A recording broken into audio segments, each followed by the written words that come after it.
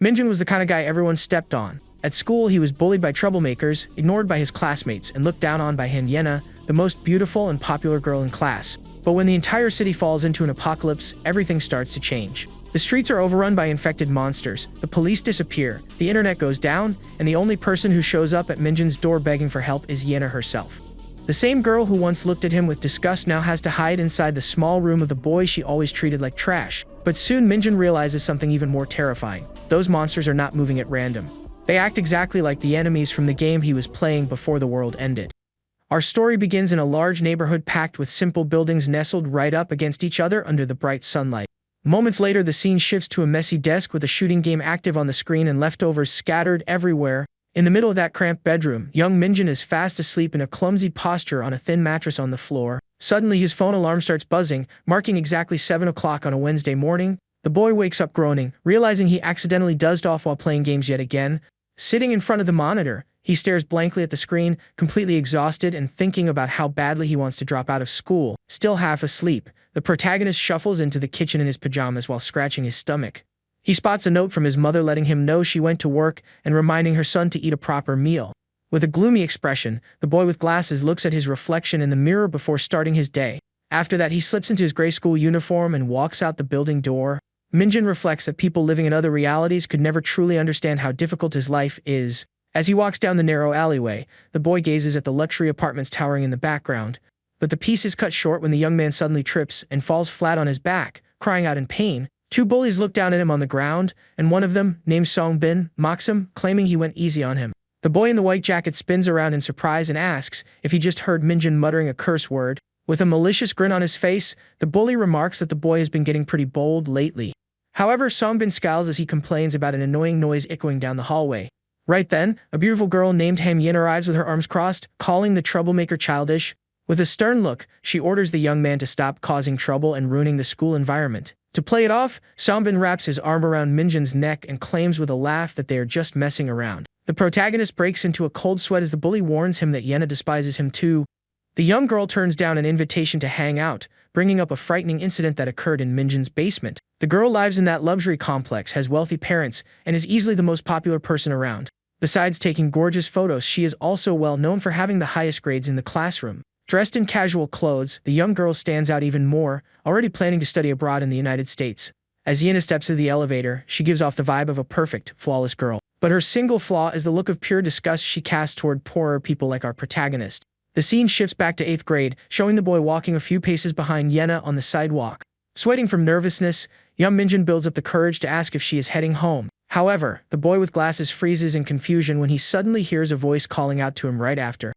Hyena looks over her shoulder with disgust and tells the young man to take a different path because of his terrible smell. In that exact moment, the protagonist realizes for the very first time that his classmate truly detests him with every fiber of her being. The boy reflects on his own sin of poverty, trying to comprehend how wealthy people always manage to smell so good.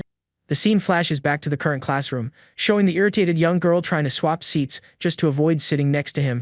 Gazing at Hyena's beautiful face, the young man wonders if the heart of a loser like him still beats for her. Staring at the buildings through the school window, the boy finds it ironic to harbor feelings for someone who humiliates him so deeply.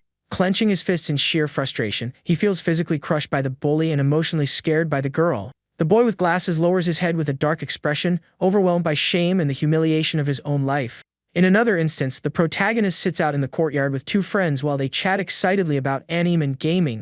Minjin complains that the event for his favorite game is taking place this morning and he cannot attend because of school. The boy's only friends comment on a music concert, pointing out how fortunate they are not to face hardships at school. The young man remains seated with a discouraged face, merely listening to his classmates' invitation while thinking about how lucky they are. Blaming his own terrible luck for such a miserable life, the boy with glasses suddenly hears someone shout his name out of nowhere. Startled by the loud shout, the protagonist jumps up from the bench and stares at his friends, completely confused by the outburst. With a massive smile on his face, his classmate holds up his phone to show a picture of a famous singer, doubling down on the invitation. The device's screen displays beautiful poses of a successful idol named Lumina Jian, whom his friend deeply idolizes and longs to see. Letting out a forced, awkward laugh, the young man holds up his own phone and declines his classmate's offer, trying to smooth things over. Minjin turns his back, deciding to leave his infatuation with famous singers behind, while the other boys stand there in complete shock. The friends watch the protagonist's back fade into the distance, noticing that he seems far more soulless than usual. The young man walks alone in silence under the bright sun while his classmates start spreading rumors about the reason behind his sadness. Soon after, the scene focuses on a blue sign hanging above a door indicating a second-year classroom. Walking with his head down, the boy wishes for class to end quickly until he hears a provocation involving a student named Hachiel. Leaning against the lockers, the bully Songbin intimidates another classmate, saying he could easily beat him up for practicing martial arts. The group of troublemakers laughs, mocking Hachiel's past until a voice suddenly interrupts the commotion in the hallway. Young Hachiel, sporting a shaved head, glares at the bullies with his hands in his pockets, wearing a very stern expression. Keeping his eyes locked onto the malicious boys, the student asks in a perfectly calm tone exactly what they just said. Hating to be challenged, the bully furrows his brows and throws the question right back, clearly looking to start a fight. Consumed by sudden rage, Songbin violently grabs his classmate's shirt and snaps at him to shut his mouth. The focus shifts to the aggressor's hands, pulling tightly on the fabric of the young man's gray uniform with heavy intimidation. Realizing the danger, the bully's friends try to break up the fight, stating that he started it and should apologize. The young man with the shaved head whispers, warning his classmate to keep his head down at school if he wants to survive in South Korea. Completely stunned by the warning, the bully stands frozen while the other boy walks away quietly down the corridor. With his face covered in sweat, the protagonist watches the tense scene unfold, not entirely understanding what just happened. But shortly after, the story shows Minjin sitting at his desk, absolutely loathing being in that terrible classroom at that horrible school. Walking through the city streets, the young man makes a firm decision to drop out tomorrow to escape that hellish life. The young man with glasses continues his walk, fully determined never to set foot in that school environment full of bullies again. Right then, the boy's eyes widen in surprise as he hears a highly familiar voice calling out to him from the sidewalk. Turning his head, he spots Songbin along with his regular crew of troublemakers, blocking the entrance to a dark alleyway. With a cynical smirk, the bully celebrates the arrival of his target and demands help to go buy some cigarettes. Pointing outside, the aggressor orders the young man to approach an elderly lady and ask her to buy everything from the convenience store. Staring back at the malicious boy, the protagonist reminds himself that he is quitting school and no longer has to put up with this garbage human being. With a furious glare, the young man decides that he should curse out that bully with everything he has, just this once. However, he loses his nerve and simply walks right past, completely ignoring the aggressor, who is left utterly baffled by the move. The troublemaker's friends burst out laughing at the snub, while Songbin grows furious at the sheer nerve of that loser. Immediately after, the scene cuts to Minjin knocked down on the ground of a construction site, listening to the bully's angry grumbles. Holding a large brick, the aggressor glares down at the fallen youth and asks his friends if he should just finish the boy off today. Songbin kneels close to the injured boy to threaten him, while the other students back away, fleeing the trouble. To the bully's absolute surprise, the fallen target murmurs a chilling request, begging to lose his own life right then and there. Heavily beaten on the ground, Minjin repeats the shocking request, stating he has absolutely no desire to keep living. The aggressor's eyes widen for a split second, seemingly flashing a moment of pity before his expression morphs back into pure rage. Overcome with hatred, Songbin delivers an incredibly violent kick straight to the target's face, unleashing a barrage of harsh insults. In a menacing tone, the bully commands the young man to listen closely, warning him not to dare mention his name in a goodbye note. Making a fiendish face, he threatens to go after the protagonist's mother and end her life too if the boy dies. The scene highlights the young man's broken glasses, resting on the filthy ground, while the crew yells at Songbin to shut up and leave immediately. After that, the boy in uniform is left completely alone on the floor of that abandoned construction site, lacking the strength to stand up. As time slips away, the view focuses on the simple neighborhood buildings being illuminated by the faint sunlight of late afternoon. Climbing a long set of concrete stairs, the young man carries his heavy backpack through a landscape stained by the long shadows of the walls. Looking at Minjin from behind, his immense sadness is palpable as he quietly wishes for the world to end by tomorrow. Glancing up at the top of the steps with cuts on his face, the protagonist thinks once more that it would be so much better to just pass away. Staring at the massive luxury buildings in the distance, he reflects that everything would finally be over if he just fell from such a high place. Walking toward the luxury complex, Minjin reflects that he needs nothing else and has no reason to continue living. Near the entrance of the area, the young man is caught completely off guard when he hears a voice suddenly call his name from behind. Turning around, the boy finds Hyena holding her phone, asking him what on earth he is doing in a place like this. With a look of pure disdain, the girl questions Minjin's reasons for being there and deduces that the young man sneaked into the luxury complex. The protagonist remains completely silent while the cruel girl continues insulting him, suggesting he went up there just to steal something. Clenching his fists in sorrow, the young man agrees with her painful words and states that he only came up there to end his own life. Before he can even elaborate on his tragic plans, the girl notices something strange and asks what happened to his face. The view focuses on Minjin's severe injuries while his classmate tries to figure out if someone beat him up like that. With an annoyed expression, the girl calls him frustrating and demands to know why he never fights back against the bully. Staring down the boy, the young girl mocks his lack of courage, stating it is pathetic to see someone not even try to stand up and fight back. Tired of listening to all these humiliations, the protagonist simply turns his back and walks away, leaving Yena completely bewildered. Bothered by his attitude, the young girl shouts from afar, calling him crazy for ignoring exactly what she was saying. Shortly after, she lets out a sigh, calming down slightly as she reflects on how incredibly pitiful that loser classmate of hers is. The young man walks far away from there while the girl makes a mental decision to demand answers from the bully the very next day. After enduring that horrific ordeal, the injured boy finally makes it back safely to his small, cluttered bedroom. Trying to escape his harsh reality, the young man hits the power button on his computer and decides to play a game to calm his nerves. As he puts on his headphones, the young man finds everything ridiculous, wondering how he managed to abandon his plans to die just because of her. His mind recalls the young girl's beautiful face, and Minjin ends up admitting to himself that her harsh words were completely accurate. Sitting in front of the monitor, he tries to forget everything, reinforcing the fact that he quit school and will never have to see those troublemakers again. During the match, he hears his friends' voices online calling him to play, and he lets them know he just launched the game.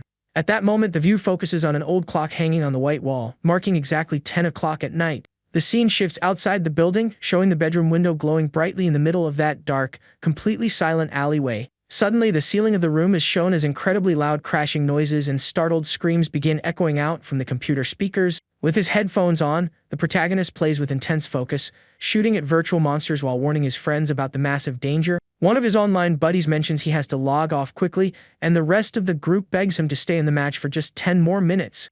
The boy with glasses is left quite surprised when his second classmate, named Byeonjin, states that he needs to leave as well. As something strange occurs, the view focuses on the clock, its shape distorting while the young man notes that it was already 10 o'clock at night. Sitting with his back turned, the young man hears his friends panicking over a news update, prompting the protagonist to ask what is going on. Before his classmates can answer, the young man's eyes widen as he hears heavy, violent pounding on his bedroom door. Quite confused and terrified, the boy pulls off his headphones, staring at the door while trying to make sense of the whole situation. At this exact moment, the protagonist peeks through his bedroom doorway, trying to figure out what is happening inside the apartment. He approaches the front door upon hearing heavy knocking, wondering who on earth it could be at this hour of the night. With a bead of sweat rolling down his face, the young man grows deeply frightened, finding the whole situation incredibly bizarre. Trying to get a clear look, the boy presses his face against the wood and peers intently through the peephole. The view reveals an injured man crying out for help, and Minjin deduces it must be his upstairs neighbor. At that instant, the man begs him to open the door, while the boy assumes a delivery must have gone to the wrong floor. Outside, the neighbor keeps banging on the metal door at the top of a staircase covered in dark stains. Without a clear view, the boy with glasses lets out a discouraged sigh, assuming the man is just drunk yet again. Determined to help out, the young man's hand grips the round metal doorknob to check on the situation outside. Minjin opens the door very slowly as the hallway light cuts through the dark interior of his apartment. With his face partially hidden behind the door, the protagonist cautiously peeks out into the building's corridor. Next, the young man's eyes suddenly bulge as he notices something utterly bizarre right in front of him. To his shock, the neighbor stumbles toward Minjin with his shirt torn open, revealing that he is severely wounded. The view focuses on the deep gashes across the man's stomach, indicating he suffered an almost fatal attack. Panicking completely, the protagonist asks if the neighbor is okay and if he needs to dial for emergency services, but the man simply unleashes a terrifying roar, showing off his blank white eyes and filthy mouth. Overcome with fury, the neighbor lunges forward violently, shoving the young man backward with immense force. Moments later, the aggressor's horrifying face is inches away from the protagonist as he lets out animalistic snarls. In total shock, the boy with glasses tries to hold the man back, demanding to know the reason for this sudden assault. With that, desperation takes full hold of Minjin, and he utters a silent curse as he realizes the mortal danger he is in. To save his own skin, the young man delivers a powerful kick straight to the furious man's chest to force him away. Fortunately, the strike hits home, launching the neighbor back into the hallway and sending the attacker crashing heavily to the floor. Seizing the opening, the protagonist's hand quickly pulls the handle to slam the door shut once and for all. Panting heavily, the youth presses his back firmly against the door to keep the madman from breaking inside. Unable to control his terror, Minjin's body shakes uncontrollably as the violent pounding continues against the metal. Breaking into a cold sweat, he reflects on the attack, realizing the neighbor's face looked completely monstrous and unnatural. Kneeling on his bedroom floor, the young man desperately grabs his phone, trying to call the police. With the device pressed to his ear, he hears an error tone and is left completely baffled by the total lack of signal. Distraught, the boy realizes the phone lines are dead, but suddenly the device begins vibrating wildly in his hands. Finally, the screen flashes several emergency alerts, warning citizens about dangerous attacks breaking out all across the city. Suddenly, a loud crash against the window startles the protagonist, causing him to spin around quickly with phone in hand. With his heart pounding, the boy slides the glass open and peeks through the crack while hearing terrified screams echoing from the street. The view outside is absolute chaos, with multiple people being brutally attacked in the middle of the dark road. Looking closely, the young man freezes in shock as he notices that the wounded neighbor from before is currently mauling a woman nearby. Instantly, Minjin slams the window shut and leans against the wall, utterly consumed by despair as he remembers his own mother. Sweating from anxiety, the boy puts the phone to his ear, praying she answers since she should have been home by now. The focus shifts to the young man's trembling hands holding the device as he silently begs for a response. But panic floods his face when he hears an automated message stating his mother's number is currently out of service. The scene cuts back outside, showing the glowing window of the ground floor bedroom amidst the dark and violent surroundings. To protect himself, the protagonist switches off the light and locks the window tightly, desperate for any sense of security. Inside the pitch-black room, the youth tries to hide beneath his blankets while listening to the horrifying snarls outside on the street. Shivering with fear under the dark fabric, young Minjin keeps hearing those bizarre, non-stop groans echoing closer. With his hands shaking violently, he turns on his phone screen, trying to find any piece of information regarding what is happening. Making matters worse, the webpage displays a connection error, indicating that the entire network has collapsed as well. Left with no options, the boy turns on the television to a very low volume and watches a news anchor reporting brutal attacks nationwide. The journalist, wearing a dead serious expression, warns that the government is treating this as acts of terrorism and the situation is critical. The boy with glasses reflects on the instructions to stay indoors, realizing that something truly apocalyptic has begun. At that moment, the channel broadcasts footage from another city, showing more crazed individuals lunging at innocent citizens. Clutching his knees on the floor, the young man spirals into despair, realizing this is far worse than simple terrorism. Staring blankly into the middle of his messy bedroom, the protagonist concludes that the entire city has been overrun by zombies. Completely shell-shocked, he wonders how the whole country fell apart so rapidly and questions the cause behind it all. Suddenly, the boy springs up from the floor, determined not to sit idly by as he remembers the neighbor heading down the stairs earlier. Staring at his own front door, the youth concludes he needs to lock the main entrance of the building while the hallway is still clear. Peering through the peephole once more, the young man confirms the staircase is empty, though marked with ominous stains. Summoning his courage, the protagonist cracks the door open and cautiously observes the stained surroundings of his neighborhood. Minjin creeps down the filthy steps, looking tensely over his shoulder, praying he won't be ambushed by an infected tenant. Reaching the bottom floor, his hand reaches out for the metal handle of the large glass door at the main entrance. Peeking slowly outside, the boy comes face to face with a man covered in grime standing right in front of the building. However, the door lets out a loud click as it settles, drawing the attention of the terrifying zombie, who snaps around instantly. By a hair's breadth, the youth slams the glass door shut just in time, letting out a heavy sigh of relief to be safe on the inside. Staring up into the dark stairwell, Minjin notes how completely silent everything is, wondering if the other neighbors are all right. With bandages on his face, the young man decides to stay locked inside his home, waiting for dawn and hoping the police arrive to help. Shortly after, the boy sits on his bed wrapped in a blanket while watching the emergency broadcast on his bedroom television. The screen shows the journalist stating they will continue broadcasting breaking news regarding the national crisis. But suddenly, the television screen cuts to solid gray amidst a sharp, loud beep, indicating a total loss of broadcast signal. With a shocked expression, the protagonist's eyes widen as he realizes that even the news has just gone completely off the air. With nothing left to do, the young man lies down on his bed and pulls the sheet completely over his head in the middle of the pitch-black room. Lying on his side under the faint light from the window, the boy with glasses keeps his eyes wide open, realizing he cannot sleep at all. Staring into the void, the youth notes a bizarre sensation in his chest, thinking about the most critical things in this exact moment. His mind drifts back to the previous day, when he was beaten at the construction site and wished for the world to end, because his life felt like a living hell. The focus shifts to the protagonist's intense gaze as he finds it deeply ironic that he is now fighting so desperately to survive. Pulling the blanket up over his shoulder, the boy concludes that his current situation might not actually be all that different from his old life. Scanning the shelves packed with boxes and random items, he reflects that his reality remains a genuine living hell. The scene focuses on the night sky above the dark buildings as time ticks away, the ambient sounds indicating the approach of dawn. With the arrival of daylight, the street reveals a landscape of absolute terror, featuring an overturned ambulance and several infected wandering aimlessly. At that moment, the building's main metal door creaks open very slowly, making a faint noise against the stained floor of the entrance. The boy with glasses cautiously peeks through the gap of the glass door, paying close attention to every single detail outside. Through the young man's eyes, we see multiple zombies shambling slowly around dozens of fallen bodies on the sunlit street. The image shows scattered boxes and bottles thrown near one of the deceased, while the youth notes the air feels unrecognizable. The concrete floor displays thick grime near a lone slipper, accompanied by a heavy, metallic stench hanging over the area. Staring at the desolate view, the young man concludes that the heavy atmosphere of the environment says everything about the gravity of the situation. Confirming the massive danger outside, the protagonist closes the main building door, seeking to isolate himself from that nightmare.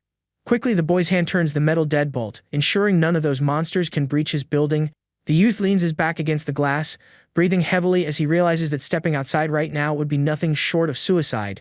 Right after, the view focuses on the door to Minjin's ground floor apartment, located right at the base of the incredibly bleak staircase. Now safely back inside his home, the boy reviews the available food supplies on his shelf and begins counting the packages of ramen noodles. In the kitchen, he calculates he has enough food to last for 2 weeks and decides to store as much tap water as possible while checking the jazz line. Crossing his arms, the young man estimates he can survive for an entire month, praying that rescue teams manage to reach him by then. Holding his completely dead phone, the boy desperately hopes his mother is safe somewhere during this total network collapse. The protagonist remembers the neighbors living in the building and tries to calculate if the other families upstairs are still safe. The youth's eyes suddenly widen as he remembers the college student who lives in the rooftop room of the building. He wonders if the tenant is still up there, recalling that the college student usually brings his girlfriend over every single Tuesday.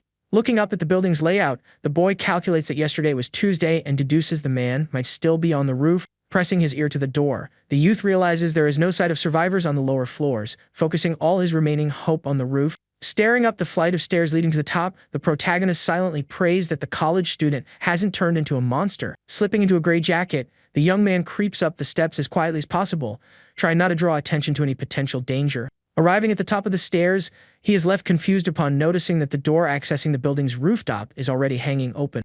Minjin steps through the metal doorway onto the green floor of the outdoor area, scanning the surroundings with extreme caution. The boy considers calling out for his neighbor, but decides to remain completely silent to avoid any unnecessary risks. However, the tension spikes when he spots the college student's slippers and realizes the door to the rooftop room is also wide open. Sweating from nerves, the protagonist peeks through the gap of the glass door to see if anyone is inside the pitch-black space. The view reveals the room completely trashed, with belongings thrown all over the floor and massive dark red stains splattered across the tile.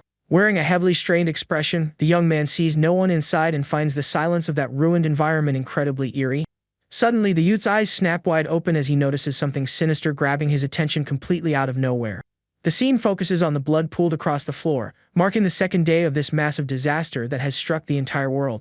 The boy reflects that this very day changed his life forever, while the image reveals the neighbor completely infected and covered in grime. Standing totally frozen at the entrance, the young man's body begins to shake uncontrollably, and he lets out a silent curse of pure terror. Trying to escape, the youth begins backing away from the glass door extremely slowly, praying the monster won't notice his presence. However, the boy's arm accidentally brushes against a potted plant resting on top of a nearby structure. The pot crashes to the deck and shatters into pieces, making an incredibly loud noise that sends the protagonist into a total panic.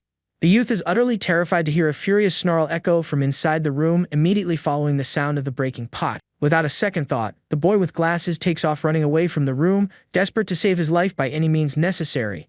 But panic throws off his movements, and the boy ends up tripping over his own slippers in the middle of his frantic escape. The trip sends the youth crashing heavily onto the rooftop floor, and he lets out a sharp cry of pain from the hard impact. The image focuses on the protagonist's sweaty face, expressing absolute terror in the face of this fatal, highly perilous situation. At that exact microsecond, the furious zombie bursts through the doorway and charges violently toward the injured boy. The infected sprints crazily while the protagonist tries to scramble backward, ending up cornered right against the edge of the rooftop wall. To defend himself, the youth ducks instinctively the moment the monster leaps through the air directly at him. With that perfect dodge, the zombie flies straight over the boy and skids across the slanted tiles of the wall, unable to halt its momentum. The impact hurls the monster clean over the ledge, and it plummets from the top of the building while the youth watches in absolute shock. The image captures the monster plunging from the heights of the building as the protagonist watches the fall from the edge of the roof. Shortly after, the youth collapses to the floor in a state of complete shock, concluding that the college student really did fall to his end. Wasting no time, the boy's hand grips the round doorknob tightly to get back inside the safety of the building. The young man sprints down the dark staircase as fast as his legs can carry him, breathing incredibly heavily from pure exhaustion. Reaching his floor, the youth bursts through his front door, desperate for the security of his small apartment. Minjin drops to his knees on his bedroom rug, propping his hands on the floor as he tries to catch his breath after that frantic escape. The view focuses on the back of the boy in the gray jacket, taking deep breaths and trying to process exactly what just occurred. The focus shifts to the protagonist's trembling hands braced against the floor, revealing the immense dread he is feeling right now. With his eyes wide open, the boy with glasses reflects tensely, wondering if the neighbor from the roof died from the fall. Staring into nothingness, the youth grows even more disturbed as he questions whether he just took another person's life. Kneeling on the floor, the boy clasps his hands together and tries to console himself, repeating over and over that it wasn't his fault. In the middle of that messy room, the protagonist justifies his actions, reminding himself that the neighbor tried to attack him first. Shortly after, the scene focuses on the round clock hanging on the white wall, marking nearly 8:30 at night. The image shows the high bedroom windows displaying the night sky as darkness completely consumes the silent area. Seeking comfort, the young man sits on the floor pressed against his front door, hugging his knees tightly in the center of the dark room. The boy with glasses drops his head with a sorrowful expression, admitting he has been tormented by guilt throughout the entire day. With a hollow gaze, the boy wonders if he truly was responsible for making his neighbor fall from that rooftop. The scene flashes back to those tense moments on the street, showing the youth observing a monster in an alley full of defeated people. The creature covered in grime turns slowly toward the protagonist, displaying a completely unbalanced, staggering posture. The zombie tilts its head to the side in a highly bizarre and terrifying manner while standing still near some boxes. Staring at that horrific creature, the young man remains standing in his casual clothes with bandages covering his face. The youth is quite surprised and breaks into an anxious sweat as he realizes something vital about the state of those crazed people. The monster raises its disfigured face, letting out a strange groan, while the boy realizes that his neighbor is actually still alive. Watching the creature stumble away into the distance, the protagonist concludes once and for all that they are no longer human. With a grim face, the young man offers a silent apology to his neighbor, reminding himself that zombies are nothing more than dangerous beasts. At that moment, the focus shifts to the large glass door of the building entrance, where a dragging groan begins to echo from the deserted street. The monster thuds against the glass entry while Minjin notices that his own fear of the infected has begun to completely vanish. Time skips forward, and the view focuses on the power lines bathing in sunlight, marking the arrival of the third day since the great disaster. Inside the bedroom, a pot of hot ramen noodles boils on the small stove next to a few simple side dishes. The young man eats his meal while seated on the floor, reflecting that he will only be able to eat like this until the gas supply gets cut off. Deep in thought inside his hideout, Minjin wonders if he should just keep waiting for help while his food slowly runs out. He reflects that there are no more infected inside the building and considers heading up to light a signal fire on the roof to call for rescue. Staring at the door isolated with layers of tape, the youth decides he has no other choice and will have to leave his apartment tomorrow. He recalls the intense moments he experienced over the last few days, trying to understand how he managed to keep moving forward. Sitting on the floor in front of his food, the boy admits to himself that those sick individuals don't really scare him all that much anymore. In that exact moment, the silence of the room is broken by a buzzing vibration, and the youth's eyes snap wide open in total confusion. Looking down, he sees his phone ringing on the desk and is left completely shocked to realize that it is his mother calling. The protagonist answers the call instantly and shouts for her, listening as the woman asks desperately if he is all right. He lets her know he is hiding safely at home and learns with immense relief that his mother is secure in a shelter protected by the military. The woman promises to send a rescue team to come get him, but the connection begins to break up with loud bursts of static. Desperate over the failing communication, the young man calls out for his mother multiple times while staring at the phone screen in his hands. The call drops completely, but he takes a deep breath, feeling far calmer just knowing that his family managed to escape safely. Shortly after, the device starts vibrating unexpectedly again, and the boy notices with surprise that he is receiving a flood of text messages. Checking the screen, he opens a group chat and sees that his friends are also safe and talking about the massive disaster. The young man thinks that since his friends live nearby they could help each other out, but finds it odd that only those 3 people checked in on him. With a blank expression, Minjin keeps staring at the screen while his mind wanders back to memories from before all of this happened. The scene cuts to a memory of the past, showing a beautiful girl in a school uniform standing right in front of his building. The protagonist remembers that the girl used to live very close by and begins reliving the day she paid a visit to his home. In a memory of his classmates drinking in his room, one guy was talking about how the girl had shown a lot of interest in Minjin. The group was chatting excitedly about the potential visit from the beautiful, famous girl while everyone drank in the young man's tiny room. One of his tatted friends smiled while smoking, suggesting that this would be the perfect opportunity for them to hit on the girl. That very same day, the tatted classmate looked down at his phone and excitedly alerted everyone that the girl was texting him. The boys celebrated the news, and Minjin stood up nervously to open the door, unable to believe the young girl was actually there. Upon opening the door, the memory shows the girl stepping into the apartment with a confident posture while Minjin watched her closely. His classmates on the floor welcomed her with open arms and excited grins while the young girl walked silently through the room. While the boys made introductions, the girl walked barefoot and noticed that the floor of the room was incredibly filthy. The girl decided to leave right then there because of the dirt, leaving Minjin kneeling on the floor, overcome by an unbearable sense of shame. In his thoughts, the young man can still clearly remember her look of pure disgust and the harsh complaints she made. The focus snaps back to the present, showing the young man sitting in his bathroom, wondering if the girl managed to survive. He considers that her father works at a hospital and might understand the virus, but thinks it is foolish to worry about her at a time like this. He concludes that the rich girl must be doing fine when suddenly, he hears a distant voice calling out his name from outside. The boy's eyes widen in absolute shock behind his round glasses upon hearing someone searching for him in this intense moment. Startled by the sudden voice, the protagonist snaps his head around quickly to face the wooden door of the small bathroom.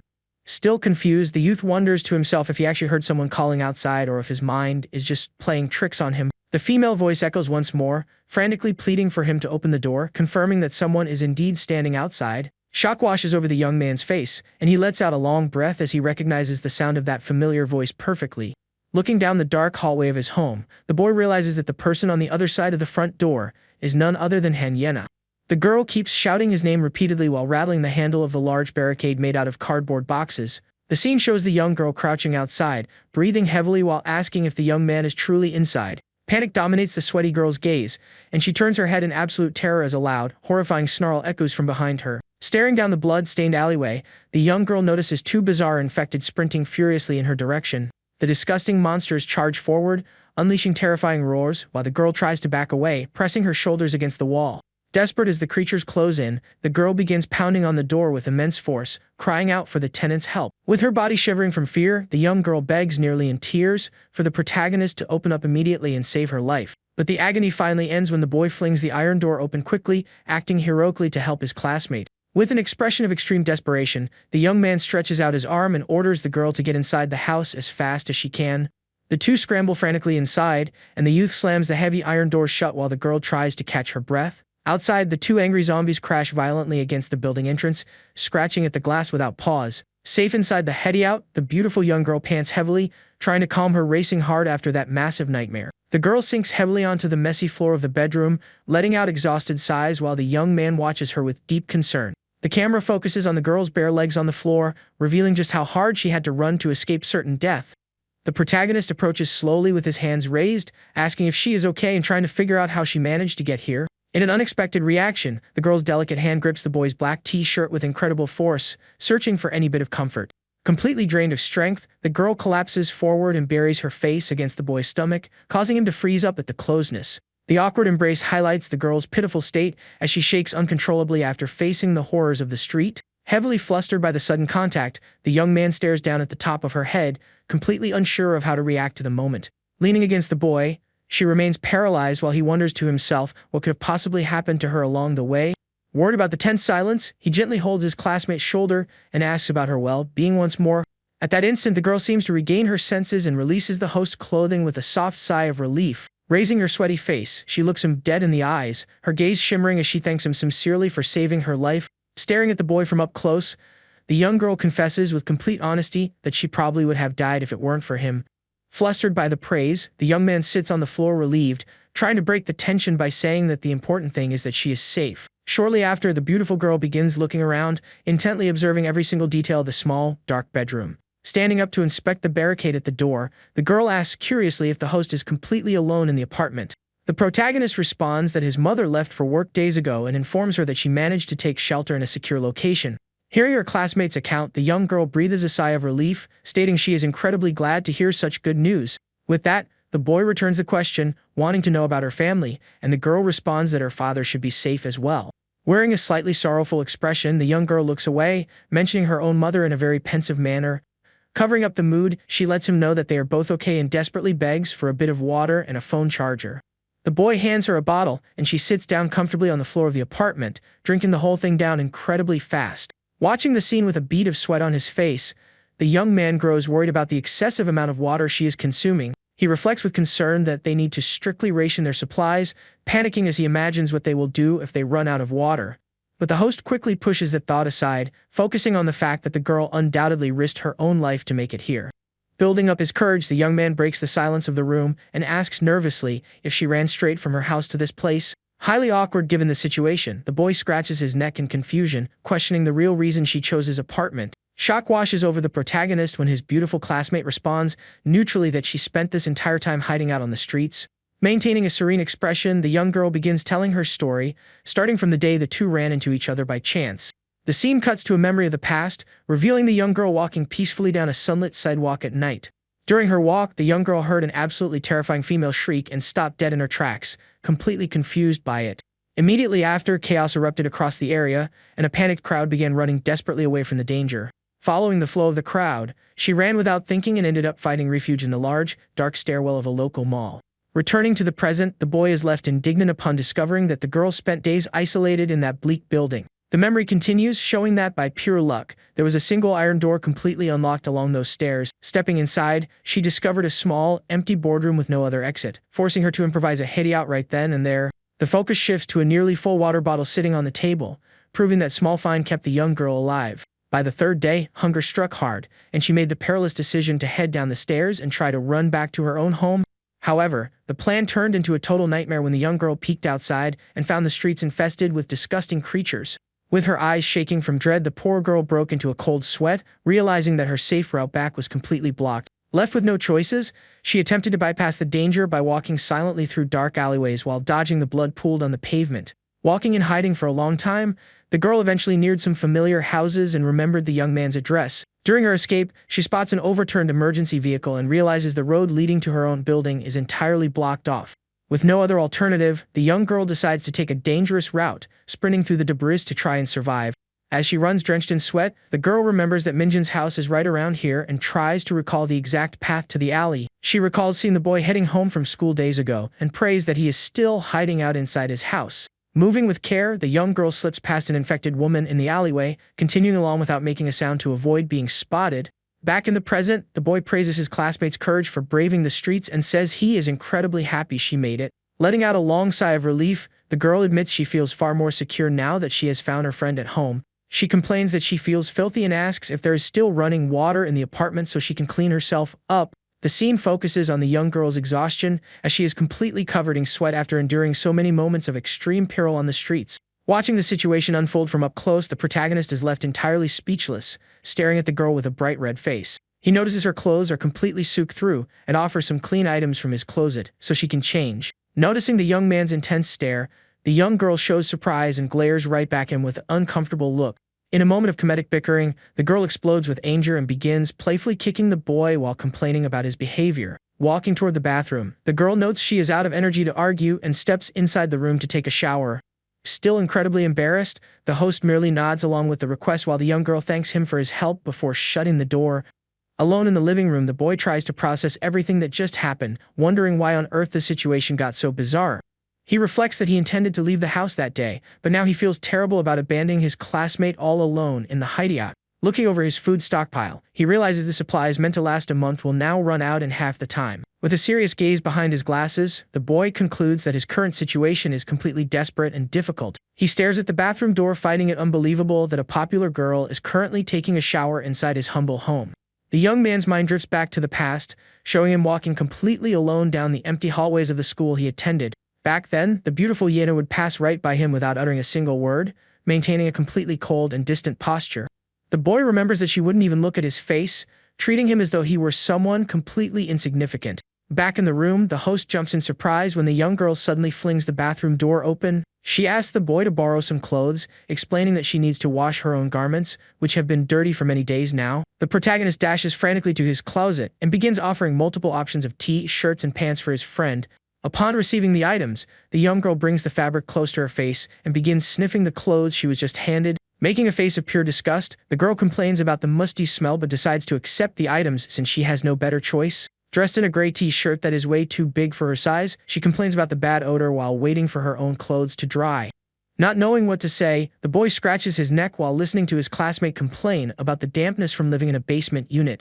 As she walks away, the boy wonders silently if the young girl is simply insensitive for complaining about the smell at a time like this. Shortly after, the view shifts to the dark sky outside, revealing that night has arrived along with several terrifying grolls. Inside the house, the girl's dirty laundry now rests on a small drying rack to dry out completely.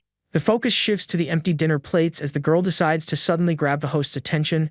Lounging casually on the floor, the young girl questions her classmate on whether their only current plan is to wait around for rescue. The boy confesses nervously that he intended to escape the next morning, and the girl calls him insane for wanting to leave the shelter. Highly agitated, she warns him that she nearly lost her life out there and flat out refuses to leave while the boy tries to explain himself. Looking at his classmate, the protagonist lets out a defeated sigh and agrees that for now, they will just have to wait for help.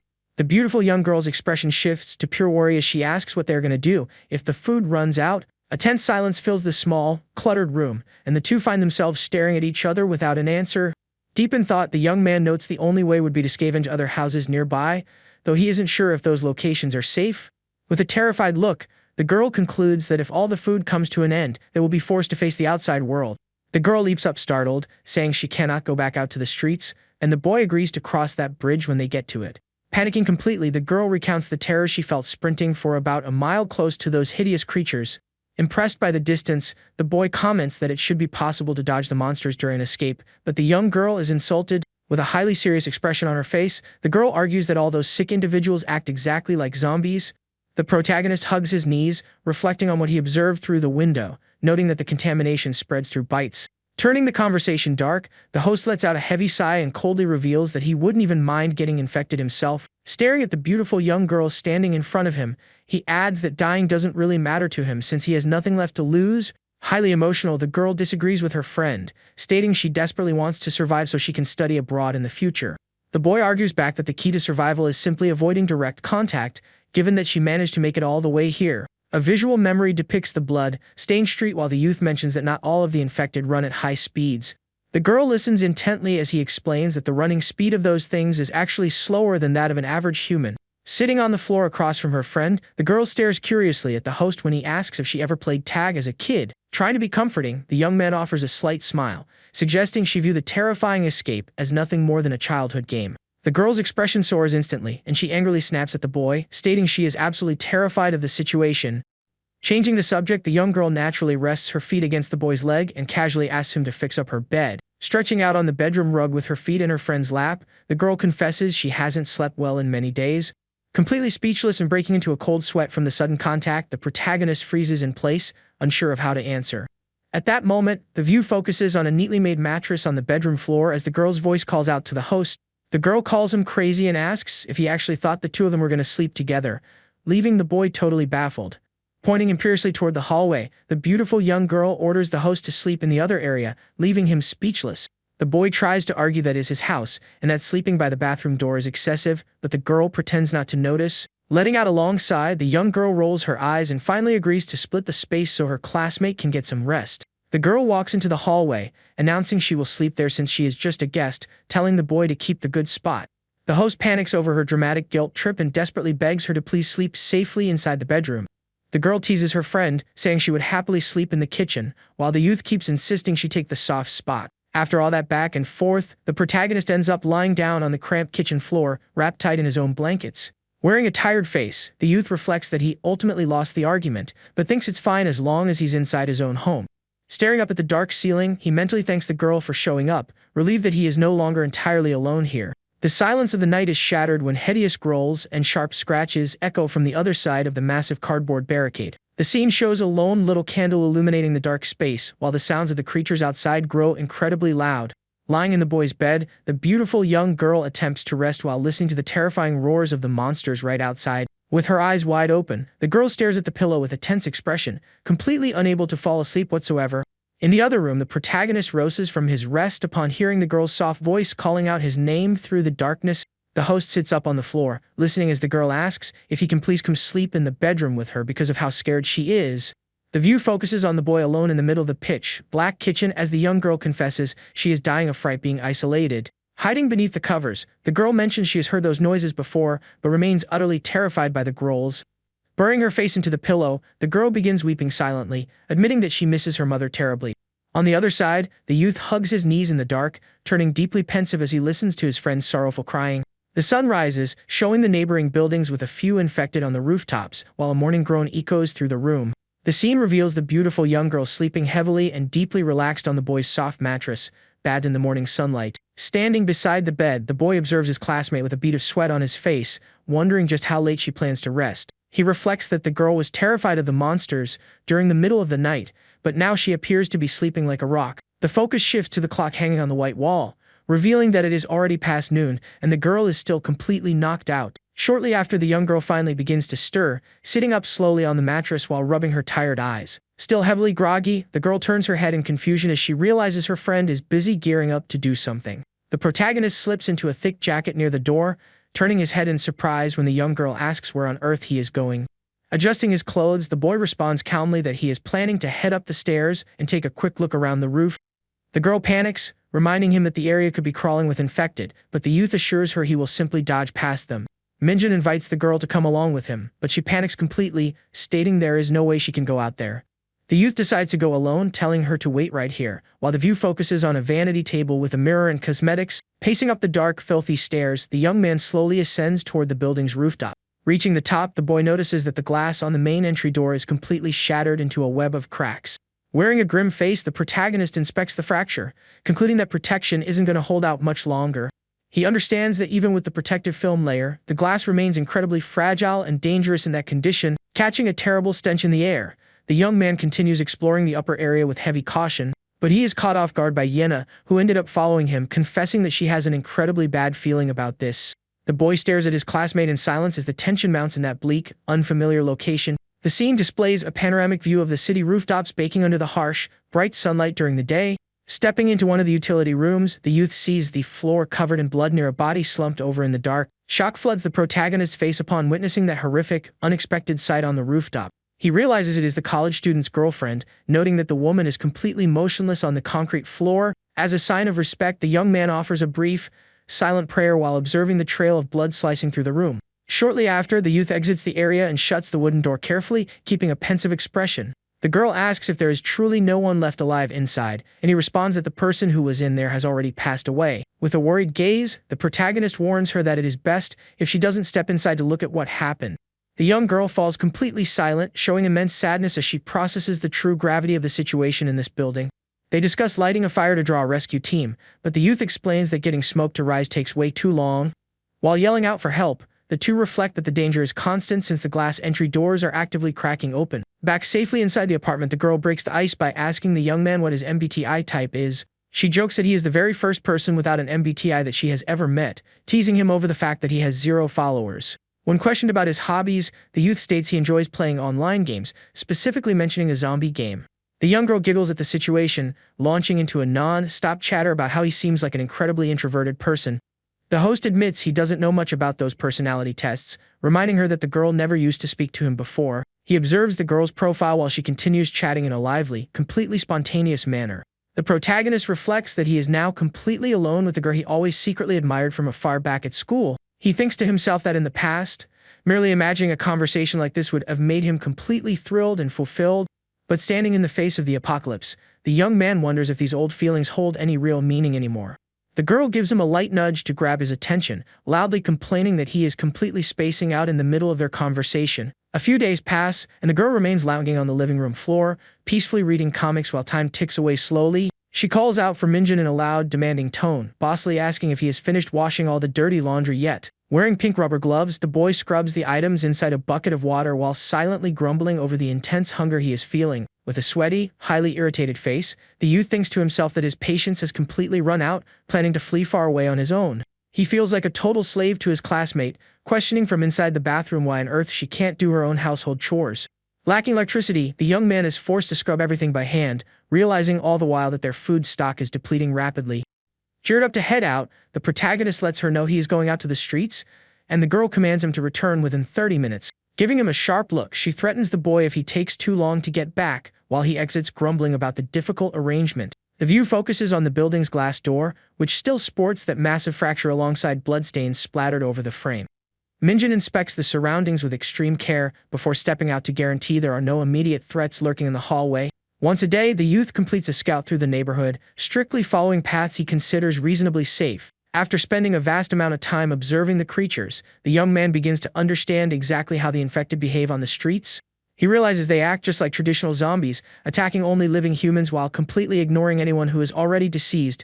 The youth notes that their eyesight is incredibly poor, meaning it is entirely possible to slip past undetected by maintaining a safe distance. However, the monsters possess highly acute hearing, and the slightest noise, no matter how small, draws their attention instantly. During the daytime, the number of monsters out is 2 or 3 times lower, as the creatures heavily prefer the shadows and avoid direct sunlight. Because of this distinct trait, the protagonist concludes that stepping outside during the nighttime is a guaranteed death sentence. Watching the infected from afar, the youth notices something highly bizarre regarding the behavioral pattern of those sick individuals. He recalls an online game he used to play frequently, noting a terrifying, striking resemblance between the game mechanics and current reality. The exact way the monsters move and react to stimuli is identical to what he used to see on his computer screen days ago. The youth wonders to himself if this is just a bizarre coincidence, or if the global disaster holds a legitimate link to the game. If the rules of the video game apply to reality, the boy realizes with absolute dread that this entire nightmare is only just beginning. Gazing out over the silent city, he feels as though the world's fate is already sealed and that the end of everything is completely inevitable. The scene returns to the condominium entrance, where the glass door remains the sole barrier separating them from the exterior chiaos. Inside the home, the young girl complains about being bored out of her mind after reading through all the comics while waiting for her friend to return. The wall clock tracks the passing hours, indicating that the strict time limit she gave the boy was surpassed a long time ago. Annoyed by the delay, she thinks to herself that the boy isn't being as obedient as before, planning to teach him a lesson very soon. Suddenly, the heavy thrumming of helicopter blades begins vibrating through the ceiling, snapping the girl's attention up as she recognizes a chopper. She looks skyward with a blank expression, wondering if this loud sound will truly bring any actual hope of salvation. In the blue sky, the aircraft flies far off over the city buildings, its engine noise filling the heavy silence of the neighborhood. Minjin realizes that lighting smoke on the roof was completely useless, while memories of desperate screams for help echo through his mind. The focus shifts to a wide view of the buildings under the blue sky, highlighting the total isolation of that sector of the city during the day. Inside the shelter, the young girl remains seated on the floor, displaying intense anxiety as she awaits the host's return. With an expression of pure dread, she bites her nails, wondering about the reason behind his extreme delay this afternoon. Pacing back and forth through the dim room, the girl spirals into panic, imagining if he suffered a brutal attack out on the street. She glares at the clock on the wall, angrily thinking about chewing the boy out for leaving her all alone in this place. The sun begins to dip below the horizon, painting the clouds a deep orange and signaling the arrival of the highly dangerous night. With her face bathed in the glow of the tiny candle, the young girl feels increasingly lonely and helpless inside that bedroom. On the verge of tears, she pleads in a low voice for Minjin to still be alive and that he hasn't abandoned her forever. Staring into the candle flame, the girl dreads the surge of monsters that happens after nightfall, growing desperate in the silence. The view displays the girl curled up tightly in the corner of the dark room, feeling the crushing weight of fear that she might be the lone survivor. Hugging her legs tightly, she begs not to be left alone as tears begin streaming down her face. Suddenly, a clicking sound from the lock catches her attention, and the girl snaps her head up startled as the front door swings open. Minjin bursts into the hideout, frantically calling out to his classmate, excitedly telling her to look at exactly what he managed to bring back. With an intense look behind his glasses, the young man appears to be carrying highly critical, urgent information. The girl stands up and glares at him with an expression of profound sadness and hurt after the grueling hours she spent waiting. Weeping out of sheer frustration, she rails at him for being 3 hours late, demanding to know if he has a foolish desire to get himself killed. The young girl begins hitting the youth's chest, venting all her built-up stress while he frantically tries to calm her down. The protagonist holds out a piece of red paper, explaining that a helicopter dropped several informational flyers all over the sector. Taking the leaflet, the girl instantly stops crying, dropping into total shock at the contents of the printed message. The two remain standing frozen in the middle of the living room, trying to process the absolute gravity of what is written on that paper. She starts complaining about the delay again, but the youth insists that she pay very close attention to the details of the notice. The young man recounts that he had to travel far out just to retrieve the flyer, revealing that the aircraft scattered them everywhere. Gazing at the notice with pure dread, the girl realizes that the global situation is far worse than she ever imagined. The heavy atmosphere of tension spikes inside the small apartment while the young girl wonders what this truly means for them. The image focuses on the bold red warning, stating that the Gangbuk area will be completely locked down by the military very soon. Minjin warns her that the total isolation is set to take place tomorrow, telling his classmate to read the information printed on the back. The list displays that multiple neighboring districts are already classified under extreme danger levels, while their current zone is under active alert. Reading through the infection statistics, the beautiful young girl's eyes widen as she realizes the virus is spreading incredibly fast. The host concludes that staying here waiting around for rescue was the absolute worst choice possible, stating firmly that they must flee right now. The boy reviews the data and notices that the primary escape routes across the Han River are actively being locked down by the military. With a focused gaze, the youth concludes that escaping through northern Seoul is completely impossible if the neighboring cities are in total chaos. At that moment, the young man turns around with fierce determination, stating that their only true escape route now is to attempt to cross the massive river. He explains to his classmate that they must avoid the high-risk zones and make a long trek through the eastern sector of the city. Packing his backpack, the protagonist suggests taking a detour through a secure neighborhood where police barricades might still be standing. Hearing the detailed strategy, the young girl displays genuine surprise, looking at her friend with a gaze full of admiration and quiet respect. She admits she used to think of him as a clueless loser, but now realizes the young man is far more intelligent than she ever expected. Ignoring the remark, the host keeps his focus entirely on survival, warning her that they need to abandon the area immediately. The girl panics over the sudden rush, questioning if the escape is happening this very second, but he explains they must set out tomorrow morning. With a panicked expression, the girl begs to wait just a few more days for a potential official rescue operation. Minjin fires back harshly that whoever wants to stay and die in this basement is welcome to, but he is leaving the moment the sun comes up. Faced with the boy's unwavering stance, the young girl stands frozen and speechless, feeling the immense weight of that difficult choice. Overcome by stress, the girl buries her face in her hands, ultimately accepting to follow the perilous plan of her lone ally. The focus shifts to the dim bedroom as the two discuss exactly which bags to bring along so they don't slow down their movements. Time advances and the sun begins to peek through the city buildings, marking the start of a decisive day for the duo. Fully packed and ready to go, the two stare at each other by the front door, prepared to face the infested world waiting outside. The youth carries the physical weight of his backpack along with heavy uncertainties, mentally prepping himself for what lies ahead on the streets.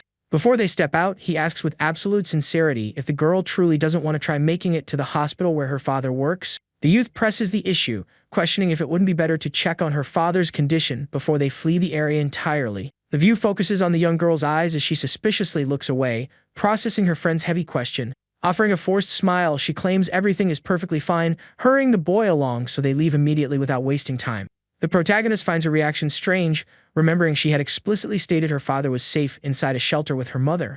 Suspicious of that blatant contradiction, the youth watches his classmate out of the corner of his eye, but decides to keep his doubts to himself. Outside, the sun shines brightly over the telephone poles, exposing the bleak, desolated view of the abandoned neighborhood. Stepping with extreme caution, the young man leads the way through the filthy alley, observing shattered glass and blood smeared across the walls. Hiding behind some trash cans, he spots an infected in the distance, signaling frantically for the girl to maintain absolute silence.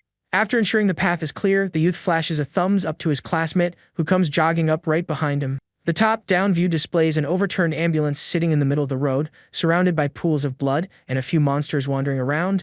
Moving stealthily between the ruined cars, the survivors attempt to slip past, drowned out by the groans of the nearby creatures. The focus lands on the stained asphalt where the boy directs their escape route, while the girl agrees to track him closely. The view showcases the city streets under the clear blue sky while a heavy silence dominates the surrounding buildings.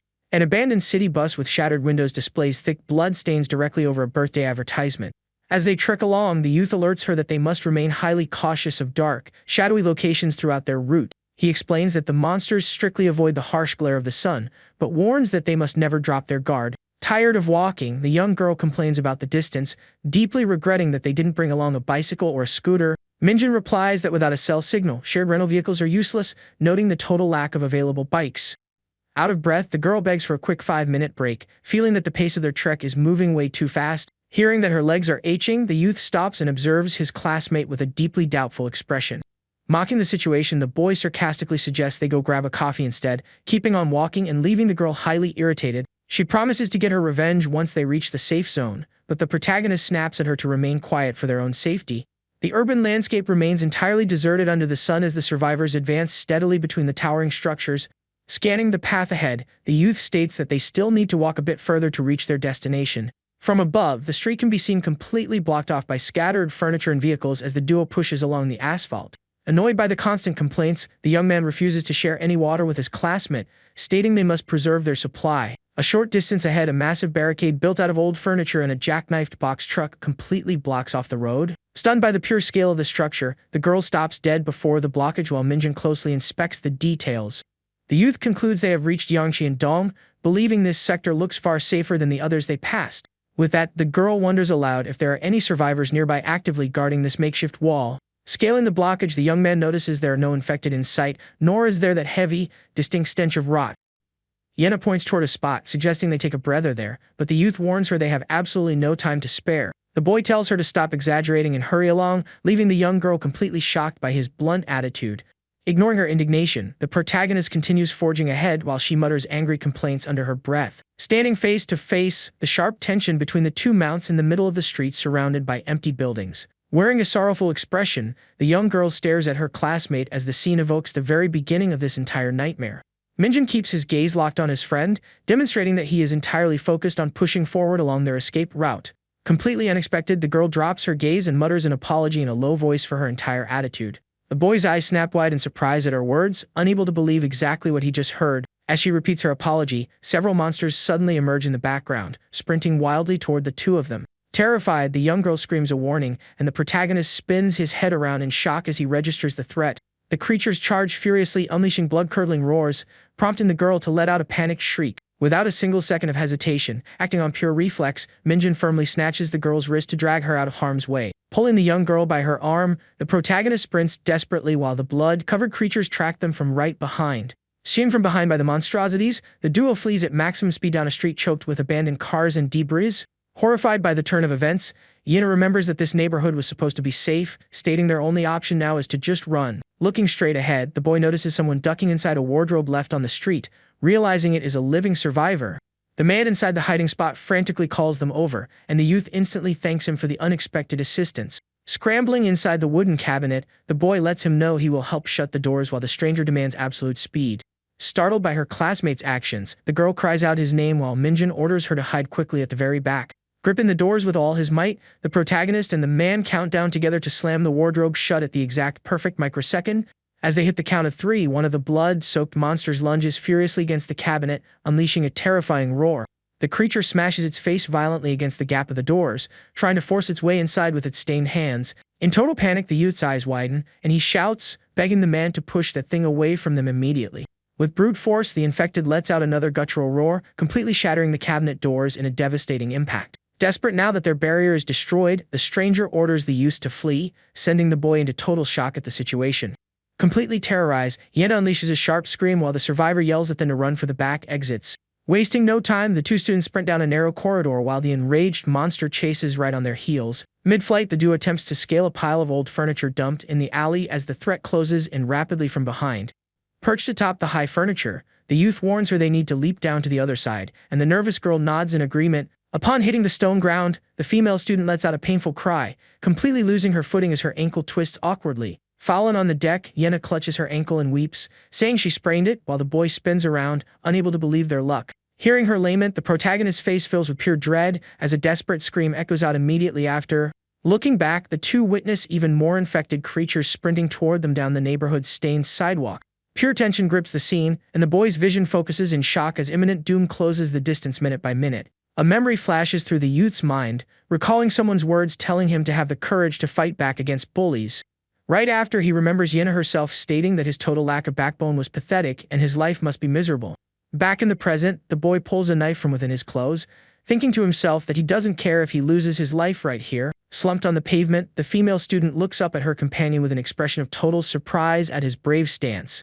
Positioning himself bravely in front of the injured girl, Minjin shields her with his own body while she watches on, utterly astounded. Weapon in hand, the student glares at the bloodthirsty creatures, deciding he will not perish running away in such a pathetic manner.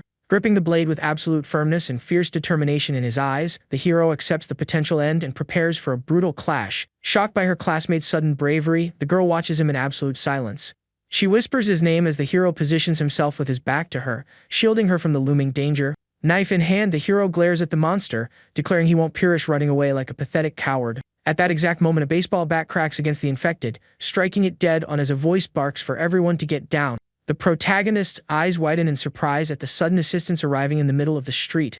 The newcomer delivers a brutal blow to another creature's head, dropping it instantly on the spot. A crew of armed boys attacks the monsters together, cheering over the solid hits they are landing. The two students watch utterly perplexed as the aggressive youths continue smashing the infected to pieces. The gang leader rests his bat over his shoulder and laughs, saying that bashing monsters while riding motorcycles is pure fun. Turning to the side, the bully suddenly registers the girl standing on the sidewalk. He recognizes her instantly, asking what on earth she is doing out here, while the young girl tenses up upon seeing his face.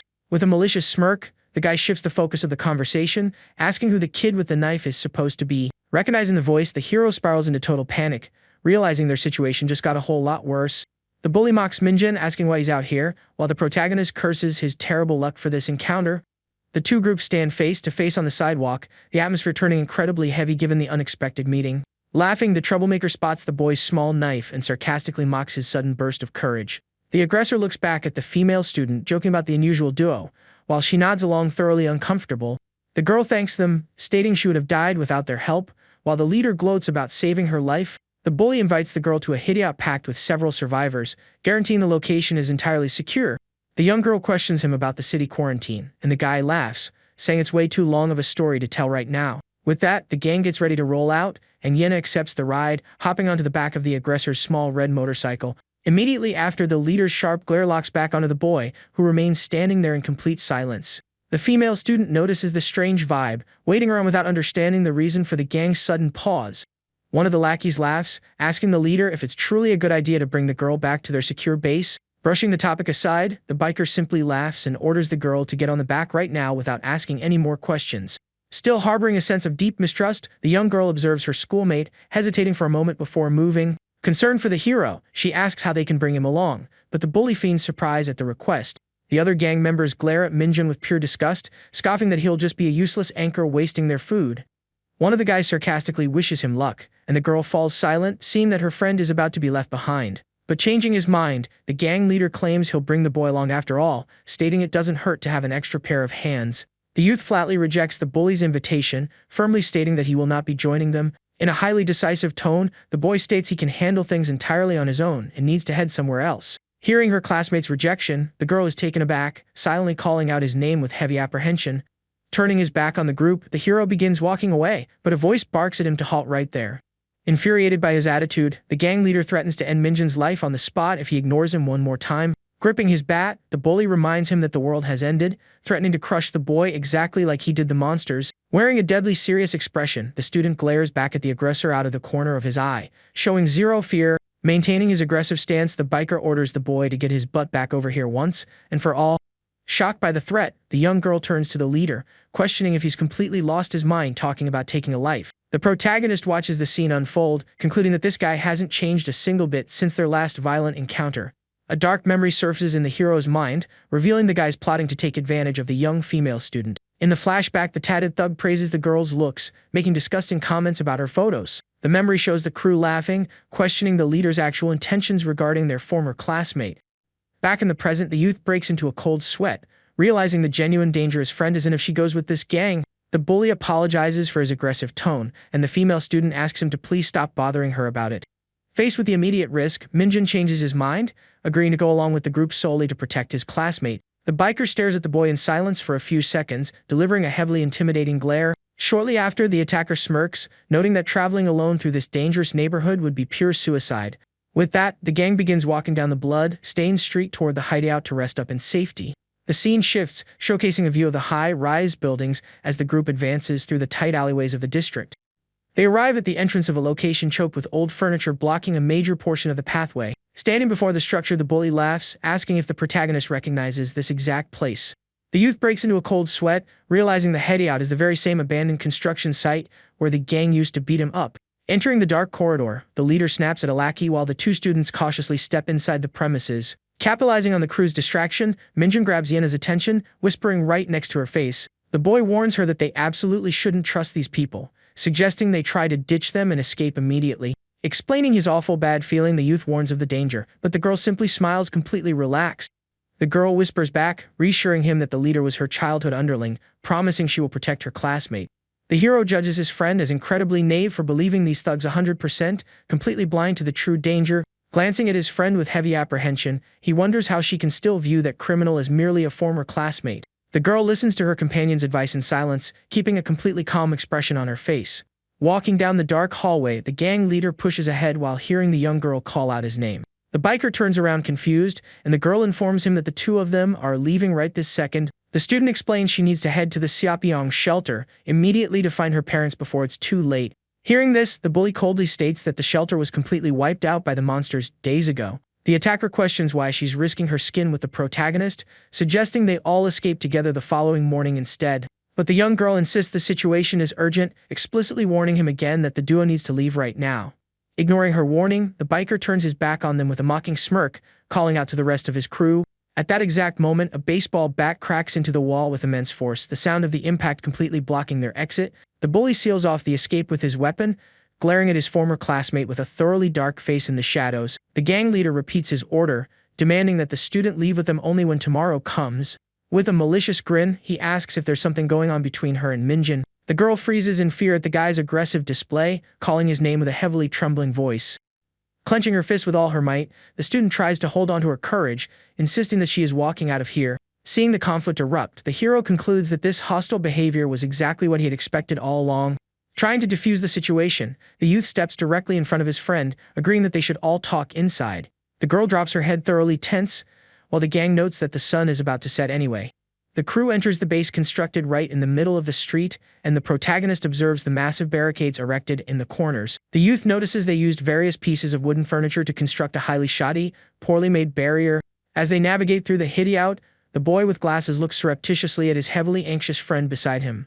Without drawing the bully's attention, the student gently tugs on his classmate's sleeve to offer her a sense of security. Minjin leans close to the girl's face, whispering calmly so she doesn't worry about a single thing. Looking deep into his friend's eyes, the hero promises with absolute sincerity that he won't leave her side for a single moment. Touched by the youth's words, the student looks at him noticeably relieved, a single bead of sweat rolling down her face. Immediately after, the sound of a massive crash startles Yina, causing her to shriek while flinching away. A swarm of monsters thuds violently against the base's iron grates, and the panicked girl asks if this place is truly safe.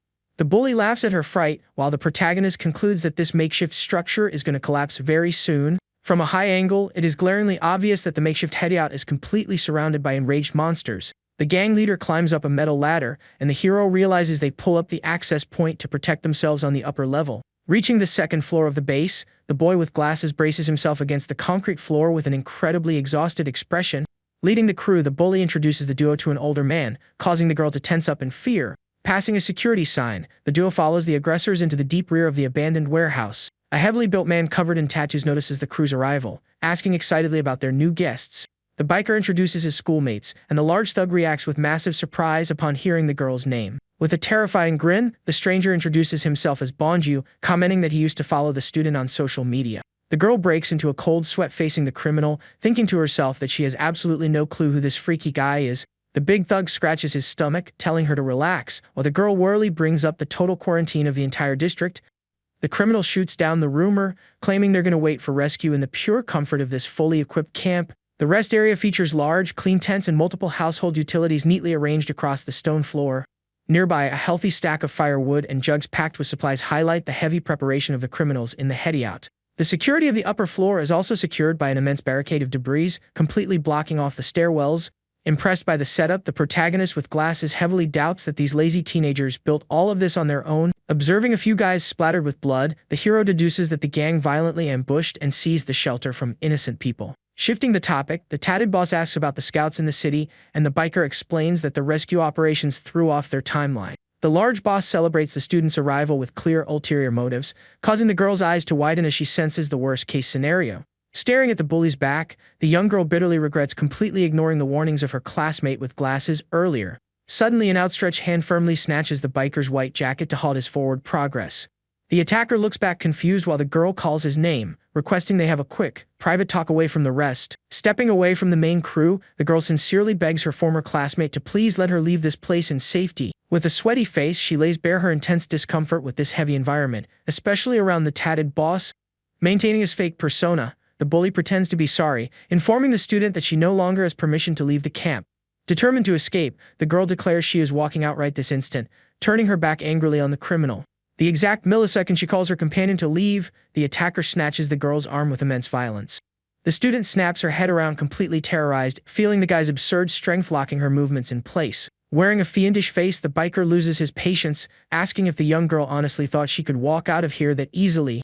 The criminal humiliates his former classmate, stating the world has changed and her desires don't mean a thing in the middle of this chaos. Just as the bully prepares to escalate the abuse, another hand appears out of nowhere, gripping his arm from the side. Shaking from intense nerves, the protagonist inserts himself into the conflict, stuttering slightly as he orders the guy to let her go right now. The troublemaker blinks confused by the sudden interruption, letting out a dry laugh of pure disbelief at the hero's nerve.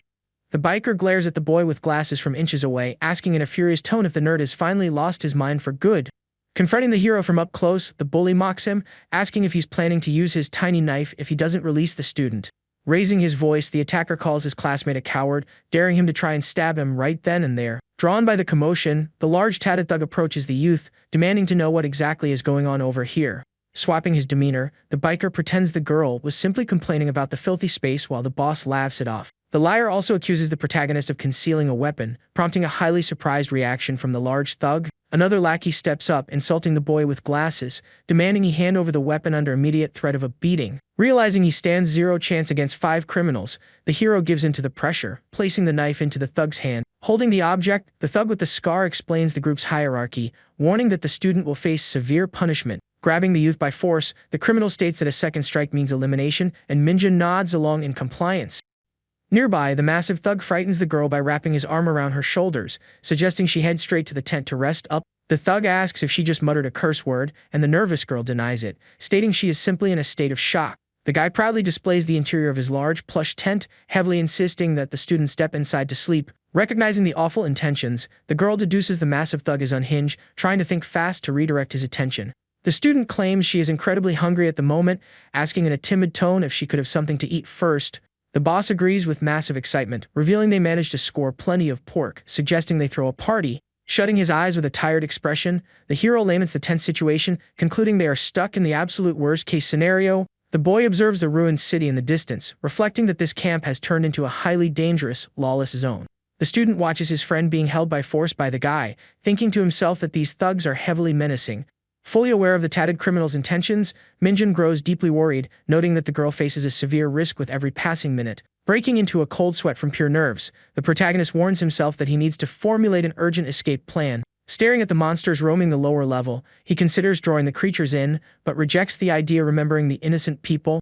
The youth casts a highly suspicious glare toward the adult sitting on the floor, concluding he cannot trust a single soul among them.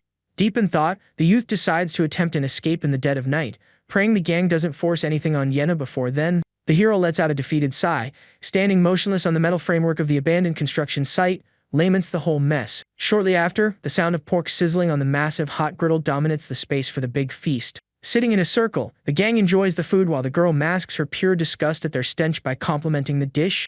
Holding a shallow plate, the protagonist receives a direct order from the bullies to carry some of that meat over to the adults. Staring at the nearly empty plate, the boy is left indignant by the teenager's extreme pettiness in the face of such a lavish feast. Feeling pity for their situation, the youth takes his own plate of food, deciding to share his small portion with the 3 men. Walking over to the dim corner, the student approaches the quiet survivors, offering the 2 portions of meat. Holding the 2 plates of food, the youth offers the meal humbly to the adults seated on the floor. Surprised by the good deed, the older man thanks the boy with an expression of deep gratitude on his face. The scene displays the entrance of the secured base while the dark, star-filled sky blankets the ruined city. Inside the camp, a fire burns brightly inside a metal drum to heat and illuminate the space. Nearby, the 2 youths remain seated on the cold floor, waiting out the time in a state of high tension. At that moment, the student raises her gaze surprised as she hears a voice excitedly calling out her name. The massive thug asks the girl to join the crew to loosen up, but she flatly rejects the idea in her mind. Making up an excuse, the young girl lets him know she is heading to sleep, planning to flee once everyone is dead asleep. Infuriated by the constant rejection, the tatted beau stands up, sharply questioning the guest's distant behavior. Discerning the tense vibe, the bully steps directly in front of the older man, warning him that this has gone entirely too far. The heavily built thug glares at his gang partner with a confused expression, completely failing to understand the interruption.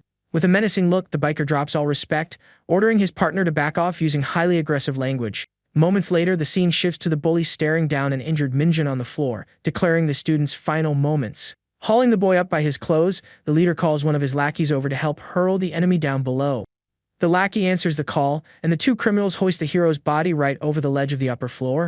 Right before being thrown, the protagonist snatches the clothing of one of his attackers, warning them they're going down together. Surprised by the desperate move, the thug loses his balance, realizing he is about to be dragged down by his classmate. Unable to break free, the lackey plummets over the edge along with the student, falling toward the pitch black lower floor. The leader hears the loud crash of the fall, his eyes snapping wide, completely shocked by the boy's suicidal action.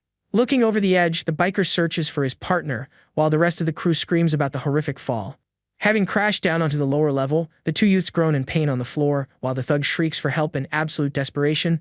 Groaning from the impact, the troublemaker attempts to stand up, but quickly notices something highly bizarre with his own body.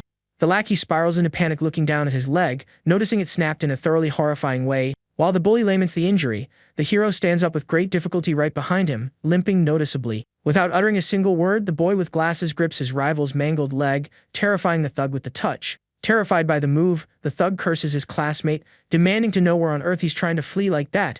Blaming the protagonist for the fracture, the attacker insults him again, complaining that he can't get out of this place. Suddenly, an infected monster materializes behind the bully, who screams for help in pure desperation, facing his end. Hearing the terrified shrieks, the other gang members panic up top, making a snap decision to flee the premises immediately. Watching the entire scene play out from afar, the girl freezes on the spot, her eyes wide with pure shock and terror. With panic fully taking hold of the area, the girl seizes everyone's distraction, running to escape that dangerous environment. Furious at the student's sheer nerve, the gang leader lets out a curse, sprinting desperately to try and catch up with her. Mid-escape, the young girl scrambles down the scaffolding of the abandoned site, trying to lose the attacker in the pitch-black darkness. Reaching the edge of the platform, the biker spots his former classmate down below, demanding she halt immediately. Wearing an expression of pure hatred, the guy insults the runaway, questioning how she had the audacity to try and escape him like this. The student paces cautiously across a narrow wooden plank while the criminal warns her about the monsters lurking at the bottom. Moments later, she freezes dead in her tracks, noticing something deeply menacing grabbing her attention right in the middle of the path ahead. Cornered by fear, the girl breaks into a cold sweat and looks back while the bully promises to catch her no matter what. Refusing to lose hope, the brave girl takes a massive leap through the air to clear the dark gap to the opposite platform. But upon landing on the uneven floor, the young girl loses her balance, letting out a soft moan of pain from the hard impact. Recovering her stance rapidly, the student snaps her head around, startled to hear another insult flying from that thug. The biker reaches the platform, unleashing a mocking laugh as he praises his former classmate's impressive escape attempt. Taking heavy strides toward her, the attacker makes explicit threats regarding exactly what will happen once he finally catches her. Suddenly, the wooden shelving gives way with incredibly loud crack under the criminal's weight, shattering the silence of the site. Realizing the floor is collapsing beneath him, the bully's eyes widen in absolute surprise, completely stripping away his menacing posture. With nothing to hold on to, the gang leader plummets through the dark opening, entering a freefall straight to the lower floor. The guy slams into the metal deck with extreme brutality, letting out a suffocated groan as he absorbs the pure pain of the devastating impact. Watching the scene from above, the girl takes a deep breath, realizing she has finally found the perfect window to escape for good. Shifting her strategy, the student cups her hands over her mouth and begins screaming at the top of her lungs, drawing everyone's attention across the site. Instantly, the infected monsters hear the shrieks echoing through the night, turning their faces, which are covered in pure blood. Continually, the girl baits the creatures to come in that direction while glaring down at the fallen criminal on the lower floor. The biker hears the roars closing in, entering a total panic as he shouts the girl's name with pure hatred in his gaze. Furious over the clever trap, the attacker promises to end the young girl's life while she keeps drawing the beasts in. But the thug's vengeful thoughts are cut short by a blood-curdling roar ripping through the air right behind his back. Spinning his head around, the bully confronts two infected sprinting furiously in his direction down the dimly lit corridor. Overcome by terror, the cowardly leader takes off, fleeing from the undead under the fixed, highly attentive gaze of the brave student. With the path cleared of threats, the young girl looks around worriedly, wondering where on earth the protagonist might be hiding. Clenching her hands together with immense force, the girl begs the heavens for her survival companion to be safe. At that exact millisecond, the young girl catches agonized groans in the distance, spotting the hero's silhouette limping across the dark construction floor. Confirming her friend survived the fall, the girl sighs in relief, calling out to him in a low voice to guide his escape path. Glancing up at the framework above, the youth asks if the girl can manage to haul him up. Without a single second of hesitation, the student firmly grips the iron bar of the structure. Gathering his last bits of strength, the youth attempts to scale the metal framework, enduring immense pain. The girl watches the tense scene unfold, mentally praying that her friend manages to climb up quickly. With a lightning-fast reflex, the young girl extends her arms, firmly catching her companion's hand. Completely spent, the boy collapses onto the cement floor, letting out a groan of pure exhaustion.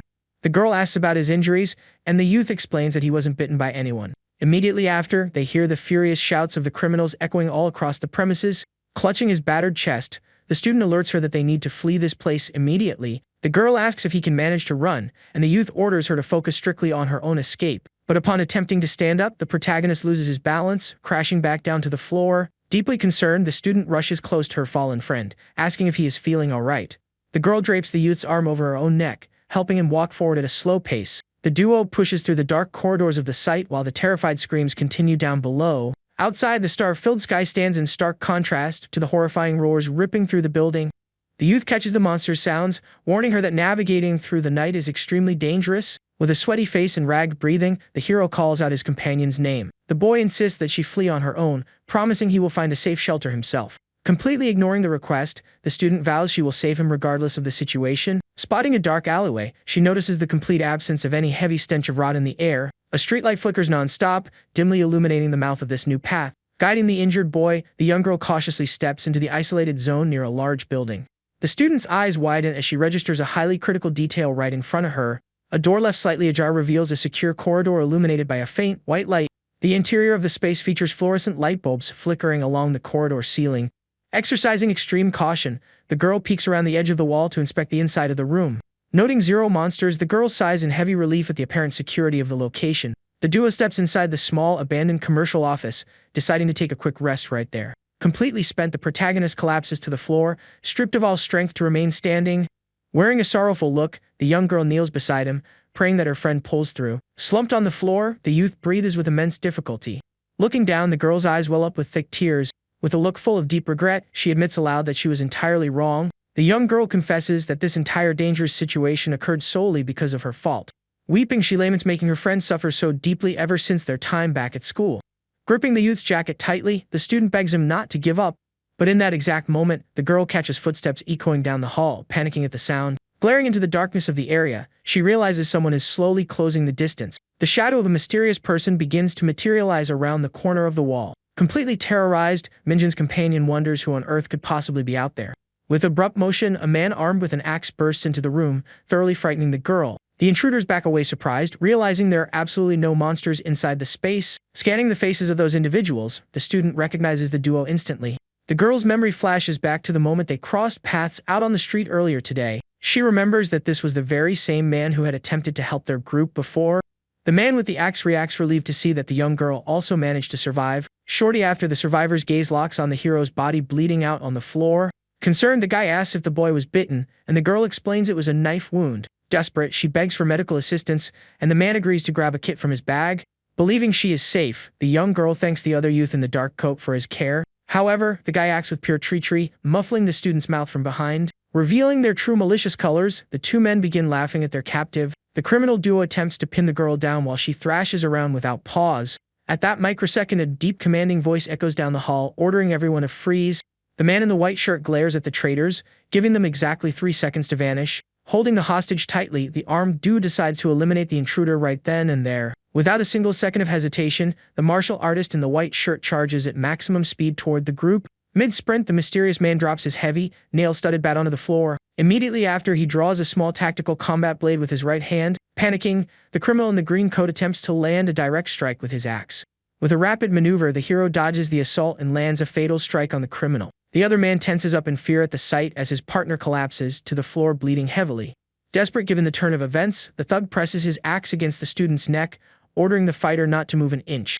Undeterred, the youth raises his blade, threatening to end the criminal's life if he pulls any stupid stunts. In a fraction of a second, the criminal is struck, completely losing the strength to hold onto the girl. In total shock, the young girl attempts to catch her breath while recognizing her savior's face. She utters the name of Kang Hakshil, a 19-year-old student who is a North Korean defector. After that, the scene shifts to a lit table packed with medical supplies and rolls of bandages. Resting on a secure cot, Minjin rests while his injury is assessed as merely a superficial wound. Hakshil explains that the boy merely suffered from shock, and the girl thanks him for the medical aid. Curious, the student asks how her classmate knows how to apply bandages, and he responds evasively. Shifting the topic, the fighter warns that this neighborhood is dangerous, questioning their reasons for being here. The girl explains they followed the government flyers but ended up captured by local criminals. She recounts that their previous shelter dissolved into total chaos with the infected, revealing their former leader fled. Wearing a serious expression, her classmate concludes that the enemy might still be alive somewhere out there. Wiping down his blade, the youth reveals that the alleged safe zone is nothing more than a lying rumor. He explains that the residents attempted to construct barricades, but their defensive line crumbled over the last few hours. Terrified, the girl learns that this city harbors far more dangerous humans than actual infected roaming the streets. The youth warns that the entire northern region of the capital has transformed into a literal lawless wasteland. Shaken by the update, Minjin's companion laments the crisis, dreading the future of the entire nation. Trying to gauge the landscape, the young girl asks why Hakshil remains inside this risky territory. The survivor drops his gaze, responding that he has his own specific reasons for not leaving yet. But immediately after, the youth announces that he plans to set out toward a new sector during the upcoming dawn. Surprised, the girl brings up the government flyers, alerting him that the northern border is scheduled to close today. The youth listens to the warning calmly, explaining that the city's status has ultimately gotten much worse. The story showcases a massive barrier constructed out of shipping containers while roars echo through the sky. Hakshil reveals that all access bridges leading south have been completely locked down for 2 days now. He elaborates that the government sealed off the passages, causing mass panic and pooling swarms of monsters at the river. The student asks how he discovered this, and her classmate notes he saw photos captured by other survivors. Feeling the crushing weight of reality, the girl is left speechless, realizing they are trapped inside the dead zone. A small lamp illuminates the table while the youth explains they can still cross the river by utilizing a small boat. Seated on the sofa, he questions the security of the opposite sector, recalling rumors that the entire country is already infected. With a determined look, the survivor confesses he needs to reach the south regardless of the cost to rescue his little sister. Curious over her classmate's revelation, the young girl decides to ask how he ended up separated from his own family. The boy recalls the day following the disaster when his family unit sought refuge inside a temporary city shelter. He recounts that the military arrived at the location, announcing that only children and the elderly would be evacuated safely to the south. In the frantic memory, the youth attempts to block his younger sister's departure while the soldiers promise to return later. In total panic, the youth questions the soldier regarding the exact destination of the evacuation transport. Focusing on the soldier's grave expression, the memory delivers the answer, confirming the girl would be taken to the southern shelter. Back in the present, the fighter drops his head in sorrow, revealing that the rescue troops never came back for him. Feeling deep pity for the youth's tragic situation, the girl asks what happened to his uncle immediately after. The past reveals victims fallen on the deck, indicating the secure area was hit by monsters shortly after departure. Resuming his account, the survivor confesses that his older relative ended up suffering a fatal blow during the escape. Upon hearing the tragic end of that story, the student reacts with a hollow gaze, silently mourning her classmate's loss. Unwilling to drag out the topic, the youth stands up from the couch, gripping the strap of his large tactical backpack. The fighter reinforces that every second counts, confirming he sets out at dawn, startling the girl with his haste. Desperate, the young girl begs for their group to travel together, but the seasoned warrior flatly rejects the request instantly.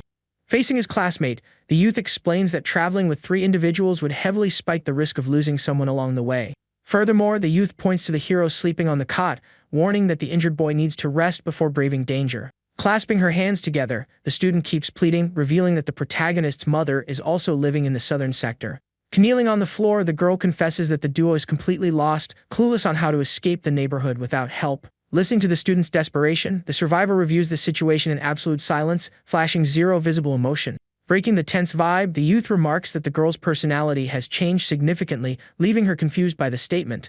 Observing his former classmate, the fighter comments that her brave posture is a far cry from their high school days. Hoisting his heavy backpack onto his shoulders, the youth decides to table the conversation until dawn, ordering the girl to get some sleep. Understanding that her classmate agreed to assist the group, the student rests relieved on the floor, thanking him in a weak voice. A few hours later, the harsh morning sunlight begins cutting into the room through the white window blinds. The illuminated environment reveals the entire group resting peacefully inside the commercial office, protected and isolated from the monsters. Nestled beneath a green blanket, the girl begins to wake up slowly as she hears her name being called out. Hand on the doorknob, the survivor asks one more time if the girl truly didn't see where the former enemy leader ended up. The companion questions the motive behind the query, stating he is heading out to the site to check with his own eyes. Surprised, the girl listens to her classmate explain he's going to attempt to recover the escaped motorcycle to confirm a suspicion. Worried, she begs the youth not to go, reminding him that the sector is completely ruined and crawling with infected. Flashing a light smile, the youth listens to the student warn him about the risk of losing his life on that mission. The fighter argues that the site is located very close by, asking if his friend knows exactly how he escaped his home country. The girl falls silent while the youth reveals that he traveled over 6,000 miles throughout his grueling journey. He recounts that he crossed multiple rivers like a ghost and trekked through various nations without relying on a single soul. The young girl's eyes widen upon discovering that the crossing lasted for 2 long years and that he lost his youngest brother along the way. Gripping his nail-studded bat, the warrior requests that the girl look after Minjun while he remains out on scout. With the door shut, the student is left alone, seated on the couch of the small, sunlit commercial office. At that moment, the view focuses on large buildings with blue protective tarps draping across the urban frameworks. Meanwhile, the survivor uses both hands to scale a retaining wall within the abandoned zone. With immense agility, the youth lands on the deck in a silent manner so as not to draw the attention of potential hostiles. Crouched and concealed, the fighter scans the terrain around him, searching for clues within the ruined construction site. Positioned atop a shipping container, the scout wonders to himself if the rival leader actually managed to survive. Shortly after, the narrative cuts back to the secure room, revealing a white door illuminated by the morning sun. The young hero remains resting on the cot, sleeping deeply after enduring so many injuries the previous night. Seated on the couch, the girl snaps her head around startled as she notices her friend has begun to stir beneath the blankets. The youth wakes up slightly disoriented, and his friend approaches rapidly, asking how he is feeling. The student explains that Hachiel tended to his wounds, leaving the protagonist thoroughly confused by the revelation. Minjin fails to understand how their classmate tracked them down, confessing he has few memories following his fall. Unable to contain her emotion, the young girl laces her hands through her friend's hands, celebrating his recovery. Wearing an expression of relief, the girl vents, stating she was extremely worried, thinking that he was going to pass away. The boy is left speechless and slightly taken aback by his companion's deep care and display of affection. Kneeling near the cot, the girl continues holding Minjin's hand in absolute silence, awaiting a response. Completely unexpected, the girl squeezes the hero's face with both hands, giving the warrior a friendly scolding. She complains about the youth's reckless stunt, stating he shouldn't have risked his neck so heavily just to save her. The protagonist attempts to apologize, but his friend orders him to simply thank her for hauling his injured body along. Shifting her tone, the young girl notes that their makeshift doctor ordered the patient to rest for an entire day. Ignoring the warning, Minjin attempts to sit up from the cot, emphasizing that the group has zero time to waste because of the quarantine. Minjin groans in pain as he stands up, and the girl asks if he is feeling all right. Deeply concerned, the student orders her friend to stay put and not attempt to move in that state. A nearby office desk displays working materials and old small tools. Suddenly, the duo catches knocking at the door, staring at the entry completely terrified. The survivor steps into the room announcing himself, and the hero recognizes his classmate. Getting straight to the point, the warrior drops a black school backpack onto the floor of the room. The ally hands the bag over to Minjin, confirming that this item belongs to the protagonist. He explains that he located the baggage on the second floor of the construction site and decided to bring it along. The boy comments on the snacks inside the backpack, feeling a sudden wave of longing for his mother. The good news keeps coming as the ally presents the youth's prescription eyeglasses. Heavily relieved to recover the item, the young man grips his glasses and offers his sincere thanks. The protagonist expresses gratitude for the medical care, and the fighter questions the patient's physical status. Capitalizing on the subject, the student asks about the fate of their former school gang leader. The seasoned survivor shuts his eyes slightly, answering the query in a direct manner. He reveals that the enemy was not inside the abandoned site during his active investigation. A rapid flashback shows the construction site crawling with monsters, and the ally states everyone fell. The girl spirals into panic, noting the villain could return, but the warrior barks for calm. With cold precision, the fighter confesses he could lose a standard brawl, but definitely win a lethal clash. Swapping the direction of the chat, the youth sharpens his gaze, reinforcing their plan to flee far away. Standing inside the room, the young warrior glares at the duo, questioning if they can keep up with the pace. Minjin accepts the challenge, demanding they set out that very instant, while the girl attempts to block him. The leader prefers to wait for the injured boy to mend, but the hero asserts that time is their greatest enemy. To avoid poor choices, the ally grips a pen, suggesting they construct a strategy with heavy caution. Turning his back to the group, he comments on an alternative method to successfully cross the river. The sketch on the whiteboard lays bare the local geography and the strategy involving Line 5. Reviewing the notes, the hero with glasses understands the concept of traveling through the subway tunnels. The girl dreads the enclosed spaces, but the ally relies on the heavy protection of the station doors. The greatest hurdle pointed out by the leader would be reaching the tunnel without encountering blocked streets. So the warrior warns that trekking to the nearest access point is going to require immense patience and care. The scene cuts to the sky shifting colors above the buildings, indicating the dawn of a brand new day. The whiteboard in the room displays their first rule of survival, dictating they avoid unnecessary risks. Explaining the strategy, the survivor alerts the group that those guidelines are his own personal rules. The ally explains they must not rush, noting they need to rest for a few days if they find a secure location. Listening to the second rule, the duo discovers that the group must never set out all together during scouts. Wearing a serious expression, the warrior takes a dramatic pause before revealing the most critical detail. Pointing to the board, the fighter asserts that no one should ever sacrifice their own life to save the others.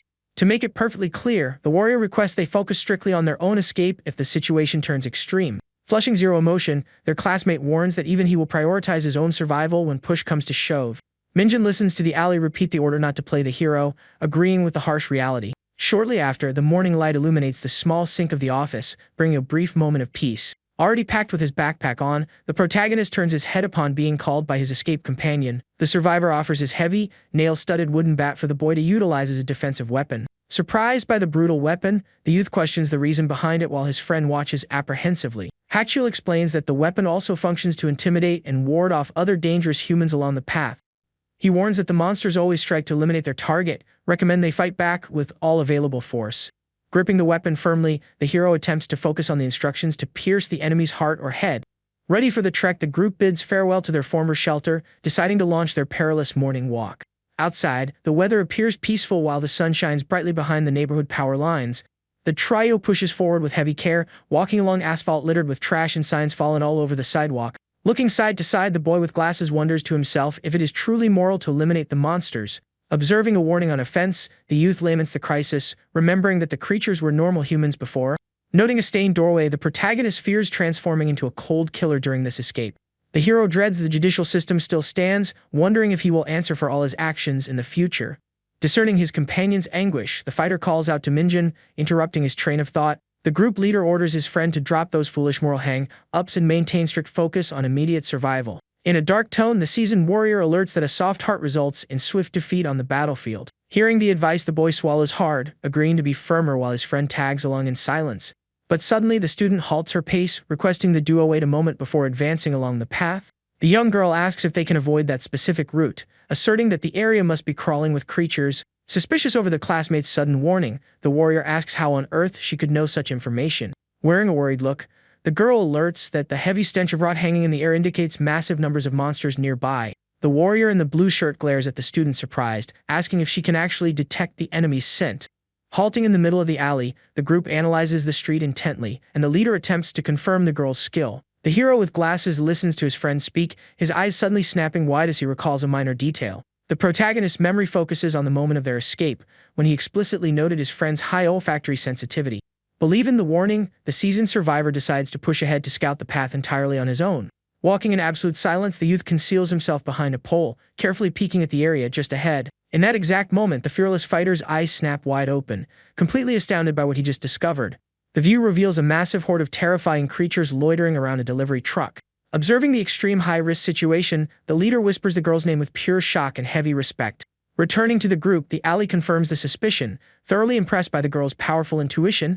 The warrior warns that advancing would be pure suicide, and shortly after, the youth in the coat draws attention to the roof. Curious over the sudden warning, the two companions look up at the top of a gigantic nearby structure. The boy points out a uniformed soldier on the rooftop, assuming the man has already turned into a ravenous monster. Staring at the soldier from below, the defector notices something entirely different, beginning to reason in absolute silence.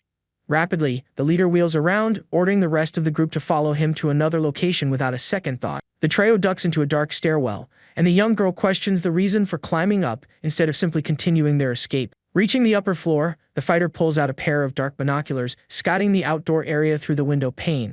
The magnified view showcases at least 3 turned soldiers wandering aimlessly across the building's rooftop. Focusing the lens on a specific target, the scout registers that one of the threats carries a heavy rifle slung across his chest. Startled by the find, the hero questions if the leader possesses the insane intention of stealing that military hardware. The boy argues that confronting the creatures is too risky and an accidental gunshot could draw the entire local swarm. The rookie keeps complaining that none of them know how to operate the weapon, but the defector coldly replies that he knows how to shoot. Asserting that the combat gear will be highly useful, the warrior orders them to push forward and breach the enemy zone. Scouting once more through the optical gear, the scene reinforces the presence of the 3 threats wearing soiled uniforms. The image of the corrupted marksman carrying the firearm slung across his chest remains the duo's central focus. Completely panicking over the madness, the protagonist attempts to persuade his companion to ditch the suicidal strategy. He insists that breaching a monster-infested building without even knowing if ammunition exists is an unnecessary risk. Desperate, the youth reinforces the team's total lack of training, but the older youth guarantees he possesses that exact skill. Maintaining his hard, unshakable posture, the ally repeats that the rifle will be fundamental, deciding to launch the extraction. The girl sides with Minjin, questioning how the ally intends to clash with 3 monsters inside such a cramped space. She argues that the desired weapon is locked onto the infected soldier's body, making the theft even more difficult. The student alerts that they would need to completely eliminate the creature to successfully secure the firearm gear. Staring into the void, the protagonist with glasses admits there is something heavily bothering his mind. The boy's memory showcases the exact moment he was playing a shooting game on the computer inside his room. The first-person game displayed a realistic combat screen packed with heavy weapons and ruined landscapes. Recalling the wave of anxiety from back then, the hero confesses that the fear of failing still lingers deep down. Returning to reality, the youth understands that the group might desperately require that weapon in the future. Summoning his courage, the boy accepts the challenge to steal the rifle, leaving his friend completely surprised. The leader decides to advance solely with the boy with glasses, ordering the female student to remain concealed in that safe spot. Hurt by the order, the young girl wears a sorrowful expression, realizing she lacks the ability to clash with the enemies. Even so, the young girl insists on assisting with the mission, asking exactly what her role would be during the rooftop assault. The warrior requests that their companion guard the bags at the base, reminding her that operating as a trio would be entirely too risky. Shortly after, the story displays a view of the clear sky framed by the high-rise buildings of the abandoned sector. In one of the building's hallways, a female monster wanders slowly, letting out bizarre noises. Operating with extreme caution, the group leader manages to slip right past the creature without being detected. Guiding his ally through the dark, the seasoned fighter orders the boy to grip the handrail and keep steady. The hero observes his partner's sheer bravery, confessing he is a bit nervous over the whole risky situation. The scene shifts to the roof, exposing the 3 corrupted soldiers scattered across the blood-slicked slab. Concealed behind a large wooden crate, the warrior begins scouting his upcoming targets. The infected military personnel keep growling and shambling aimlessly, blind to the presence of the intruders. Returning to the stairwell, the leader reports the enemy's close proximity, asserting it is difficult to execute a stealth takedown. The survivor recalls the boy's skill with knives, alerting that a simple throw wouldn't drop the monster. Next, the warrior suggests wrapping everything up within 10 seconds, startling the hero with the tight time limit. The youth questions the crazy plan, and the ally admits he will require massive help to eliminate the trio that fast. Detailing the combat tactics, the leader explains he will focus first on the monster nearest to the main access point. Right after, he orders the protagonist to smash the second soldier utilizing the heavy, nail-studded bat. Terrified, the boy questions the risk of failure, receiving the order to focus strictly on his own target to avoid being bitten. Slouched on the step, the hero attempts to absorb the directives while his partner calls his name in a grave tone. Facing the boy, the defector states he understands his doubts, but emphasizes the absolute urgency of that new deadly mission. With a focused gaze, the seasoned survivor asserts they will do everything to prioritize their own lives in that place. Hearing the advice, the hero with glasses drops his head, agreeing to the cold focus required for the mission. The protagonist reflects on the enemies on the roof, understanding perfectly well that those creatures are no longer human. The view highlights the 3 uniformed soldiers wandering aimlessly and covered in grime across the building's concrete slab. Wasting no time, the warrior leaps silently from atop a large wooden crate to launch the assault. Registering the sudden approach, the uniformed monsters snap their heads around, unleashing terrifying roars toward the intruder. Flashing zero fear, the fighter charges at maximum speed, gripping a small tactical combat blade in his right hand. The skilled ally prepares his right arm, focused entirely on landing a lethal strike on the very first physical contact. With an extremely age-old maneuver, the survivor strikes the first enemy's head, causing an instantaneous drop. But right after dropping the target, the leader's eyes widen as he realizes the situation didn't play out exactly as mapped. The struck soldier manages to remain on his feet, attempting to fight back the assault, making the intruder heavily irritated by the resistance. Pressed by the monster, the seasoned fighter understands he needs to eliminate at least one of them rapidly to stand a chance. With a swift pivot, the warrior drives his blade once more against the creature's neck, realizing the damage was not sufficient. Operating on pure instinct, the enemy grapples the ally's body while the youth hoists his knife to attempt a new decisive hit. Trapped in a direct hand-to-hand clash, the survivor in the blue shirt screams his partner's name, demanding immediate backup. Tracking the combined strategy, the hero with glasses emerges behind the second monster, gripping the heavy wooden bat. Channeling his entire strength, the protagonist lands a highly powerful blow against the oblivious soldier's head. Observing the creature fallen on the deck, the youth grows thoroughly confused to see that the threat keeps moving without pause. In a terrifying manner, the enemy springs back up rapidly and charges at the boy, leaving him completely panicking. While attempting to push back his own threat, the leader orders his partner to back away, noting the blunt weapon failed to secure the kill. In that exact millisecond, the violent strength of the corrupted soldiers shoves the seasoned fighter back, breaking his defense. Pinning the ally against the rooftop ledge, the fierce creature attempts to bite the warrior by any means necessary. The skilled fighter makes a rapid choice, concluding he needs to eliminate the target carrying the rifle slung across its chest. In a risky maneuver, the youth extends his arm and yanks the firearm gear with immense force, dragging the monster's body along. The sudden action sends the two crashing violently on the deck slab, while a loud gunshot report echoes through the area. During the hard impact on his back, the small combat blade slips from the ally's hand, falling far out of his reach. Capitalizing on the defensive lapse, the uniformed monster mounts the survivor's body, ready to deliver the final blow. The situation spirals into absolute chaos, with one enemy assaulting the youth with glasses while the leader attempts to hold back his own threat. With sweat trickling down his face, the seasoned warrior realizes he is cornered, praying for a stroke of luck. Utilizing the heavy military gear to block the bite, the fighter desperately hopes to locate some ammunition inside. Rifle in hand, the warrior racks the weapon's bolt with force, splattering blood across the hardware. Without a single second of hesitation, the fighter discharges a direct round against the creature, pinning him to the rooftop deck. Meanwhile, the hero shoves the second monster back with the bat, terrified by the uniformed enemy's absurd strength. Pinned against the wall, the protagonist enters total panic, screaming his partner's name and begging for immediate rescue. Rapidly, the seasoned warrior materializes behind the creature, utilizing the firearm gear to save his endangered friend. Exhausted on the deck, the leader praises his rookie companion's bravery following that extremely tense clash. But immediately after, the marksman levels the rifle forward, warning that this was merely the start of the mission. The story showcases the girl concealed inside the dark office, curled up on the floor after catching the sound of the gunshot. Startled, the young girl deduces 2 shots were fired, thinking about how deafening the weapon's blast was. Utilizing the dark binoculars, the student peeks through the pane, praying silently for her companion's safety. Feeling a wave of relief, the girl observes the duo standing on the roof, realizing both managed to survive. On the roof, the protagonist offers apologies for not assisting much, but his partner asserts the distraction saved his life. The hero is left impressed by his classmate's shooting stance, learning that that was his very first discharge, utilizing his left hand. Inspecting the military gear, the fighter drops the weapon's magazine to verify the remaining ammunition count. The warrior begins counting the bullets one by one, leaving his partner with glasses thoroughly confused by the low number.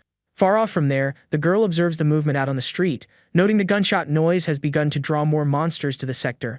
Discerning the urgency, the leader orders Minjin to sweep the fallen soldier's pockets in search of extra ammunition. Unable to spot the boys, the young girl keeps peeking through the window, wondering if they have already descended from the roof. Tired of waiting, the student paces toward the door, thinking about heading down to meet her friends. Suddenly, the girl freezes in the middle of the hall, peeking through the window, terrified by the roars echoing from outside. The exterior view reveals a large pack of dangerous creatures assembling right in front of the building where they are stationed. Pale with fear, the girl decides to back away, wondering if the two youths will manage to return in safety. In this tense microsecond, the young girl's right eye snaps wide open as she registers a highly disturbing detail through the glass. On the empty street, an elderly monster wearing a shredded white shirt stares fixedly at the window where the student is concealing herself. In a macabre fashion, the creature hoists its head and splits into a bizarre smirk, exposing teeth stained with blood. Completely terrorized, their escaped companion backs away rapidly, sinking to the floor while hugging her own knees. Covering her mouth with her hands, the young girl shakes with fear, believing the enemy's sinister smirk was directed right at her. The scene shifts to a dark, cluttered mechanical room packed with industrial hardware and heavy cylinders scattered across the floor. In the building's stairwell, a blood-slicked monster descends the steps slowly, letting out terrifying groans. The beast stumbles through the narrow, dark corridor, alerting its presence to any prey concealed within that zone. She shakes with fear seated on the floor, trying to comprehend how this senseless situation was unfolding. The young girl remembers that the boys closed up and heavily blocked the second-floor entrance before setting out. Catching terrifying roars, the girl realizes that the macabre enemy managed to advance through the corridor anyway. In a panic, the student wonders how a brainless monster could be capable of bypassing the barricades. The bizarre noise keeps echoing, and the girl spirals into despair, noting the beast is ascending the stairs. The corrupted elder's shadow materializes in the darkness, revealing he is tracking slowly up the steps. The blood-stained invader continues his relentless ascent toward the floor of their hideout. The girl clamps her hand over her mouth to muffle her crying while the monster breaches the mechanical room in silence. The corrupted elder paces slowly through the space, snapping his head toward the large, illuminated window. With a filthy face masked in blood, the creature splits into a macabre and completely horrifying smirk. Curled up behind cardboard boxes, the girl attempts to remain invisible, praying not to be noticed. A tear of dread trickles down the student's face as she observes the threat from inches away. Exposing rotting teeth, the enemy locks its gaze onto the young girl and charges, unleashing a deafening shriek. Suddenly, a violent impact strikes the monster, hurling it with force across to the opposite side of the room. The student hoists her face completely in shock as a few droplets of blood stain her skin. The leader, armed with a rifle and Minjin holding the bat, appear, asking if the girl got injured. Wearing an expression of doubt, the seasoned warrior queries if the creature truly smirked at his friend. The hero comments that the enemy broadcasted the same freaky vibe as a perverted man he encountered before. The youth with glasses remembers that the main entry barricade was destroyed in a highly suspicious manner. The leader analyzes the fact, asserting that the monsters operate on pure instinct and shouldn't be capable of unlocking doors. The girl floats the hypothesis that that beast retained former human emotions, dreading that exact possibility. The protagonist deduces that some turned individuals might be special mutants or that the infection is actively evolving. Drawing water from the cooler, the boy suggests that the beast could become physically more advanced. The fighter listens to the explanation with deep attention, questioning how his partner knows all this data. The youth breaks into an anxious sweat, attempting to cover it up by stating that that was merely a personal hunch. The boy reveals that the monsters in the landscape heavily remind him of an old game he used to play. The group rests on the couch with the recovered rifles resting on the table, and the leader reflects on the new theory. The rookie regrets his theory about being inside a game, requesting his companions ignore the concept. The defector wraps up the topic, focusing on the brutal reality of the pandemic and the strict priority of survival. The leader reassures everyone, asserting that contact with splattered blood does not transmit the lethal virus. Arrayed on the table are a K-rifle packed with 15 rounds, 2 tactical combat knives, and a compass. The leader hands one of the blades over to Minjin, warning that he will utilize his own folding pocket knife. Immediately after, the warrior offers the remaining knife to Yena, leaving the girl quite surprised. The man explains that the young girl needs to protect herself, stating she must not rely on others forever. The soldier adds that he is going to train his friend to operate the rifle, shocking the two students. The warrior justifies that in the event he passes away, the youths will require the firearms to keep moving forward. Having caught that grim possibility, the entire group drops into a highly uncomfortable silence. Minjin requests his classmates stop jinxing them, noting that talking like that is a cliché for someone who dies early. The defector counters, asserting he will do everything to stay alive while alerting them that they need to be prepared. The protagonist agrees, lamenting they can't fire practice rounds due to the noise and limited ammunition. The boy with glasses asks if his friend also wants to shoot, and she snaps her head away in a highly abrupt motion. Without uttering absolutely a single word, the student slides across the couch to distance herself from her companion. Staring across to the opposite side of the room, the young girl replies that she doesn't know, leaving her partner thoroughly confused. Keeping her expression shut, the girl demands that the youth not step any closer to her body. The youth tenses up, wanting to know the reason, and the student merely reinforces that she wants distance at this moment. Completely lost given the situation, the hero breaks into a cold sweat, trying to comprehend that sudden shift.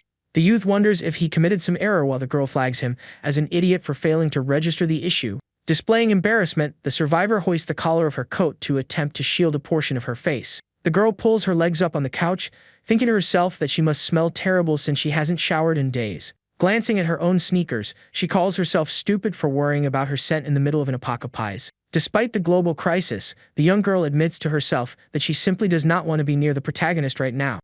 The youth looks down completely clueless while his partner questions since when she even cared about him.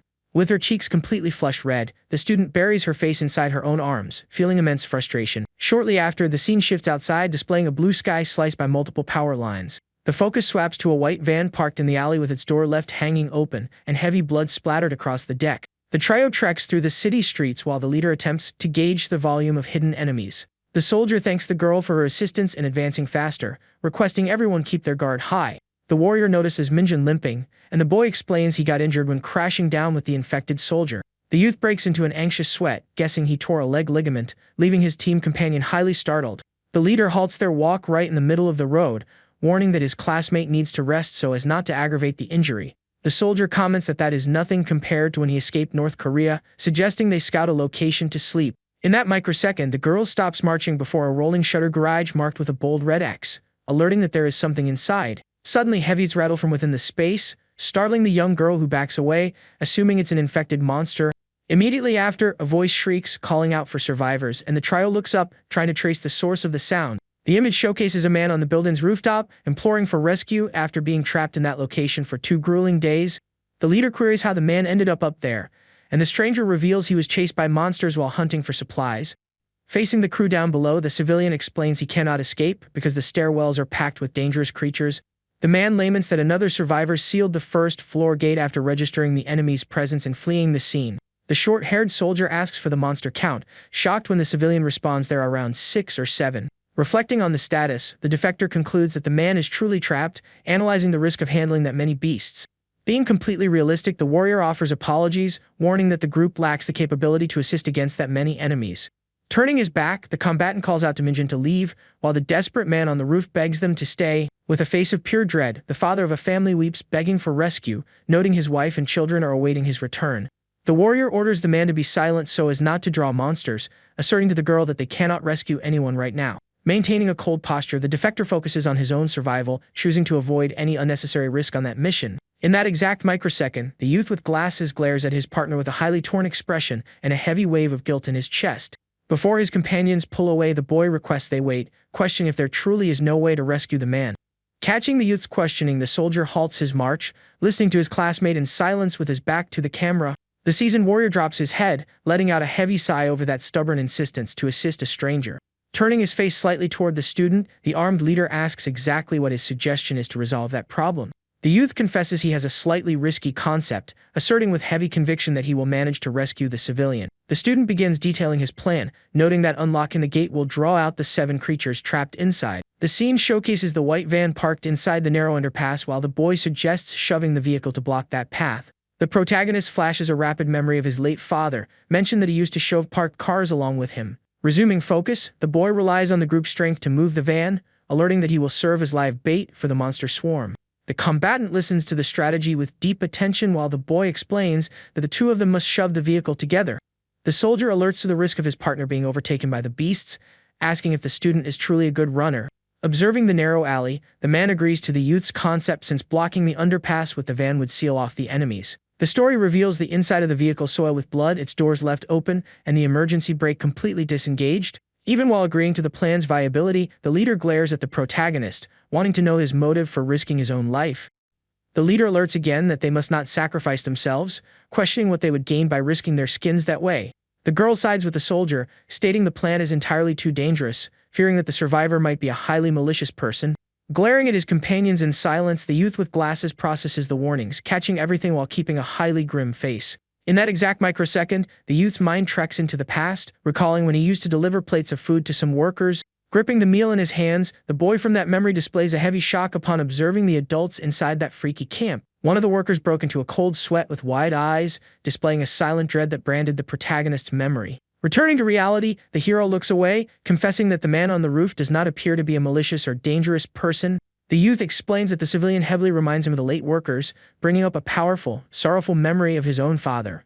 After hearing that touching confession, the seasoned soldier glares at the boy in absolute silence, trying to comprehend that feeling. With the plan greenlit, the student suggests shoving the white van just a bit to block the narrow underpass, and the soldier agrees. Positioned at the rear of the vehicle, the youths prepare to deliver another shove while counting off numbers to rally their strength. Shouting out the number 3, the boy channels massive force while his partner shoves the rear, letting out a sound of heavy exertion. Fortunately, the tire skids slightly on the asphalt, making a small squeal, and the group cheers as the transport finally moved. Seated in the driver's seat, the group leader grips the blood-soiled steering wheel to wreck the automobile in the proper fashion. The top-down view showcases the trio completing the first stage of the strategy, parking the van and completely blocking the path. Observing the minor clearance remaining between the concrete wall and the vehicle, the combatant asserts that that is plenty. The soldier decides to take cover to provide them with overwatch, requesting that the firearm be discharged only in cases of absolute emergency. Minjin explains he will request the civilian cause a racket on the roof to pull the creatures away before unlocking the door and baiting the pack. Prior to executing the risky plan, the warrior calls the boy by his name, and the student snaps his head around, paying close attention. Prepping the rifle in his hands, the leader chambers around into the heavy hardware, warning his companion that this whole concept is highly risky. The youth sweats, fearing the emergence of a special mutant beast, but quickly calms down, concluding such a creature wouldn't be trapped. The warrior asserts he would only risk his skin for his own sister, dropping a grim warning that this will be his absolute last risky favor. Confronting his partner dead on, the man dictates with heavy firmness that he will tolerate zero further unnecessary risk on this mission. The youth with glasses swallows hard, catching the leader's harsh message, feeling the massive weight of that heavy responsibility. Following the conversation, the scene shifts to a top-down view showing the streets choked by awnings and a deadly silence across the empty city. Next, the framing focuses on the building's entryway, showing 2 large trash cans overturned on the deck and the passage locked tight. The building door swings open, exposing the dark stairwell, and the youth shrieks insults at the monsters to draw out all the beasts. Immediately after making the racket, the student wheels around, sprinting as fast as possible away from that dangerous entryway. The boy flees desperately, letting out a shriek of dread as the swarm of angry infected bursts from the building, crashing into the trash cans. Testing his luck, the youth baits the beasts to catch him, sprinting without looking back toward the blockade of the white van. Sprinting at maximum speed, the protagonist clears the white box van while the monsters unleash blood-curdling roars. The entire swarm chases the student through the alley while the leader and the girl watch everything hidden behind some furniture. The microsecond the beasts breach the underpass, the warrior barks the signal, advancing rapidly alongside his partner to seal the trap. Without wasting a single second, the 2 survivors reach the rear of the white vehicle, prepping to shove with all their might. With her heart racing heavily, the student clutches her own coat, breaking into a massive sweat from the gargantuan nerves in her chest. Maintaining an expression of pure worry, the young girl roots for her classmate with glasses, mentally begging him to make it back. In that instant, the focus swings back to the risky strategy, showing the youth making a highly tight pivot at the end of the small underpass. The boy squeezes through the narrow clearance at the wall, catching the leader's voice from afar yelling for his friend to shove the automobile. Working as a unit, the armed man and the girl move the heavy box van while Minjin manages to escape, sprinting out the front. The blockage utilizing the blood-soiled vehicle operates flawlessly, and the angry infected end up completely trapped inside the dark underpass. Thoroughly out of breath, the hero with glasses celebrates the success of that crazy strategy, and his partner praises his excellent work. Right after catching his breath, the student's eyes snap wide open upon hearing a tearful voice offering thanks and gratitude for the rescue. The scene shifts, revealing the extracted man completely dropped his knees on the asphalt floor, weeping heavily as a sign of gratitude.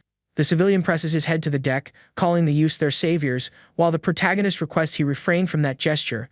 Cutting off the heavy emotional scene, the group leader maintains a highly serious posture, alerting that they need to move to a secure spot. After some time, the story displays a table packed with soiled dishes beside a small gas cylinder and a toppled stool. The survivor observes a backpack stuffed with portable gas canisters, commenting that his house still has operational water and power. The civilian recounts he survives utilizing solar panels for basic needs, gathering plenty of food by scavenging local restaurants. Grabbing a few boxes, the man asserts he has sufficient food for them to survive, confessing he heads out daily hunting for his daughter. Trying to break the formality, the boy with glasses requests the man speak less formally since they are noticeably younger. The survivor rejects the concept, justifying that the youths are his saviors, but ultimately agrees to alter his manner of speech. The student reveals their escape from the dangerous gangbook zone, and the civilian reacts astounded, asking if all the youths are alright. The girl shifts topics, bringing up his missing daughter, and the civilian laments having zero contact with her since day one of this chaos. The father recounts he left his wife and son at home to hunt for the girl by car, but nearly lost his own skin on that search. The student turns emotional, catching that the man's family chose to wait at home, rooting from the bottom of her heart for a successful search. Upon registering the assault rifle, the civilian queries the weapon's origin, and the group leader simply lies that he found the item on a street. Noting nightfall, the civilian asks where the youths plan to sleep, and the warrior responds they intend to breach some doorway around here. Wanting to return the massive favor, the extracted man offers secure shelter and plenty of comfort inside his own family residence. The leader surprises everyone by rapidly accepting the invitation, asserting it is a great honor to sleep inside that innocent man's home. Insecure about everything, the student glares at her partner searching for approval, and the youth with glasses merely agrees in a highly uncertain way. The survivor pulls some supplies from the refrigerator, asking if the youths require assistance with anything else. Shortly after, the scene shifts outside, showcasing a gorgeous late afternoon over a street packed with power lines and residences. Walking down the road, the man smiles, alerting that they have finally arrived, while the boy with glasses analyzes the premises. The entire group halts before the massive estate, observing the large residence with high walls with deep attention. The student registers the roof of the residence, left amazed by the presence of the massive solar panels installed there. Observing the structure with heavy caution, the armed leader notes the highly elevated walls and the highly resilient iron gate. The defector also registers the barbed wire fencing, concluding that that location would be the perfect refuge if it had operational water. Without losing his survival focus, the soldier brings his hand over to the rifle, chambering a round into the heavy hardware as a precaution. The civilian tenses up over the action, wanting to trace the reason, and the warrior requests apologies, asserting he is highly cautious. Swaying from nerves, the father of the family attempts to reassure the newcomer, alerting that zero dangerous people exist here. Near the main entry, the man raises his voice, alerting his wife that he finally managed to make it back home. Meanwhile, the scene cuts to an alternative location, revealing an old employment agency sign hanging on the wall. The focus showcases the dark, bleak inside of a large office packed with cluttered desks and empty chairs. Gripping a knife soiled with blood, a mysterious man paces through the space, complaining that he nearly died today. The stranger reveals he has slaughtered more humans than actual monsters, asserting that that cursed place needed to be bombed. Dropping the bladed weapon onto the plush sofa, the violent survivor decides to lay down to rest his body following the hard clashes. Immediately after, the killer registers a massive whiteboard at the rear of the dark room, standing up wanting to comprehend the writing. The man's blood-soiled face wins a massive sadistic smirk while he unleashes a macabre, intimidating laugh. Reading the words on the panel, the villain concludes that the group was stationed here, deducing the youths located the leader named Hachiel. Glaring at the notes on the dark board, the enemy attempts to project the group's upcoming moves toward another city station. The story returns to the front of the massive estate, showing the group waiting peacefully for the green gate to swing open. Heavily emotional, the father of the family sprints to the rear of the residence, yelling to alert that he finally returned home. In that microsecond, the defector glares at his partner with glasses, requesting he halt his march, leaving the boy thoroughly confused. The soldier passes his companion, alerting that he will breach first, and the student agrees, displaying a slight nervousness on his face. The father enters the dim living room desperately, and the warrior tracks right behind, suspicious this could be a massive trap. Gripping the rifle firmly in his hands, the leader enters the location prepared to seize that residence utilizing brute force. The defector's eyes snap wide, losing his speech as he catches the heavy, loving cries exploding directly from the man's wife and son. The touching image showcases the family locked in an embrace, weeping heavily as the woman recounts her gargantuan fear of losing her husband. Witnessing that beautiful family scene, the armed warrior drops his gaze, feeling massive guilt for doubting the sincere survivor. The leader and the boy with glasses remain stationary in the corridor in absolute silence, merely observing that happy, emotional reunion. The father of the family requests apologies for the delay, introducing the protagonist's crew as the massive saviors of his life. With that, the group responds in a humble fashion that it was no big deal while the scene focuses on a spinning ceiling fan. The homemaker smiles gently, requesting the youths relax while alerting that the residence's water supply is fully functional. Completely surprised by the news, the girl asks if they truly are going to be able to take a shower at this exact microsecond. With deep warmth, the woman grips the student's hands, confirming with massive joy that everyone can focus on cleaning up. The homemaker praises the young girl's beauty, wondering why someone so gorgeous is enduring such danger out there. Her partner thanks her for the praises with heavily flushed cheeks, also exalting the kind homemaker's natural beauty. The mood shifts slightly when the woman adopts a slightly melancholic expression, remembering her own missing daughter. The student catches that the missing girl is her exact age, revealing that the group was already aware of that sorrowful situation. Attempting to comfort the mother's heart, the young girl delivers a warm embrace, asserting she is certain the daughter is still alive. The homemaker thanks her for the comfort, focusing on prepping the food while requesting the student merely rest and not worry. The woman declines the young girl's help, offering clean clothes belonging to her own daughter for her to wear after finishing her well-deserved shower. Meanwhile, a small, frightened boy peeks at the crew of survivors from behind a piece of wooden furniture in the corridor. The moment he registers movement in the room, the little boy backs away rapidly, concealing himself behind the bookcase in absolute silence. The protagonist observes the scene from afar, deducing that the child must be the younger son of the couple residing in that location. The leader sits on the sofa gripping the heavy rifle, asking his partner how his foot is holding up following the escape from the monsters. At that moment, the boy showcases his bandaged foot, while the seasoned warrior tenses up upon seeing the massive swelling on the area. Analyzing his ally's status, the soldier comments that the ideal path would be for the group to rest longer inside that secure house. The warrior alerts that they need to sweep the house for security, and the student admires his classmate's high, alert mental state. Shortly after, the focus swaps to a closed wooden door where it is possible to catch the constant sound of water hitting the floor. The student capitalizes on the hot water to clean herself up, feeling an enormous wave of relief to finally secure a long shower. Washing her long, dark hair, the girl maintains a noticeably calmer, relaxed expression following so many dangerous clashes. Turning her thoughts to her partner's actions, the young girl grows irritated, questioning why he's trying to act so heroically lately. The survivor recognizes her companion's bravery, but vows to herself that she will block him if he attempts another crazy stunt. The passage of time is illustrated by an old, wooden grandfather clock tracking the hours inside the silent house. Following that, the story displays a lavish table packed with bowls of rice and stew prepared with deep care by the family. All the survivors gather around the table, marveled by the opportunity to eat an actual meal as a collective group. During dinner, the father of the family queries how the crew intends to reach Gangnam, given that all the bridges have been sealed. The warrior explains the strategy of utilizing the underground tunnel of Line 5, provided the route isn't completely blocked off. The leader listens to the civilians' response in absolute silence, paying deep attention to the vital data regarding the Line 5 route. The university professor reveals his daughter was stationed at Gwangnaro Station, and the group is left surprised by the massive coincidence. The defector catches the location name, deducing merely that that is one of the final stops near the river along Line 5. The map on the board shows that the station sits a few stops from here, marking their final destination before crossing the massive river. The leader outlines the group's underground route, rallying the father by noting his daughter might be alive near that path. Confronting the combatant in a highly serious manner, the older man confesses he was also thinking about that exact opportunity. The scene showcases a fact of the civilian facing gridlock traffic that forced him to abandon his car and walk without pause. Right after, the memory reveals the station entrance completely dominated by angry monsters and packed with blood across the stairwells. The civilian recounts it was entirely too far to march to the site, laments being trapped inside his house due to being unable to leave his family. The combatant understands the absurd distance, asking in a calm manner if the surrounding roads are also dangerous for driving. The image illustrates streets blocked off by crashed cars, and the father alerts that driving through there can result in a fatal scenario. The seasoned soldier reflects on that powerful assertion, concluding in silence that attempting to drive through that area is unviable now. Shifting topics, the homeowner apologizes for failing to introduce himself earlier, revealing he is a prominent university professor. The man suggests everyone execute a rapid introduction, and the scene focuses on a green plant at the corner of the well-lit corridor. Shortly after, the story displays the outside of the massive estate during the nighttime, revealing operational lights switched on the main floor.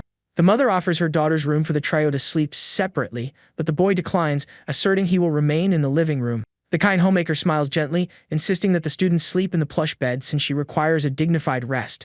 The young girl turns her face in a silent fashion, looking at the boy with glasses while awaiting some reaction from him at this exact microsecond. Flashing a massive smile, the girl surprises her companions by stating she also prefers to sleep on the living room floor with her two friends.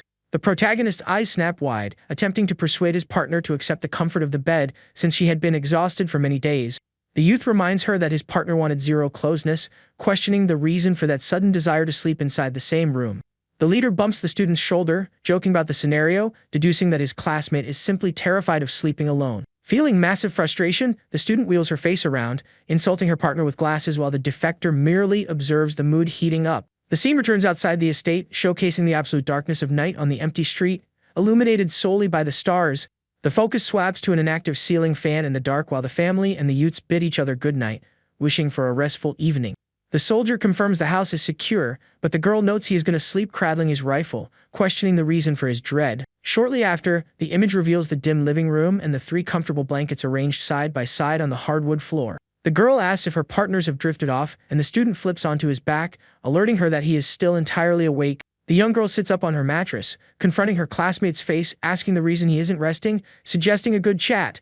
Packed with curiosity, the young girl glares at her classmate on the bedding, asking exactly what was crossing his mind before they went to sleep. With a slightly sorrowful and highly distant gaze, the young protagonist responds in a silent manner that he was thinking about his own mother. The boy confesses he fears for his mother's security, feeling awful to be here witnessing that tight, unified family unit. Glaring at her team companion in silence, the young girl listens to the confession, displaying a highly understanding gaze. Driven by pure empathy, the student promises that she will assist the protagonist in locating his mother regardless of the cost. Minjin observes his classmate's face resting on the pillow, processing that completely unexpected promise. Pulling the blanket up near his nose, the youth offers his thanks for the back in a sincere manner with a highly low voice. Right after, the student sits up on the dark floor, crossing his legs, signaling that he needs to articulate something else. The youth comments that he also harbors curiosity regarding his friend's parents, since no one knows of their current whereabouts. Wearing an expression packed with concern, the hero queries if his classmate is truly managing well with this entire situation. The boy reminds her that they are her only parents, while the girl's eyes display a highly calm, hollow focus. The young girl sighs, agreeing that she can reveal the truth, leaving her partner completely confused inside the living room.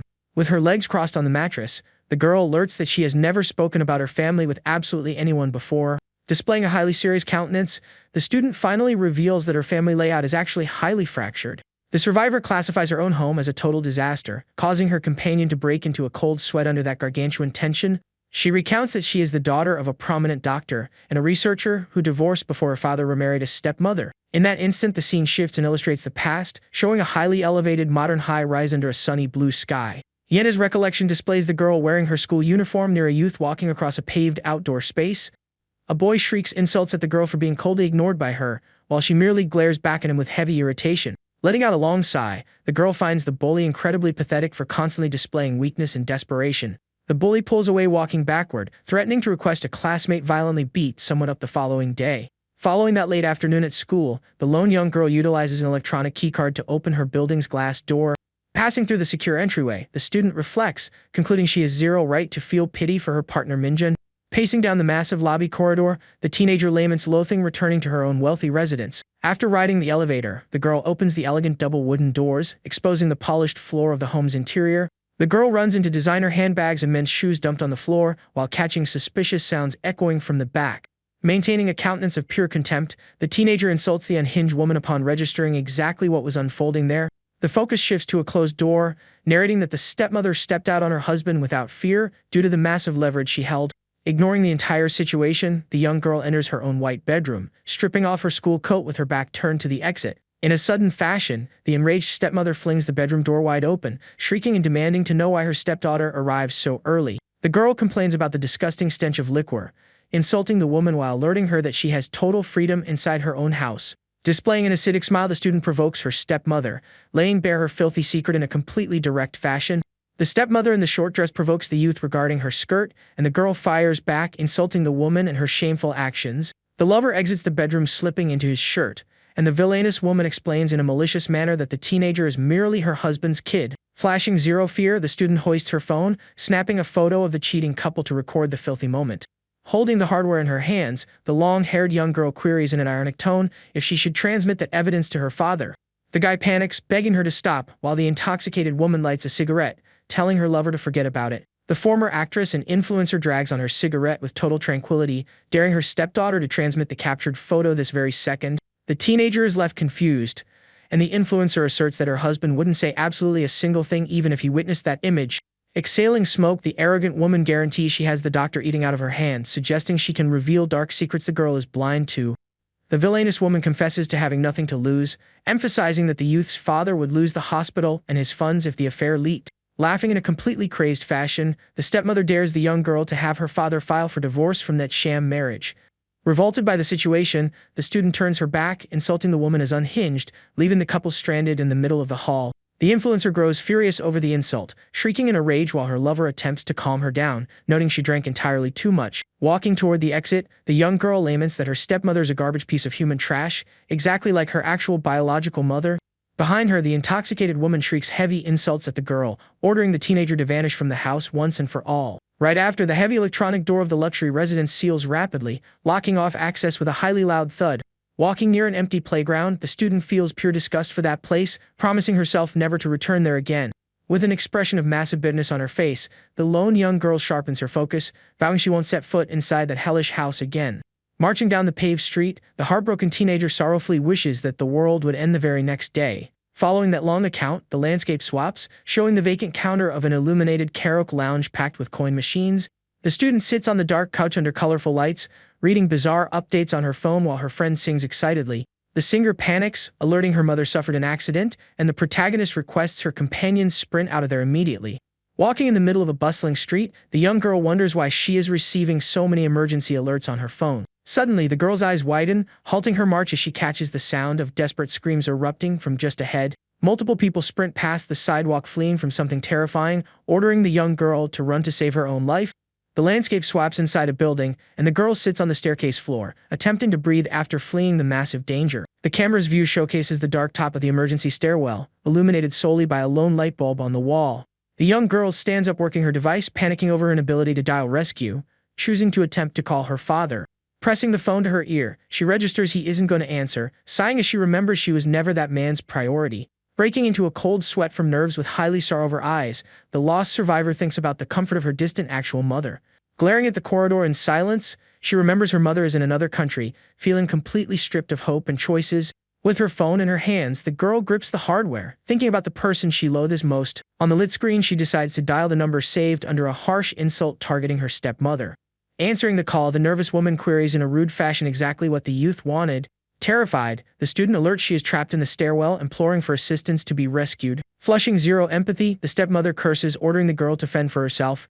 On the opposite end, the woman alerts that the apartment has dissolved into total chaos, asserting she needs to save herself. Immediately after, the stepmother terminates the call without a second thought, severing all contact. Maintaining a heavy silence, the long, dark-haired woman turns her back. The landscape swaps to a cluttered bedroom where someone thuds on the door, calling out Yena's name. Curled up on the floor, the girl requests in a low voice for the person on the opposite side to go away.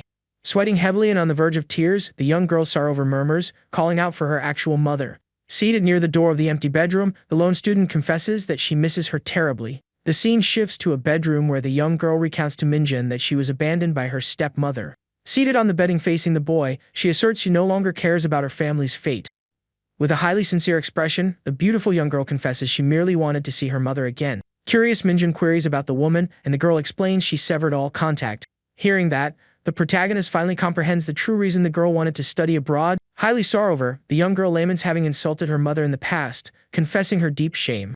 Looking down with a face packed with sadness, the student concludes that she is completely alone. Discerning the pain in her classmate's voice, the youth catches everything while maintaining a data-driven, understanding, and calm silence.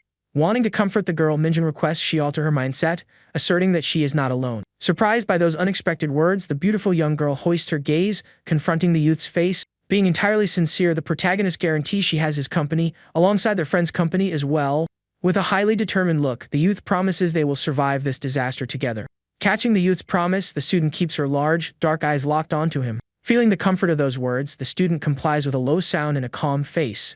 The focus swaps to a large clock on the wall, while they attempt to get some sleep. Outside the house, the vacant street is occupied by dangerous creatures marching through the darkness. Shortly after, the scene showcases the facade of the two-story house under the clear dawn sky. Inside the morning-lit bedroom, the girl rests deeply, tucked inside the blankets. The scene shifts to a short-haired youth who sleeps deeply, cradling a large rifle. In a dream, a cloudy sky is showcased while a man threatens to drag the boy out and shoot him exactly like he did his parents. The landscape swaps, revealing the youth completely battered on the floor while imploring for his life, catching malicious laughter. An aged face laughs mockingly, asserting that the boy and his siblings are destined to live in trash forever. The youth snaps his eyes open in the dark, startled to catch the sudden sound of a car engine turning over outside. Springing up rapidly, the youth sits up on the cot, trying to comprehend the reason for catching a vehicle sound at this moment. Right after, the marksman alerts an older man regarding the vehicle parked outside, choosing to investigate what is unfolding.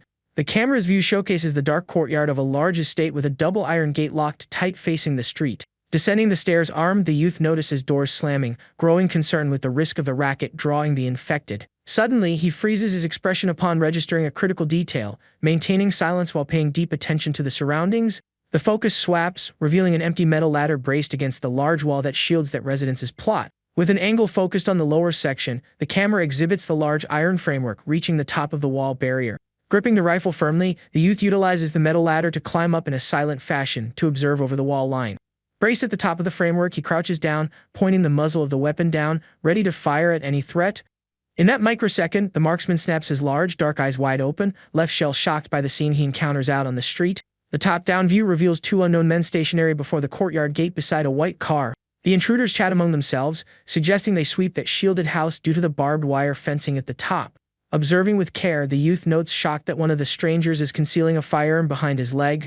Leveling the rifle, the youth orders the duo to freeze, commanding they drop the hardware with their hands in the air. Startled, the man with glasses hoists his hands while the marksman threatens to shoot him in the head if the weapon isn't thrown down. Complying with the order, the intruder drops the pistol onto the asphalt, and right after, the youth orders the duo to back away 10 feet.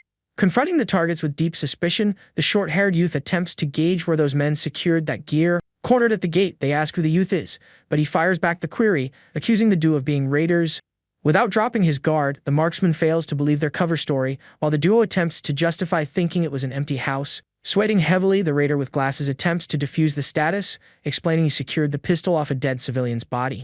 Irritated, the marksman calls the justification a lie, noting it is impossible for an ordinary civilian to possess heavy weaponry in that nation. Maintaining his calm, the youth explains his rifle is for military use, but highlights that the fallen pistol does not appear to be police issue. Desperate, the man asserts the two are decent people, recanting they fled a shelter at Gunja Station following a quarantine lockdown. The duo requests to leave carrying the gear, but the youth cuts them off, focusing strictly on the location the man with glasses cited. Completely surprised, the youth concludes that transit station sits very close to an alternative sector highly critical to him. Confirming the data, the raider with glasses asserts a massive shelter exists at the site, leaving the protagonist even more surprised. Demanding proof, the youth listens to the man advise a visit to the site, while warning of the massive dangers of that journey. Confronting the target with heavy seriousness, the marksman demands to hear much more regarding that entire mysterious shelter situation. The man in the camouflage shirt accepts the talk, listening to the youth query about a 20-year-old woman named Seo Haek-young. Fearing the infected might close the distance, the duo suggests entering the house, and the protagonist agrees, banning weapons inside. Following that choice, the scene focuses on the upper section of that large residence, showcasing the blue dawn sky. Inside the house, an older man in pajamas and glasses is left totally shell-shocked to hear about the Gunja Station shelter. The raider describes the shelter's heavy security, recounting their escape from the monsters until managing to steal that vehicle. Anxious, the older man ignores the car details, requesting the stranger focus strictly on his daughter's final tracked coordinates.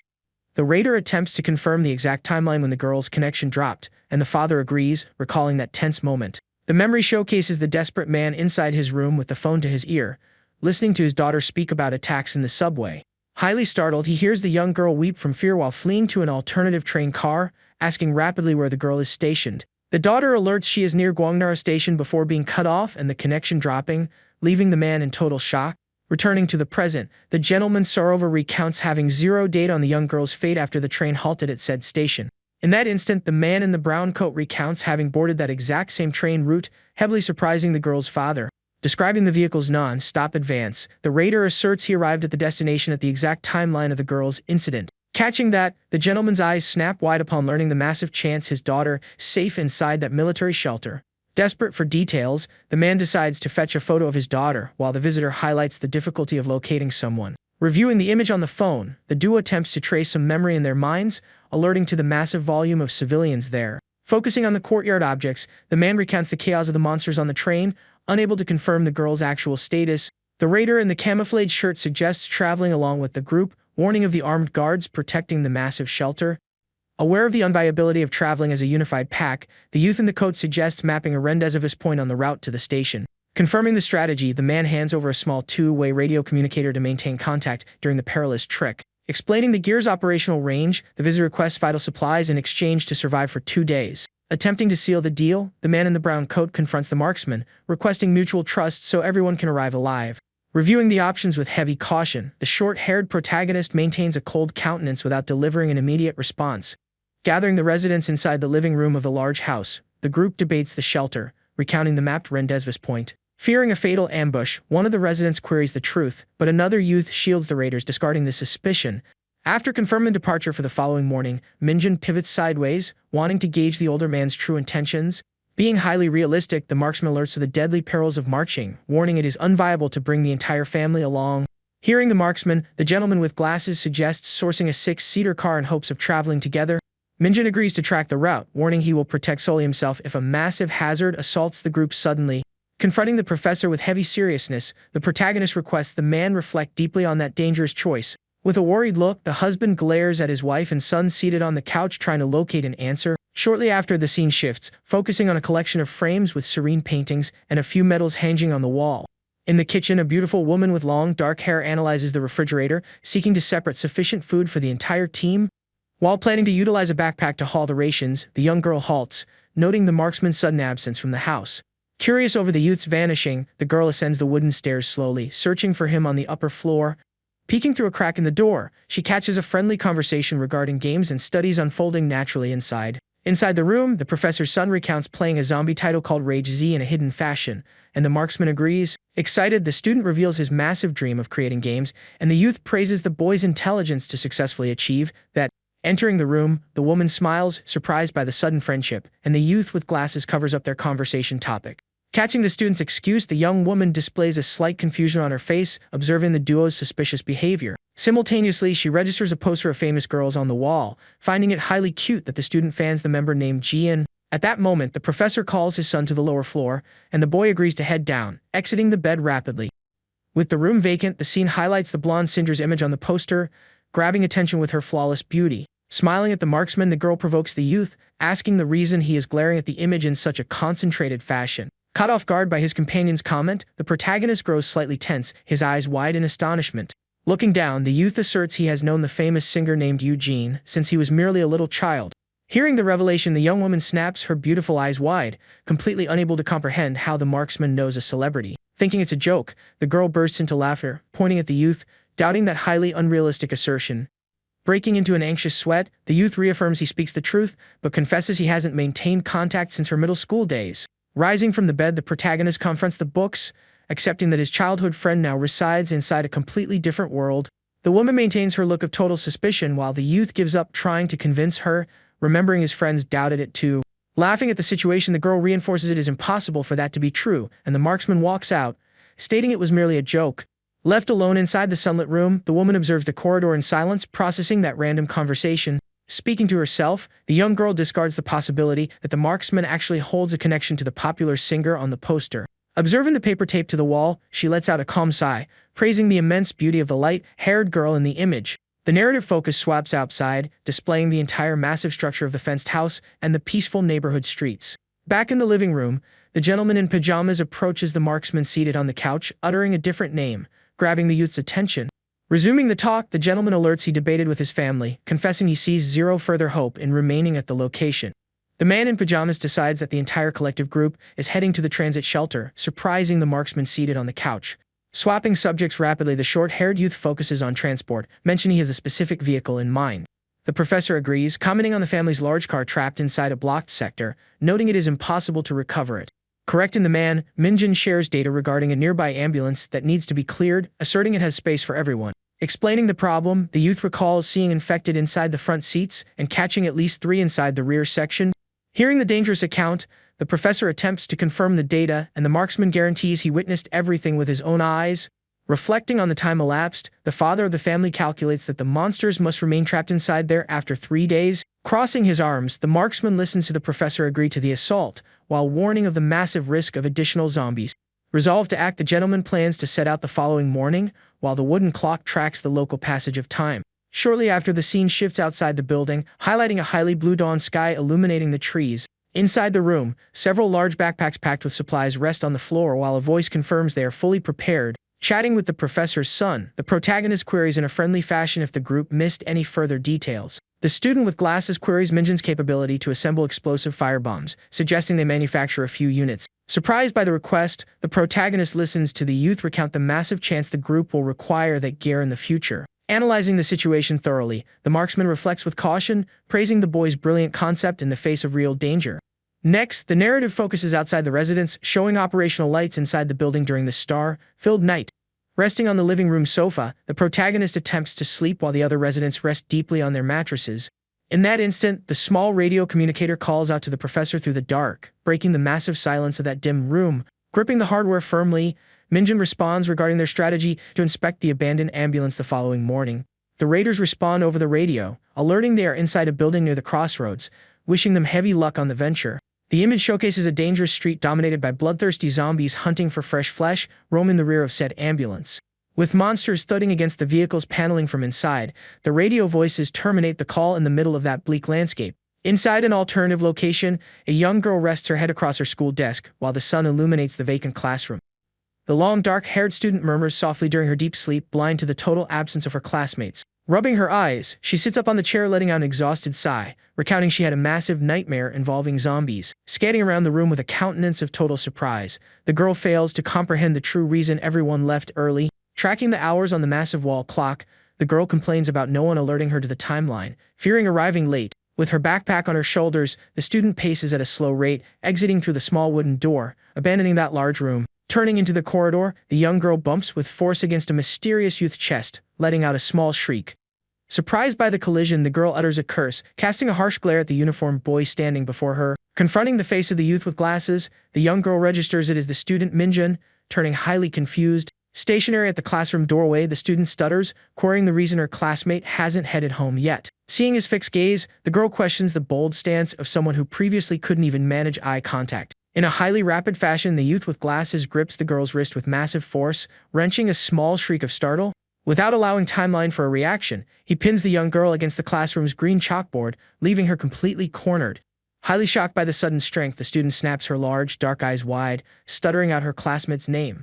Pinned against the wall, she orders the boy to release her arm, accusing him of wanting to get killed for doing that. With his face extremely close to his classmate, the student murmurs a curse, maintaining a countenance of heavy rage and seriousness.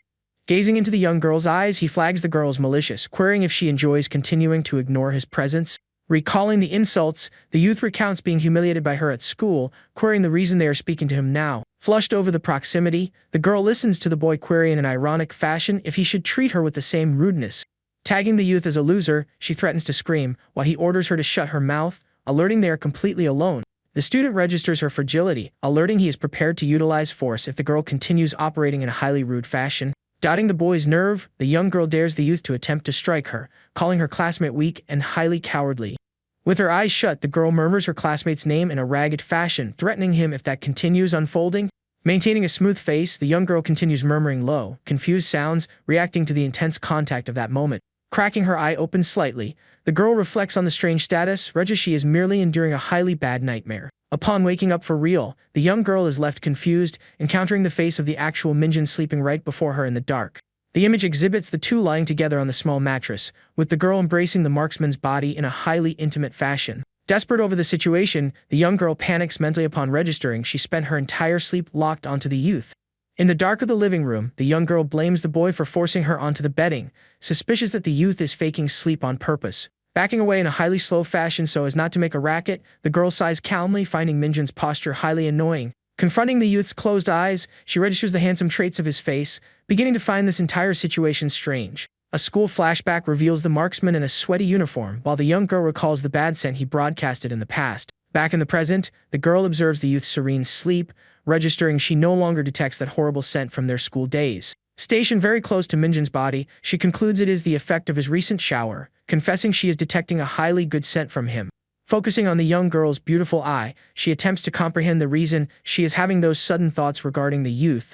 Observing Minjin's illuminated face, the girl ponders the youth's beauty, querying again if this is still a dream. Extremely close to his face, the young girl blames the end of the world for her mental confusion, thinking the absence of glasses transformed the marksman. Snapping his eyes open in a sudden fashion, the youth wakes up on the mattress, confronting the girl's beautiful face extremely close to him. Glaring right back at the youth, the long-haired student registers the situation, murmuring a sound of total confusion.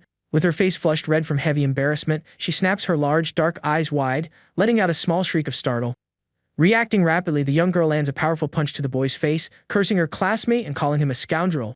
The racket startles the armed man, who rises rapidly with his rifle, while the assaulted youth requests he return to sleep. Shortly after, the youth attempts to explain himself, asserting he took a massive startle because she was inspecting his face from up close. Pulling up the blankets to shield herself, the girl denies the accusation, recounting that the youth was already awake before she opened her eyes. Breaking into an anxious sweat for being caught, the student looks away under heavy tension, muttering a low curse. Shaking from massive rage, the student recalls the assault suffered in her dream, confronting the youth with a highly irritated countenance. Losing her patience, the dark-haired girl hoists her leg, landing a highly powerful kick right on her classmate's chin. The scene shifts, showing the youth seated on the bedding rubbing his injured face while confronting the girl hidden inside the blanket. Hand on his chin, the student attempts to recall the timeline when he slept, querying if he insulted the girl during his sleep.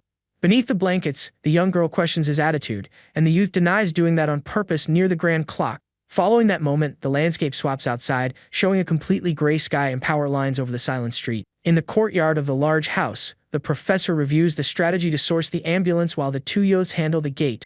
Instructing the group, the short-haired man requests the student watch the upper zone without dropping his guard for a single microsecond. Wrapping up the talk, the professor alerts that the two will soon be back, and the woman requests her husband exercise heavy care. Executing the order, the boy with glasses remains at the highest section of the residence, utilizing dark binoculars to analyze the streets. The gear's view showcases a massive fog blanketing the entire region, making it difficult to spot the abandoned cars on the route. Braced at the wall, the girl asks if he located the adults, and the youth confirms the poor weather heavily disrupts visibility. Concerned over the delay, the student notes the passage of an hour, hoping zero disaster occurred along the trek. The student attempts to calm his companion, asserting that handling the monsters takes timeline, but is cut off by the blast of a heavy gunshot. Catching more discharges echoing through the gray region, the duo freezes at that exact millisecond, confronting the street in extreme shock. Highly startled, the young girl asks if that armed man was firing, and the youth in the gray coat denies it in a highly rapid fashion. Paying close attention to the sound, the boy explains that the racket generated by their companion's rifle holds a noticeably different tone. Trying to comprehend the mystery, the girl floats the theory that that alternative pack of raiders from the previous day is causing the chaos. At that exact microsecond, the student snaps her beautiful, dark eyes wide, registering a sudden shift in the weather of that location. Rising from the chair in a highly abrupt motion, the young girl clamps her mouth with both hands, leaving the boy with glasses heavily worried. Experiencing a sudden wave of nausea, the girl recounts she is detecting an extremely heavy stench of rot coming from that street. Observing the area with fear, the student looks back at the fog, alerting aloud that something dangerous is closing in on them. Catching a desperate shriek begging to unlock the door, the student with glasses snaps his eyes wide, highly startled by the racket. Operating rapidly, the youth hoists the dark binoculars, trying to look through the heavy fog to comprehend the cause of that desperation. The gear's view reveals the man in the brown coat sprinting down the street toward the gate while gripping a pistol in his hand. Bleeding and with a face seized by terror, the raider sprints down the vacant street, imploring at the top of his lungs for someone to unlock the door. Spotting his face, a memory from the previous day floods the boy's mind, showing the agreement sealed with the raider duo. Shocked by the find, the marksman recognizes the survivor, murmuring the fact that he is the exact same person who was here earlier. His companion queries the status, listening as the youth confirms the man's identity while trying to comprehend the vehicle's vanishing. Fleeing from something horrific, the stranger arrives out of breath, thudding against the large green gate with massive force seeking immediate shelter. Gripping the weapon firmly, the man strikes the iron framework multiple consecutive times, demanding entry as fast as humanly possible. Discovering that man's partner suffered a brutal death, the student laments, turning fearful over the complete vanishing of his allies. Sweating heavily, the raider recounts the advance of a terrifying monster, making the mood even tenser for the two youths at the wall. In tears, the man alerts that the firearms are completely useless against the brute force of that massive, bloodthirsty creature. Fearing the worst, the protagonist utilizes the binoculars again to investigate the hazard marching concealed through the thick mist. Observing the horrific scene, the student turns pale with fear, refusing to believe the unrealistic image marching before him. The view focuses on blood, slicked feet marching slowly while a hideous voice hunts for the young student in a shadowy fashion. At that microsecond, an old memory showcases a large, highly smiling man introducing himself in a friendly fashion in the past. The pleasant image shifts rapidly to the blood, slicked face of the heavy thug, imploring them to accept something in the middle of the chaos. The marksman recalls a video game match where his team partners order a retreat because of a highly fat zombie. Confronting the monitor in his memory, the youth recounts the constant doubt inside his mind, comparing the virtual monster to the real world.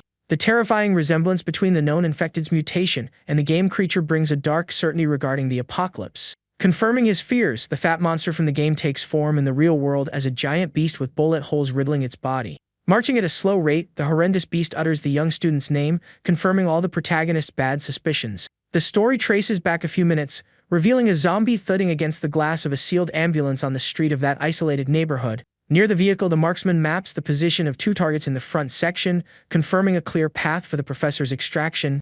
Suddenly, the blasts of loud gunshots take hold of the gray region, grabbing the armed youth's attention in an immediate fashion. The gentleman with glasses finds the racket odd, while the radio communicator alerts to a massive problem unfolding on the opposite end.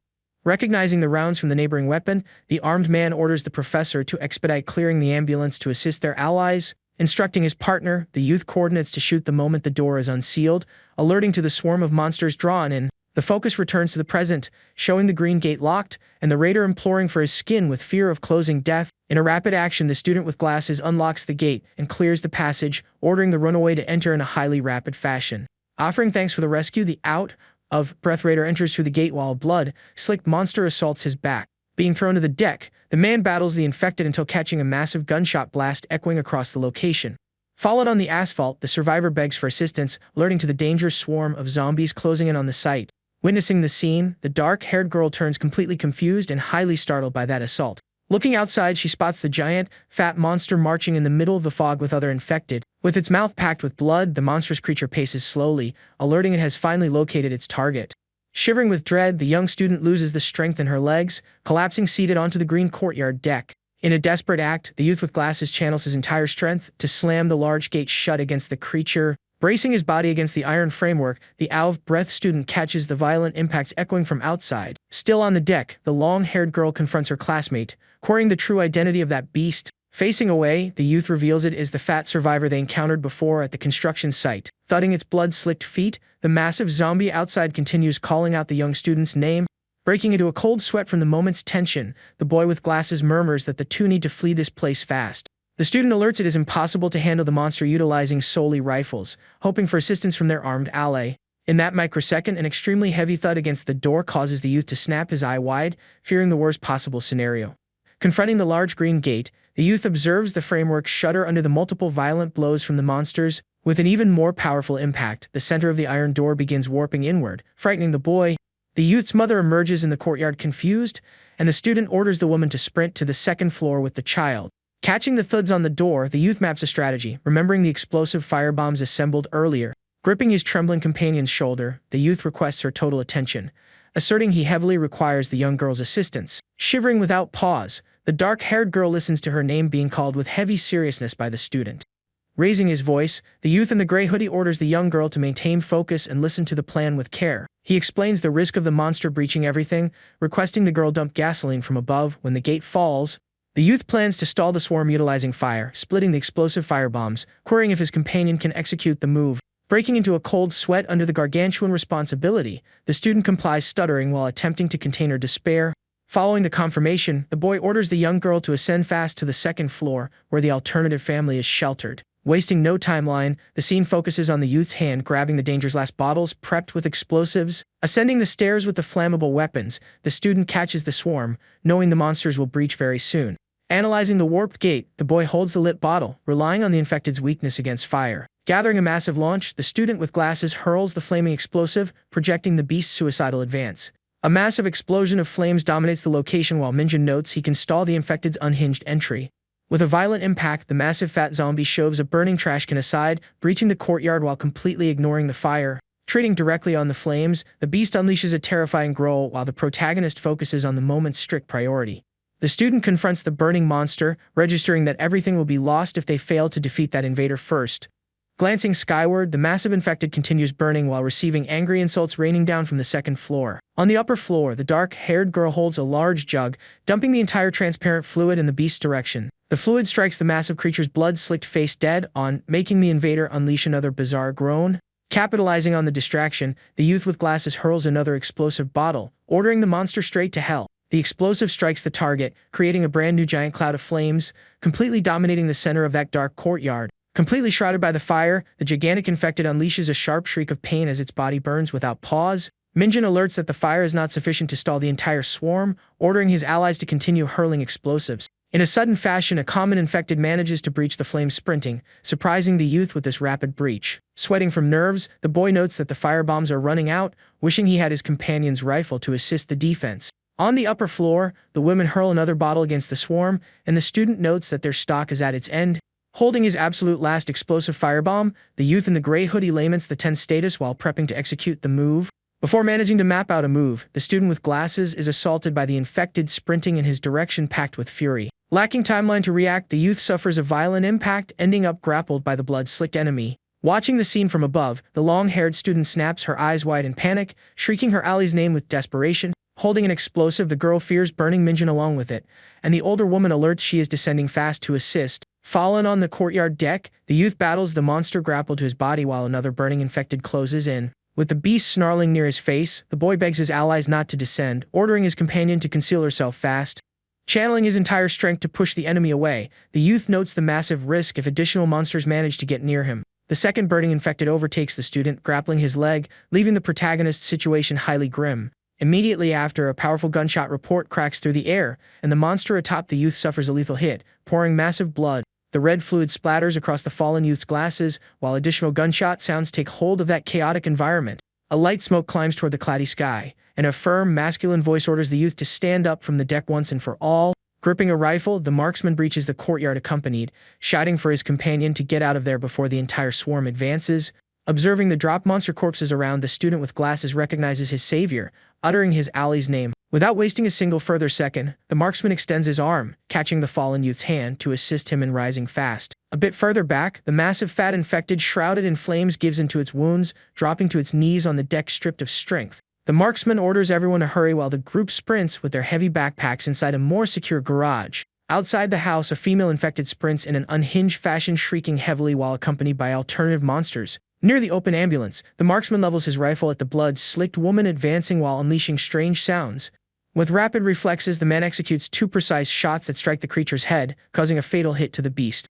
While the older woman mounts the ambulance, the marksman takes a deep breath, lamenting the fact that he expended his absolute last round. With everyone secure inside the emergency vehicle, the rear door is slammed shut with force, leaving the blood-slicked hazard behind. Seated in the passenger seat, the marksman orders his ally to hit the gas fast, and the driver with glasses complies with seriousness. Hitting the accelerator, the van flees at maximum speed down the street while the zombies sprint right behind, growling with massive rage. The heavy vehicle strikes one of the infected along the path, tossing the grimy, red, slicked body far out with a heavy, dull thud. Maintaining his hands firm on the steering wheel, the driver breaks into an anxious sweat, paying total attention to the street to avoid wrecks during the escape.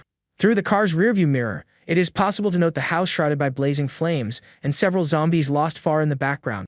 The bright fire continues tearing through without control, consuming the entire structure where the survivor group was previously stationed. With the danger falling behind, the man in the coat relaxes his posture slightly, but remains focused on driving with total security. The scene focuses on a wide view of the city, showcasing chaotic streets packed with abandoned cars and zombies marching without a mapped path. Shortly after, the emergency vehicle rounds the corner with care, passing near a police cruiser left in the middle of the gray street.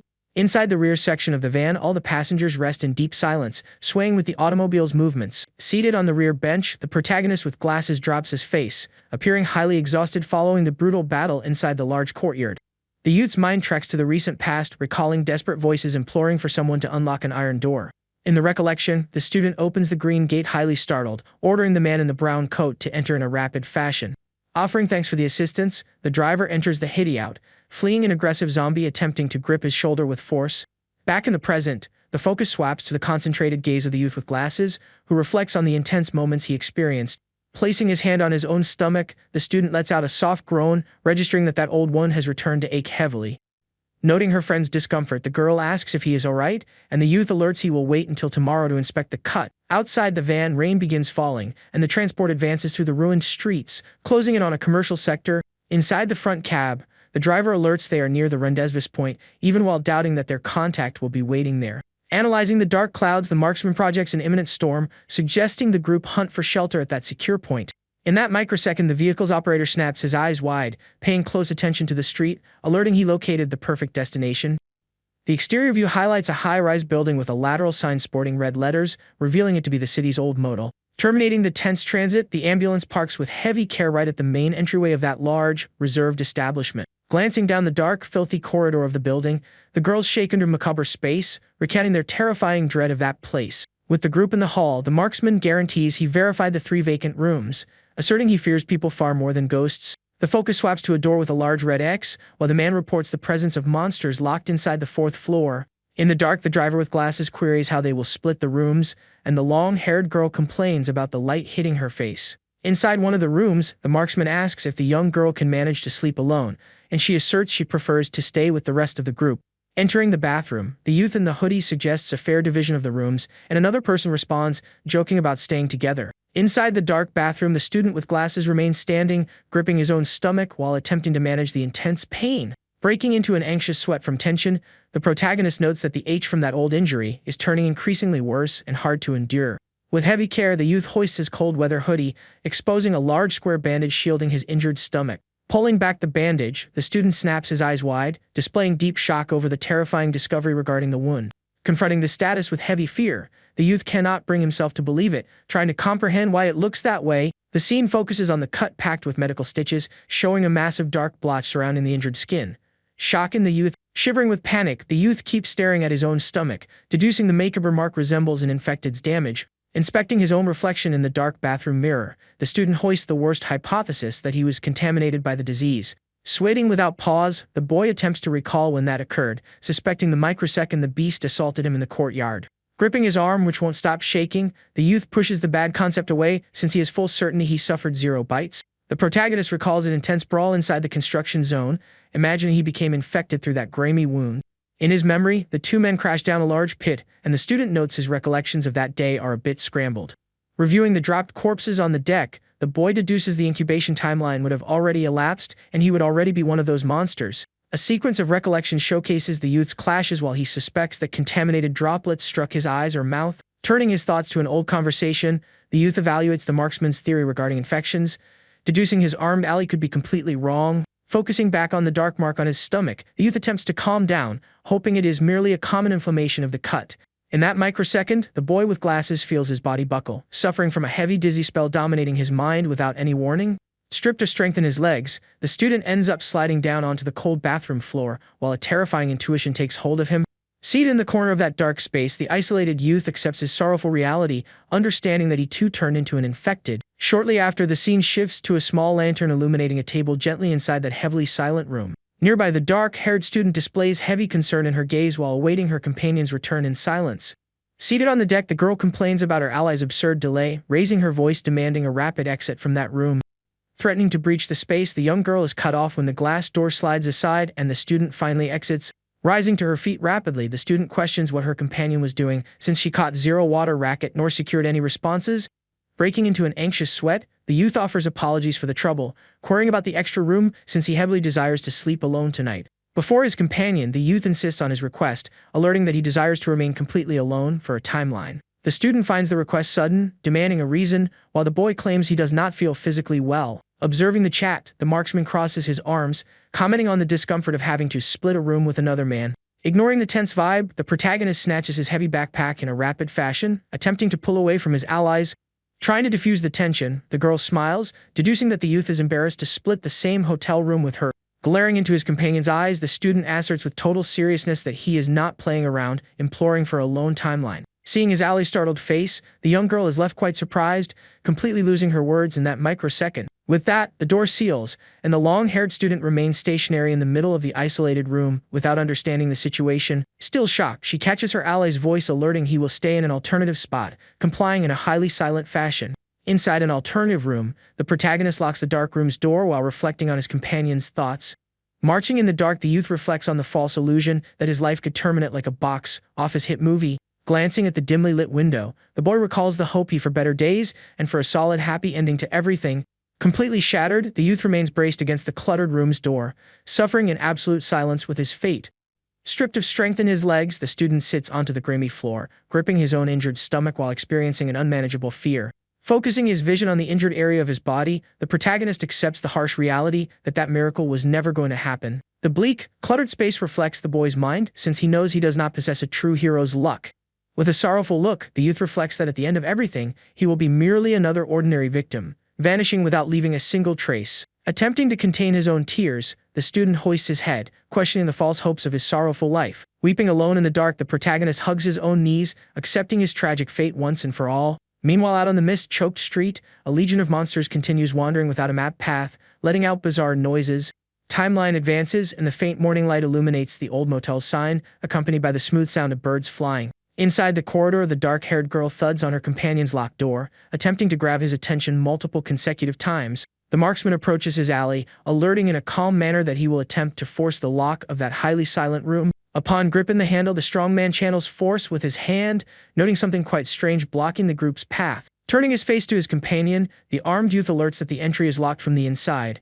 Turning heavily intrigued, breaking into an anxious sweat over the situation, the man sharpens his focus on the door, confessing he holds an awful bad feeling regarding his ally's silence. Before the isolated room, the combatant breaks the silence, asserting his heavy suspicion that the youth became infected by the disease.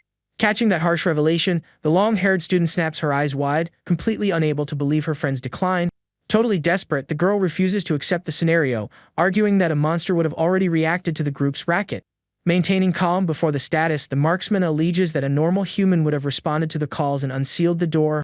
The girl's gaze turns startled, hoisting the terrifying hypothesis that her companion has already ceased breathing inside the room. Hearing that, the young girl rebukes the marksman, requesting in a highly tense fashion that he halt that type of bad joke. Wasting no timeline, the young girl begins thudding on the door with massive force, shrieking, demanding that the protagonist unlock it now. The ally keeps forcing the entry inside the dark corridor, alerting in an angry tone that her companion's silence is zero fun. Despite all the absurd racket, the space returns to being dominated by a deep silence from the opposite side of that lock. Confronting the entry's wood, the long-haired girl drops her tone of voice, calling her classmate's name one more time. Seized by despair, the woman punches the door with total aggressiveness while demanding at the top of her lungs that he clear the path. Breaking into an anxious sweat with heavy panic, the young girl loses emotional control, shrieking insults at her companion in the middle of that dark hall. But during that fit of rage, the girl forces the metal handle, registering that the door finally cleared, opening very slowly. Seeing the crack at the sight, the student snaps her eyes, which are packed with tears, wide, displaying a massive shock over that revelation. Observing the dark inside alongside the marksman, the girl attempts to query if her friend is okay, catching his completely spent voice. Gripping his own stomach, sweating without pause, the protagonist alerts with massive weakness that something is heavily wrong with his body. Following that, the scene shifts to a flashback, showcasing the calm landscape of a residential street with houses on a beautiful sunny afternoon. At the site, an iron barrier blocks the view while someone shrieks in a hurried fashion, imploring to pull away from there. Near the grate, a boy alerts his companion regarding the dangers of that plot, asserting that a completely unhinged resident lives at the site. Confronting the wall, the youth catches data regarding the legend of the Doomsday Crackpot, confessing he holds plenty of curiosity about those beliefs. The startled companion fears catching around from the lunatic owner, but the other argues in a calm manner that the sector is highly peaceful. With a heavily worried face, the youth in the green shirt asserts he doesn't hold much certainty regarding the isolated resident's goodness. The story reveals that the instance occurred 18 years ago inside the United States, and quickly the fearful friend decides to head home. Being left alone, the curious boy remains with his back turned, observing the large makeshift barricade in absolute silence on the street. At that moment, a loud, surprised voice erupts from the opposite side of the massive barricade, demanding answers regarding the boy's presence there. The mysterious resident alerts that the zombies will conquer everything very soon, and the boy fails to comprehend nearly any of that message. Observing the large locked gate, the boy tilts his face in confusion, asking without fear about the existence of those monsters. Swapping subjects, the resident questions the boy's distinct language, listening to the boy respond that both spoke Korean. The man quickly deduces that the boy belongs to an Asian family in the region, but the child reveals he resides at an old uncle's house. Maintaining interest, the plot owner queries about the visitor's parents, and a highly tense silence takes hold of the street boy. With a painful look, the boy recants he lost his mother and father very early back in Korea, remaining with few relatives in his family layout. Confronting the gate, the child recounts that he and his twin brother were dispatched here, while the resident delivers his condolences. Without delay, the man demands the boy return home, alerting to zombies, reinforcing the boy's thesis regarding crackpot madness. The lunatic goes so far as to offer shelter inside his plot, and the boy questions mentally if the entire chat is a type of theatrical staging. The youth reflects on the man's speech while listening to the plot owner celebrate the apparent emergence of the dreaded zombies. In an unexpected fashion, the iron gate begins to hoist slowly, breaking the silence and generating a highly mechanical racket. Stationary on the sidewalk, the boy observes the large iron structure clear, revealing a portion of that isolated shelter's interior. The door clears, and a bearded man gripping a shotgun shrieks in an aggressive tone, demanding the boy enter once and for all. Faced with that tense reception, the young street boy stands with his eyes wide open, entering into a deep shock. Illuminated by the sun, the location exhibits a white house hemmed in by grates, with multiple red hazard warnings painted on its walls. Inside the hideout, the dimly lit environment features a messy living room with food scraps scattered across the filthy table. Pacing down the corridor, the boy in the green shirt questions the armed man regarding the true meaning of a living corpse. Turning his back to the guest, the crackpot launches his long discourse, demanding knowledge regarding the fate of sinners. Glancing at a wall scribbled with blood, the boy listens to the man speak about Judgment Day and the lack of clearance inside hell. Entering into an additional room, the homeowner deduces that the souls rejected in the underworld would wander free across the human world. Catching the macabre account, the student focuses his vision on the host, paying deep attention to that highly fantasy-driven theory. Displaying massive tension, the warrior alerts that the end is near, guaranteeing that the boy would lose his life without solid prepping. Turning his face back, the survivor exhibits a shadowy gaze, promising to display something immensely incredible to the rookie. Next, the location reveals a secret stockpile with iron shelves packed with packages holding plenty of water and rations. An alternative section of the grand shelter presents an immense gun wall fixed to the studs, carrying multiple high-caliber heavy weapons. Descending a small flight of concrete steps, the host conducts the curious boy down to the secret basement of that isolated fortress. Breaking into an anxious sweat, the child stands mouth agape, displaying complete shock at the scene while trying to comprehend the massive mystery. Confronting the little boy dead-on, the bearded survivor reaffirms in a grave manner his heavy belief in humanity's end. The layout inside the garage highlights a massive armored vehicle retrofitted with iron grates and large sharp spikes at the front. 18 years pass and the story returns to the present, revealing a blood-slicked monster before a vacant motel. Inside the room of the Korean building, the allies encircle the double bed while the marksman targets his rifle at his friend. Uncomfortable over a team companion's stance, the student asks if he is truly going to keep the weapon leveled at the protagonist. Without dropping his guard, the focused man maintains firmness in his arms, fearing the sick boy might rise in a fury and assault everyone on the team. Breaking into an anxious sweat, the professor confirms the grave infection, reporting that the insane fever of 42 degrees was a terrible sign. Lying on the bed with his bandage ripped, the protagonist reflects on the stomach cut, since he fails to comprehend how the virus breached. Crossing his arms, the professor reflects on the delay of the symptoms, and the girl agrees, thinking the transition would be lightning fast. Observing the nasty injury, the combatant deduces in a logical fashion that some monster fluid brushed directly onto the old knife. With that, the armed companion alleges that the medical treatment already occurred when the dangerous infection chorea through the injury's veins. Catching the tragic theory, the young girl weeps in massive despair upon registering that her young ally was already sick for many days. Continuing the tense conversation, the armed man suggests that they must merely wait until the following day to review his status. Being more optimistic, the companion seated on the chair glares at the boy lying on the bed, hosting the theory of a potential immunity. The marksman quickly swaps his countenance, alerting he doesn't understand much about medical fields to confirm anything of the sort. In the exact same microsecond, the protagonist wakes up with his eyes wide open, breaking into a highly cold sweat upon catching his two allies' chat. Shell-shocked by those few words, the youth reflects mentally on the real chance of being resistant to the terrifying virus. Shortly after, the scene shifts, showing the grand facade of a beautiful, isolated motel in the city during sunset. With nightfall, the large building darkens completely while macabre monster sounds echo across the vacant street. The following morning, the injured youth rests peacefully on the motel bed, tucked up to his neck inside a thick red blanket. Surprised to register movement on the bedding, the beautiful girl seated alongside notices that her great friend finally woke up. Relieved over her companion's mended health, the young girl praises his face's status, asking how he was feeling. Confused over the time elapsed, Minjin queries how long he slept, discovering he was completely out since the previous day. Next, the survivor glares at his friend in a fixed fashion, wanting to trace the massive motive for her being seated there guarding his sleep.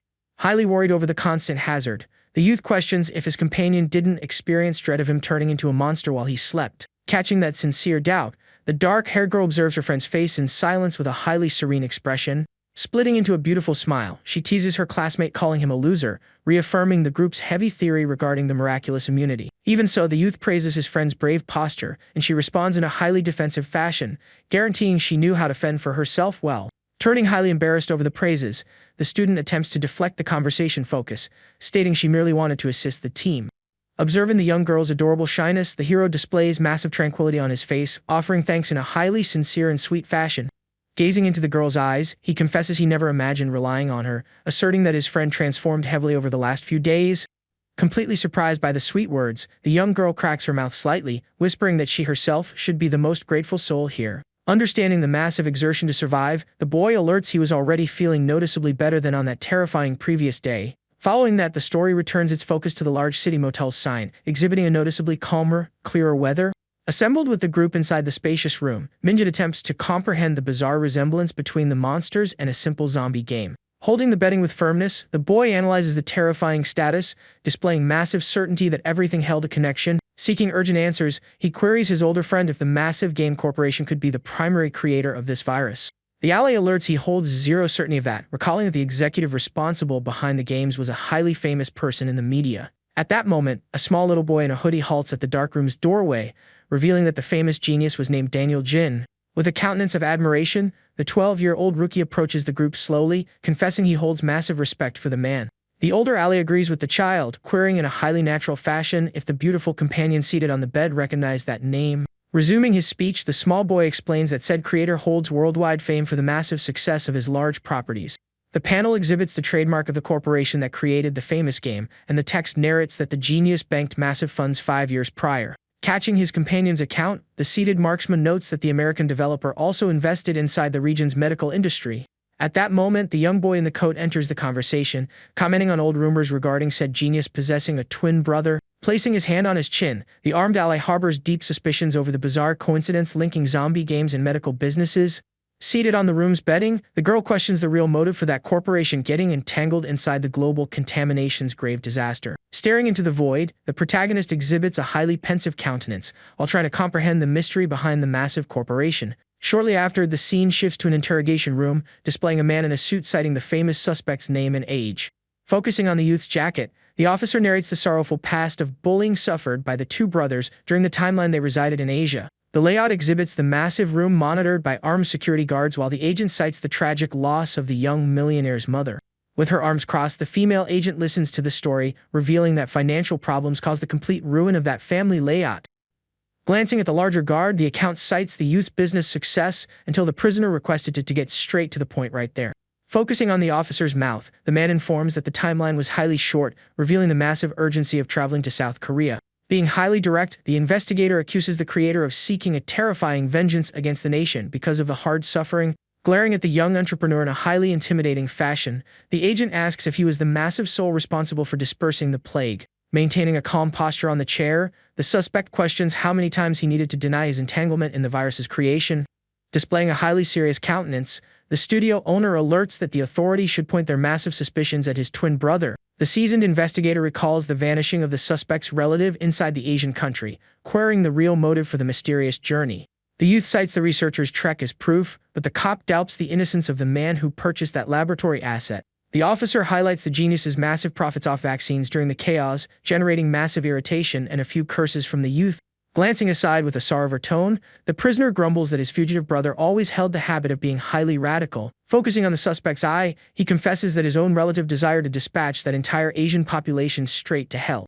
Startled, the agent reviews the account, and the youth denies creating the plague merely to transform his game into a massive reality. Pointing out the government's inefficiency, the genius guarantees his own corporation would be the lone entity capable of creating a true cure.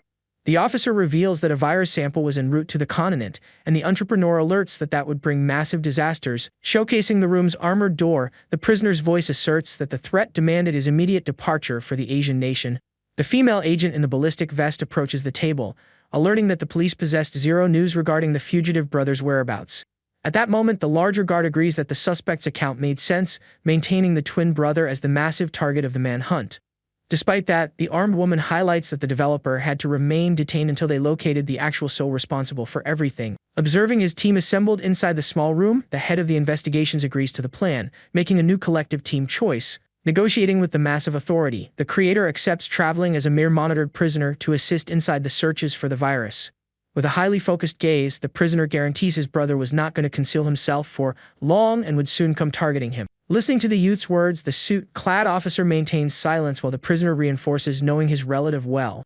Maintaining a highly confident posture on the chair, the developer asserts he is the lone person capable of saving all of humanity right there. 2 days prior, the scene shifts to an empty street, exhibiting the strong combatant tracking on a scooter, hunting for a lost ambulance. Steering through the dense fog, the tatted alley grumbles over his vehicle's low battery, planning to scout for shelter. With that, the hero reviews the massive trick mentally, hoping to encounter the survivor pack in the middle of the old stations. Shortly after, the youth with tattoos registers a monster in grimy clothes marching in his direction in the middle of that abandoned street. Without a single second of hesitation, the bizarre creature unleashes a powerful roar, sprinting in a clumsy fashion straight at the youth in the black shirt. Displaying massive agility, the fighter delivers a fatal strike utilizing his sharp knife straight into the terrifying, fierce enemy's chest. Operating with heavy aggressiveness, he drops the monster onto the filthy asphalt, continuing to attack with massive brutality without pause. Observing his blade, the combatant finds the assault highly fun, comparing the tragic, macabre sensation to prominent killers. Suddenly, the youth's countenance swaps completely upon catching heavy noises echoing from afar, sounding like firearm discharges. Confronting the end of the street, the survivor harbors suspicions over that dangerous sound, concluding it is an action by the Asian country's military. Tucking the knife in his waistline, the warrior critiques the region's heavy military, lamenting the massive difficulty of containing the infection. Seeking to better comprehend the strange status, the light-haired youth marches in the direction of the rackets to investigate the location. Steering the scooter down another ruined street, he catches 2 additional highly loud gunshots, noting that the massive danger was close. Continuing the trek, the fighter registers a highly long shootout, calculating over 10 consecutive discharges inside that region. Halting the vehicle in the middle of the road, the combatant catches a shriek for rescue, heavily grabbing his attention at that exact microsecond. Glancing at the low roofline, he spots a man in camouflage clothes alerting to the massive volume of monsters directly ahead. With a posture of massive despair, the injured soldier implores for the warrior's assistance, revealing highly painful injuries. Staring at the frightened man, the ally in the black shirt's eyes go wide as he silently takes in the big reveal. At that moment, the view shifts to the inside of the house, showing a floor covered in serious signs of a struggle. Back to the conversation at the entrance of the dark house, the light-haired young man asks in shock if it was true. The injured man confirms the strong rumor and mentions a rescue group at the large motel in the deserted city. Pointing to the nasty injury on his leg, the soldier explains that he suffered a terrible surprise attack and barely got away. Turning his back, the fighter hears the man wish for the safe rescue of his friends, who were looking for help with weapons. Crouching on the ground, the ally reassures the soldier in camouflage and asks if the loud group belonged to the army. Being completely honest, the injured man denies the theory, mentioning that one of the armed members was a very young and dangerous Asian deserter. Hearing the unexpected account, the warrior's gaze freezes as he processes the information in silence, showing immense shock. Completely stunned by the situation, the young man questions the story again, finding it hard to believe a mere teenager could have that background. Confirming the story, the soldier asks if the group of survivors had a young man with glasses and a tall girl. The wounded soldier recalls the encounter, saying he didn't see the woman but confirms the young man with glasses was there. Shocked by the coincidences, the young ally asks if the violent deserter's name was Kang Hakchio. Trying to jog his memory, the injured man mentions his colleagues spoke on the radio with a man named Hakchio. Upon hearing the name confirmed, the tattooed survivor's eyes go wide, and he stares into the vast emptiness. Agitated, the fighter lists the full names of all his good friends, leaving the soldier completely confused. With a bright smile of relief, the young man explains that those people were the friends he had been searching for. Processing the huge coincidence, the young man with glasses lifts his head and asks if the story was really true. Very excited, the fighter asks if the group was still in the house, and the soldier raises the chance they might have fled by car. Explaining the severity of his leg injury, the soldier asks for help finding a simple vehicle or any kind of ride. Turning his back in complete silence, the tattooed survivor mentally reviews the clues about the large motel and the ambulance. Letting out a dark laugh, the warrior turns his face and says he just hit the jackpot, leaving the injured man totally confused. Acting coldly, the fighter pulls the wounded soldier's large backpack to try and find his valuable supplies. Holding the item firmly, the young man states that the man's colleague was already gone and wouldn't mind the theft. In a panic, the soldier tries to stop the looting, and the young warrior complains about the poor guy's whining attitude. With a wicked look in his eye, the fighter insults the injured man, suggesting he should just accept his terrible fate right there. Feeling the weight of betrayal, the soldier curses at the fake ally while listening to more taunts about his own uselessness. Focusing on the tattooed young man's sadistic face, he cracks a wide smile and asks if the soldier was afraid of passing on alone. With that, the warrior promises to help the scared man and delivers a dangerous final blow with his sharp blade. The scene shows the old porch window as a terrible cry of pain echoes loudly, indicating the harsh outcome. Soon after, the view shifts to the exterior entrance of the house, highlighting the dirty pavement and the sad, deathly silence of the area. Outside the residence, the criminal stares at his electric scooter's display and complains that the battery died at the worst possible time. Using the stolen backpack, the warrior walks while pushing the powered-down vehicle, reflecting on the biggest mistake he ever made. Looking at the city's enormous buildings, the young man tries to remember the exact name of the neighborhood where the large motel was. After a long time has passed, the story returns to the present moment, highlighting the beautiful sign of the large luxury motel on the street. Gathered in the room with his allies, the hero deduces that his possible miraculous immunity might be just a fluke in the virus. Excited by the theory, his young friend points to the protagonist as the key to safely creating a valuable vaccine. Listening attentively, the experienced shooter changes the focus of the conversation, bringing up the survivors' mysterious weapons. The image focuses on a huge handgun lying on the dirty pavement, as the colleague points out that such a heavy weapon was rare in the country. With his arms crossed, the man raises the theory of a raid on the big shooting range and wonders how the item got there. Sitting on the bed, the boy thinks about the mystery and says the whole strange situation seemed very suspicious. Changing the subject, the shooter suggests they take advantage of the good weather and the young hero's recovery to get back on the road. Planning to check for a safe route, the colleague with glasses asks for permission to accompany the adult on that mission. Hearing her colleague's request, the young woman with black hair's eyes widen, showing a look of huge concern. Pointing her finger at the hero's chest, the girl forbids the dangerous outing, leaving the boy with glasses very confused. The student shows she's afraid he might pass out again, but the survivor assures her he's fully recovered from the high fever. Very irritated, the friend scolds the boy for trying to leave her behind and decides to go along on the dangerous search mission. Watching their silly argument, the shooter shows a slight smile and jokes that the young woman was being very clingy. Her face turning bright red, the girl yells defensively, claiming she was just acting out of pure concern for her best friend. Losing her patience with the teasing, the student goes after the armed man, pushing his face with a lot of force. Sitting on the bed with her back turned, the girl tells the hero to just go on, while the boy watches the scene, not understanding. Soon after, the young man decides to start the dangerous mission, walking with his armed colleague and leaving the young woman there alone. Staring at the open door, the beautiful girl looks completely surprised and indignant at her good friend's actions. Outside, the view shows the facade of the enormous luxury motel, with a nice ambulance parked right at the entrance. Observing the large building, the terrible tattooed criminal with a backpack says he's been looking for that place for a long time. With a faint, dark smile on his face, the enemy in camouflage reads the huge sign of the survivor's shelter. Walking toward the door, the dangerous young man reveals he is very anxious to see the beautiful, black-haired young woman again. At that moment, the light-haired traitor suddenly stops in his tracks as he remembers a very important detail. Focusing his vision on the street, he grumbles as he recalls the strong rumor about the older shooter carrying a firearm. Understanding the huge disadvantage in that future confrontation, the intruder decides to rethink his actions very coldly. Suddenly, a small creak echoes through the scene as the fancy building's service door begins to open slowly. Hopping over a small wall on the sidewalk, the armed man exits through the back and suggests lending his rifle to the student. Hidden in the shadows, the tattooed bandit watches the two allies talking about the older colleague's past. Occupied with their conversation about the tough escape from a neighboring nation, the two friends ignore the intruder's dangerous presence. Watching the pair leave, the evildoer shows a malicious smile, celebrating his great luck in avoiding the man with the rifle. Looking up at the motel's large structure, the intruder processes the huge opportunity created by the guy's departure. Showing a macabre smile, the dangerous enemy notes that the young female friend was waiting completely defenseless inside the building. Focusing his vision on a nice window, the frightening enemy thinks it's impossible for anyone stronger than him to be there. Soon after, the story shows a clear view of another isolated part of the huge metropolis, with a few parked cars. The scene shows two dangerous, blood-covered creatures letting out deep roars inside a motel's dark garage. Walking down the street, the boy asks if his older ally used to shoot firearms during his childhood.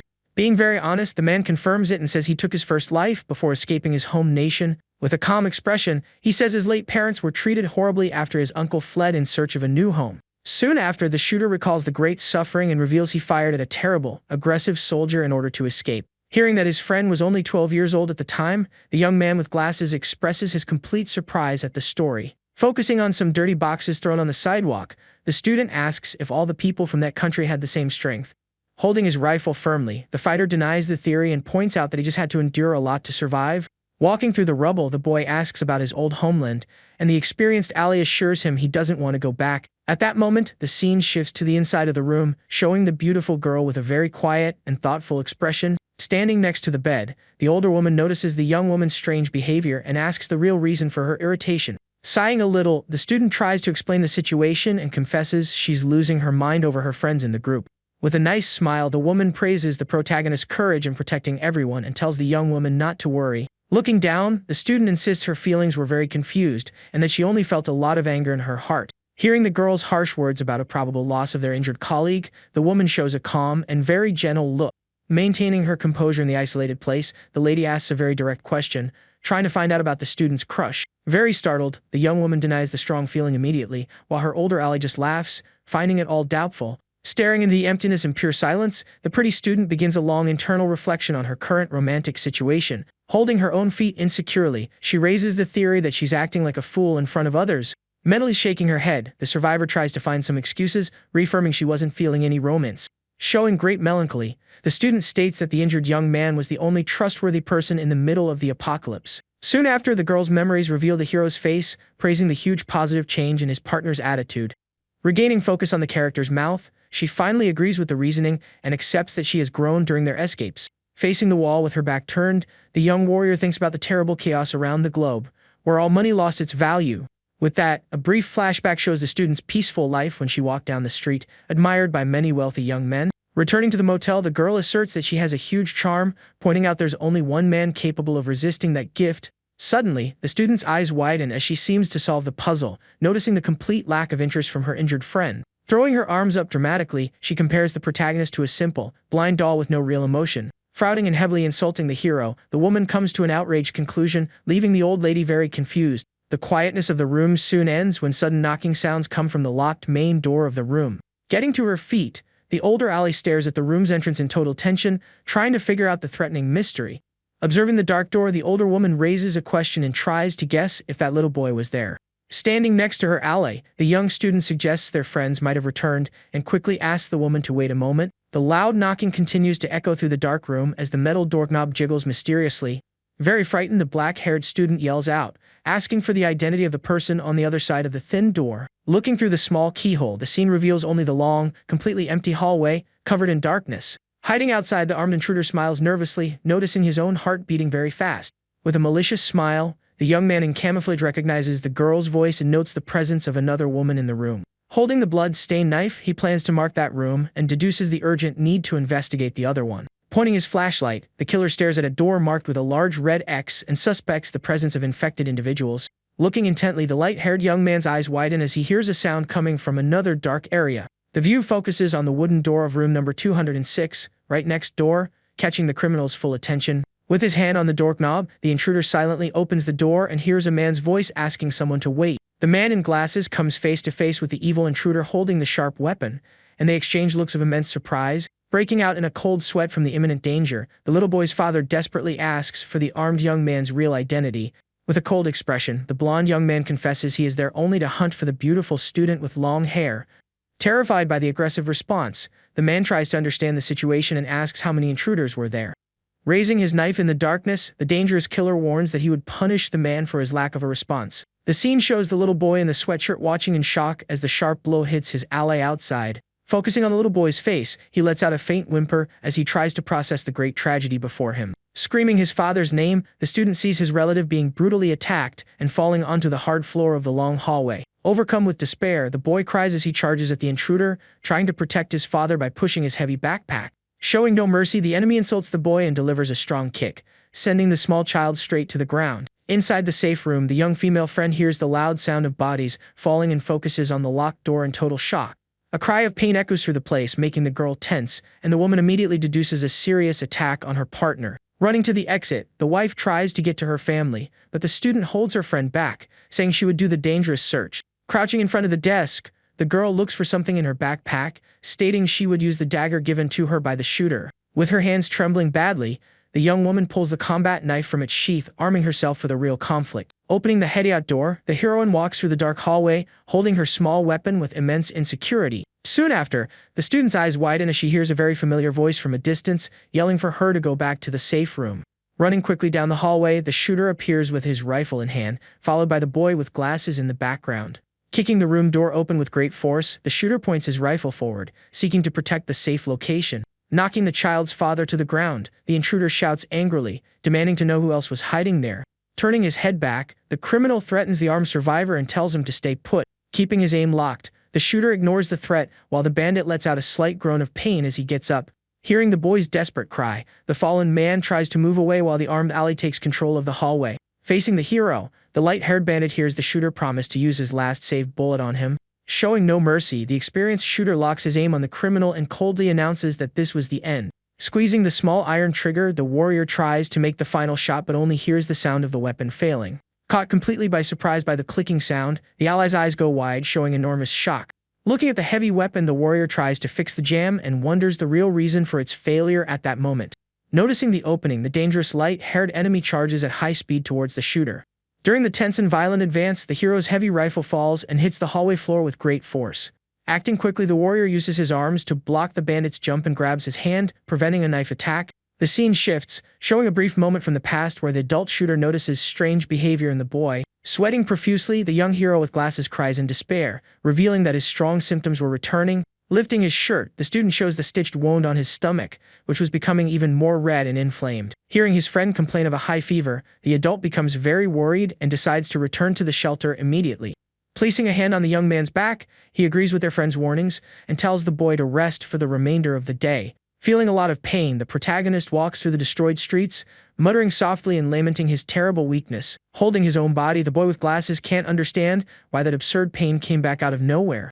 Back in the present, the fight in the hallway continues intensely, with the shooter pulling out a knife to try and defend himself. Giving his rival no room, the evildoer advances with fury and hits the warrior's shoulder with a dangerous cut. Suffering a painful injury, the experienced ally lets out a loud cry as he backs away to escape the blade. Taking advantage of his great advantage, the enemy continues his dark attack, piercing the side of the man in black. Next, the tattooed criminal delivers a violent kick to the survivor's stomach to try and knock him to the ground. Feeling the hard impact, the ally insults the dangerous invader in tears as he tries to maintain his defensive stance. Taking a deep breath, the bandit faces his injured rival and compliments his resistance, guessing the adult trained in combat. Focusing his vision on the shooter's posture, the criminal observes the small blade in his hands with a feeling of anger. Greatly surprised, the tattooed invader's eyes widen as he internally notes that he suffered several cuts in that moment. The scene highlights the small, bloodied knife in the experienced warrior's hands, showing the full brutality of the combat. Assessing the situation, the bandit, sweating coldly, deduces that a blow to the back would be fatal with the hero right behind him. Facing his cornered rival, the older shooter asks how many people he had already eliminated with that weapon. Accusing the young criminal of finishing off several survivors, the fighter condemns the terrible attack against the civilian. In a very dark tone, the warrior focuses his gaze and confesses to also feeling immense pleasure when striking his enemies. Holding his own dirty blade, the ally states that his main targets would always be the major criminals there. Completely cornered, the invader tries to hide his panic with a laugh, claiming there's no reason for a fight. Listening in silence, the shooter maintains his firm stance while his injured rival suggests making a deal. Seeking a truce, the villain promises to leave in peace if the adult decides to hand over the beautiful girl and the protagonist. Denying the malicious offer, the warrior curses at the bandit and questions the strong motive for the cruel attack on the poor teacher. Feeling a lot of anger, the young criminal shouts, demanding they stop the armed fight and settle everything using only their hands. Showing great desperation, the invader demands a courageous stance from the adult and asks if he was afraid to fight. Ignoring the huge provocation, the man points the knife forward, telling the evildoer to stop acting like a coward. At that moment, the tattooed criminal suddenly lunges forward in an attempt to land a very low blow on the warrior. But the plan goes wrong, and the invader lets out a bizarre scream of great agony as his own fingers get injured. Crying in pain, the young man curses his rival for attacking during their talk and continues to beg for a fair hand-to-hand fight. Observing the opponent's coldness, the villain shows a wide-eyed look of pure terror while muttering major insults. With that, the experienced shooter lets out a deep sigh, showing he was tired of all this stalling. Behind him, the protagonist watches the tense clash, hearing the rival ask for a simple chance of mercy. With no options left, the bandit raises his arms in surrender and swears to try and save the civilian teacher's life to pay for his mistake. The camera focuses on the fighter's serious face as he listens to the enemy's soft cries, begging again for mercy. Denying forgiveness, the older ally judges the young criminal, stating he should pay for his sins with his life. Trembling with fear, the evildoer swallows hard upon hearing the adult declare the imminent end of the tough battle. Next, the defeated young man's heavy kitchen knife hits the floor of the large hallway, echoing with a metallic sound. Knowing he had no way out, the dangerous invader grabs the strap of his enormous backpack and decides to go for broke. Seeing the sudden change in his opponent's posture, the experienced shooter shows a small expression of great confusion. Completely blind with rage, the bandit promises to destroy the adult right there, accepting the high risk of losing an arm. With a great push, the evildoer dashes down the dark hallway, heading straight for the warrior in the black shirt. Caught by surprise by the charge, the armed man faces the strong, direct attack and realizes the boy's enormous audacity. During the violent clash, the young criminal uses his dirty hands to lock the shooter's wrist with great force. At the same instant, the invader uses his own leg to hook the warrior's feet, aiming to take down his great rival. The move works, and both combatants fall hard to the ground as the invader curses at his rival. The heavy thud echoes through the place, and the young criminal tries to stay on top of the warrior in the black shirt. Even lying on the ground, the experienced shooter makes a great effort to hold on to the enemy's arm. With a smile on his face, the evildoer says the older ally made the grave mistake of underestimating his strength. But in the next instant, the bandit's eyes go wide in complete shock as he notices an unexpected movement. Holding a heavy baseball bat with nails, the protagonist Minjin prepares to act in the middle of the fight. Without a second thought, the boy with glasses swings his dangerous makeshift weapon and attacks directly. The blow lands squarely, and the dangerous invader groans in pain while Minjin backs away a little, startled by his own action. Feeling the strong impact, the bandit lets out a loud shout and looks back, trying to understand where the attack came from. Taking advantage of the moment of distraction, the warrior on the floor takes a deep breath and says the young ally's name. Soon after, the experienced fighter's eyes slowly close, showing that he had reached his physical limit. With no energy left, the man's injured hand lets go of the combat knife he was holding so firmly. With that, the older Ali's body goes completely still on the hallway floor, and he loses consciousness for good. Seeing the scene, the young criminal lets out a very bizarre laugh and faces the boy with glasses in a threatening tone. Finding it all very funny, the evildoer mocks the protagonist and asks if he thought he could win using a bat. Sweating coldly in the face of danger, Minjin shows a tired expression and laments the terrible timing of it all. With a malicious smile, the enemy celebrates the shooter's fall and announces that only the two of them were left in the hallway. Next, the bandit looks at his own bloodied hand and gets very irritated as he remembers his injured fingers. Driven by a great rage, the invader vows to get even and says he'll make the young man pay dearly. At that moment, the heavy wooden bat slips from the protagonist's hands and falls to the floor with a dull thud. Before the villain could attack, a loud cry of agony fills the area, leaving the man in the jacket confused. Not understanding what was happening, the dangerous criminal suspiciously observes the scene, looking for any clue. Grabbing his own arm, the boy with glasses suffers from extreme pain while the rival suspects a possible infection. Fearing the worst, the evildoer holds his knife firmly and warns that he'll have to eliminate the young man if he's sick. But surprising his adversary, Minjin turns his back and stumbles down the dark hallway with great difficulty. The bandit watches the boy lean against the wall and suddenly stop in front of a closed wooden door. Completely out of his mind, the young man starts punching the door of room number 205 heavily. Right after the loud bangs, bizarre and very frightening growls begin to echo from inside the room. Feeling a chill, the invader stares at the scene in astonishment and questions if there were creatures locked in there. Ignoring the danger, the protagonist continues to pound on the door violently as the creatures roar inside. Shocked, the criminal questions the boy's sanity and asks if he'd rather be devoured by creatures in the darkened room. Running towards the door, the invader warns that if the young man is going to go down, it should be by that warrior's own hands. At that instant, the room's metal doorknob turns with a click in the silent hallway, opening the large passage. Wasting no time, Minjin rushes into the room and disappears from his dangerous adversary's sight, protecting himself from the imminent threat. Alone outside, the bandit halts his hurried steps and stares suspiciously at the entrance to the place. From inside the room, loud and frightening growls begin to towards the injured man in the military jacket. Soon after, three creatures covered in wounds exit the dark room. Walking slowly across the light-colored floor, the group advances slowly along the long path, focusing all their attention on the armed enemy waiting motionlessly nearby. Noticing the threat, the evildoer shows a look of absolute terror as he curses the bizarre situation with great shock. In the midst of the tension, one of the transformed young men mumbles the protagonist's name, revealing he is an old acquaintance of the boy. Hiding in the dark room, the young Minjin observes the scene and begins to recall his tough past during his school days. The sad memory focuses on a table full of alcoholic drinks and various snacks spread out during a big party. In this scene, the rival Sung Bin shows a proud smile, announcing that they needed to rehearse for a fake date. Humiliated, the protagonist stands wearing only a shirt, listening to the cruel orders from the leader of the tough bullies. Several scenes of pure cruelty flood the boy's mind, showing the heavy aggression and mockery he endured.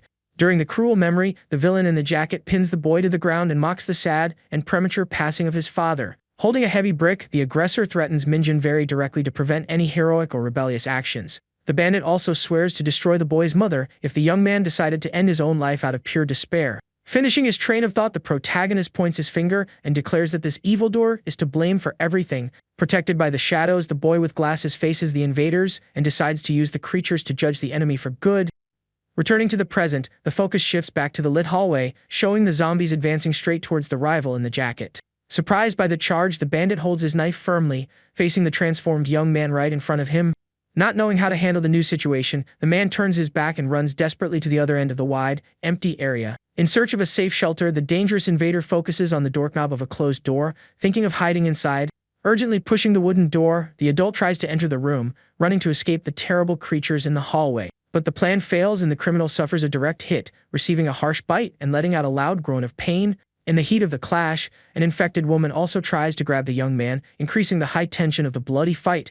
Making an immense physical effort, the bandit pushes the creature's face, trying to fend off the enemy's heavy advance. Completely blind with rage, the villain curses the bizarre beast and unleashes a powerful knife attack, defeating the infected woman. After the quick combat, the injured man rests, panting at the room's entrance, cursing the young Minjin's name. The invader looks down the long, dark hallway, trying to figure out the exact location where the boy with glasses had fled. Suddenly, the dangerous criminal hears a loud growl coming from the shadows and shows a look of terror on his bruised face. The scene's focus shows two shadowy creatures walking slowly across the hallway floor towards the invader in the jacket. Completely surrounded, the evil regrets his teeth, sweating coldly, and mutters major insults against the new approaching threat.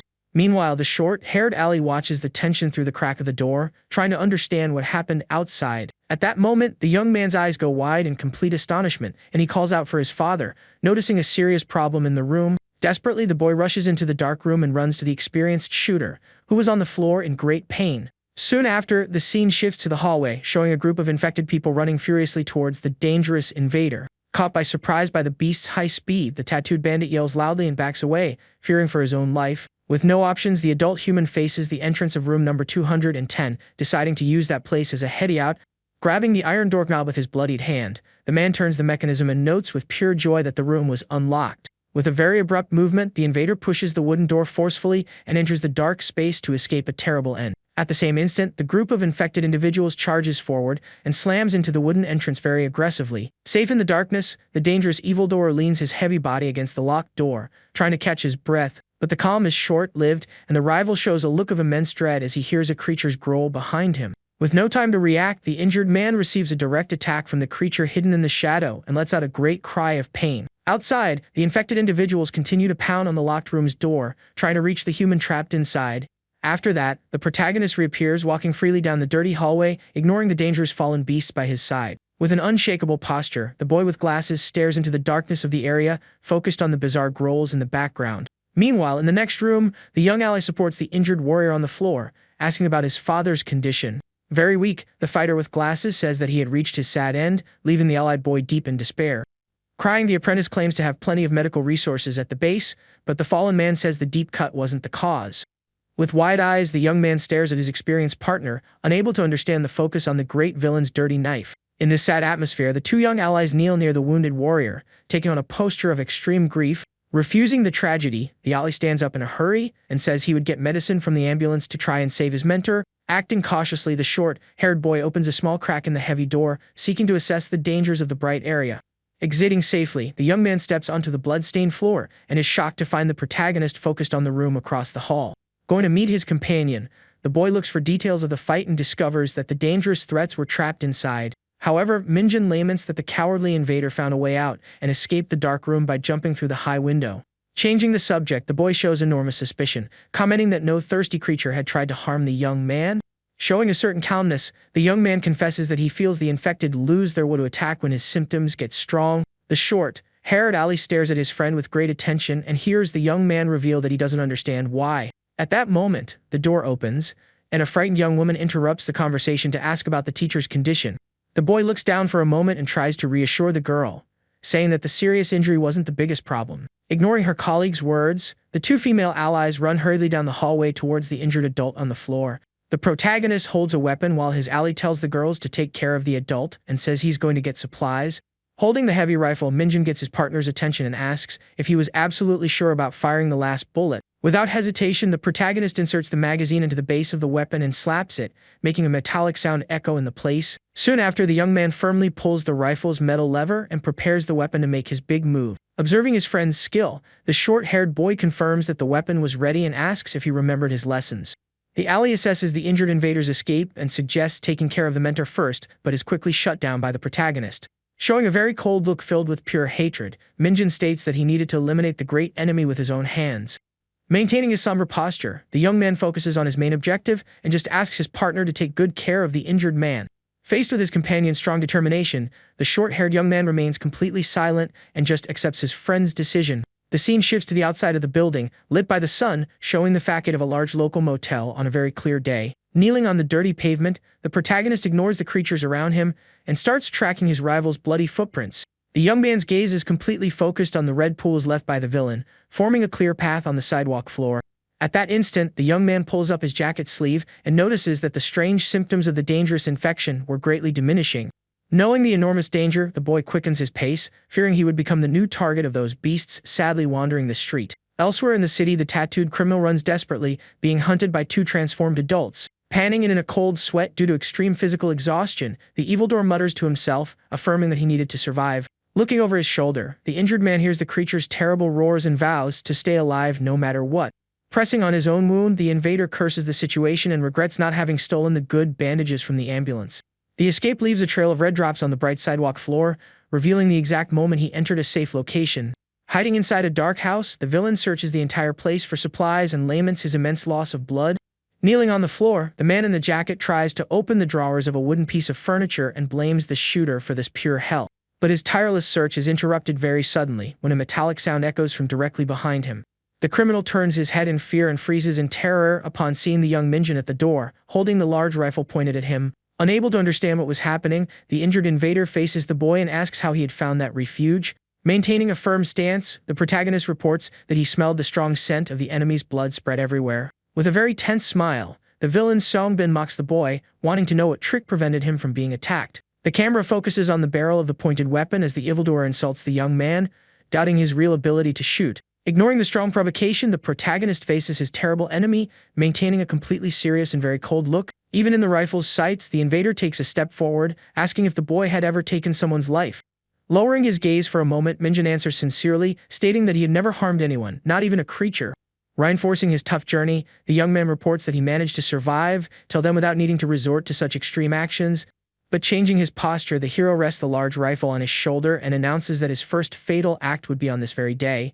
Upon hearing that great threat, the bandit in the military jacket can't hold back his emotion and lets out a loud, mocking laugh. The view shows the details of the silent room as the villain continues to laugh, confessing he finds the attitude very pathetic. With a very malicious smile, the dangerous criminal faces the young man, stating with absolute certainty that he wouldn't shoot. Focused on the weapon's sight, the boy hears his target use cruel words, saying the hero was too kind for that. The man continues to insult the young man, asking if he thought he could live in peace with himself after such a brutal act. Mocking all the past pain, the invader rehearses a fake apology, blaming a friendship that never existed. Without lowering the large rifle for a second, Minjin ignores the deceitful speech and decides to judge his rival for the final time. Overcome by extreme coldness, the boy decrees that a human as filthy as him didn't deserve the right to continue living. Wasting no more time, the protagonist pulls the trigger, and the powerful weapon fires, lighting up the entire dark room. The sound of the shot echoes, and the final blow hits the target squarely, sending the great villain's body flying backward. After acting decisively, the young man lowers his rifle and stands silently in the middle of the very somber environment. Feeling the enormous weight of his harsh action, the boy's hand lets go of the front of the weapon and begins to tremble uncontrollably. The camera focuses on the defeated enemy's body on the floor, sealing the absolute end of his long reign of evil. With an exhausted expression, the protagonist takes a deep breath and faces the fallen invader, who is leaning against the wooden furniture. Soon after, the scene shifts to the outside of the motel, showing a very sunny day under the old building's large sign. Leaving the tragic place behind, the hero in the dark jacket walks down the empty street, carrying the heavy weapon in his hand. But walking slowly, the young man raises his gaze and ends up letting out a small gasp of great surprise on the street. Standing in the middle of the dirty pavement, the young Yen waits for her ally, her face filled with gigantic concern. In great need of emotional comfort, the young man moves toward the girl and gives her a very strong hug, feeling a lot of pain. Returning the great affection, the ally buries her face in her colleague's shoulder and cries softly due to the day's stress. In the middle of the hug, the protagonist regains his composure and quickly asks about the shooter's current condition. Lacking the courage to reveal the worst-case scenario, the girl prefers to remain in absolute silence, maintaining the comforting hug on the sidewalk. The sad truth is shown in the room, revealing the group of survivors crying deeply over the teacher's passing. The injured teacher shows a faint smile on the bed and tries to reassure the young people, telling them he was okay. Facing the dark-haired boy, the shooter calls for the young Hajin, who has a face filled with great sadness. The man apologizes for keeping his secret and reveals that he wouldn't live long, as he had discovered a fatal illness months ago. Hearing the strong confession, the boy cries in silence while the experienced mentor asks him not to be so shaken. With enormous affection, the adult touches the young apprentice's head, reminding him that he still needed to find his sister. The scene shifts to a blood-stained street, showing that a sad end always reaches everyone one way or another. Returning to the room, the man recounts the sad end of old friends to show the young man that he had a very happy life. With a slight smile on his marked face, the mentor concludes his reasoning, accepting the harsh reality of his journey. Outside the room, the young man with glasses remains silent in the dark hallway, just listening to the touching confession. The focus shows the number 206 on the wooden door of that small room, which was filled with heavy tension. In a painful memory, the dark-shirted ally sits near the bed and reveals to the shooter that he lied to Heijin. The mood in the lit room becomes very heavy as the ally confesses that the cancer diagnosis was something he made up. Facing the experienced warrior, the short-haired young man reports that he created the lie to spare the boy from suffering. The man understands the great weight of the situation and knows that his sudden passing would cause immense pain for the young boy. With a very serious and focused expression, the mentor begs his companion to keep that painful secret until the end. With a look filled with sorrow, the warrior states that protecting the boy was his last worthy act as a father. Turning his gaze to the back of the room, the teacher gives a faint smile, confirming that he had a good journey. The focus shows a window open to the street as the adult laments not being able to see his beloved daughter again. The shooter faces the short-haired young man named Hachio and asks for help so his family can find the girl. Showing enormous affection, the injured man holds the hand of the woman beside him and calls her name with a great deal of warmth. Crying desperately, the young woman hears her beloved ask her to take care of Heijin and the girl in the future. Soon after, the sad memory ends and the scene focuses on the dark wall of the motel, conveying a very somber mood. The ally in the black shirt enters an isolated room and asks to be left there if he were to be overcome by the harsh infection. With his back to the group, the man reports that he would lose his humanity and warns that he could end up starving there. Staring into the dark environment, the young man states that he has some hope that a good cure will be made to save people. Wrapped in a thick blanket, the ally mutters dark sounds and asks to be rescued when the world gets better. With a very exhausted look, the short-haired young man turns his face and observes his companions in absolute silence. The focus shows the large, dark hallway as the ally reaffirms his complete desire to await his sad fate. Next, the image highlights the tall modal sign, illuminated by a beautiful blue sky, shedding light on the harsh human tragedy. On top of a building, the young hero talks with his friends about the remote chance of a cure for the dangerous ailment. On the roof, the short-haired partner confesses he doesn't understand medicine but thinks creating a cure is completely impossible. He recalls the late mentor's words, explaining that the creatures lose their humanity and don't perish from pure hunger. Agreeing with her friend, the long-haired girl remembers the strange fact that the infected don't attack the protagonist. The ally faces the hero with glasses and comments that he seemed to be giving direct orders to those terrible beasts. With great confusion on her face, the young woman questions if the idea of him controlling the creatures made any real sense. The protagonist denies the bizarre theory, stating that he just let out a huge scream because he was overcome with rage. Thinking logically, the colleague suggests that the creatures focused on the injured rival simply because he was right in front. Trying to understand everything, the ally questions if the boy's strange immunity would return at some point in the future. Analyzing the serious symptom, Minjin remembers an old game where there was a great master ruling over the zombie beasts. The powerful boss's silhouette reveals a being with full consciousness, capable of acting with immense clarity and giving clear orders. Back in the present, the boy confesses he is not a king and says his own condition varied over short intervals. Facing the pair of partners, the young man states that he needed to test his abilities when the virus acted up again. Worried about the situation, the young Yahello lowers her gaze, fearing for the future if her colleague remains so sick. The camera focuses on the girl's worried eye, as she feels a great fear of catching that mysterious infection herself. Gripping her own jacket tightly, the ally judges it dangerous to maintain close physical proximity with the young man. Focusing on her lips, the girl laments the painful reality of not being able to show affection or live out a difficult romance. Feeling ashamed, the young woman denies any romantic interest but soon laments the sad lack of a pure future for the boy. Overcome by great empathy, the woman faces the protagonist, feeling pity for the tragic, lonely life reserved for him. Not understanding the girl's thoughts, the hero watches his friend turn her back, hoping for a full recovery from his illness. Soon after, the scene focuses on the motel's facade, showing an old ambulance parked in the wide garage of the old place. Inside the building, the short-haired ally prepares for their big escape and asks if everyone has grabbed their items. Maintaining control of the situation, the experienced partner informs the lady that he would be driving the vehicle. The camera focuses on the young man's attentive gaze as he checks on the group members, before undertaking the difficult journey. Beside him, the young apprentice shows enormous sadness on his face, still shaken by the recent and tough loss of his family member.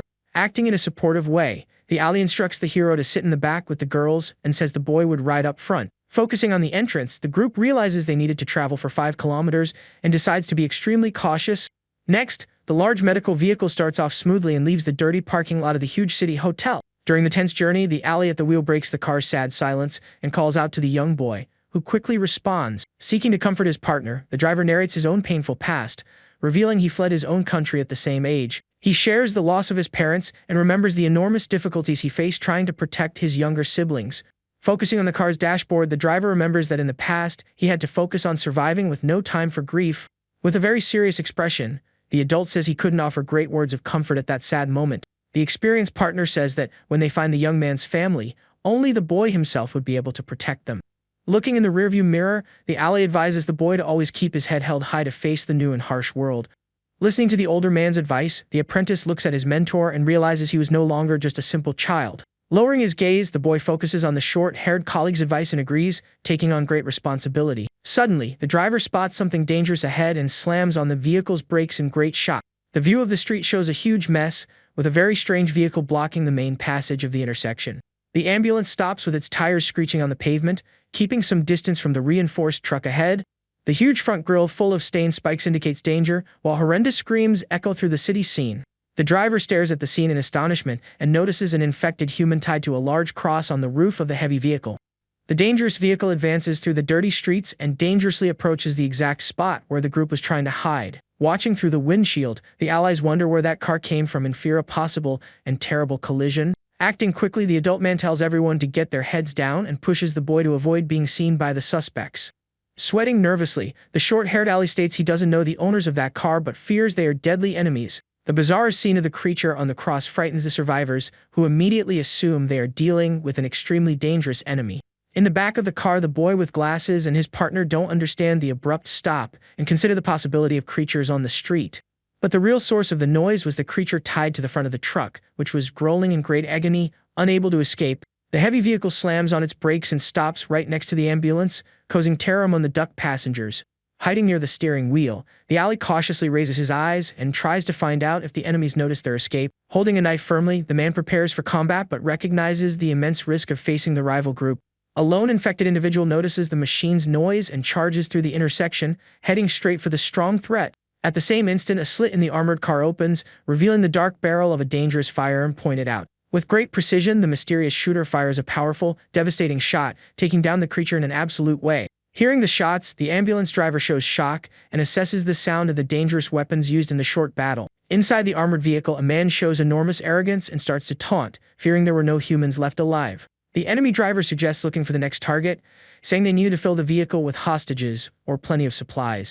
Accelerating the heavy truck, the bandits advance through the dirty streets, leaving the silent ambulance parked behind. Passing right by the survivors, the fear enemy team continues on its route, easing the immense tension in the emergency vehicle.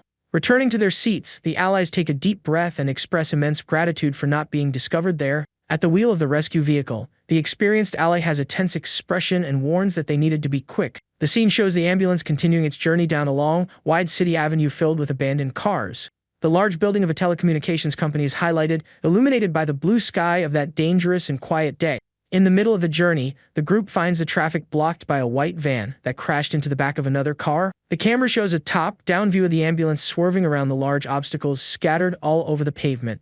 Relieved, the driver comments to the boy in the passenger seat that the streets weren't as blocked as he had imagined. Analyzing the route, the short-haired ally states that they would soon be near their destination and would make the rest of the journey on foot. But very suddenly, the driver's calm disappears, and he lets out a confused groan as he focuses on his rearview mirror. The mirror's reflection reveals the feared armored truck of that dangerous group, following the ambulance at high speed. Sweating nervously, the ally informs the young boy that the mysterious and frightening invaders were on their tail. To try and shake the enormous threat, the driver yanks the steering wheel and screeches into a side street. Revving the engine to the max, the medical vehicle speeds down the pavement, desperately trying to escape the truck. The ambulance makes dangerous turns and scrapes past abandoned buses in an attempt to disappear from the strong enemy's sight. However, the enormous armored vehicle bursts through the intersection with great brutality, proving it hadn't lost the group's trail. Giving no quarter, the dangerous armored vehicle continues to pursue the survivors closely down the long street of the big city. Staring at the steering wheel with great distress, the warrior realizes that the difficult escape was pushing his skills to the limit. The situation gets worse when the ambulance approaches an intersection completely blocked by several crashed cars. With his eyes wide open, the dark-shirted driver is shocked to realize that the main road had no exit.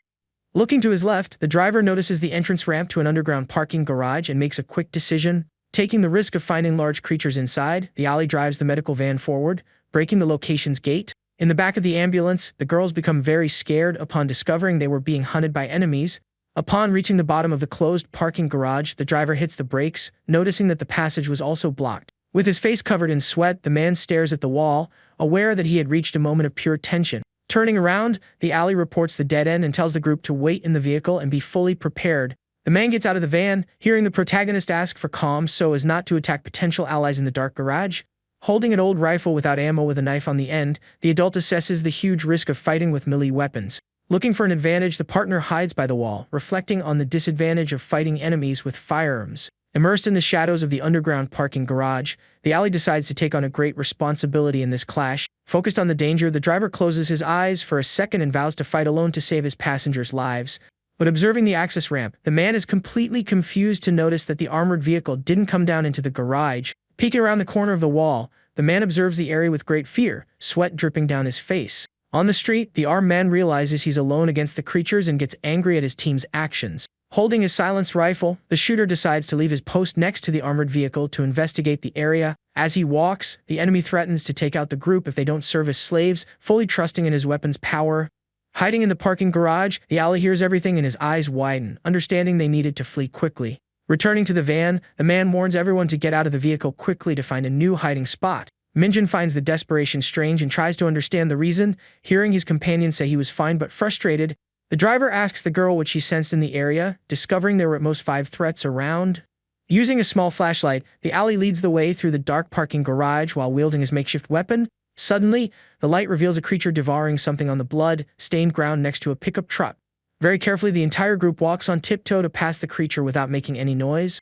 The driver continues to advance silently through the shadows until he finds the access door to the building's interior. Turning his head, he signals for the young people and the woman to follow him down that path, their faces filled with dread. Upon illuminating the passage with the flashlight, the group feels a great sense of relief to see the emergency door was unlocked. The ally asks Minjin to guide everyone to a safe place, warning that the enemy could invade the first floor. The partner says he would fight the shooter up close, leaving the protagonist extremely anxious about the lack of ammunition. Remaining calm, the man promises to lure the adversary outside without a fight and tells the young man to lock everyone in a safe room. Sweating with tension, Minjin asks his friend to be careful and receives a very confident reply not to worry. After the group separates, the enemy shooter invades the garage, firing at the creatures running in his direction. Hiding behind the wall, the ally hears the shots and deduces that the noise would attract all the infected in the area. Peeking again, the driver finds the enemy's number of bullets strange and tries to understand the origin of the rare rifle. The man takes a deep breath while holding his own unloaded weapon, aware of the huge disadvantage in this confrontation. Assessing the risks, the ally concludes that his only option would be to flee if the situation got completely out of control. Meanwhile, Minjin and the women arrive in a bright hallway where the young man checks the area and notes that everything was safe. Walking very cautiously, the entire group enters a large, empty classroom, seeking shelter among the dark desks. The long-haired young woman sits on one of the desks, breathing a sigh of relief and hoping the driver was also okay. Minjin instructs the women to stay hidden there, saying he would go back to help the older man in the garage. But before the boy could turn away, the girl grabs his hand firmly, asking him not to go. Looking deep into the young man's eyes, the young woman begs him to stay by her side, showing a great fear of losing him. Faced with this unexpected request, the protagonist's mouth drops open, and he stares at the girl, unable to understand her action. With warm cheeks, the girl holds the young man's hand very firmly, trying to stop him from leaving the room. The young woman confesses her enormous concern for their ally, pointing out the danger of fighting armed enemies in the area. Staring intently, she emphasizes that the man trusted them, and asks the student once more to wait there with her. Noticing the fear on his companion's face, the protagonist decides to give in to her request and agrees to stay in the hideout. Meanwhile, the focus shifts to an empty and completely silent reception area inside the same large building. Time passes slowly on the wall clock as the boy's thoughts focus on his friend's safety outside. Suddenly, a loud bang echoes from the hallway, leaving everyone in the room extremely frightened. The young man quietly leaves the classroom and walks through the dark reception area, trying to investigate the source of the noise. Looking towards the end of the dark hallway, he notices loud banging coming from the blocked emergency doors. The sound of the doorknobs being violently forced leaves student in shock as he realizes something was trying to get in. The girl approaches, trembling, and grabs the young man's jacket, asking with great hope if it was their ally returning, but the protagonist's tone is cold as he denies this possibility, quickly shattering his colleague's hopes. Holding the bat tightly, the young woman states that she feels one of those creatures is on the other side of the passage. Minjin finds it strange that the entrance won't open at all, and tries to deduce if someone was locked in there.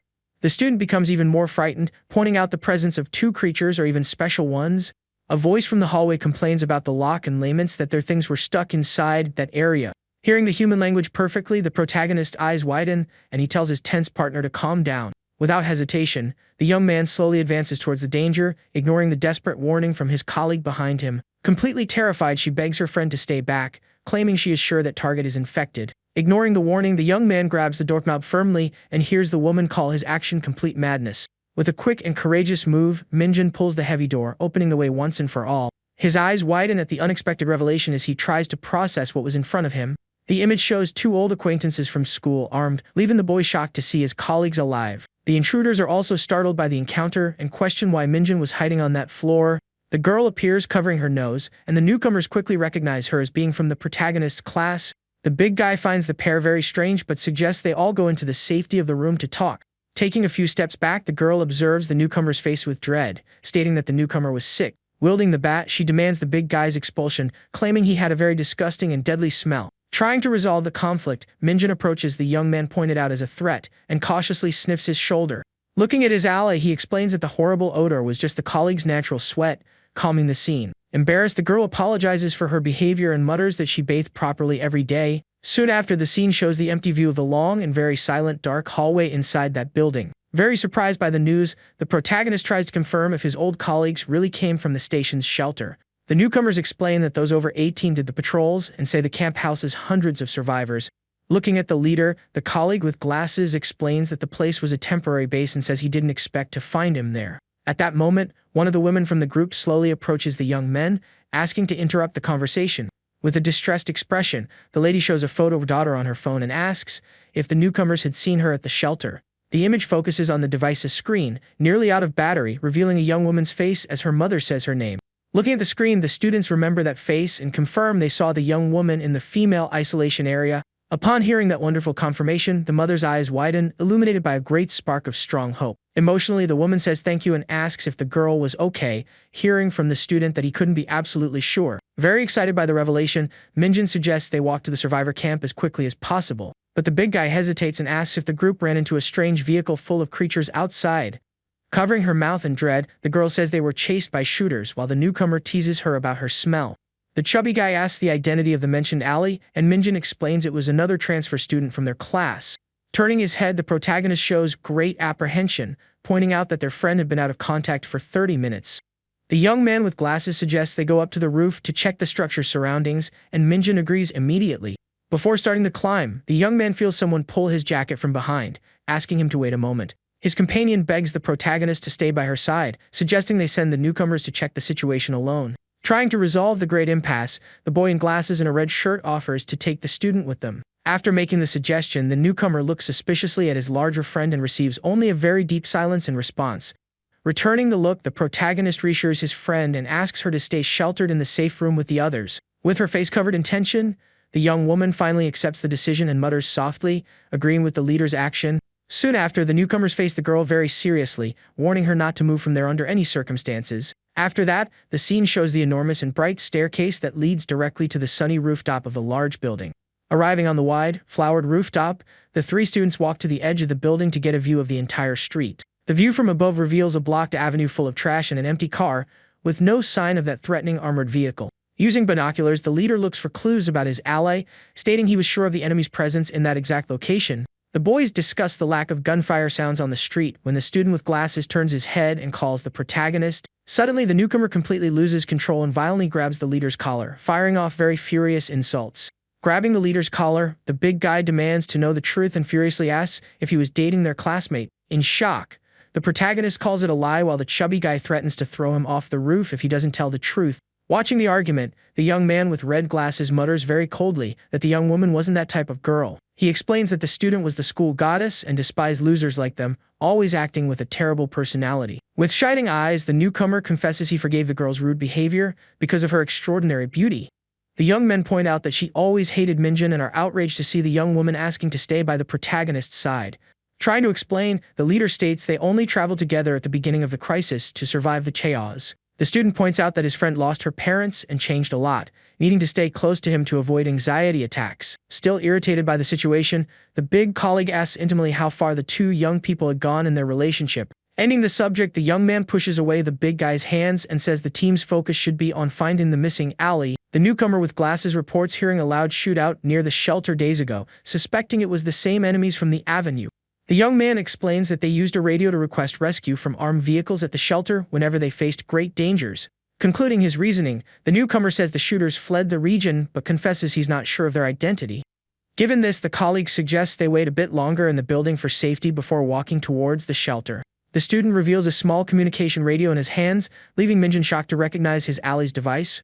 Very excited, the leader asks the boys to try and make contact on the same frequency but finds out it should have already happened. The protagonist remembers his escape from the ambulance and supposes his partner's backpack containing the radio was left behind inside. Pressing the device's button, the big guy identifies himself and gives the exact location of his small group on top of the building.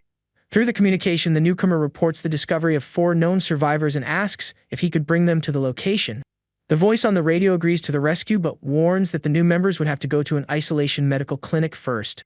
Hearing the camp's strict orders, Minjin swallows hard, discovering that everyone would undergo rigorous infection screening.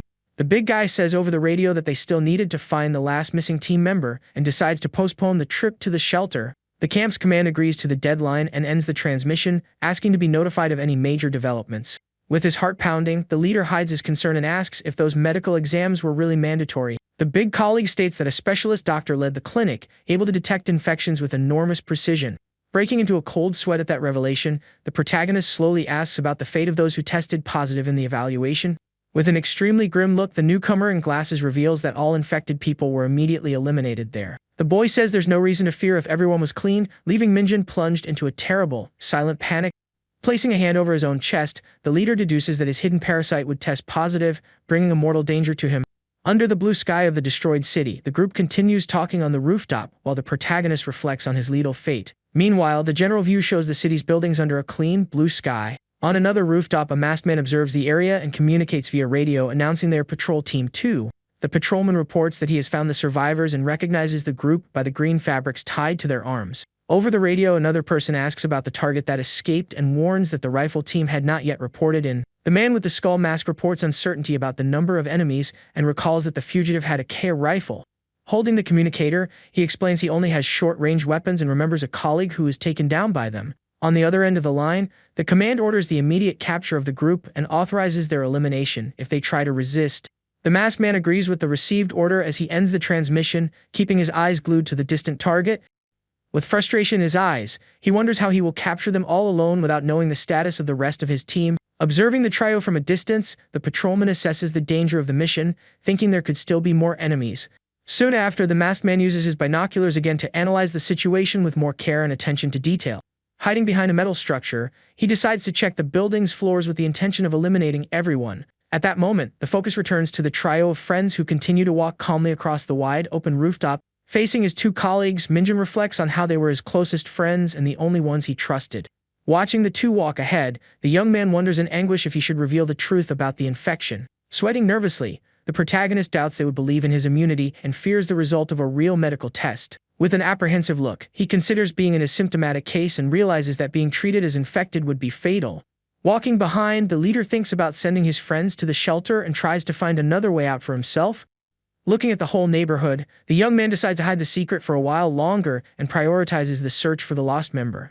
The scene then shifts to the interior of a dark and silent hallway with only a few lights on at the far end. A white wall clock shows it's almost 2 in the afternoon, highlighting the slow and tense passage of time inside. Next, the big colleague's hand holds the communication radio after pressing the call button one more time. Unsuccessfully, he reports there was no response and deduces the lost friend must be in trouble or without the device. Worried about the situation, Minjin decides to wait just a little longer before starting the search on his own. With that, a muffled noise from the darkness catches the young man's attention, and he instinctively and quickly turns his head. The other 2 colleagues also notice the strange sound, and they all stare down the shadowy hallway in a complete state of alert. Standing in the entrance hall, the young men wait in absolute silence to try and identify where the noise came from. Outside the building, the sun slowly begins to set on the horizon, announcing the end of another day in the ruined city. The large shadows of the building stretch across the deserted streets, giving the environment a dense and mysterious atmosphere. Meanwhile, a small window on one of the upper floors opens slowly, without revealing who is inside. Looking out the open window, the masked man thinks that the Double Academy should be nearby. Observing the building's exterior, he deduces that the targets would be gathered in a locked room. Assessing the empty street, the man decides to start his plan after attracting some infected individuals to the location. On another floor of the building, an irritated man orders 2 young men to watch the hallway outside. The scene cuts to Minjin, who is suddenly startled upon hearing the loud sound of breaking glass. Staring at the dark door, the young man asks frighteningly if that noise was really a broken window. Hearing the same violent sound once more, he tries to peek at the environment, fearing an enemy attack. Desperate about the dangerous situation, the young man runs quickly through the empty corridors of the building. Arriving at the location, he finds the room covered in intense flames, destroying the school chairs. With wide eyes, the leader turns to his colleagues in the hallway, demanding they search for a fire extinguisher. Soon after, he notices the flames taking over another room next door and realizes the fire's strength. Completely pale, the boy concludes that some invader had thrown Molotov cocktails through the windows. Running back, the protagonist warns the girls about the discovered attack and orders an immediate escape. Meanwhile, the big colleague uses the radio to call for help, stating they were under a surprise attack. Leading everyone out, the leader urges a hasty evacuation, not knowing the true number of enemies. With fear etched on her face, the long-haired young woman absorbs the gravity of the situation with great tension. The group walks hurriedly towards the exit door, noticing a strange movement up ahead. The moment the protagonist grabs the doorknob, one of his friends from the hallway yells at him to stop. Completely frozen, the group leader shows pure astonishment at the bizarre scene on the other side of the lock. Looking at the illuminated stairs, the young people find frightening figures climbing step by step. Observing their bizarre state, the young man tries to understand how those creatures managed to get into the building. With extreme agility, Minjin closes and locks the door against the invaders, furious at the ease of the invasion. Leaning his own back against the emergency exit, he swallows hard, realizing the horde of bizarre creatures. Facing his friends, the leader states with conviction that someone served as bait to attract all those creatures. Hiding his own pain, the boy holds his chest, confused by the lack of a biological manifestation of his contamination. He remembers a past event where the enemies ignored his presence during the awakening of his hidden power. Seeking the same effect, the boy tries to focus his thoughts on the deep hatred for a hated old enemy. To force the parasite's activation, the protagonist shouts furiously down the hallway, greatly startling his friends. Clenching his fists with all his strength, he curses his old adversary out loud, leaving his colleagues on high alert.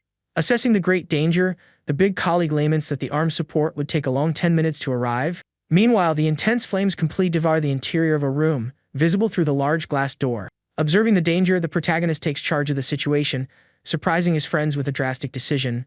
With a tense expression, he announces he will serve as bait to draw the creatures away, asking his friends to escape another way. Grabbing the leader's backpack strap, the colleague with glasses tries to stop the plan, fearing he would be bitten by the beings. Handing over his belongings, Minjin asks the group to go to the shelter in case of separation, and to protect his beloved family. Shaken by that extreme action, the long-haired girl tries to call the boy, desperately asking for calm. But the young man pays no attention and quickly goes through the door, leaving his friend's hand hanging in the air unsuccessfully. Seeing the exit completely closed, the young woman retracts her own hand, clenching her fingers with a huge sense of powerlessness.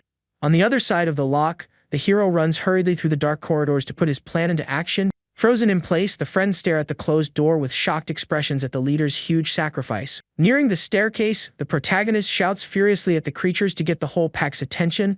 Attracted by the noise, the strange figures try to grab the boy, who runs past them up the stairs at high speed. Holding a wooden bat, the young man continues his breathless escape towards an access door illuminated by sunlight.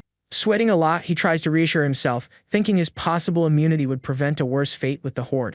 Glancing back quickly, the leader concludes that the bites didn't matter as long as the enemies didn't finish him there. At that moment, a huge, angry horde rushes up the stairs, startling the boy with the number of adversaries. Desperate with the pursuit, Minjin quickly passes through the door and hurriedly enters a new open area. Running across the building's rooftop, the hero plans to shake the pack in the wide space to get back inside. But as he approaches the edge of the building, he freezes completely upon facing a huge, unforeseen abyss. Soon after, the creatures break down the rooftop door, forcing the young man to retreat with his old wooden weapon in hand. The aerial view shows the boy cornered on the small edge of the building without any safe space to retreat. Staring at the enormous height of the fall, the protagonist breaks into a cold sweat, realizing he was completely trapped and isolated. With his eyes wide with pure shock, he remembers the sad events of the first day of the terrible zombie disaster. The memory shows Minjin finding his colleague on the street, as she planned to jump from a high floor to end her life. Facing his friend in the memory, the young man realizes that dark day would have been his tragic end if he hadn't crossed paths with her. Back in the present, the leader finds himself cornered by the horde and recognizes he fought so hard for survival thanks to the young woman. Crushed on the narrow edge, he reaffirms his promise of survival and decides he wouldn't perish before seeing her again. Overcome by a wave of extreme determination, the young man raises his middle finger in an obvious gesture of absolute defiance. Showing no fear of the danger, Minjin curses the entire angry horde and vows he would not be defeated by those bizarre beings. Soon after, he turns again to the abyss, stating he is not afraid as he prepares to take a drastic action. Maintaining his courage, Minjin takes a great leap backward off the building, holding his wooden bat firmly. The young man plummets from the building's heights, screaming in despair as the creatures notice his hasty fall. Far away, the dark-haired young woman silently descends the building's steps, accompanied by her colleague with glasses. With sweat on her face, the girl asks about the safety of the lower floor and receives confirmation that everything was clear. Hearing her name called by her allies, she goes down the stairs, mentally praying for the survival of her beloved leader. Meanwhile, Minjin crashes abruptly through a lower floor window, hitting several school desks with the impact. The weight of the boy's body breaks the wooden structure, causing him to fall violently towards the room's cold floor. Crashing hard on the ground, the young man lets out a groan of pure pain as he tries to recover from the huge blow to his back. He remains sprawled in the middle of the destroyed room with his bat, lamenting the result of that very dangerous jump. Lying face down, the protagonist acknowledges he pushed his own luck and feels a huge relief to be alive. Slowly propping himself up, he notices his own feet and concludes with great frustration that he had landed badly. At that moment, a dark laugh echoes through the room, surprising the leader, who tries to find the source of the unknown sound. The masked shooter appears, walking calmly, and reveals his murderous intent, celebrating the immense luck of this encounter.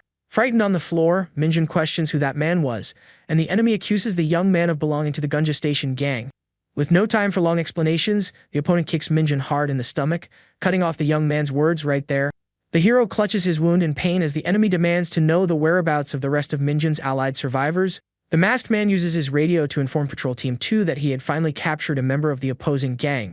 Agonizing in pain, the young man hears the shooter communicate over the device that he would try to extract information from the captured target. The protagonist lies on his side on the cold floor, facing the aggressor, and tries to stammer out some words of defense before the worst. However, the cruel opponent completely ignores the injured young man's situation and brings his foot down mercilessly towards the boy. The scene shifts to the rest of the group hiding inside a billiard room, checking if the hallway was safe and empty. The big colleague receives a call on the radio, informing him that armed support had just arrived at the building's entrance. One of the girls sighs in relief at the news, and the big guy decides they should all go down to meet the rescuers. Leaving everyone astonished, the friend sits on a bench and instructs her colleagues to seek help outside on their own. Upon hearing the big guy mention the escape advice given by Minjin, the young woman quickly refuses to abandon her beloved leader. The colleague with glasses is reluctant to flee without his friends and shows fear that they might arrive at the shelter while everyone was out searching. Holding Yena's shoulder, the colleague pleads for them to seek outside help, considering their hideout too dangerous. With tears in her eyes, Yena acknowledges the short distance to the shelter and concludes it would be the fastest way to see the boys. Soon after, the general view reveals the silent access to the elevator area, pointing to no dangers lurking there. At the end of the lit hallway, the floor near the restrooms shows blood, revealing that evil still lurked in the silent place. The scene cuts to a sign indicating the men's restroom, fixed on the dark tiled wall of the empty building. Meanwhile, the view from the street shows armed soldiers and cars blocking the road in search of the Gunja Station gang. Hiding in the darkened stall, the masked man reflects on the enemy's weapon while holding a young man hostage there. Sweating nervously, the hostage tries to make up that he barely knew the allied group, but the shooter scoffs at the excuse. Facing the villain, the boy tries to focus on the fire in the neighboring building to suggest an urgent escape from that place. Observing the ajar bathroom door, the man reveals he was waiting for a colleague from the patrol to return. Opening a sharp knife, he threatens to take the boy's life if his partner didn't return safely by midnight. Holding the bladed weapon, the shooter advises the young man to pray for his partner's return, creating a very tense atmosphere. On another floor, the injured leader is startled when his aggressor suspects an infection upon seeing his poor physical state. With his hands tied by a zip tie, the protagonist desperately tries to deny the accusation of being sick. Suddenly, a soft knocking sound on the door breaks the silence and grabs the complete attention of the man with the mask. Completely surprised by the sudden visit, he immediately turns his head to investigate the new threat. Staring at the dark entrance, the patrolman hears a mysterious voice from the other side whispering the name of a mountain. Hearing that, the injured young man quickly deduces that the strange word must be some kind of secret password. Keeping his guard up, the villain responds with another random word to confirm the identity of the person there. Feeling a huge sense of relief, the man masks his apprehension and speaks to his ally, celebrating his safe return. Opening the door with confidence, the patrolman receives his colleague, not imagining the real danger that awaited him. To his total surprise, the newcomer was the big colleague, pointing an assault rifle directly at his face. Without hesitation, Minjin's ally fires the silenced weapon, landing a final blow on the enemy before he could react. Hearing the sound of the shot, the hero's eyes widen, completely shocked by the sudden fall of his cruel aggressor. With a bruised face, he stares at the open door, trying to process the identity of his unexpected savior. Holding the weapon firmly, the big colleague enters the room and celebrates upon seeing the protagonist safe and sound on the floor. The shooter reveals he was hiding in a building very close by, leaving the leader confused by the whole situation. The scene illustrates the blood-stained floor of an arcade as the big guy explains his delay by saying he fought earlier. Crouching down to untee the restraints, the friend dismisses the young man's suspicions, stating he had to risk his life to live. The big guy says the girls were rescued by people from the shelter and reassures the leader about their character. Agreeing to the escape, the protagonist tries to get up from the cold floor but ends up staggering due to his injuries. Leaning his weight on his ally's shoulder, the hero apologizes for the delay and accepts the physical help to walk.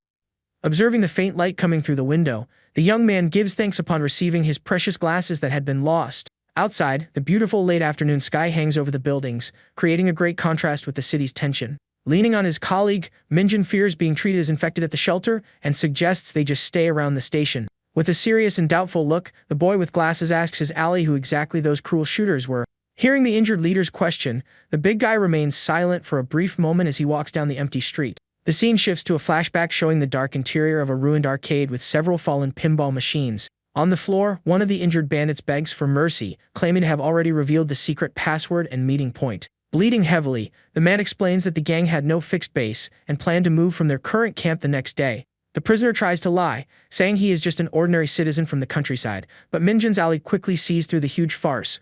Facing the criminal, the big guy asks about the member of his group who had been knifed by one of those thugs. The shooter reports that his friend's wound wasn't that deep, but the aggressor's blade was covered in infected blood. Shocked by the grim revelation, the prisoner immediately realizes that the stabbing victim ended up being contaminated. The vigilante says his colleague asked to be found if there was a cure, although he didn't really believe in that great salvation. Showing a dirty knife, the warrior warns that he used the weapon against some creatures and that the blade also carried the deadly virus. Pointing the dangerous knife, the big guy threatens to strike the criminal so he too would transform into a raging beast. Showing no mercy, the interrogator reveals he would perform painful experiments on the man's body to test the zombie infection. Cornered and trembling with fear at the lethal threat, the injured bandit stammers and decides to confess the whole truth about his gang. The villain reveals they were escaped criminals from an inland prison after a riot caused by the local contamination. Hearing the sad account, the big guy understands that the fugitives marched to the capital as soon as they learned of the chaos there. The warrior accuses the gang of looting stores and banks during society's fall, ignoring the cowardly prisoner's excuses. With his eyes on the enemy's rifle, the interrogator demands to know how mere prisoners got such advanced military weapons. Pale with fear, the man confesses he didn't seek out the weaponry and only knew that the modern rifles had recently arrived to the gang. He details that a mysterious helicopter dropped a box in the city containing assault weapons and a powerful military grenade. Hearing the unexpected confession, the warrior is very surprised and deduces that the air package seemed like a supply drop. The criminal reveals that the boss had another rifle and that the rest of the team was armed with potent grenades and melee weapons. Observing the destroyed arcade, the memory shows the prisoner theorizing that the supplies were intended for special forces. Back in the present, the rescuer states that some government was purposely sending weapons from the sky to combat the threat. Walking with difficulty, the young man with glasses processes the great revelation, muttering in shock about the survival items. With a deep and thoughtful look, the injured leader assesses the situation and silently concludes that the airdrop would be impossible. Suddenly, the rescuer stops his steps in the middle of the empty street and focuses his attention on a macabre sight up ahead. The highway's pavement shows several blood-covered bodies scattered on the ground, forming a very sad and disturbing image. The young men face a blockade with burning cars and a military banner ordering to shoot anyone who approached. Moving away from the blockade, the protagonist and his friend walk with difficulty along the highway, which is littered with bodies. The view focuses on one of the vehicles used as a barricade, which is burning intensely, sending up large orange flames. The sign, spray painted in red, reinforces the warning that they would shoot anyone who approached. The muscular colleague asks the leader to wait, while the boy with glasses wonders if they had already reached the shelter. Looking up, the two young men notice the distant figure of a soldier watching the area from the top of one of the buildings. The image zooms in, revealing the soldier aiming his assault rifle directly at the young men. Frightened by the threat, the friends start running in a panic as the boy shouts for them to get out of there. The protagonist flinches mid-run upon hearing the loud crack of a gunshot echoing strongly through the area. Hearing a monstrous roar very close by, the leader's eyes widen, and he turns his head, showing great shock. At that instant, one of the creatures running behind them suffers a final blow to the head, revealing the presence of infected. The sound of the shots attracts even more zombies down the street, leaving the leader desperate with the arrival of a huge horde. Pulling the boy with glasses, the ally suggests they escape down a side street to avoid the imminent attack. The two friends run hastily through a narrow alley, seeking to shake the beasts that were approaching quickly. The leader suggests his friend run ahead because the zombies ignore him, but they decide to continue the search together. Reaching the end of the path, they find a locked metal gate, making the young man suspect a dead end. Behind them, the infected appear running and roaring, forcing the muscular friend to turn and face the lethal threat. Holding his assault rifle firmly, the armed colleague aims at the adversaries while protecting Minjin and his back.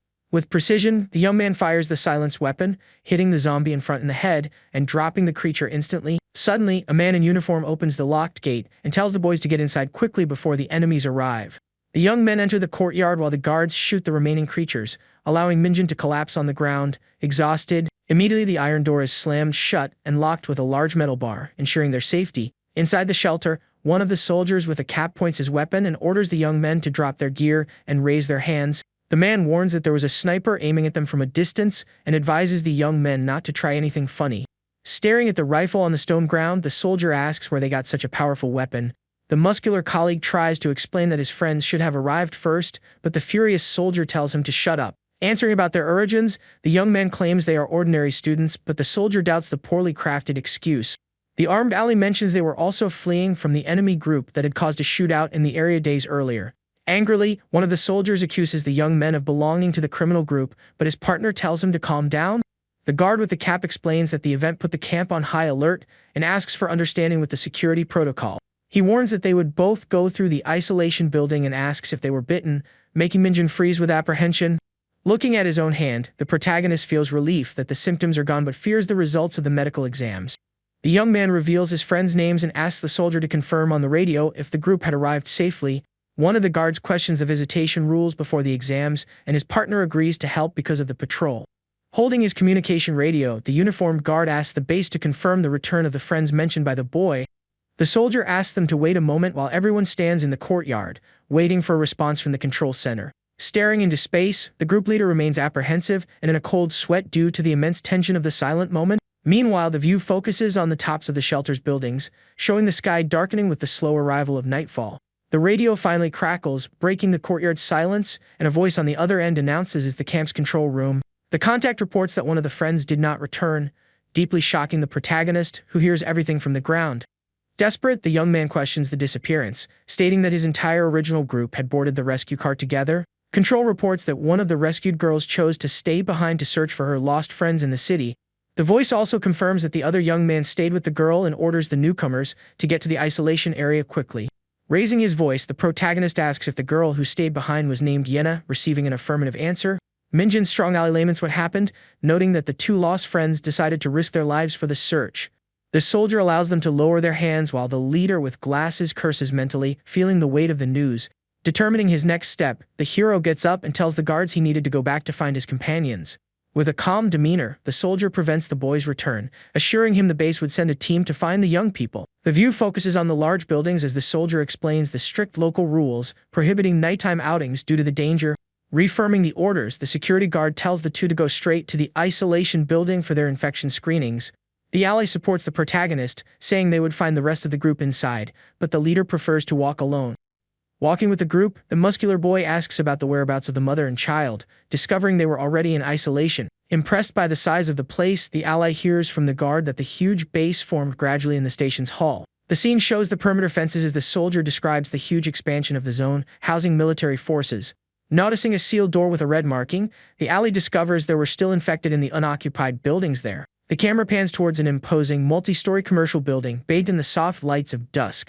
The soldier explains the plan to occupy only the safe floors of that building to house the large number of civilians. Walking in silence, the young protagonist reflects with some admiration on the place's high-level organization. Even so, he maintains a tense look, remembering the dreaded medical exam for infection that was rapidly approaching. The image focuses on the various yellow barricades scattered around the courtyard, emphasizing the young man's strong feeling of anguish. Far away, the view shows the hero's old wooden bat with nails, abandoned solitarily on the cold floor. Far away, Yena crouches in the destroyed room and murmurs with relief that the hero certainly survived by jumping from the building. Worried about the flames, her colleague warns of the danger and suggests a quick escape, but is called a pig by the irritated young woman. Walking towards the exit with the bat, the young woman scolds her colleague for coming back and states she could manage on her own. Sweating nervously, the friend explains he couldn't leave her behind and tries to calm her down, saying he got a weapon on the way. Turning her head with a mocking look, the girl questions if the cowardly ally actually knew how to use that assault rifle. The young man stammers as he replies that he practiced with the rifle only a few times, making his friend find his lack of confidence strange. Resuming her walk, Yena declares she doesn't need anyone besides her beloved leaders to survive there. Walking right behind, the colleague reflects on how the girl's rude attitude changed after living with the group's leader. But the situation changes when the young woman casts a soft glance over her shoulder and thanks him for his sincere concern. Completely shocked and with his heart pounding, the young man's eyes go wide, deducing that the girl really liked him. Soon after, the girl realizes his delusion and insults him severely, cutting off the sudden romantic mood. Sweating nervously, the young man curses mentally and acknowledges he is being totally manipulated by his friend's personality. Soon after, their walk is abruptly interrupted when the young woman freezes in place, making a sound of great surprise.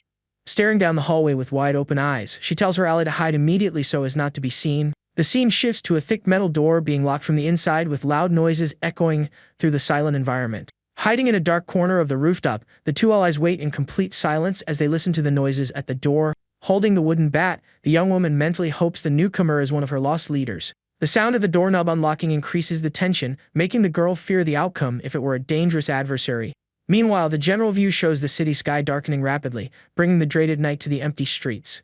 Elsewhere, the dark and empty interior of a medical clinic conveys a very somber and uncertain atmosphere. Inside the shelter's isolation area, the protagonist walks under the lights, hoping his mother is in a similarly safe place. At that moment, the young man with glasses' eyes widen as he finally finds one of his precious colleagues at the end of the hallway. Approaching desperately, the leader focuses on the alley dressed in red and asks about the whereabouts of the lost girl.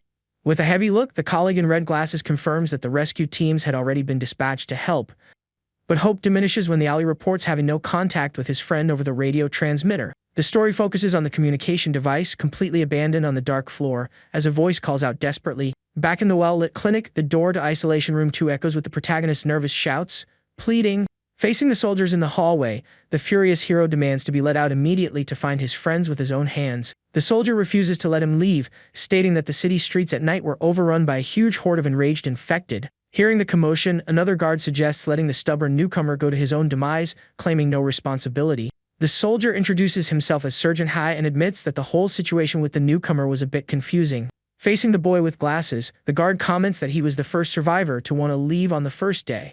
Maintaining his firm posture and a serious look, the protagonist with glasses simply reveals his own name in response. The soldier states that going out at night was madness and suggests waiting for dawn, also reminding him of the state of his leg.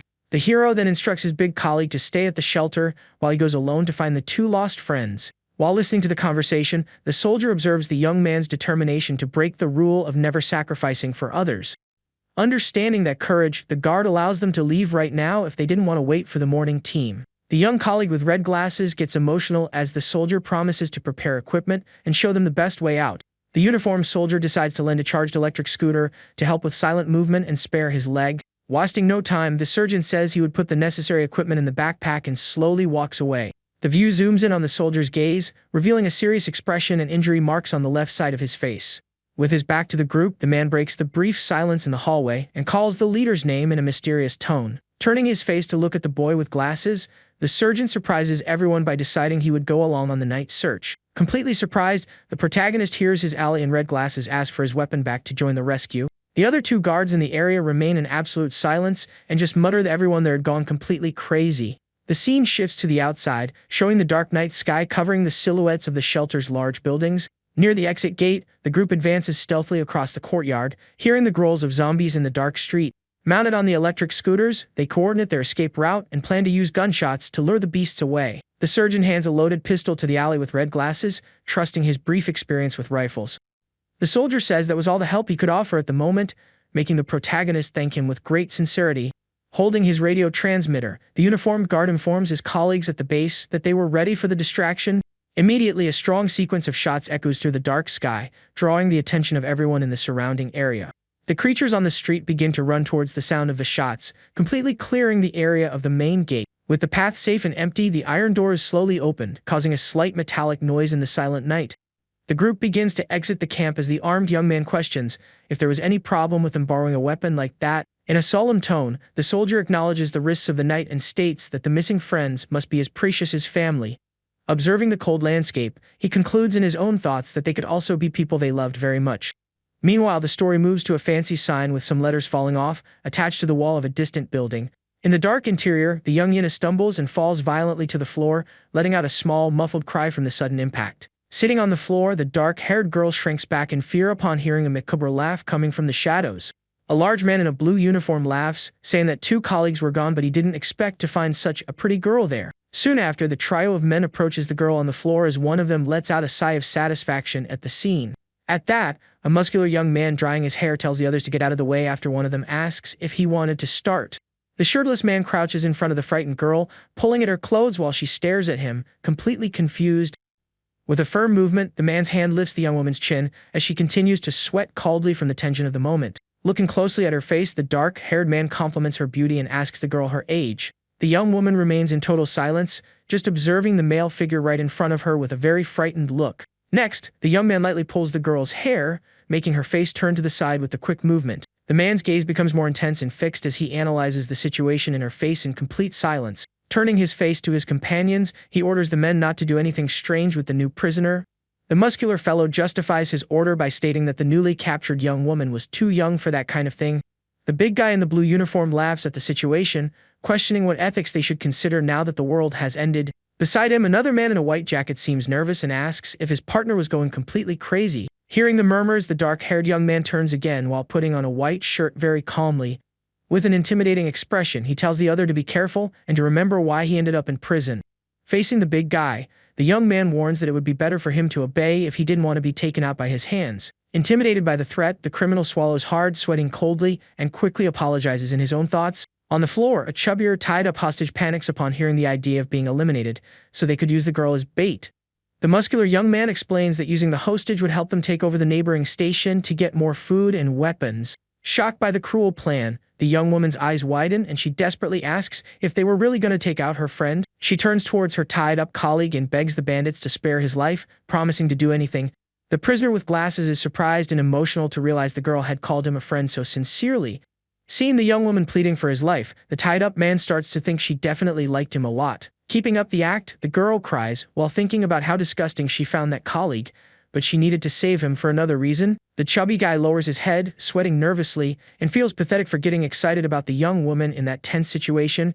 The big guy in blue agrees with the leader, stating it would be a waste to just eliminate the hostage without using him for something first. Hearing the proposal to play with him before finishing him off, the tied-up man stares at the floor, feeling dread take over. The long-haired young man ignores the conversation and turns his serious gaze back, questioning if the girl had ever taken out a zombie. The young woman swallows hard, remaining in absolute silence as the man pressures her, wanting to know how she survived until now. The man narrows his eyes thoughtfully, analyzing the prisoner's frightened expression to try and deduce the truth. The big guy in blue is confused when his leader tells him to grab the girl to start. That. The accomplices question the order, thinking it's a waste, while the young man tells them to get ready. Frightened, the prisoner concludes in her thoughts that the young man would have no pity on her this time. The young man kneels in front of the hostage, warning that she needed to protect her own body from enemies. In a swift move, the young man grabs the girl's hands, placing a metal fork between her fingers. With a serene look, he tells her not to worry, stating that the situation would be very simple. Whispering in her ear, the young man advises her to focus on the face and strike without any mercy. He tells the girl to use her anger to survive, while she, frightened, questions the reason for the fork. With a small smile, the leader named Songji, who says this was the only way for her to live. Soon after, the scene shifts to the young woman being thrown violently against the floor of a dirty room. Getting up with some difficulty, the girl faces an iron door, trying to understand the situation. The dark environment was an old, completely destroyed Karak room with a blood-stained floor. At that moment, monstrous growls begin to echo from behind the closed door, frightening the young woman. Holding the fork firmly, she slowly backs away through the dark room, hearing the creature approach. Suddenly, the dark door bursts open, making the prisoner flinch from the shock. A bloody creature crashes to the floor, making a horrifying sound from its open wound. Standing in the doorway, the young Ji, who reveals he cut off the creature's arms to make the fight easier for the girl. The young man warns that she needed to go a little crazy to survive as the armless zombie gets up. After that, the door is locked from the outside, leaving the young woman trapped in the room with the lethal beast. With a terrified look, the dark-haired girl watches the creature drool as it moves towards her. Trembling uncontrollably, she holds the small fork, muttering that she couldn't fight. Wasting no time, the infected creature lets out a sharp roar and furiously charges at the girl. With a sudden lunge, the creature hits the hostage squarely, throwing her body forcefully backward. The young woman lets out a cry of pain, falling pressed against the wall as the enemy continues its attack. Cornered, the girl faces the creature's horrifying face, feeling panic take over her mind. Desperate, she grabs the locked doorknob, begging the young man to spare her life. Pounding on the iron door, the prisoner cries for help, feeling like she was going to perish. Before she could escape, the bloody creature approaches from behind, opening its mouth ferociously. In a brutal attack, the creature smashes the girl against the door, preventing any chance of escape. With the violent impact, the small metal fork slips from the young woman's hand and falls onto the blood-stained floor. The creature growls ferociously as it advances towards the young woman, who lets out a desperate scream of terror. Pinned against the wall, the girl closes her eyes and mentally pleads for someone to appear and save her. Suddenly, a firm hand appears and grabs the creature's neck, preventing it from biting the prisoner. With a rough movement, the zombie's body is thrown far away, hitting the corner of the room with a dull thud. Upon opening her eyes, the young woman realizes that the leader Ji, who had entered the room and was standing right in front of her. As the other criminals watch from the door, the young man asks if the fight was too boring to end so quickly. He picks up the metal fork from the floor and warns that to survive in this world, one needed to lose a bit of their sanity. The man positions himself right behind the girl and firmly holds her arms, causing another startled reaction. Calmly, he guides the young woman's hands to hold the fork again as she asks him to wait. But the bloody beast gets up from the floor and runs towards them, letting out a sharp roar of fury. Using the strength of his body, Jay, who guides the girl's hand and drives the metal object straight into the creature's mouth. The prisoner screams in panic, not understanding why he was forcing such a violent and dangerous situation. Staring closely at the young woman, the young man states that this was for her own good and that she needed to feel the moment. He continues to force the girl's hand to strike the creature, while she tries to resist his command. With her eyes squeezed shut and an expression of suffering, the young woman is forced to participate in the brutal execution. The creature lets out one last sound of pain as the final blow is delivered, splattering the surroundings. Drops of red stain Jae-hyu's face, who maintains a cold and calculating expression throughout the process. He observes the girl covered in red stains and warns that this was necessary to ensure the enemy's demise. Noticing her crying, the young man crouches beside her and explains that fear is part of every person's change. In a serious tone, he states that the training would continue until she was capable of taking one of them down on her own. Before leaving, the young man orders her to rest for 30 minutes, and then they would start all over again. Alone in the dark room, the girl sits on the floor and observes the infected's remains in a disturbing silence. Meanwhile, the scene shifts to the outside, showing two young men crossing the street on electric scooters. In the background, several infected individuals run desperately, letting out screams that echo between the deserted city's buildings. Minjin asks if the meeting point was really near the station, while his colleague with glasses confirms the way. The young man with glasses maintains an expression of concern and sweat on his face, fearing what they would find ahead. The story focuses on the interior of an abandoned building where marks of blood and dirt are spread across the hallway. Inside a bathroom, two men talk on the radio about having captured a survivor and secured the hideout. One of the young men urges his superior to hurry, fearing the enemy group might show up at any moment. On the other end of the line, a man wearing a skull mask gives stern orders about maintaining the location secrecy. Holding the radio, the young man with glasses hears a male voice saying he is near the station, but not giving the exact location. Irritated with the situation, the young man grumbles about the man acting like a doormat and that he should have just told the truth. Walking down the street, the young man with glasses asks for the exact destination while the protagonist decides to stop by a building first. Minjin explains that his colleague's last message came from the neighboring building and that he might not have been captured yet. Soon after, they observe a building completely in flames, noting with astonishment that the fire hadn't spread that much. With zombies gathering in the surrounding streets, the protagonist decides to pick up the pace to avoid drawing the creature's attention. In the dark interior of the stairwell, the colleague with glasses uses a flashlight and is thankful that the area is still quite safe. But the relief is short-lived when the flashlight's beam reveals the body of a fallen man leaning against the blood-stained wall. Analyzing the green band on the soldier's arm, the young man with glasses concludes that the deceased was one of the enemy survivors. Observing the scene with a serious expression, the protagonist doesn't quite understand what could have happened in that place. Looking closer at the steps of the dark staircase, he notices some used bullet casings scattered on the cement floor. Holding a casing, the young man states that the enemy group was ambushed there, losing their weapons without firing back.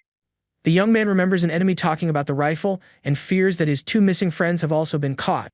Not wanting to waste time on assumptions, the protagonist wields his weapon and decides to continue climbing the building steps. Meanwhile, the scene shows the fire devouring the neighboring building, illuminating the dark night of that completely abandoned city. On the roof, the young man with glasses finds his friend's radio on the ground, indicating they were taken as prisoners. At that exact moment, the device rings, revealing the voice of one of the enemies, announcing that their team had arrived on the roof. The man on the radio reports the fallen bodies on the stairs and says the enemy team had one of the hostages' communicators. With a focused and very silent look, Minjin hears that the kidnappers were heading straight for the main station. The enemy leader confirms the message, telling everyone to stay alert, while the young man with glasses swallows hard, feeling very scared. After this revelation, the focus shifts to the large, abandoned buildings under the dark sky, covering the ruins of civilization. On the outskirts of the station, the duo observes a dark alley full of zombies, and the protagonist decides they will proceed on foot. Walking carefully through the streets, the young man with glasses whispers, not knowing how they would find the hideout in the middle of everything. Suddenly, the story shows an enemy lookout in a hoodie sitting on a high balcony, resting while smoking a cigarette. The lone man keeps his rifle leaning against his body, enjoying that moment of tranquility high up on the rooftop. Lighting his lighter, the lookout grumbles about the boredom of being on guard, believing no enemy would get close. Being older than the gang's leader himself, the guard sighs in irritation for being stuck doing this simpler job. At that exact instant, a subtle noise echoes through the darkness, making the sentry put out the flame and turn his head, very startled. Trembling slightly, he points his flashlight-equipped rifle into the darkness, aggressively questioning who is there. But before he could shoot, the protagonist appears from behind, placing a knife to his neck to ask the same question. Holding the knife to the guard's neck, the protagonist tells him to answer how many enemies were inside in 3 seconds. With a cold gaze, the young man begins the countdown while the sentry breaks out in a cold sweat, desperately cursing at the youth. Right after, his colleague with glasses appears with a flashlight, hurrying Minjin to enter the place because they didn't have much time. The pair quickly enters the dark building, where a long staircase, lit only by the night sky, awaited them. With very careful steps, the two young men begin to climb the stairs in complete silence so as not to alert the kidnappers. Arriving on the upper floor, the protagonist points the way upon finding a well-lit hallway with very luxurious decor. Hiding behind the wall, the young man cautiously peeks at the area, noticing something strange that catches his attention. Looking more closely, he realizes that the elevator door on that floor was wide open at the end of the hall. Approaching with his weapon in hand, the young man spies through the dark hole of the elevator shaft to try and find any useful clues. Noticing a light at the bottom of the shaft, he can hear some distant noises coming from the lower floor of the large building. In another part of the building, a long, elegant corridor shows signs of a struggle, with a lot of red stains and objects thrown on the floor. Sitting on the ground, the chubby hostage with a bruised face cries, swearing to his captors that he knew absolutely nothing. The prisoner tries to explain that he had arrived at the location recently, but the three criminals continue to threaten him without pity. With an intimidating expression, one of the thugs asks if he wanted to lose a finger, making the prisoner scream in panic. At that moment, a loud banging noise echoes through the hall, catching the attention of one of the kidnappers in a light-colored coat. Confused by the sudden sound, the man turns his head towards the darkness of the hallway, wondering what it could be. Deciding to investigate, the thug walks slowly across the stained floor, passing the knocked-over objects in the luxurious area. The area remains completely silent, showing no sign of intruders or the source of the mysterious noise from before. Suddenly, the heavy iron elevator doors on that floor move, causing a loud bang on the isolated level. Meanwhile, Minjin and his colleague arrive on the lower floor, using the shaft as a passage to continue their rescue mission. The protagonist uses the radio transmitter to report the exact location of the building, confirming he has found the enemy's base. With a determined look and weapon in hand, the young man informs his allies on the radio that he was going to breach the floor at that very moment. Minjin asks his colleague to stay back and only advance if something goes wrong, while his friend with glasses wishes him to be careful during the breach. The scene returns to the luxurious hallway where the trail of destruction and mess mark the main path of the rival Hediot. Nearby, an infected person in bloodstained clothes walks, dragging its feet and letting out frightening noises in the dark environment. Behind the armless creature, the leader Ji-Hoo coldly asks if the girl could take down the monster by herself this time. Completely panicked and with tears on her face, the young woman begs and cries, asking why he was doing this to her. Cornered in the dirty room, the girl holds a small metal fork while the creature approaches, growling to attack her. Watching the hostage's desperation, the criminal claims he wasn't doing this to torture her, ignoring her pleas. With an intense look, the criminal states that he was doing this because he considered the girl as someone special to him. The young woman begs for her life as the blood-stained monster stumbles towards her, and the young man tells her to do well again. At that exact moment, the doorknob of the main door in the large, luxurious hall is slowly turned with a faint metallic click.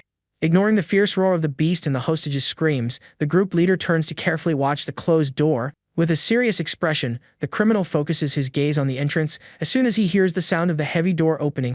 Immediately, the man's face shows surprise at seeing who is entering that isolated and blood-filled room, but the story focuses on the lower floor where the heavy elevator doors remain wide open and empty. Using the top of the elevator as a passage, the protagonist carefully climbs through the opening, holding his equipped rifle. The young man silently raises his head through the crack of the door, trying to cautiously get a view of the upper hallway. With an agile leap, the young man in black shoes lands on the dark marble floor of the hallway, making almost no noise. Holding his weapon tightly, the young man with a sweaty face exits the elevator, scanning the area to find the enemies. At that instant, the thug in the white coat turns into the hallway and crosses paths with the armed youth, wondering about the sound. Coming face to face with the unexpected intruder, the criminal's eyes go wide, and he breaks out in a cold sweat, showing complete shock at the scene. Completely paralyzed with fear, the man tries to stammer, asking who the armed individual was right in front of him. Without giving him time to talk, the protagonist fires a silent shot that hits the scared thug squarely in the arm. Hearing the scream of pain in the hallway, the other big guy in a blue shirt turns his head, confused, trying to understand the situation. The accomplices are startled by the sharp sound and stare into the darkness of the hallway to try and find their injured ally. The criminal with short hair hides behind the wall and peeks out with only half his face to observe the dark corridor. In doing so, he sees his partner lying on the floor covered in red and calls out his name with great fear in his voice. Wounded and bleeding heavily, the man obeys when the protagonist points the weapon at him, telling him to stay quiet if he wants to live. Hiding behind the counter, the young intruder lets out a long sigh, trying to calm his own heartbeat.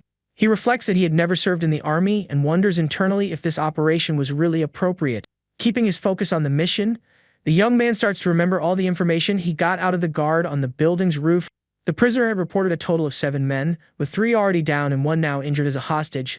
Looking down the dark hallway, the young man does the math and concludes that there were at least 3 kidnappers left inside. Thinking about the stolen weapons, he deduces that the rivals would have rifles and realizes that using the hostage would be the best strategy.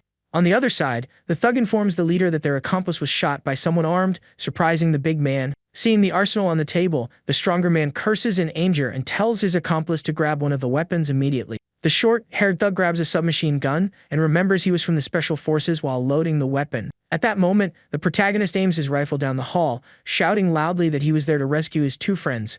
After the young man's shout, the dark hallway remains completely silent, with the overturned cart and a lot of red on the floor. Upon hearing the familiar voice, the chubby prisoner responds excitedly, confirming that he and the girl were inside. The criminal in the blue shirt turns around, irritated, while the hostage continues to yell to give away his location. Out of patience, the thug tells the prisoner to shut up and lands a violent blow on the poor young man's face. On the stairs, the boy with glasses breathes a little more relieved, concluding that his two friends were still alive. The short-haired thug hides by the wall, ordering the intruders to reveal their identities immediately. Remaining calm, the protagonist focuses his gaze on the end of the hallway, thinking of a good strategy for that moment. The young man bluffs, saying he is a special forces soldier, and claims that dozens of military personnel were surrounding the building. The man in blue panics at the lie, but his partner doubts the story, not seeing much professionalism. The partner deduces that the boy was alone because a team would attack together, but gets angry that he knows their numbers. Analyzing the solo attack and the quick shots, the criminal realizes that the mysterious intruder had a lot of courage. Observing the hallway from a distance, the thug concludes that the enemy was either a reckless madman or a rookie pretending to be good. While keeping his weapon pointed down the hall, the protagonist proposes they all make a peaceful deal. The young man warns that he is aiming directly at their injured colleague, and that a single shot would be final for the man on the ground. He then offers the life of the injured henchman in exchange for releasing his two captured companions. The big guy in blue is confused, not knowing what to do, and asks his partner about their leader's location. With his face sweating from nervousness, the thug mutters a curse, feeling that the situation was getting out of control. Very coldly, the short-haired criminal orders his companion to toss a grenade into the hallway without hesitation. He ignores the fact that their injured ally is in the line of fire and states the partner was just causing trouble anyway. Lying on the floor, the hostage hears the cruel plan and becomes desperate, realizing he would be sacrificed by his own friends. Trembling with fear, the man begs his leader to save him and asks them to let the enemies leave with their lives. Hiding behind the counter, the protagonist lets out a confused sound, not quite understanding what was happening. At that instant, the true leader of the criminals appears, walking down the dirty hallway holding a large, dark rifle. The young man cautiously backs up his position a little, wondering if that man would approach the counter. The injured ally smiles in relief upon seeing his boss, but receives a sinister warning about the first rule of survival. Without showing any reaction, the leader warns that any partner who brings danger to the group should simply be eliminated. Right after, the merciless young man fires his own weapon, taking out his injured colleague without a second thought. The protagonist's eyes go wide, completely shocked by the enemy's cruelty against his own companion. In an extremely fast move, the criminal advances, pushing the boy's rifle down and forcefully disarming him. Without giving him time to defend himself, the man delivers a brutal knee to the young man's face, who lets out a muffled cry of pain. With the strong impact to his face, the companion falls violently on his back on the hallway floor. Hearing a metallic noise, the enemy leader turns his head in surprise towards the elevator. The doors open, revealing the boy with glasses, who points a pistol directly at the rival. Without showing fear, the man raises his rifle, aiming at the newcomer's face. Trembling nervously, the young man demands that the criminals release the hostages at that exact moment. The leader lowers his guard a bit and concludes that the captured girl's name really was Yi-Na. Then, the criminal moves his finger from the trigger and lowers the heavy weapon, maintaining a calm posture. Behind him, the other armed henchman asks his boss not to shoot the boy with glasses. The dark-haired man proposes to release the other allies from there, with the exception of the young girl. He confesses to having felt something special for the hostage, even though he had known the girl for such a short time. The boy listens to the cruel proposal, swallowing hard with great tension written on his face. Focusing his aim again, he firmly orders for the prisoner to be released before the first shot. The rival notices the intruder's determination and questions if the two of them had some kind of romantic bond. Suddenly, external voices echo from the young man's radio, ordering more men to surround the building. The villain is completely surprised to notice that the intruder had a large team of reinforcements.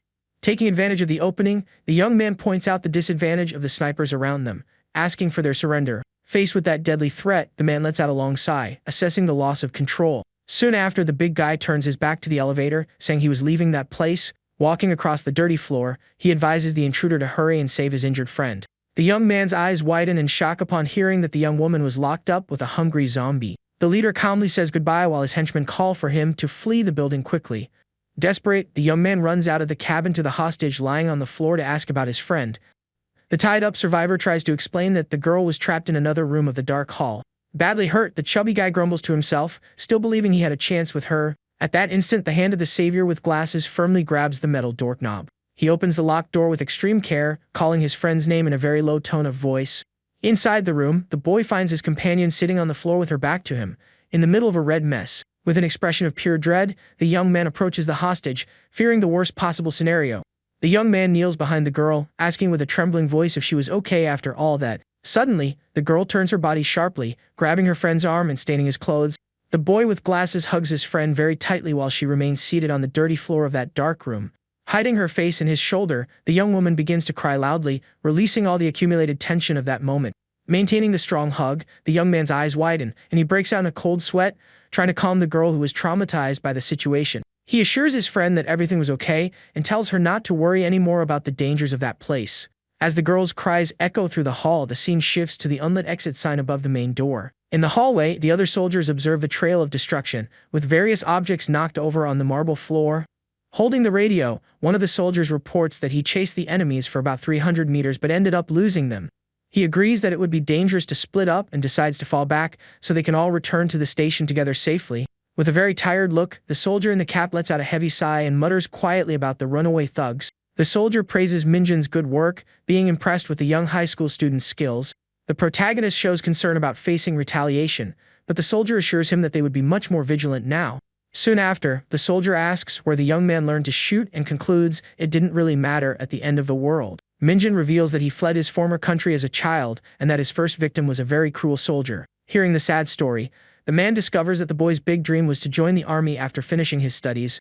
With a calm expression, the protagonist thanks him for listening and calls the sergeant by his name very respectfully. Then, the young man says he needs to tell him something very important and private, leaving the soldier a bit confused. At that moment, the scene focuses on the upper part of one of the doors in the long hallway, showing the number of the isolated room. Inside the room, the boy with glasses lifts his shirt, revealing a large stitched wound on the side of his stomach. One of the men analyzes the young man's serious injury, suspecting an infection and discovering it was more than a week old. Minjin asks the leader to keep this problem a secret, but he is told that he needs to inform the doctor at the local shelter. The soldier tries to calm the group, saying that the doctor was very close to him and that he would take full responsibility for the tests. The injured young man's eyes widen, surprised and hopeful at the great help from that important military man. In a friendly manner, the young man returns the pistol he had borrowed, stating that he didn't need to fire a single shot, but the sergeant kindly refuses to take the weapon back, leaving the boy with glasses confused by the older Ali's attitude. With a discreet smile, the uniformed man asks the student to keep the pistol, causing the boy great astonishment. With nothing to say, the boy puts his new weapon away and thanks the soldier for his generosity, bowing his body slightly. Soon after, the focus returns to the outside area of the city, lit only by the moonlight and a few stars in the dark sky. The story moves forward to the door of an isolation room, where everyone needed to be tested and quarantined for 1 day. Minjin says that their final destination was another shelter and asks if the soldier had any news about that place. The young man remembers the warning about radio transmissions that guaranteed the existence of this other shelter as the largest of all. Minjin laments the lack of long-distance communication and hopes that the other shelter is also safe. He remembers the news from the sergeant informing that the entire country's government had collapsed with the rapid infection. With the large cities destroyed, prisons were being used as shelters by the barricaded survivors. The situation in neighboring countries was also worrying, and the northern borders had been completely sealed. The neighboring country to the east tried to isolate itself quickly but ended up receiving infected refugees arriving by boat. The asphalt of those foreign streets was soon stained with the red of the new victims of that terrible disease. Even with all the blockades, the monsters began to walk the roads of that country, attacking innocent citizens. Other large nations around also failed in their containment efforts and reported an explosive increase in cases and losses. In the West, the military was trying to rescue its citizens trapped in the outbreak's country of origin using aircraft. That major global power was intervening more than other places in the face of this endless danger. After that, the protagonist remembers the surgeon's suspicion that this crisis was not a natural event. The soldier strongly believed that this was a biological attack caused by someone's detailed plan. The simultaneous emergence of the monsters and the sudden failure of communications in a single day did not seem like a coincidence. The media even considered an attack from an enemy nation, but the true cause remained a great mystery. At that moment, the boy with glasses thinks that the real reason for all this was linked to a famous computer game. He recalls the crisis beginning on the very day that a major in-person event for that survival game was taking place. It was on that exact date that giant creatures identical to the virtual monsters began to hunt humans in real life. With this, the three gamer friends agreed that this absurd tragedy had a direct link to their hobby. They theorized that some developer or tycoon spread weapons and the virus across the country to create chaos on purpose. The young man broke out in a cold sweat, not understanding why his nation had been chosen for a disaster that could be global.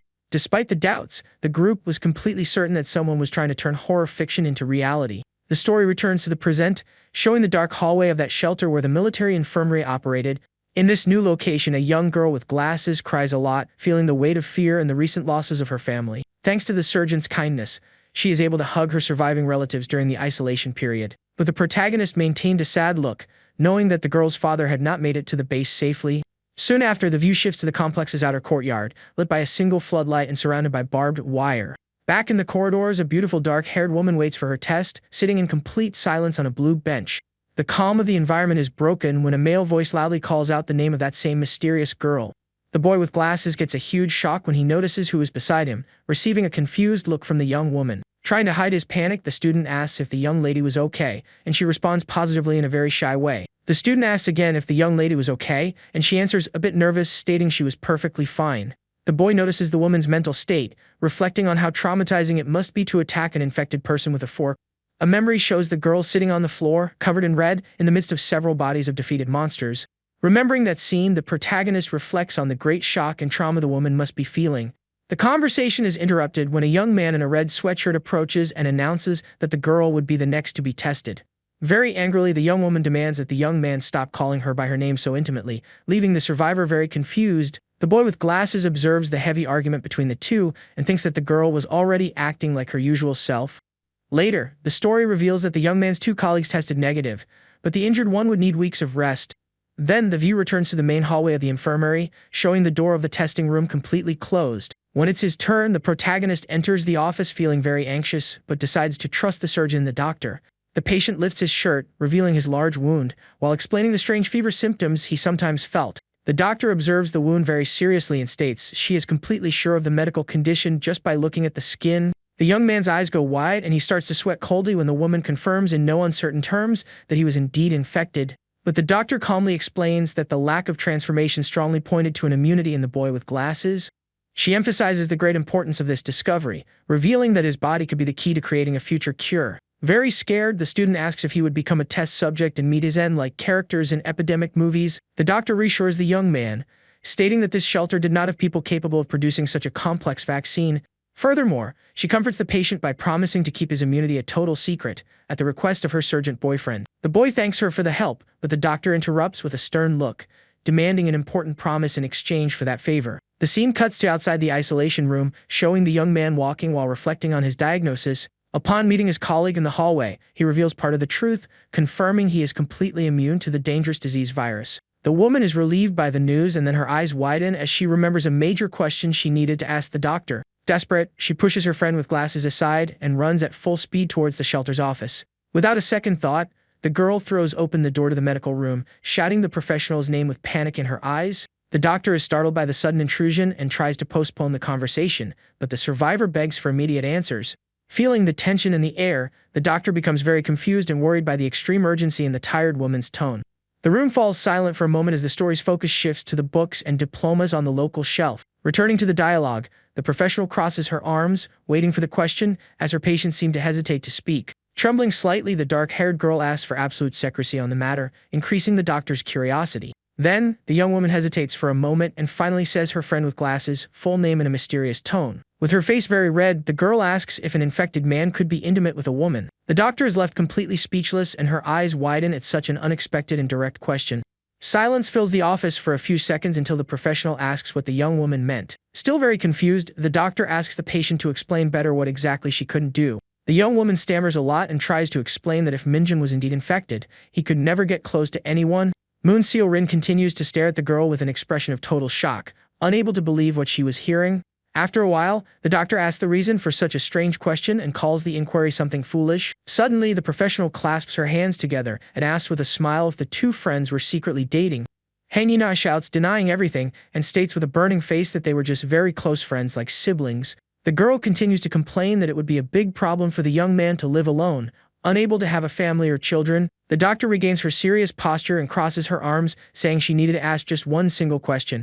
She questions if the young woman would have the courage to kiss one of those disgusting monsters that roamed the city streets. With a cold look, the doctor states that Minjin's body was exactly the same as those dangerous creatures. The woman explains that until a real cure was created, the young man would remain an infected person like any other.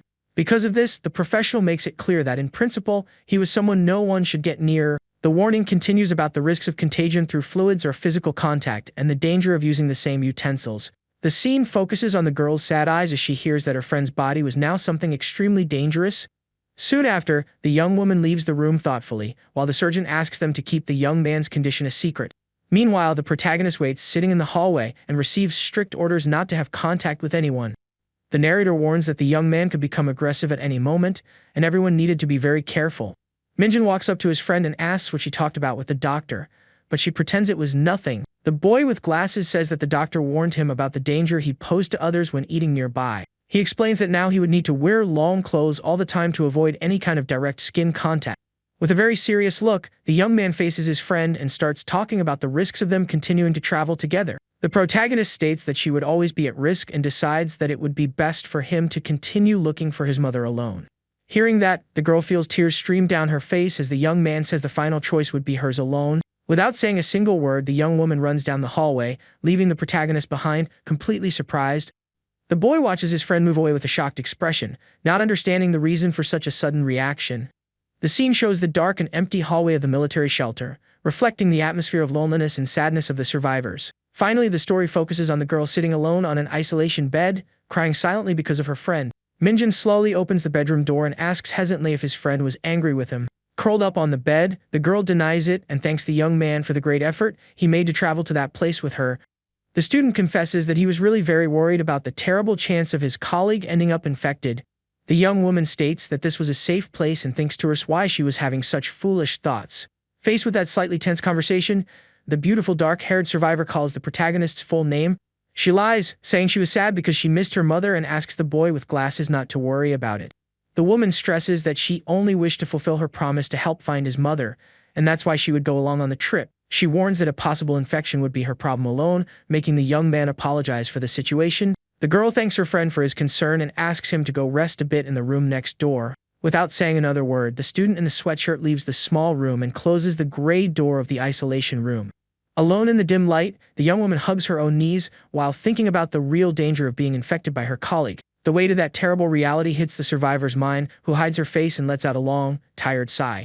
After this tense moment, the scene cuts to the reception of the military infirmary, which was completely empty and dark. The story advances in time, showing the facade of a medical building illuminated by the bright light of a beautiful sunny day. The injured friend uses crutches and reveals that the doctors gave him a long period of 5 weeks for his complete treatment. The protagonist sighs, realizing the group would need to stay put in that shelter for more than a month, waiting for the improvement. The young man remembers that upon arriving, he imagined a very strict military environment but ended up discovering a rather free place. The friendly director of the shelter welcomed the newcomers with great kindness and offered all the necessary support for their rest. However, the young man discovered that this commander hated the infected and used to order cruel eliminations of the monsters. Knowing that the leader ordered them to be dealt with even before full transformation, the young man decides to hide his big secret from everyone. Only the closest friends from the original group and the surgeon's trusted medical team knew about that terrible risk. Due to the constant danger of transforming out of nowhere, the young man had to accept being closely monitored by that soldier. The boy was placed in a lodging room next to the surgeon and was happy to have a clean and very safe space. His other teammates also managed to find good empty rooms in the long corridors of that building. The protagonist turns on the faucet and is surprised to see clean water falling quickly with a lot of pressure into the local sink. Reflecting in front of the mirror, he considers living there permanently but remembers that he needed to continue the search for his mother. The student stares into the void with a tired look, feeling the great weight of his choices and his very uncertain future. At that moment, the young man's mind goes back to the past, remembering the night he slept in the same room as his colleague. In that distant memory, the beautiful dark-haired girl had promised with all certainty to help in the important search. The scene cross-cuts between the two memories, showing the woman repeating the same promise while she continued sitting alone in the dark. The beautiful girl repeats that she only wished to fulfill her promise to help in the search, and that's why she wanted to go with him. The student with glasses lets out a long, tired sigh, wondering if he had made a mistake in what he said. He realizes that the young woman was opening her heart and notices how the two had become much closer friends. As their intimacy grew, the survivor ended up becoming an extremely precious person to the protagonist. Remembering the scene full of defeated monsters, he fears that his friend might end up infected or lose her life because of him. Staring at his own reflection in the bathroom mirror, the young man thinks that he didn't even want to imagine a tragedy like that. The scene shifts to the outside, showing a large commercial building with several signs illuminated by the sunlight. The group walks along the sidewalk while the protagonist notices that the shelter had grown so much it had taken over the entire neighborhood. The atmosphere inside the protection zone was so calm and peaceful that the young man felt a strange sense of unreal peace. Soon after, the focus goes to the door of a gym that was being used as a training center. Inside the facility, several men and women were systematically training their fighting and survival skills. In another hallway, the boy with glasses talks with a former colleague and discovers that there were more students from their high school around. A female voice calls the dark-haired girl's name, making her turn around with a surprised expression on her face. Two former school colleagues approach Hyena, very happy and shocked to find the girl still alive. The students begin to tell their escape stories while the protagonist observes, remembering that his friend was very popular. Suddenly, one of the girls notices the presence of the boy in the light sweatshirt and asks if that was the student Jung Minjun. The friends ask why the two of them were traveling together, and the beautiful woman tries to play it off with some random excuse. The girls laugh, saying that they were a very strange pair, and make cruel jokes about the young man's survival. The playful mood ends when one of the survivors decides to ask about the long-haired young woman's parents. Trying to avoid the sad topic, the young woman changes the subject and says goodbye to her friends, arranging to meet them later to talk calmly. The student with glasses maintains a fixed and very serious gaze, feeling the full weight of his travel companion's sadness. The story changes settings, showing a pot of rice and cartons of eggs on a wooden table in a modest room. During a meeting with the military, the sergeant listens to the boy's plan about using an underground tunnel and is surprised. The protagonist explains that he wanted to go to the next shelter through the subway tracks since all the bridges were blocked. The soldier lowers his head a bit, thoughtfully, and confesses that the army had already considered that same idea extensively. Sitting at the table, the soldier warns that with the current lack of personnel, it would be practically impossible to make that crossing now. To prove his major point, the officer invites the student to go down to the station and see the true situation on the platform. With that, the pair goes to the outside area of the military shelter, stopping in front of the large sign for the local subway entrance. They descend the long stairs, plunging into darkness until they reach a metal gate that was completely sealed for security. The sergeant points to the grate attached to the floor and reveals that this large fire barrier helped to block the infected. The sergeant explains that in the beginning, several survivors lived inside, but now entry was forbidden for civilians. The small group continues down the dark stairs of that large underground station in complete silence. Arriving at the bottom, they notice the frightening presence of some infected trapped on the other side of the glass. The officer says that the tunnel and the next stop were filled with monsters that got out of the trains and took over the place. The leader reveals a desire to create a safe route through that tunnel but confesses that the shelter didn't have the personnel for it. He also warns that if the government had already blocked the other side of the path, all that great effort would be useless. The protagonist with glasses observes the tense situation in the place, feeling a slight nervousness with all that talk. The surgeon in the cap continues to stare into the darkness of the tracks very thoughtfully, trying to find a solution. The student musters his courage and reveals that the monsters didn't attack him during his moments of fever and disease symptoms. The young man suggests crossing the tunnel alone when the symptoms return, leaving the military officer completely in shock. The scene focuses again on the large metal grate that separated the safe area from the dangerous darkness of the long tracks. Still in disbelief, the uniformed man asks the young man to confirm if those creatures really didn't attack him. The soldier asks for the duration of that safe state, and the boy replies that it lasted for a maximum of 3 hours straight. The boy with glasses also points out that he felt very weak and almost fainted during this period of advantage. The soldier considers that immunity something unbelievable but soon realizes a major problem in the young man's risky plan. The leader calculates the distance on his mental map and explains that the path to the other side was about 4 kilometers. The student suggests using an electric scooter to go and come back in less than an hour before the symptoms pass. The surgeon considers the idea very dangerous because there was no control over the start and end of that weakened state. The officer sadly recalls 2 soldiers from the shelter who recently lost their lives at the hands of prisoners. The young man insists on proceeding with the plan alone, arguing that he was already infected and felt like a burden to the shelter. Hearing that risky decision, the dark-haired girl butts in the conversation, completely forbidding the trip. She scolds the young man, talking about the risk of becoming a widow, causing a lot of confusion among the friends who were nearby. The injured friend quickly agrees with the soldier, saying that the uncertainty of the symptoms made the idea very reckless.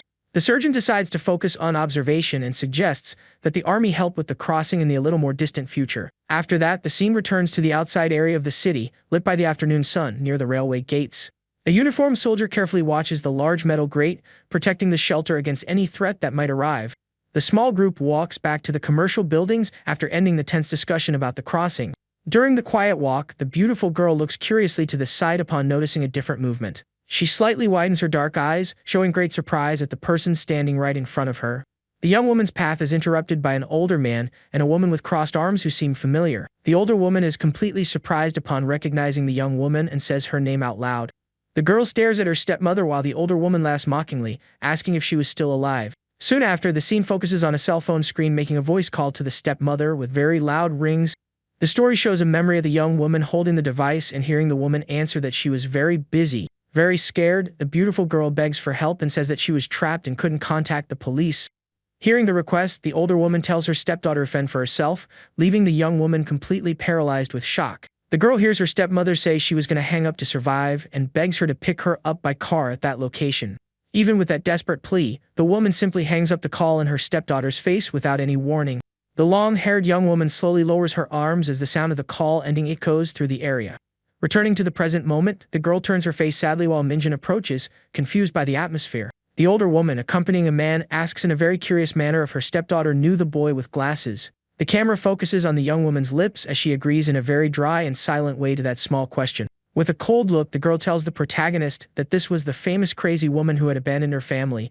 The stepmother becomes completely irritated by the insult and shouts that she also almost lost her life in her own apartment. The woman continues to shout nonstop while her companion touches her arm, asking them to leave. The short-haired woman argues that they had no blood ties and blames the young woman's personality for everything. Ignoring the major insults, the girl holds the protagonist's arm and asks him to get away from that woman. The scene focuses on the two friends observing the commotion from a distance and complaining about the arrival of more problematic people. The soldier explains that this couple had arrived at the shelter a few weeks ago and that he didn't like their attitude. The group continues walking while the guard says that the woman claimed to be an actress and that the couple disrespected the rules.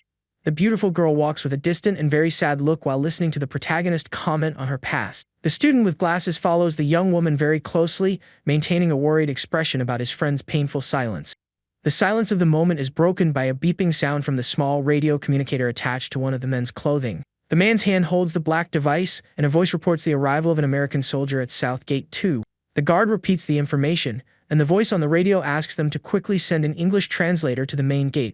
The guard in the cap lowers the radio thoughtfully and tries to understand why a foreign soldier would be there now. Suddenly, someone off-screen offers to do the translation, completely breaking the team's great silence. The soldier turns, confused, and finds the dark-haired girl stating very firmly that she spoke that language. Then, the story changes scenery, showing an internal medicine reception sign on the ceiling of a hallway. The camera focuses on the details of a camouflage uniform, displaying an emblem with the American flag attached to the arm. The American soldier reveals that he was patrolling the region after setting up a base at a school and ended up finding that place. The beautiful girl translates the sad news that the soldier had lost almost his entire squad and only 5 were left alive. The protagonist with glasses listens to the translation and is very impressed with his companion's great talent for speaking English. During the long conversation, the foreigner comments that someone seemed to be intentionally blocking the military's signal.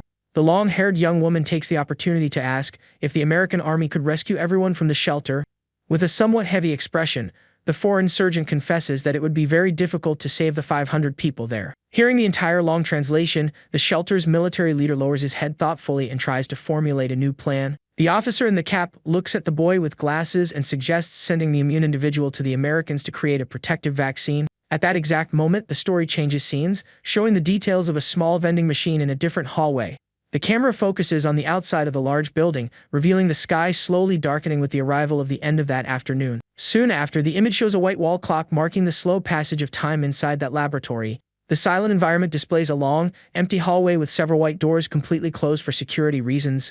One of the dark doors opens very slowly, and a researcher in a white lab coat very carefully peeks into the hallway. After checking that no one was around, the doctor closes the heavy door, locking everything again with a faint click. Sitting in front of the computer, the young woman with a ponytail breathes a sigh of relief and hopes for something to happen very quickly. Holding her cell phone anxiously, the woman thinks about the long time that had passed since the departure of a small drone. The scene focuses on a test tube containing a dark blood sample left on the testing table next to a microscope. With her whole body trembling from pure shock, the scientist looks at the device, realizing that she had really found an immune person. Very worried about the discovery, the young woman in the lab coat decides she needed to report this fact to her great savior. But the situation becomes very complicated when the researcher looks at her cell phone screen and notices the complete lack of a network there. After a few seconds of great tension, the communication signal finally returns, much to the doctor of the shelter's joy. The dark-haired young woman takes a deep breath and thinks relieved that she could deliver that long report after a whole month. During the call, the scientist provides her registration number and firmly announces that she has found a completely immune person. Hearing that great news over the phone, the man on the other end of the line decides to transfer the call to their leader. The young woman's eyes widen and she covers her mouth with her free hand upon realizing she would be speaking directly with the most important person. Trembling greatly, the doctor tries to explain that the infection level of that blood sample fluctuated from 0 to 100%. The scientist confesses that the victim seemed to act like a normal human and she couldn't understand the real reason for the condition. The man on the call evaluates the entire strange situation and demands the patient himself be sent for more detailed physical tests. Soon after, the mysterious leader whispers suspiciously that the great discovery of an immune survivor was rare. The savior says he doesn't believe in that incredible immunity, citing that it could all be a major flaw in the virus's system. With wide eyes, the researcher listens to the man question if that flaw should be completely eliminated. The scene focuses on the laboratory workbench while the mysterious voice on the cell phone decides to deny that elimination. The leader orders the woman to send the blood first and agrees to bring the immune person in to perform the tests. The scientist covers her mouth, horrified, upon hearing the savior's plan to use that flaw to create an even worse virus. Turning her head slightly, the doctor argues very nervously that she wouldn't be able to send the patient alone now. At that exact moment, the tense conversation is interrupted by knocks on the door, leaving the researcher with wide eyes. The image focuses on the woman observing the white laboratory door while a voice calls out, asking if she was there. The story displays the dark silhouette of a man on the other side of the door, calling the young woman affectionately by her nickname.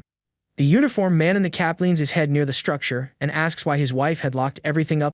The young woman opens the white door very quickly, sweating coldly from nervousness, and soon responds to her husband's call. The confused guard asks again about the mysterious lock while the woman makes up an excuse about changing clothes. Leaving the room, the doctor changes the subject and the soldier reveals that he needed to tell his wife a big secret in private. Smiling quite nervously, the researcher asks to talk later, but the man reaffirms the urgency of the matter. With a more serious look, the soldier mentions the arrival of the American soldier and says that the infection test showed nothing. The man gets close to his wife's face and whispers that the foreigner was trying to contact his own military base. The soldier suggests sending Minjun or the young man's blood itself to the Americans with the grand objective of creating a cure. The young man says excitedly that this vaccine would end this whole infection nightmare, leaving the young woman very shocked. The camera shows only the doctor's frightened eye, reacting very intensely to hearing her own husband's ideas. The image shifts focus, observing the two from the hallway, as the researcher quickly asks if the American already knew. Maintaining a calm posture, the man in the cap explains again the entire logic of using the contact with the American forces. The woman in the lab coat loses her patience and practically shouts, asking if the foreign soldier already knew about all of that. The man from the shelter recoils slightly and confesses that he hadn't told him anything yet, making the young woman sigh in great relief. The soldier argues very determinedly that they couldn't hide that big secret forever in the shelter. Using a more manipulative look, the researcher questions if that foreign soldier was truly trustworthy. The image highlights the test tubes on the table as the woman tries to convince her husband of the dangers of donating those samples.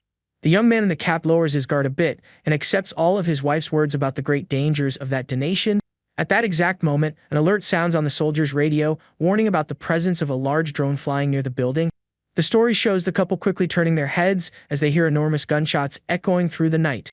The young woman listens tensely as the guard introduces himself over the radio and informs his other companions that he was going to help take down that target. Prepared for the worst, the young man instructs his beloved to stay hidden in that hallway until the big commotion outside is over. The uniformed young man pushes the doctor back into the room and tells her to be very careful with the great danger there. Soon after, the door closes completely, leaving the researcher alone and in total silence in the small laboratory. With all the commotion outside, the young woman with the ponytail lets out a long sigh, trying to calm her own nerves. But the peace is short-lived, and the woman runs hastily to the table, thinking she needed to speak with the great leader again. Holding the cell phone with great force, the doctor mentally pleads for the call to connect quickly. To her total despair, the cell phone screen showed that the network signal had disappeared from the location once again. The scientist slowly lowers her hand, feeling an enormous cold sweat as she realizes the call had dropped abruptly. She stands frozen in the middle of the lit room, lamenting this whole tense situation that seemed far from over.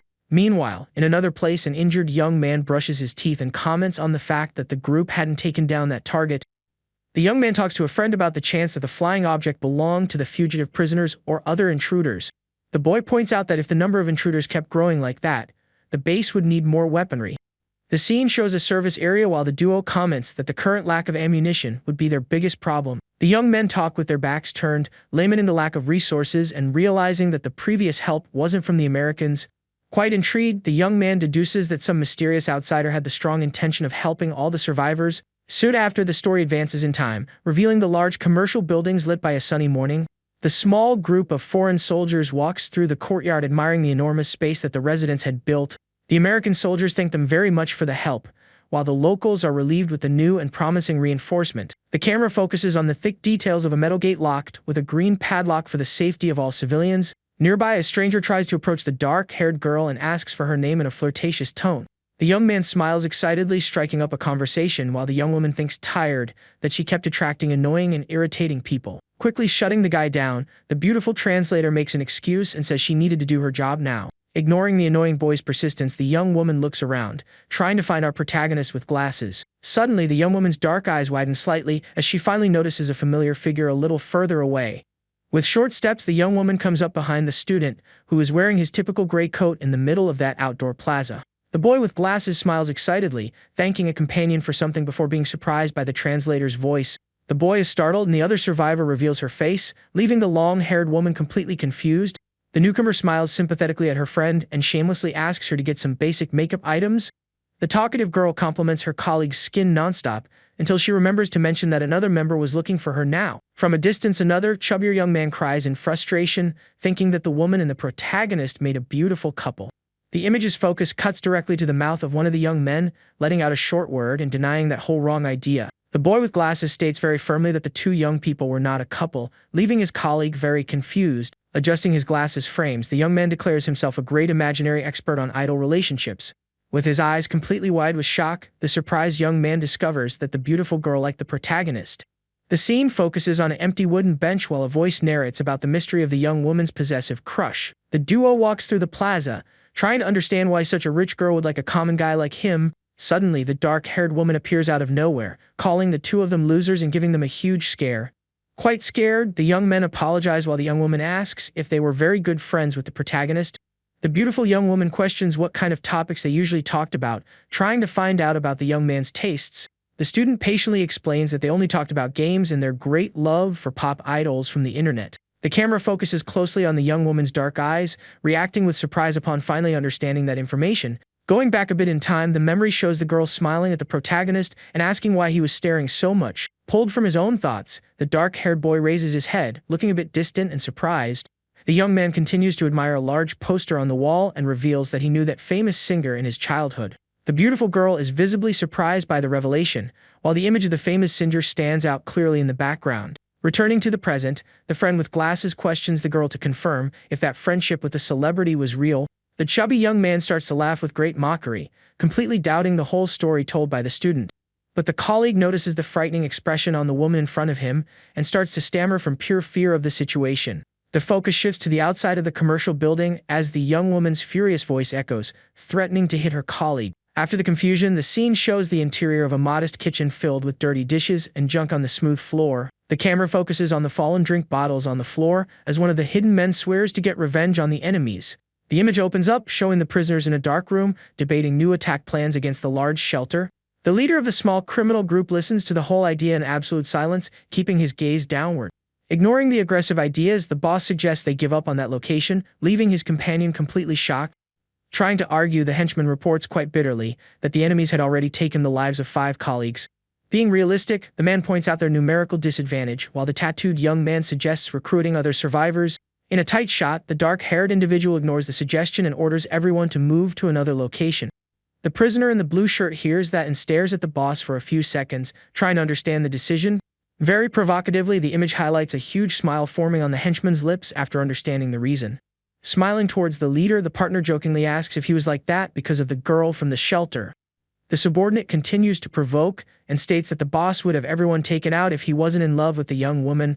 The scene focuses on the leader's hand holding a pair of scissors, while the subordinate accuses the boss of liking that beautiful young woman. Hearing those major provocations, the irritated boss attacks and squeezes his own henchman's neck with great force. Without showing mercy, the man's hand rises quickly, holding the sharp tip of those school scissors. The boss threatens to cut his companion into several pieces as revenge and tells the henchman to repeat that whole major insult. Sweating coldly from pure terror, the subordinate desperately says it was all just a joke, begging for his life.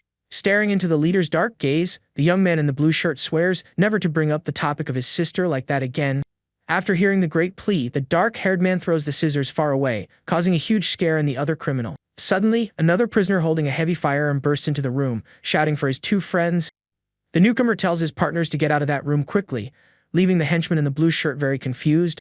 Sweating from pure nervousness, the armed thug reports that he had just discovered something absolutely incredible outside. Soon after, the scene shifts to the outside area, revealing a clear sky over the tall buildings of that deserted region. The trio of prisoners observes the scenery from the top of a large metal staircase, hearing strange noises from the infected.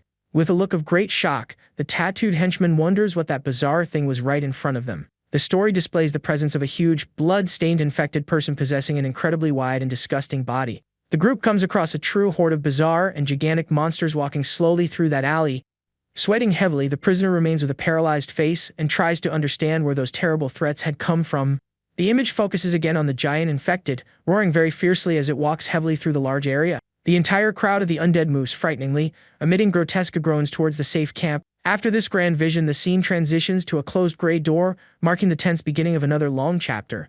Returning to the hideout, the armed, short-haired thug completely agrees that the invasion plan was a great idea. He suggests luring all those huge monsters to the shelter and forcing the military to shoot to generate even more chaos. The prisoner explains that this large horde would destroy the main gate, allowing them to invade the camp. Hearing the grand plan, the young man in the blue shirt smiles crazily and states that they should eliminate all the survivors. Overcome by a huge, malicious euphoria, the tattooed criminal swears he would finish off all the people in that beautiful shelter. Cracking his knuckles, the henchman sees the massacre as true revenge for his dark past in prison. Very excited, the subordinate calls for the boss while the mysterious man walks in the opposite direction with his head down. Observing his partner's back, the henchman concludes that they would no longer take control of that shelter using the horde. Changing his own expression, the young man in the blue shirt states that this would just be a brutal operation of pure slaughter. The dark-haired leader stops walking and coldly agrees with the entire dark decision made by his companions. However, the criminal warns of the very dark look, that he had a strong personal mission to retrieve the young translator from the shelter. With a cold gaze, the leader states that he didn't care if all the other people in the shelter lost their lives. One of the henchmen hears the name Yena and soon realizes who his mysterious boss was really talking about. Smiling maliciously, the criminal says he doesn't understand the boss, but is satisfied that he approved of the entire attack. The scene shifts to a blood-stained bathroom as the group discusses how they would lure that entire horde of monsters. The man suggests using some survivor as live bait and states that they should plan this attack very calmly. At this moment, the story focuses on an empty, illuminated hallway inside the facilities of the large safe camp. In a small kitchen, a woman hears that another known person had managed to cross the long local river. Sitting at a table with two women, the long-haired young woman discovers that her colleague fled to a shelter in a rich area. Smiling awkwardly, the beautiful girl agrees that the only safe way out would be to leave the country and go to some isolated island. The conversation is interrupted when the boy with glasses calls the young woman in a hurry, saying the sergeant needed her. The dark-haired young woman gets up from her chair, while the other survivors watch the girl's quick departure. Alone in the place, one of the women smiles with envy, stating that the beautiful young woman was nothing without her parents' money. The woman continues to mock the girl while the injured soldier enters the room using his crutches and hears everything. The man on crutches comments, surprised that the young woman used to ignore the student at school, but now she was very friendly with him. One of the seated young women completely agrees, thinking that the girl hated the boy and was just faking friendship there. The injured soldier defends the pair, saying they went through a lot together before arriving at that shelter. The two gossipers listen to the man's account in complete silence, maintaining utterly confused expressions. Behind the soldier's back, the two venomous women try to guess his identity and let out a few quiet laughs. The young woman smiles arrogantly as the man on crutches leaves the room, feeling very irritated by the situation. The injured young man turns his head slightly with a very thoughtful and suspicious expression about all those attitudes. After that, the scene shifts to a mechanic's workshop with a blue sign illuminated by the beautiful clear sky of that morning. In the workshop, the sergeant says that the foreign group managed to contact an American base, filling everyone with hope. The young woman translates the foreigner's words, reporting that an evacuation mission for everyone in the shelter would be very difficult. The team assesses that the area could become an American base focused on collecting data on the disease instead of a rescue.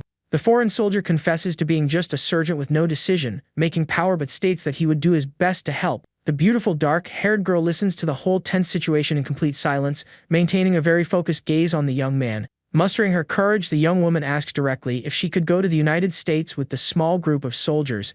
To the great surprise of everyone in the room, the girl points to the student and reveals that he was completely immune to the virus. The foreign soldier is startled as the young woman says that her own mother worked as a researcher at the large base. Staring at the American soldier, the beautiful young woman desperately begs for them to take the immune individual and her abroad. The guard observes the conversation and listens, startled, as the foreign soldier asks for more details about the boy with glasses being immune. Staring at the dark-haired young woman, the husband concludes, completely shocked, that the girl had revealed that big secret. Soon after, the scene shifts to the dark and very silent interior of the small medical clinic at the survivors' camp. The camera focuses on a round wall clock marking the slow passing of time amidst the enormous silence of the environment. Sitting in her own chair, the woman in the white lab coat continues to hold her cell phone while waiting for a new contact. The researcher comments nervously that the mysterious leader would surely try to call again because of the gravity of the case. Sweating coldly, the doctor thinks that the savior would send a support group very soon if he couldn't speak with her. The image highlights the scared look of the young woman, realizing that she would never be able to control the protagonist completely alone. The tense silence is broken by rapid knocks on the door as her husband's voice asks for permission to enter the room. The scientist gets a small shock and raises her head from behind the monitor, authorizing her companion's entry into the place. The focus momentarily shifts to a small white microscope resting on the worktable of that laboratory. The soldier sits in a chair in front of his wife while she asks the real reason for that sudden visit. The man in the cap lowers his head very thoughtfully, hesitating for a few seconds before giving the big news. With a serious look, the young man reveals that he had told the American soldier about the young student's enormous immunity. The guard tries to calm the woman, saying that he asked the foreigner to be very careful and that the foreign rescue would still take a while. Upon hearing that confession, the doctor's own eyes widen, feeling a gigantic shock take over her body. Completely desperate, the researcher lets out a furious scream and remembers that she had forbidden her companion from saying that. The woman gets up from her chair, crying with pure anger, and asks why her husband never listens to her advice there. The man tries to ask for calm but soon loses all his patience with his laboratory partner's sudden fit of fury. The scientist breathes very heavily, trying to control her emotions and the enormous desperation she felt at that moment. The young man gets up from the chair, facing his beloved in an atmosphere of extreme tension inside the office. With a light sweat on his face, the guard confesses suspiciously that the young woman had been acting very strangely in the last few days. Trying to play it off, the woman says that the Americans would come to collect only the young man's blood if the evacuation was accepted. The doctor turns her back, arguing that this difficult decision was the best option to save the future of humanity. The image focuses on the young man's lips, coldly warning that the blame would be entirely hers if something went very wrong. The young woman hears the enormous threat from her own husband and turns her face, showing a strong shock at those harsh words. The man in the dark coat grabs the doorknob and decides to leave the room, leaving the woman alone with her own thoughts. As soon as her husband leaves, the researcher falls to her knees on the floor near a cabinet, lamenting the dark turn of events. The young woman holds a firearm with both hands, stating desperately that she had no choice but to eliminate the boy. The story focuses on a clipboard containing a detailed list of room occupations at the shelter, marking the end of the chapter. The scene focuses on the firm steps of someone walking quickly down the hallway, wearing white shoes and dark pants. The focus shifts to the person's lips, declaring aloud to be a very proud servant of their great savior. The woman in the lab coat places her hand on her clothes and vows to seek the complete destruction and eternal fall of her own corrupt country. Walking hastily down the empty hallway, the researcher offers her soul and body in total loyalty to her master. Soon after, the image highlights a golden plaque with the number 5 fixed on the wall right next to a metal door. The doctor in the white lab coat stops in front of the entrance to that room and waits for a few moments in complete silence. She raises her hand and knocks gently on the door, calling the young student's name in a slightly hesitant voice. The boy answers from inside, and the woman introduces herself as his doctor, asking the young man to open the door now. Hiding a weapon, the scientist displays a frightening smile and makes up that she needed to check something in the young man's blood. Deceived by the false excuse, the boy unlocks the entrance, and the heavy bedroom door opens very slowly into the hallway. The student with glasses answers the door, confused, and comments that the woman could have just called him instead of coming there. Ignoring the young man's words, the doctor firmly holds the black pistol and prepares the weapon to fire. The dark-haired boy's eyes widen greatly, feeling a deep fear as the barrel of the weapon is pressed against his forehead. The woman points the armed pistol at the trembling young man's face and states that he was a critical flaw in the system. Maintaining an insane smile, the researcher demands that the young man sacrifice his own life in the name of her great savior. The doctor completely loses control and shouts aggressively, telling the young student not to move at all. At that exact moment, the woman turns her head, quite surprised upon hearing her husband's voice calling her attention. The uniformed soldier points a pistol at his wife and regrets not having noticed her strange behavior before. Without lowering her weapon, the scientist tries to explain herself, saying the young man was a special infected with monster instincts. The doctor accuses the boy of pretending to be human to infect the entire shelter and claims that everyone would be lost if he lived. Trying to manipulate her partner, the young woman says she was doing this to save the camp from a ticking time bomb. The guard in the cap continues to hold the pistol firmly in the hallway while staring at his wife in a very serious way. With a sad and focused look, the man declares that the woman in front of him was not the same person he knew. The scene shows the major standoff in the room as the guard compares his wife to a demon who had changed personalities. The dark-haired researcher hears her husband's sad insult and her eyes widen, repeating the word demon. She lets out a bitter and offended laugh, confessing that she never imagined hearing such a heavy insult from her husband. Totally insane, the woman challenges her partner to shoot and promises to eliminate the young student even if she loses her life. The man in the cap raises his voice in despair and asks, crying if someone was forcing his wife to commit this crime. Ignoring her partner's tears, the scientist turns her attention back to the student and keeps her manic gaze fixed on him. Overcome by great sadness, the husband shouts through his tears, demanding to know since when his beloved had become this. The doctor's left eye widens, showing a great shock upon hearing her husband's desperation. The soldier points the weapon firmly and confesses that he couldn't bring himself to shoot his wife even if she took the boy's life. Overcome by great sadness, the husband vows that he would find the one responsible for turning his beloved into this. Upon hearing that great promise, the researcher completely loses control and lets out an extremely furious scream. The woman violently turns her head towards her companion and shouts in the name of her great and proud savior. Totally insane, the young woman in the lab coat raises the black pistol and calls for the eternal ruin of her own corrupt country. The guard keeps his pistol pointed and watches very shocked as his partner swears complete loyalty with body and soul. The camera focuses closely on the doctor's mouth, screaming furiously and making the great vow with all her heart. In an act of pure desperation, the scientist's eyes widen, and she points her own black weapon towards her frightened face. The young man in the cap becomes completely desperate upon seeing the terrible scene and shouts for his wife to wait a moment. The image focuses on the soldier's paralyzed face as he babbles his beloved's name in a complete state of shock. Meanwhile, the story shifts scenes showing the protagonist sitting on the bedroom floor, sweating coldly in terror. The scenery displays the details of a long, dark hallway in the medical area, completely empty and in a deadly silence. Inside the office, the group of friends gathers around the uniformed guard who is sitting on a bench, looking very sad. With his head down, the widowed husband remains silent while one of the young men cautiously asks if he was okay. The soldier breaks the tense silence, revealing that his late wife had gone through very difficult times in the past. The man says that her family lost everything in a scam, and soon after, her parents passed away, leaving the young woman alone in the world. He reports having saved his beloved when she tried to take her own life, and deduces that the young woman was at her mental limit.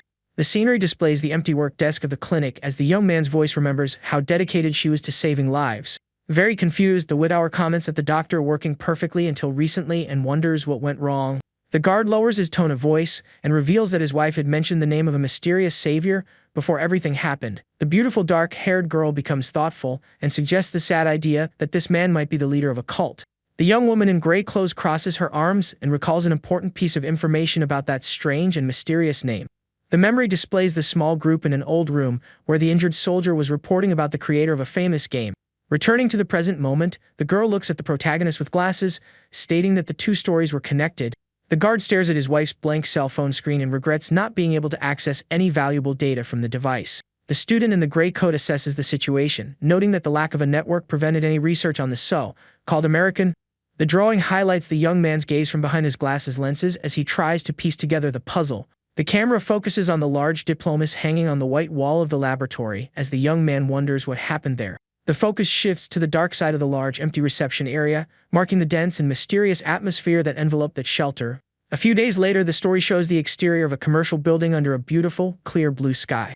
In the inner hallway, a woman with long hair and a gray coat waits, standing in front of a closed door. With a worried look, the young woman wonders to herself why that young man hadn't left the room yet. She approaches door number 5 and calls for Minjin, asking the boy to come out. From inside, the protagonist weakly says that he couldn't leave the room. The young woman is very frightened to hear the young man reveal that the symptoms were getting worse again. The scenery displays packages of instant food thrown on the floor near the entrance of the small room. On the bed, Minjin rests, covered by a white comforter. While the pair of friends observes the delicate situation, the boy reports having a strong cold, and the soldier questions why it was happening so suddenly. Quite sweaty and with enormous red patches on his neck, the student tries to continue his difficult explanation. The guard crosses his arms to listen as his friend confesses that this illness seemed very different from before. The young man looks at his own hands, which are full of red marks, and says it's hard to explain this strange sensation. The man in the cap lowers his head and mutters something thoughtfully, trying to understand the whole situation. The girl in the coat tells the young man to stay in the room because it would be a disaster if someone saw those marks. Soon after, the story's focus shifts again and displays another dark building under the sunny blue sky. On the rooftop, 2 soldiers watch over the city's perimeter, holding their rifles calmly. At that moment, the loud sound of a siren invades the place and makes one of the snipers turn his head, very confused. Trying to find out the reason for the sudden noise, the guard pulls out a pair of dark binoculars and observes the surroundings.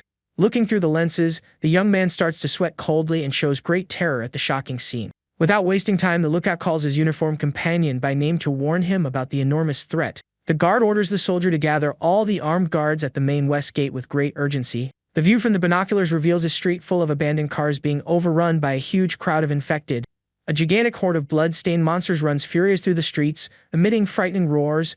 In the midst of the uncontrolled fury, a colossal infected advances with ferocity, destroying everything in its path. Meanwhile, the camera returns to the deadly silence of the large corridor of rooms at the medical shelter. Inside the small room, the protagonist tries to rest, facing the wall and well covered by the white sheet. With a sweaty face, he breathes with great difficulty and feels like his own body was melting from so much heat. Feeling something was very wrong, the student decides to get out of bed, slowly dragging the blanket. The young man observes his left arm, completely covered by the strange red marks, and tries to understand the problem.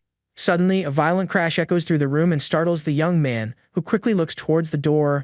The boy looks startled at the door and wonders to himself what that loud noise could have been. The loudspeaker announces a major emergency, reporting the explosion of a grenade at the west gate. Frightened, the protagonist hears the alert asking everyone to get inside because the gate had been destroyed. Going back a few hours in the past, the story shows the group of criminals evaluating a police car. One of the men explains the plan to use the vehicle with its siren on to lure the monsters to the shelter. The young man in the blue shirt says that he had already prepared the exact spot to throw the destructive grenade. At that moment, the criminal displays handcuffs and a small stun gun that he had just found.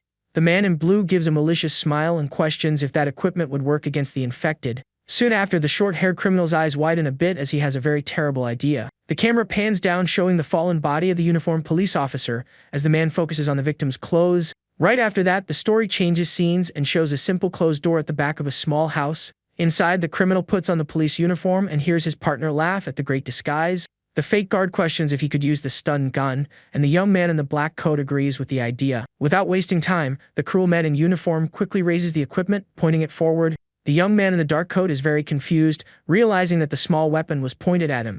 In a cowardly way, the fake police officer fires the electric weapon right into the chest of his own great ally. Letting out an insane laugh, the traitor mockingly asks if the young man had ever been shocked before.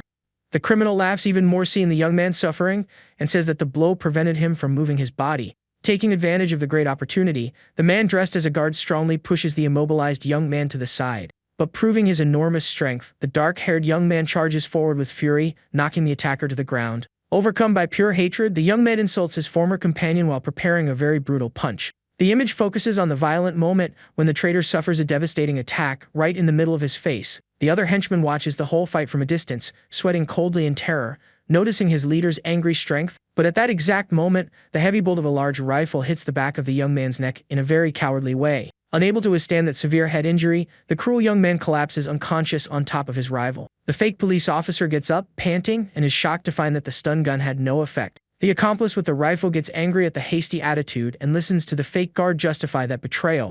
Looking at the leader fallen on the floor, the coward reveals that he felt from his actions that they would all be betrayed. The fake guard claims that the fainted young man was a psychopath capable of eliminating his own companions. But the shooter defends the boy, recalling that he had only done that out of sad personal revenge. The fake police officer listens to his companion apologize and is surprised that the daring young man responded that way. The criminal's hand grips the firearm as he confesses that he intended to play around a bit before finishing the plan. The accomplice in the gray shirt holds the fake guard's back and asks him to wait in order to save their little ammunition. The image shows the betrayed young man's fist firmly attached to a window grate by thick metal handcuffs. The man in uniform mocks the young man trapped in the room, saying he acted with great arrogance just because he was very young. The coward threatens to seriously harm the boy, but his ally interrupts, saying he would take care of that little situation. The focus shifts to the hand of the short-haired henchman, holding a huge white and red megaphone very firmly. With a serious and dark look, the shooter tells the trapped boy that unfortunately, this situation could not be avoided. The man confesses that he felt great discomfort alongside the leader, and that's why he chose to support his longtime partner. A noise echoes as the megaphone falls to the floor, and the henchman suggests that the young man become food for the sick monsters. The electronic equipment begins to emit an extremely loud sound as the traitor leaves the small room coldly. The annoying siren continues to blare nonstop while the dark-haired young man remains alone and trapped in the room. The scene shows the house door ajar and the intense alarm echoing freely throughout the outside area of the residence. Soon after, the story returns to the present time and shows the two soldiers on guard on the rooftop under the clear blue sky. At that moment, the loud and sudden sound of the distant alarm catches the attention of one of the soldiers who is holding his rifle. Very confused, the guard observes the city through his binoculars and tries to guess the major origin of the annoying noise. The soldier begins to sweat coldly and shows a terrified look upon seeing something extremely shocking through the equipment's lens. Without wasting time, the sentry calls his uniformed partner by name, seeking the urgent attention of the other armed soldier. The guard orders everyone in the shelter to grab weapons and ammunition and gather immediately at the west gate of that location. Meanwhile, the vehicle driven by the criminal duo reaches its final destination and breaks its tires on the smooth asphalt. Attracted by the police car's loud siren, a large crowd of bloody zombies runs swiftly through the clean streets. The ferocious monsters roar grotesquely as they form a furious pack that destroyed everything in their path as they ran. A gigantic infected shows fury on its face and runs with great brutality, causing intense tremors with each heavy step. Used as a true bait, the police vehicle intentionally collides with the front side of a dark car. The front doors are left open while the patrol car keeps its siren on to attract all the insane mutants on the road. The camera shows the legs of one of the henchmen fleeing at full speed on the smooth asphalt to avoid the creature's attack. The criminal stealthily hides behind a high brick wall, holding his long, silenced rifle. The scenery displays the yellow barricades of the wall stained red, with some fallen bodies after a violent attack. The intruder takes a dark grenade from his pocket and quickly pulls the metal pin to destroy the other gate. On top of a large watchtower, a uniformed guard hears a faint strange noise and tries to understand the situation. Two small grenades suddenly fall in the red, stained asphalt near the large barricade. Then, a violent explosion completely destroys the gate, spreading fire and a lot of smoke through the area. The loudspeaker announces the emergency situation and reports that a grenade exploded at the main west gate. Inside the shelter, the long-haired girl is very shocked to hear the warning about a possible intruder. The alert reports the destruction of the gate and urgently orders all survivors to seek a safe place. Quite scared, the young woman in dark clothes starts to sweat coldly, feeling an extremely familiar sensation in the air. The frightening memory takes over her mind, showing the terrible image of the colossal monster completely in flames.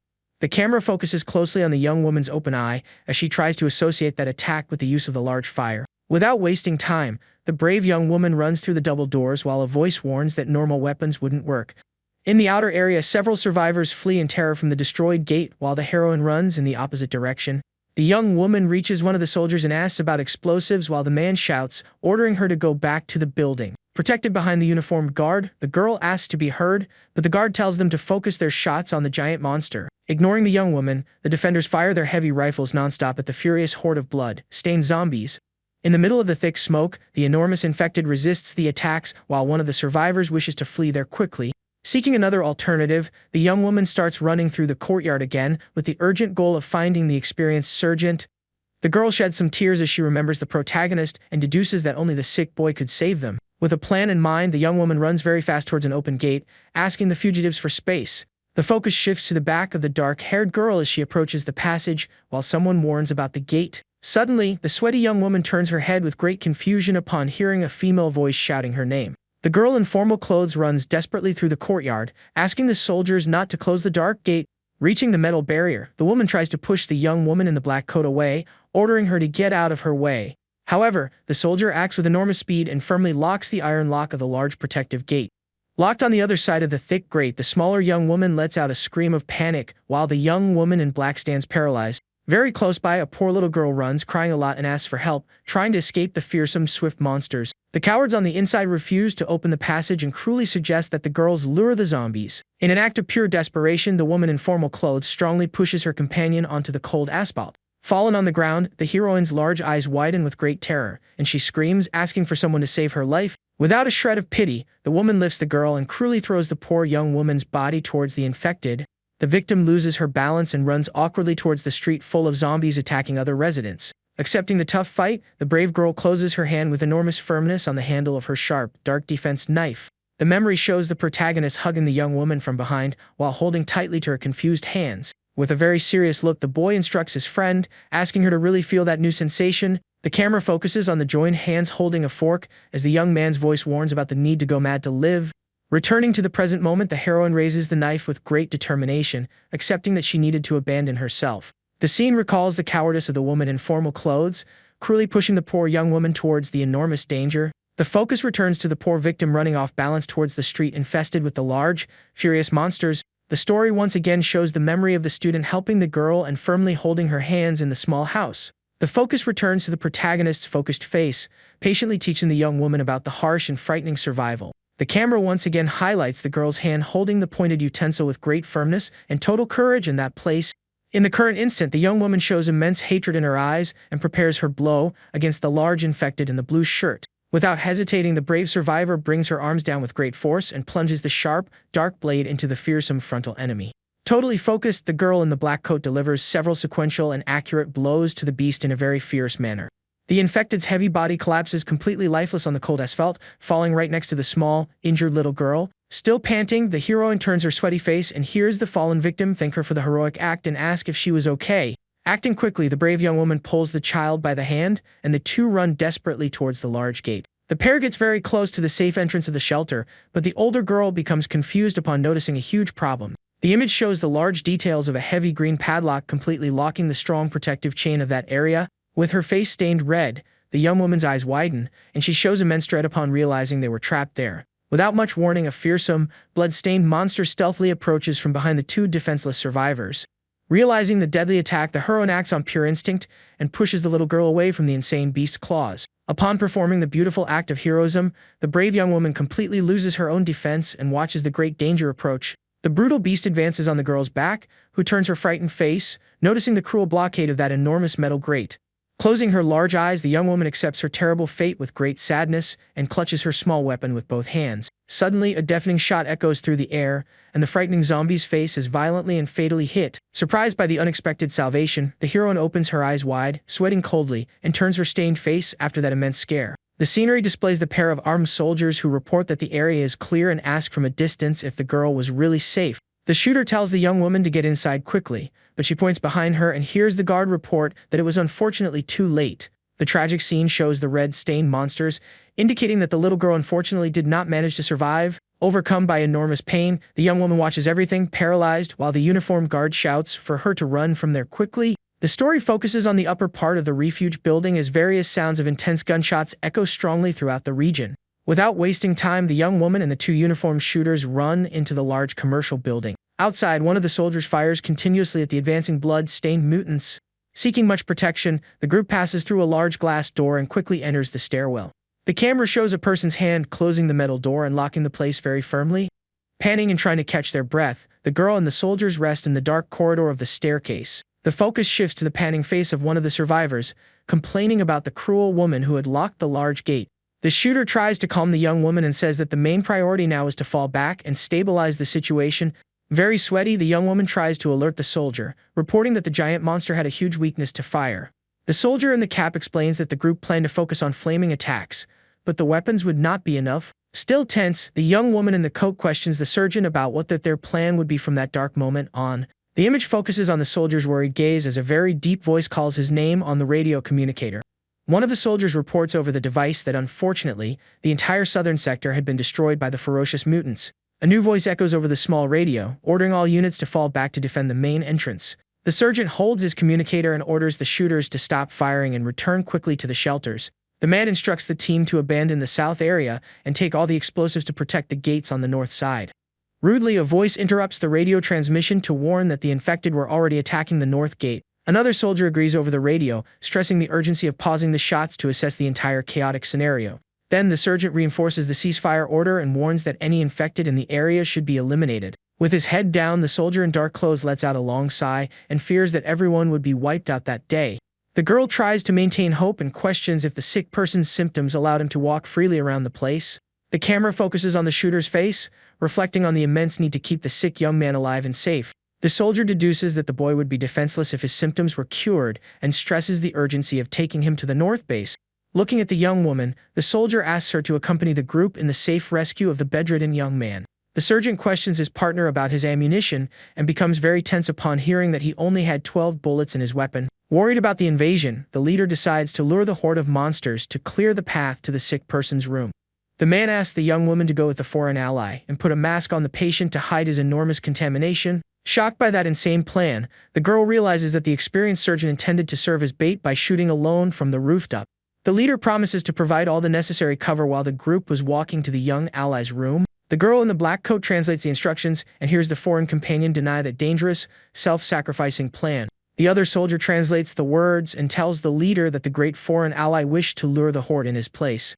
The foreign soldier tells his uniformed friend that he should survive to ensure Minjin's escape to the American country. With that, the leader in the cap explains seriously that the sick young man could be humanity's great and only hope. Upon hearing those intense words, the dark-haired girl falls silent, sweating a little from pure nervousness. The shooter instructs the small group to go down the stairs to exit safely and orders the young woman to start walking. The scene focuses on the beautiful blue sky and the large white clouds as the echo of gunshots fades, bringing a brief calm. Soon after, the devastated street displays the plaza taken over by the blood-stained monsters alongside several defeated people. The scenery displays a large tactical map showing the surgeon's plan to rescue the boy Minjin in the middle of the isolated area. The trio runs through the area while the guard tries to calm the young woman, assuring her that her acquaintances had already retreated from there. A brutal roar echoes across the asphalt, bringing the soldier in the cap face to face with some infected in suits. Acting very quickly, the experienced surgeon raises his large rifle and fires a brutal shot, lighting up the entire air. The young woman and her foreign partner take advantage of the intense covering fire and run swiftly far away from the enemies. After a while, the story highlights the closed reception of a guest house, displaying large colorful signs on the wall. The foreign soldier points his weapon down the hallway and says he would keep watch there while the young woman looked for the boy. The brave survivor walks apprehensively through the place and mentally hopes to find the protagonist safe and sound there. Completely out of breath, the young woman in the dark coat slides open the bedroom door, shouting her friend's name in desperation. At that moment, the young woman freezes and her bright brown eyes widen considerably, showing tremendous confusion. The scenery reveals the protagonist completely with his back turned, stumbling very weakly through the room with his arms badly injured.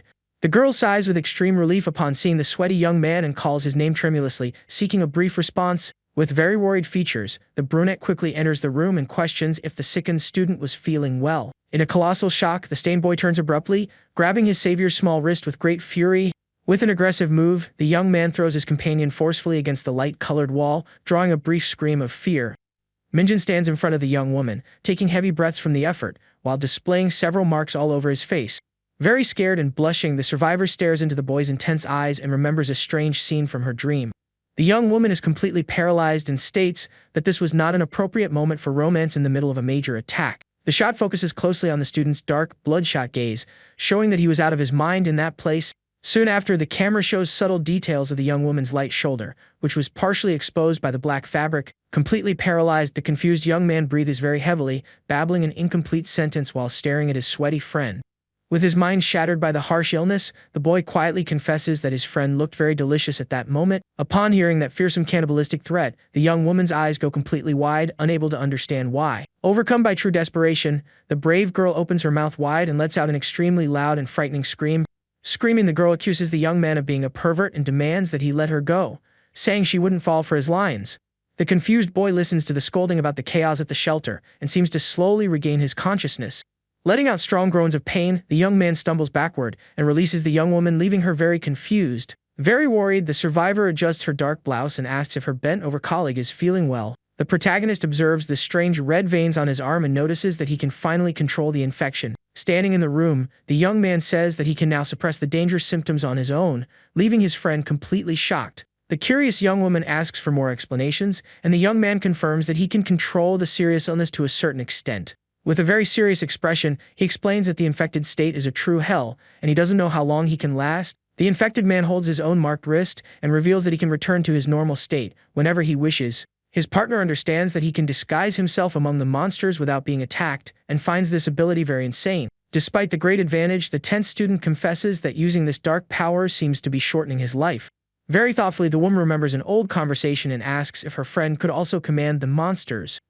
The young man agrees that he had promised to test that command, but warns that they don't have free time for that now. Focused on survival, the two decide to end the long conversation and prepare to leave the small room quickly. Soon after, the focus shifts to the outside of the large building, showing a parked silver car with its door open. Completely disguised, the protagonist wears a thick hooded coat and adjusts a dark cap over his face. The cautious young man carries a dark pistol he received from the strong surgeon to keep himself protected during the tense escape. The group observes the dominated street, and the anxious girl questions if the mental control of the monsters will work in practice. At that moment, the loud sound of several shots echoes between the buildings, indicating that the dangerous plan had begun. Attracted by the strong sound of the weapon, the blood-stained monsters begin to run with great fury towards the shooter. Confident that the path was clear, the young man gives a thumbs up to his beautiful partner. With great courage, the disguised boy walks towards the open street, leaving his fearful allies hidden. Hiding in the corner, the beautiful young woman watches her friends walk with an expression of surprise and great concern. The plan fails when a furious monster charges at the boy, making the young woman scream in terror. Very scared by the sudden attack, the protagonist's eyes widen, and he focuses to test his new command power. The brave boy extends his hands forward and loudly orders the violent creature to stop running right now. To his complete sadness, the order has no effect, and the monster continues to advance furiously in his direction. In pure panic, the sweaty young man tries to repeat the stop command while his partner despairs at the lethal beast. Trembling with great fear, the student tries to quickly draw his heavy pistol, but ends up fumbling at the crucial moment. With no other choice, the allied surgeon aims his rifle and fires powerful shots at the creature to save the young man. The surgeon fires his weapon repeatedly to cover the escape, while the disguised young man and the girl run fast. The scene shifts to the top of a commercial building as the furious roars of the monsters echo throughout the place. The girl runs desperately through the blood-stained streets, accompanied by the armed surgeon and the disguised young man. The trio arrives before a locked iron gate, and the girl asks the guards to open the passage quickly. One of the military guards asks if she was bitten, and the young woman firmly denies the dangerous infection. The other guard orders the young man to take off his cap, and the girl tries to hurry their entry, claiming it's an emergency. Without complaining about the order, the mysterious hooded figure calmly raises his hands and begins to remove the accessory. The protagonist lowers his white mask and reveals his normal face to prove that he is very healthy. After being allowed entry, the young woman sighs in relief and hears a warning that any internal symptoms will be punished. With a calm expression, the young woman thinks of the strong surgeon and hopes that he also manages to return safely. Soon after, the scene's focus goes to the power lines and air conditioning units on the neighboring building. In the safe courtyard, a short-haired young man is very relieved to see that the group managed to return alive. His colleague comments that everyone needs to arm themselves for a major emergency, and the young woman reacts with great surprise. The camera pulls back and shows several people gathered in the large parking lot, surrounded by high metal fences. At that instant, a woman with short brown hair notices the news and turns around with a mocking expression. In a very aggressive move, the newcomer slaps the short-haired woman across the face with all her strength. Completely overcome by rage, the brave girl insults her rival with great fury in front of the other people in the place. The Avenger accuses her enemy of having locked the door and says they could have saved a little girl's life. With her hand on her reddened face, the cynical woman listens to the serious accusation and grumbles in anger from the pain of the blow. The irritated Avenger tries to go after her rival, screaming, but is held back by the survivors. Very slyly, the assaulted young woman asks if her rival has proof and turns the situation around, calling the girl crazy. Desperate for support, the heroine looks at a young man in a light coat and asks him to confirm about the locked door. Very sweaty and fearful, the colleague looks away and lies, saying he doesn't remember anything due to the chaos of the moment. The long-haired girl is perplexed by the young man's cowardly lie and realizes she was losing the argument. With a great advantage, the villain shouts that her rival caused the child's passing and was now trying to blame her. The cynic calls the attention of everyone present and plays the victim, saying the aggressor wanted to ruin her life. With a devilish expression, the woman states that according to the shelter's rules, the girl deserved to be eliminated right there. The frame focuses on the brave young woman's large, perplexed eyes, who cannot believe the cruel enemy's coldness. The tense discussion is interrupted when people notice the arrival of a serious young man wearing a dark cap. The man recites the shelter's rules and warns that abandoning survivors or causing chaos with lies brings severe punishment. The soldier stares at the short-haired woman and warns that both crimes together could lead to a direct elimination.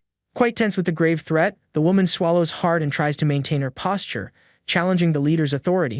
The fearful companion joins his ally and also denies guilt, stating that they only closed the door in a hurry. Stammering, the liar tries to explain herself, but the stern authority interrupts, saying no one trusted her there anymore.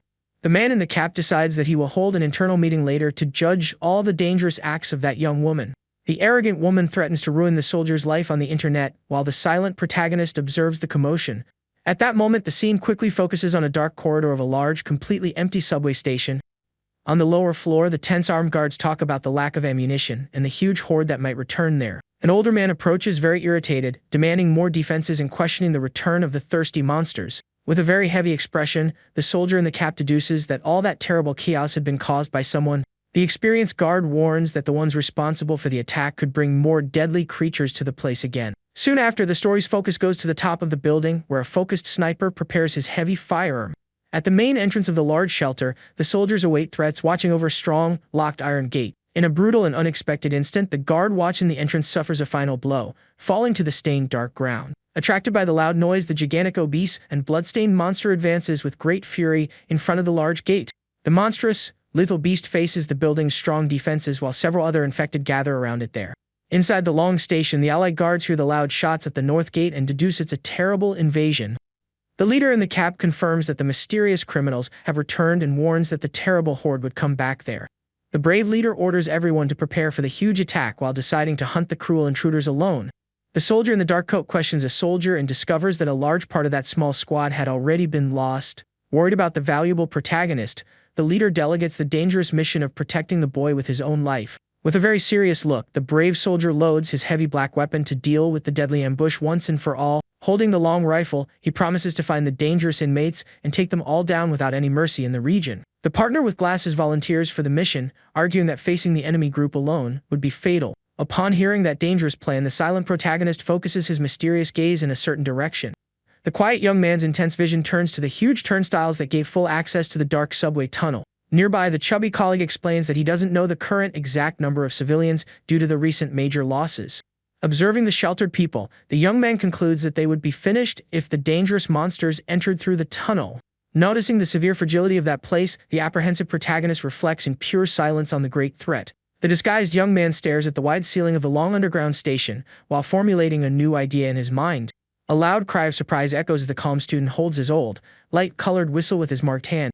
The tense group remembers that the sergeant told everyone to stay hidden if a major massacre occurred in the place. Holding a strong flashlight, the boy announces that this was their great chance to cross the river through the dark tunnel. At that moment, the camera quickly focuses on a yellow sign indicating the dangerous train route. Very shocked by the crazy idea, the friends shout in unison while the brave young man continues to hold the whistle. The two colleagues once again recall the military orders and question what they would do in that terrible situation. Determined, the young man with glasses illuminates the path with a flashlight and reaffirms that he can cross the underground tunnel now. After that, the story highlights the dark train car, where infected monsters roam in an atmosphere of pure terror.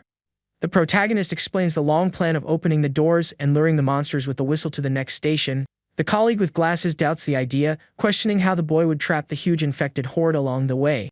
Trying to be very realistic, the disguised young man suggests that they could guide the fearsome creatures to the middle of the route.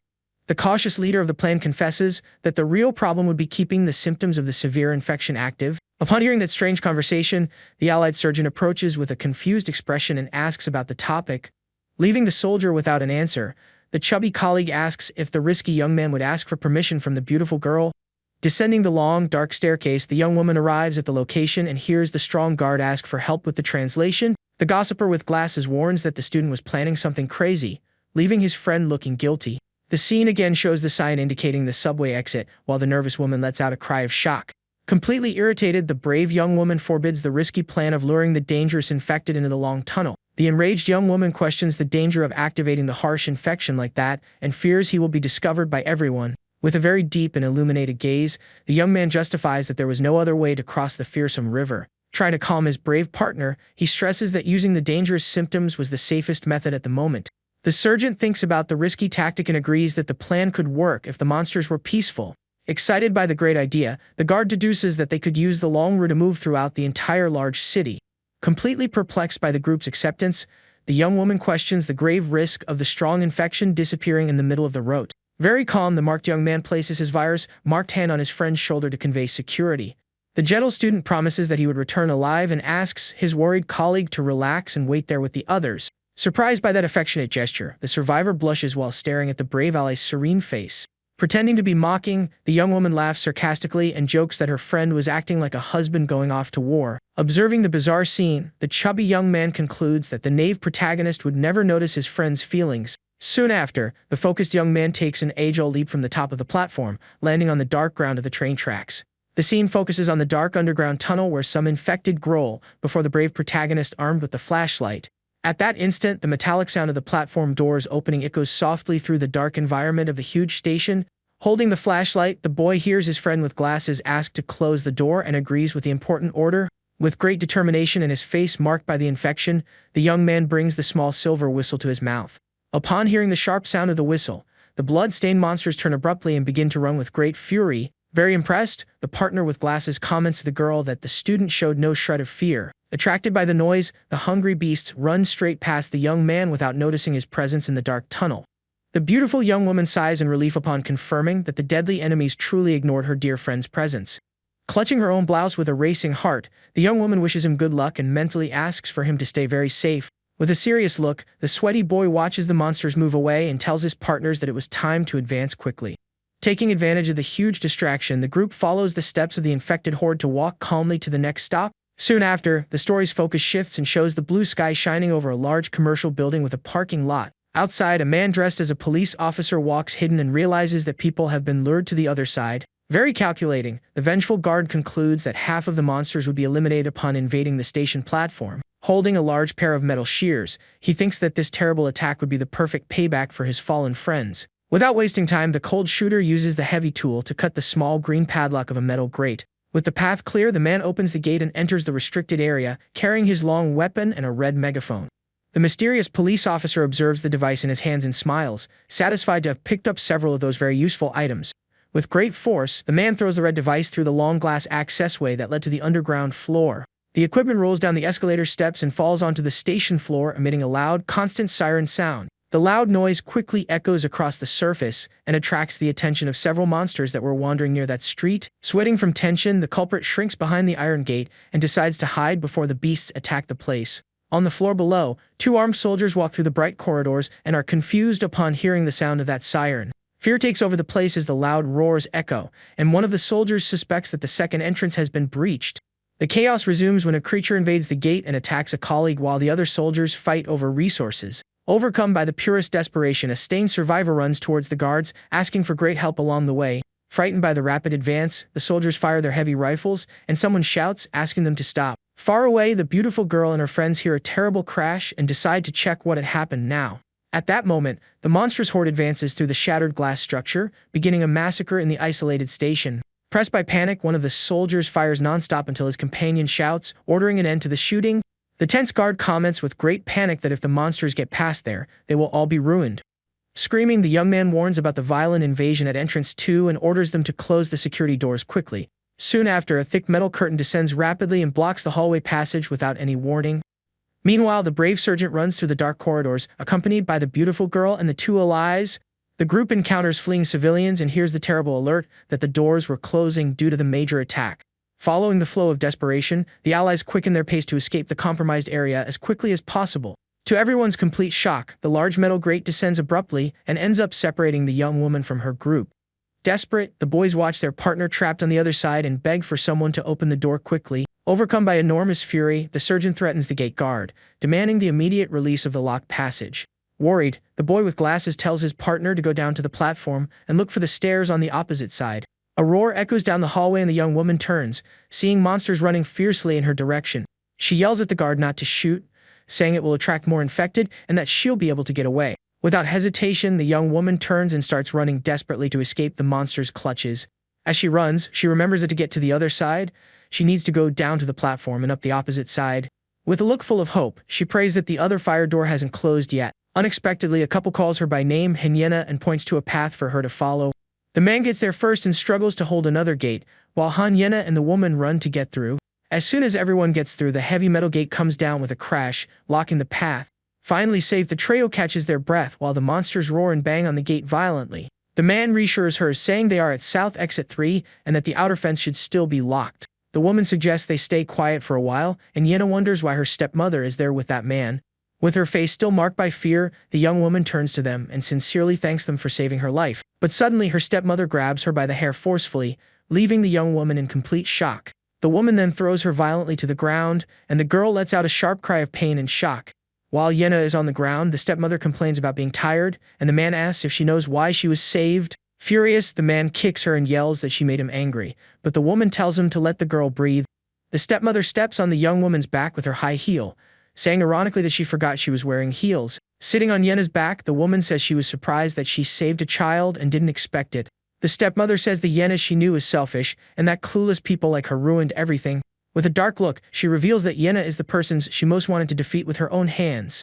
With a cruel smile, she says the reason is Yena's face, and the fact that she would inherit her father's money. Looking directly at her stepdaughter on the floor, the woman reveals with a smile that she was the one who locked the door. The scene shows the monsters on the other side of the gate, and the stepmother asks if Yena wants to know about her brother. The woman continues to taunt the fallen young woman, asking if she isn't curious to know if he's alive. Lying on the floor, the young Hyena listens to everything with an expression of complete anguish and suffering. At this moment, the story shifts and shows a flashback of a tall building against a clean, blue sky. In a flashback, the woman narrates that Yena's father divorced because of her and that she continued to have other affairs. She says that Yena's father wanted a divorce, but she stopped him by using his weaknesses to blackmail him. In a past scene, the woman talks to her lover and wonders about the value of her husband's assets. Lighting a cigarette, she reveals that her husband's fortune was an impressive 100 billion won. In the past, the woman's lover, Park Do-hyun, is amazed to learn of the amount and asks how a doctor amassed so much. He suggests she get a divorce to split the assets, but the woman explains she would receive almost nothing. She says she would only inherit something if her husband passed on before the divorce, but even then, she wouldn't get everything. The stepmother concludes that for her to get the entire fortune, both the husband and Hanyena needed to be eliminated. The man worries about the divorce, but she laughs, saying he can't do anything because she knows his dirty secrets. The woman then turns to her lover and confesses that her great desire is to take all of her husband's assets. With a determined look, she proposes that the two of them make a plan to get rid of the father and young Yena. The scene returns to the present, showing that on the first day of the outbreak, Yena argued with her stepmother at her old house.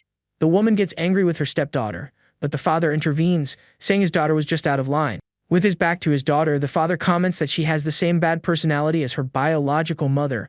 Then he yells at young Yena to get out of his house as soon as possible and never come back. The door slams shut, and the narration explains that was the day the girl left home. The text says that after kicking his daughter out, the woman stayed with her lover in her husband's house. Unexpectedly, the girl's father enters the room and catches the two, asking what was going on. He yells at the man to get out of his house immediately, and a fight starts between the couple. During the argument, the woman challenges him to file for divorce and threatens to end his life, too. With a serious expression, the husband states that it wouldn't make a difference if they divorced now or not. He reveals that if something happens to him, his wife wouldn't receive a single cent of his inheritance. Yena's father explains that he arranged for all of his assets to go directly to his daughter. With a calculating look, the stepmother then questions him about what would happen if he and Yena passed on.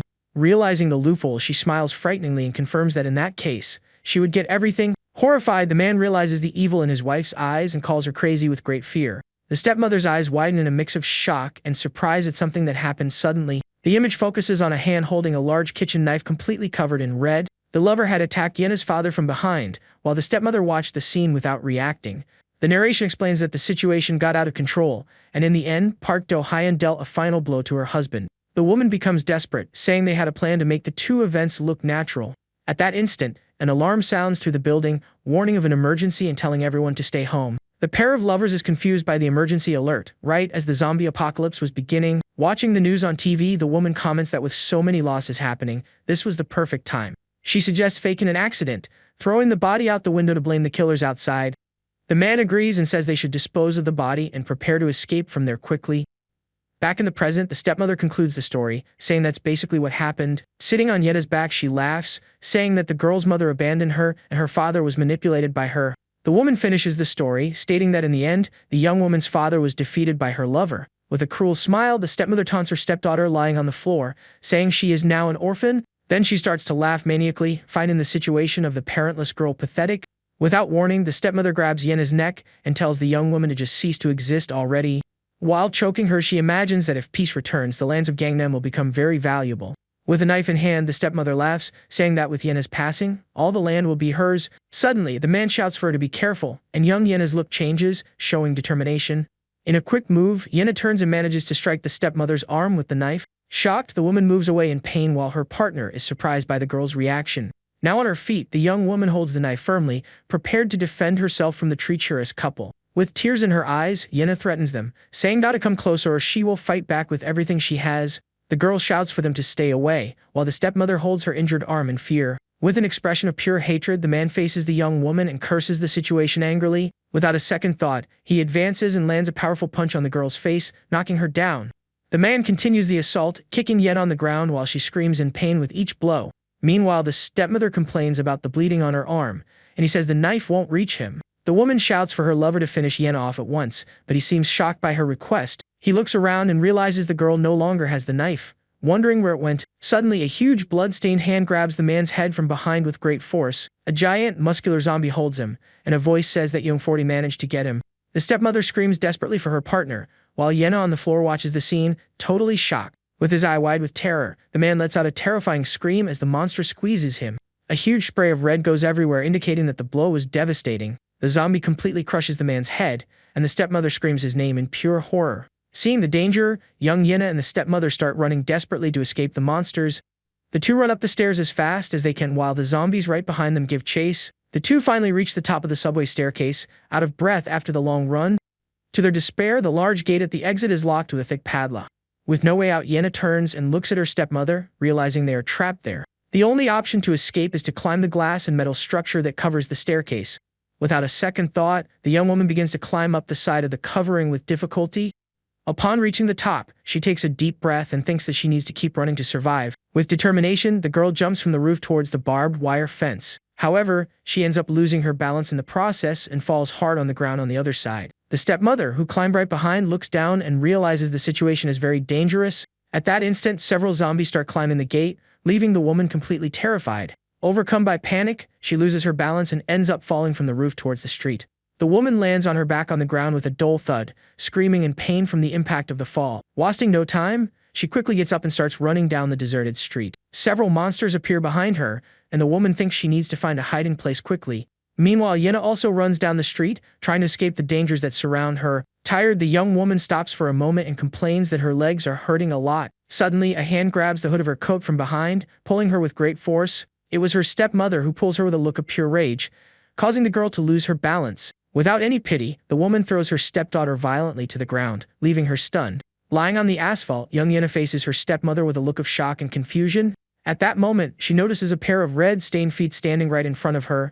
Looking up, the girl comes face to face with a blood-stained young girl staring at her in silence. With a close-up on her eye, Yena recognizes the face of the little girl she saved before. A quick memory shows the little one running desperately amidst the chaos and the bodies. Yena recalls seeing the girl cornered by a zombie and preparing to defend her.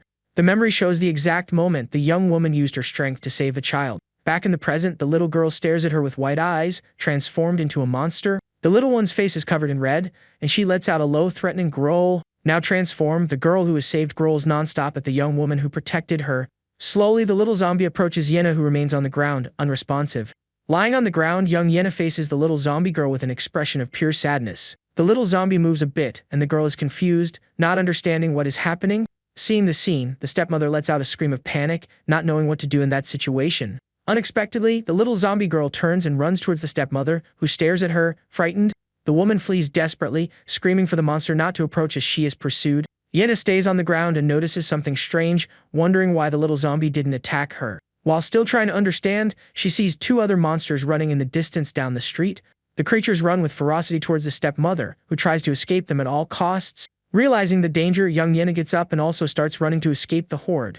With her legs aching, she realizes she can't run any faster and is losing her breath. Exhausted and in pain, the young woman ends up tripping and falls hard on the asphalt of the empty street. With an expression of complete desperation, she looks ahead and sees something that could save her. Lying in the middle of the street, near some bodies, she finds an abandoned electric scooter. As the monsters approach, she hopes that the scooter still has a battery. To her relief, the vehicle's display lights up and shows that there is still some charge left. One of the infected approaches quickly, almost managing to grab the girl from behind. In a quick move, the young woman manages to take off with the scooter and escapes by a hair's breadth. The monster's hand passes inches from her hair as she speeds away from the danger. With the momentum, the zombie that tried to grab her ends up losing its balance and falling to the ground. The girl looks back with a tear on her face, relieved to have escaped that situation. She passes by a large horde of zombies chasing other survivors on the street. Suddenly, the girl hears a beep from the scooter, and her expression changes to worry. She looks at the display and sees that the battery is running out, realizing her time is short. With the power running out, the young woman continues on her way down an empty, unknown street. She stops and looks around, realizing that in her rush, she ended up getting lost and doesn't know where she is. To her bad luck, more monsters appear at the end of the street, blocking her path once again. Feeling like she's gonna go crazy, the girl turns and starts running again in another direction. The young woman runs as fast as she can, with the infected right behind her, not giving her a second of peace. Even exhausted, she gasps and thinks that she can't just give up and be defeated like this. Limping and almost out of strength, she repeats to herself that she can't be defeated like that. A blood-stained monster approaches her with ferocity, ready to attack without mercy. The girl is caught by surprise and knocked to the ground by the zombie, letting out a desperate scream. The creature prepares for the final blow, but the young woman continues to scream for her life. Trapped in the zombie's arms, she feels the terror in its eyes and believes this is her end. With her eyes closed, she whispers the name of Jung Minjin, remembering him in her last moment. Suddenly, two strong arms grab the zombie and pull it away from the girl with a single move. The monster is thrown far away and the young woman sees a muscular man who saved her. Sitting on the ground, she is completely shocked to realize who her mysterious savior was. The man who saved her is Jung Minjin himself, who is still wearing the prison handcuffs. Soon after, more monsters appear and surround the young man, ready to attack as a group. Calmly, Minjin positions himself in front of the girl and tells her to hide behind him. The scene shifts to a traffic mirror on a sunny and peaceful day before the chaos. Then the image shows the interior of a simple and tidy room, full of boxes. In a flashback, the girl wakes up in an unknown room, sitting on a mattress on the floor. She notices a smell of air freshener and notes that the place reminds her of Minjin's house. The door opens and she gets startled, holding the blanket tightly, afraid of what was to come. Minjin enters the room and asks why she didn't run, surprising the girl with his presence. The young man approaches her, still with handcuffs on his wrists, and the young woman shrinks back on the bed. Scared, she asks what he wants and what he is trying to do to her in that place. The young man pulls the blanket and she screams, but he just wanted to check her injured ankle. The young woman threatens him not to touch her, and he says her ligament seems to be strained. Confused, she faces him as he suggests she put ice on it and rest to recover. Minjin then places an ice pack on her ankle, tending to the injury with care. The girl watches him in silence, not understanding why he was being so kind to her. With a trembling voice, she questions him, asking why he saved her after everything. She reminds him that last time, he threw her into a room with infected and tormented her. Minjin explains that even though he's an escapee from death row, he doesn't attack just anyone. With a serious look, he says she needs to become a little dirtier to survive. She doesn't understand what he meant and calls him a pervert, but he ignores her completely. The young man comments that she seems to have had a princess's life and reminds her about what it takes to survive. He says that with her leg like this, she needs to rest for a few days, leaving the girl surprised. She refuses, saying she needs to find her friends at the shelter, and he remembers her group. Minjin then states that if she really insists on going, he won't try to stop her from leaving, but he warns her that if she moves with her injured foot, she'll be caught by the monsters right away. He offers to go there and check the situation, saying he needs to find some people. Suspicious, she asks how she can trust him after he tried to attack her friends. With his back to her, Minjin just replies that his target has now completely changed. He warns that if he's not back by 6 in the evening, she should assume he was defeated and flee. Before leaving, he also mentions that he left food in the fridge for her if she feels hungry. Soon after, the door closes and the young woman is left alone in the small, simple apartment. Confused, the girl covers herself and wonders what kind of person Jung Minjin really is. Meanwhile, the scene shifts to the facade of a commercial building on a blue sky day. Inside a dark parking garage, screams and the sound of gunshots echo through the gloomy environment. Two armed men walk cautiously down a hallway, investigating the source of the noise. The man in the cap comments that the targets are on the floor and wonders how much ammunition they have. Advancing slowly, they prepare for the confrontation, alert to any movement. The young man in the cap peeks around a column and finally spots the location where the shots are coming from. A shot rings out loudly as they approach a bathroom door in the dark hallway. He realizes that the shooting pattern seems to be from just one person and there is no conversation. Determined, the young man decides he needs to stop this as quickly as possible, as every second counts. With that, he advances quickly and points his weapon at the bathroom entrance, ready to shoot. Looking inside, he is completely shocked by the scene he finds in the place. The sound of the shots was coming from a speaker, a trap to lure them to that spot. The two men realize too late that they have fallen into a very well-planned ambush. Suddenly, the man in the cap is hit by a shot coming from the side of the hallway. The bullet goes through the wall right behind him, shattering the tiles with a strong impact. His partner is also hit, and the two fall to the ground, surprised by the shooter. Lying on the ground, the man who is hit against the wall is covered in red and badly injured. The shooter gets up and regrets being fooled by such a simple and ridiculous distraction. He turns to his fallen partner and asks worriedly if the surgeon is okay. With his hand on his partner's injured shoulder, the young man asks worriedly if he is okay. The man says it was just a graze, but his colleague insists that he needs urgent treatment. The shooter realizes that the other shooter's weapon ran out of ammunition on the last shot. The man in the cap thanks him for being saved, but his colleague says he should have provided cover. The shooter decides to look for the other fugitives, saying there shouldn't be more than 2. The injured partner offers to go with him, and the shooter warns him about the attracted zombies. He says they need to get out of there and tells his colleague to put on any jacket he can find. Meanwhile, in another location, the boy with glasses communicates over the radio and laments the situation. He explains that they went down to the platform and that Minjin lured the infected to another station. The boy says that Yena got separated from the group and that they don't know if she's alive or not. The surgeon on the radio orders them to protect Minjin at all costs while they search for Yena. He also tells them to keep the radio on at all times and report any developments immediately. The more robust boy asks if Yena is okay, and the one with glasses says the chances are slim. Unable to go back, they decide to follow the tracks to find Minjin and hope for the best for him. The surgeon orders them to move in silence so as not to attract the monster's attention. The group of 3 men begins to walk along the dark tracks, praying for Minjin's life. The dark subway tunnel stretches out before them, creating an atmosphere of tension and uncertainty. They realize the tracks are empty, and the surgeon regrets not having evacuated through there. Over the radio, the boy with glasses announces that they are almost at Achasan Station, their next destination. He tries to contact the surgeon but gets no response, becoming worried by the silence. The more robust young man asks if they are going to make it, and the one with glasses scolds him for being pessimistic. The group argues about trusting the American soldier, and the surgeon tells everyone to be quiet. In the distance, they spot Achasan Station and realize the tracks are still clear.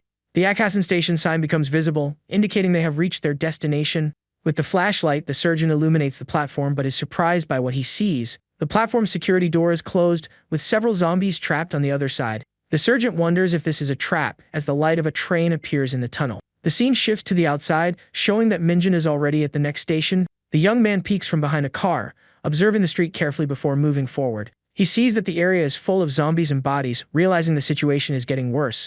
The shooter and his partner observe the devastated shelter, wondering if it's possible to rebuild. The man in the cap doesn't understand the revenge, and the other explains it's because of their colleagues passing. With no more shots, they conclude that the enemies have hidden or fled the location. They wonder what to do now, knowing that the survivors are scattered throughout the buildings. A loud roar catches the young man's attention, and he turns in surprise to see where the sound came from. A giant blood-stained monster suddenly appears, leaving the man in a state of shock. The injured partner yells for him to run, and the two start to flee from the muscular zombie. The two run desperately through the streets, trying to escape the ferocious creature. They encounter more zombies blocking their path, making the situation even more critical. The injured man tells his partner to run to gate 10 and not look back. Even with his injured shoulder, he runs alongside his friend to escape the horde of monsters. The shooter notices something strange and stops running for a moment, out of breath and confused. At this moment, the scene shifts and focuses on a dark alley in another part of the city.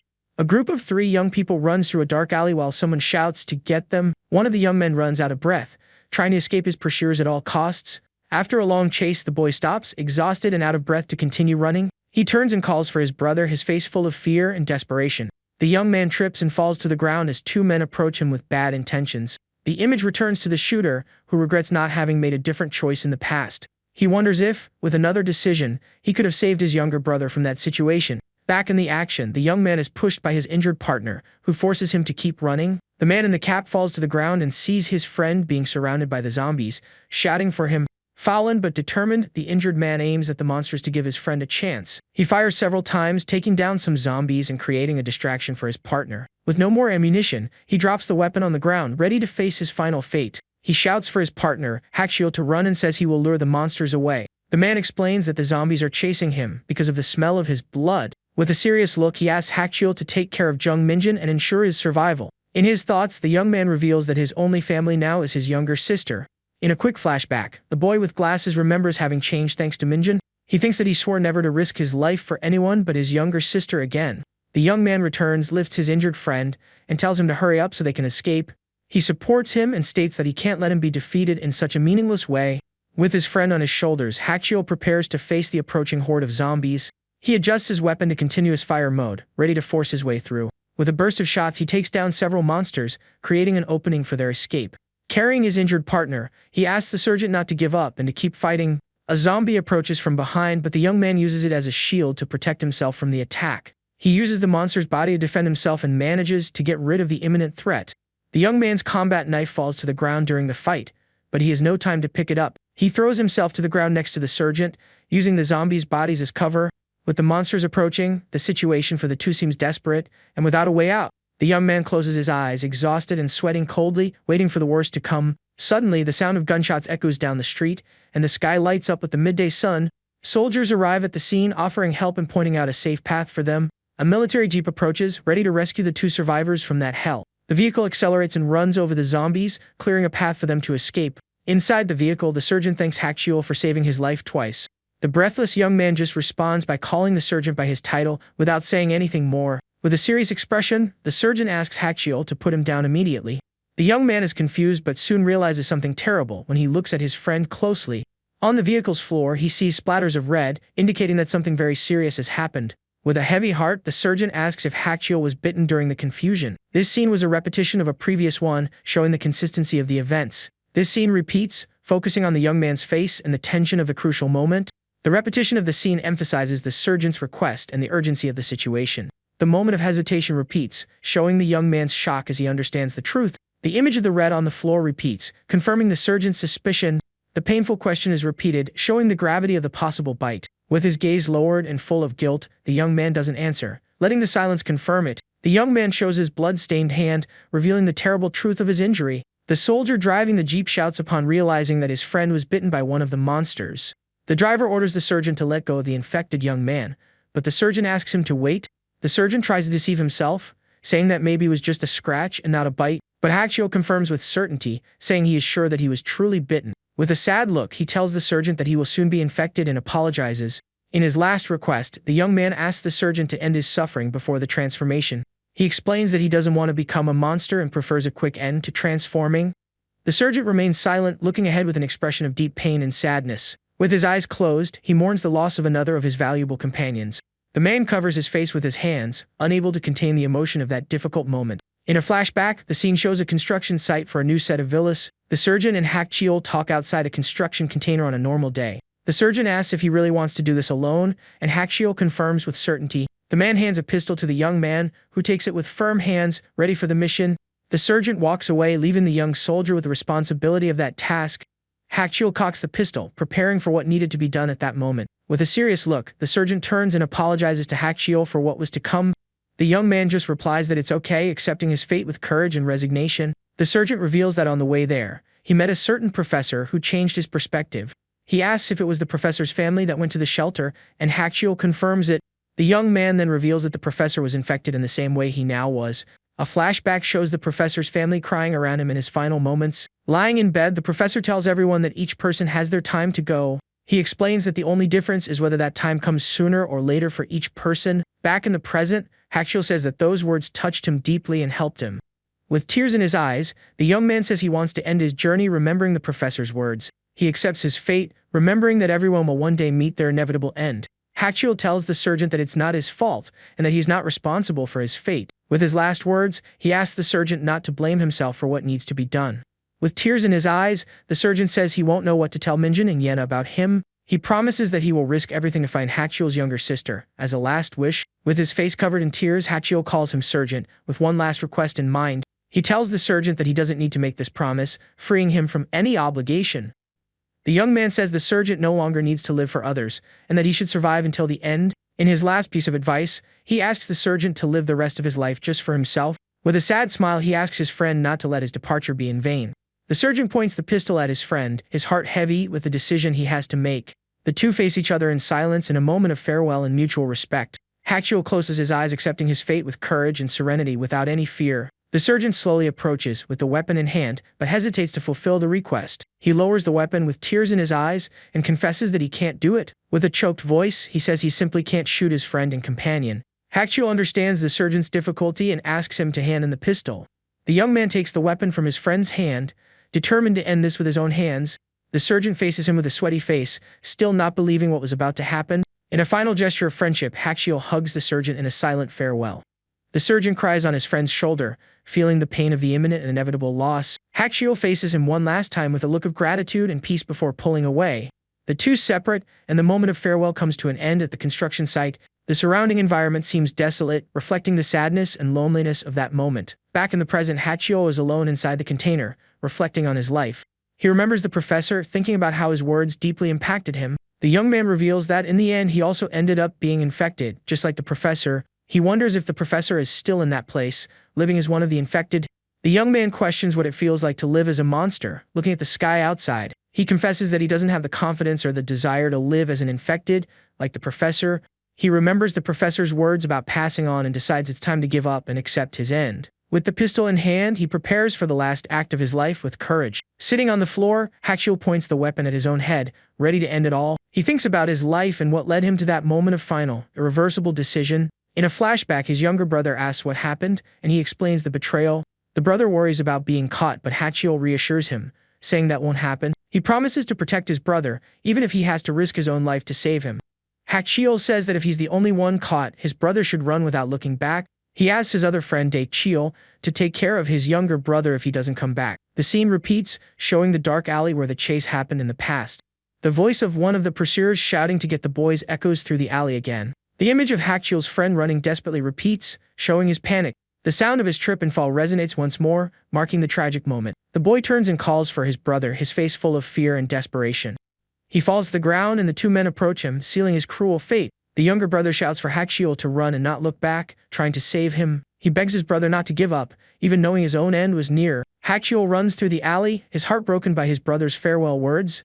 He flees with his younger sister while his brother is left behind to face the worst. His brother's words echo in his mind, asking him to never give up fighting. Back in the present, Hakchiol closes his eyes, remembering the pain of loss and sacrifice. With the weapon in hand, he remembers the professor's words about life and passing on. He repeats to himself that, as the professor said, everyone will one day meet their end. The only difference, he thinks, is whether that end comes sooner or later for each person. He concludes that if he gives up now, his end will come sooner, but if he doesn't give up, it will come later. The image shows the construction site, the place of his decision, with tools and materials. With renewed determination, he addresses the professor in his thoughts and says he won't give up. He decides to fight for his remaining family, especially for his beloved younger sister. Hachiel ties a tourniquet on his bitten arm, determined to fight until the end. He looks at a table saw on the construction site with a drastic idea in mind. With his back to the saw, he states with conviction that he will never give up on his life. The scene shifts to an orange sky, marking the end of the day and the beginning of a new phase. Young Yena is sitting on the bed, covered, and the chapter title is revealed. In the small apartment, young Yena sleeps deeply on a tidy mattress on the floor. Suddenly, her eyes fly open in a start, revealing that she has finally woken up. The girl sits up in bed and observes the silent room, illuminated by the soft daylight. With her face full of worry, she wonders why Minjin hasn't returned yet. A drop of sweat runs down her face as anxiety takes over her thoughts. In a flashback, a scared girl falls to the floor of a room, trying to get away from something. With a panicked face, she hears a cruel laugh echoing through the dark, closed environment. A group of inmates smiles, commenting that they found a pretty girl after losing 2 colleagues. 3 men observe the scene, and one of them comments that the situation is quite refreshing. Minjin approaches, and one of them asks if he wants to be first, but the young man doesn't understand. The protagonist crouches in front of the scared girl, leaving her even more surprised. With a serious look, Minjin faces the young woman, who remains silent and very afraid. The memory ends, and Yena realizes that Minjin must have been one of the fugitives from that group. Back in the present, she wonders aloud where everyone else went. At that moment, the apartment door opens, and the girl is startled by the sudden noise. Minjin enters the room looking exhausted, and the young woman faces him with a mix of relief and fear. Hiding under the blanket, she asks what happened, and he begins to talk about the shelter. The young man explains that the place was devastated, and that he doesn't know what happened to her friends. Shocked, the girl says that's impossible, with tears forming in her eyes. She questions why they went so far, but Minjin asks if that didn't have to do with them. He begins to explain that, at first, they tried to enter the shelter officially. The young man says there were few of them, and they had no reason to pick a fight with the local military. During the screening, one of his companions mentioned that they came from a prison.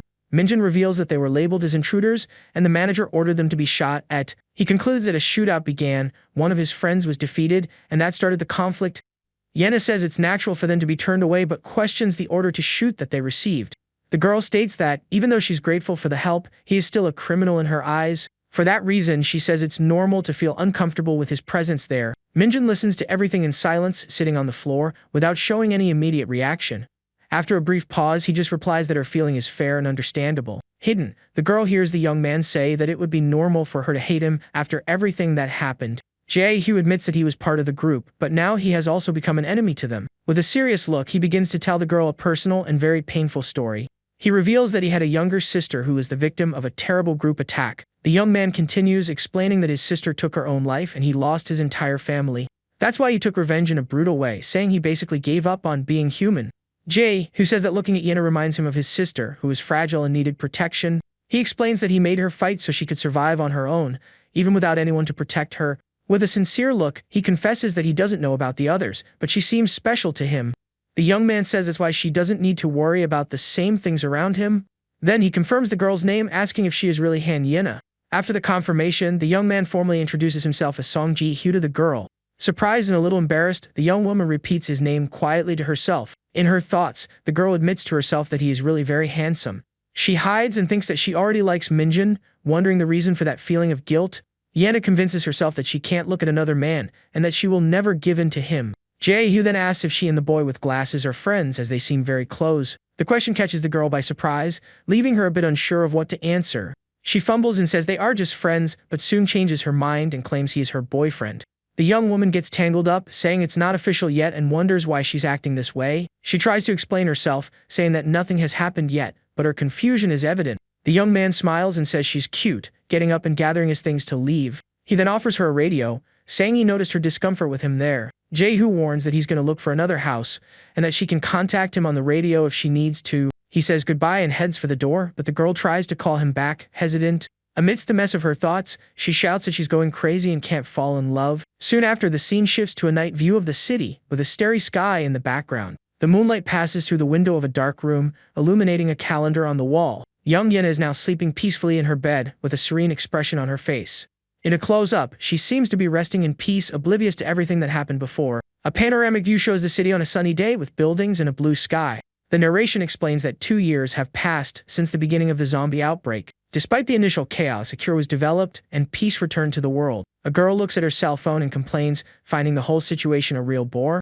The young woman complains about being on a date with Minjin and wonders if he'll be interested in her. She thinks that, now that they are adults, they could do something more daring and intimate. The girl prepares for a possible invitation but remembers that he lives with his mother. Suddenly, a voice calls her and she turns in surprise, recognizing Minjin there. He greets her casually, and she complains that he wears the same sweatshirt all year round. She feels demoralized for having dressed up so much for someone who seems not to care. Minjin hurries her along and she apologizes, following him down the busy city street. The scene focuses on a slice of cheesecake on a plate in a charming coffee shop. They talk about what to do, and the young woman suggests they go to her place for a drink. Minjin changes the subject, mentioning that Hak Chio has enlisted, which annoys the girl. She gets irritated that he doesn't compliment her, even after all the efforts she made. The young woman thinks about giving up and finding another man, confident in her power of seduction. In a flashback, Yena's friends comment on a guy she is interested in. Back in the present, a female voice calls for Minjin, leaving the girl confused. Surprised, she wonders who the woman is who is calling Minjin so intimately. A stunning blonde woman approaches, and everyone comments that it's the idol Jian. With a smile, the idol greets Minjin and asks what he's doing there. Yena is shocked to realize that Minjin really knows the famous idol from the group Lumina. Jian asks to join them, leaving Yena even more incredulous about the situation. The young woman can't believe that the guy she considers a loser knows an idol. Yena wakes up from her dream, shouting Minjin's name and asking not to be left behind. She sits up in bed, out of breath, and calls out Minjin's name, still under the effect of the dream. With a sweaty face, the girl takes a deep breath, trying to calm down after the intense nightmare. Looking at the dark window, she whispers to herself that she regrets her choices. Yena regrets not getting closer to Minjin before the world plunged into chaos. She remembers the peaceful world from before, where they could go anywhere and do whatever they wanted. She regrets that she could have had dates, watched movies, and traveled with him in that world. With tears in her eyes, she wonders where Minjin could be in that moment of desperation. Suddenly, the radio that Ji-Hu gave her starts to beep, and she wonders what it is. A voice on the radio mentions Gunja Station and that they need to cross the Han River. The girl grabs the radio and begs the person on the other side to help her find her friend. The voice on the radio responds coldly, saying he has his own plans and can't help her. The person tells the young woman to sleep and says they will talk when she wakes up. With a face full of sadness, Yen agrees and turns off the radio, feeling helpless. She places the device next to the bed, her hand trembling with uncertainty and fear. The young woman laments not being able to go alone because of her injured leg, feeling useless. With a sigh of frustration, she sits on the bed, looking at the dark and empty room. The scene shifts to the city at night, with the moon and stars shining in the dark sky. The sign for Guangnaro subway station is shown, indicating the current location. The story goes back a few hours in time, showing the group on the dark subway tracks. They arrive at Guangnaro station and confirm that the next one is Qianho, on the other side of the river. The group realizes that the zombies were lured to the station and wonders if it was Minjin. The more robust young man is confused, not understanding what is happening on the platform. A lone female zombie stands on the platform, her body covered in injuries and red stains.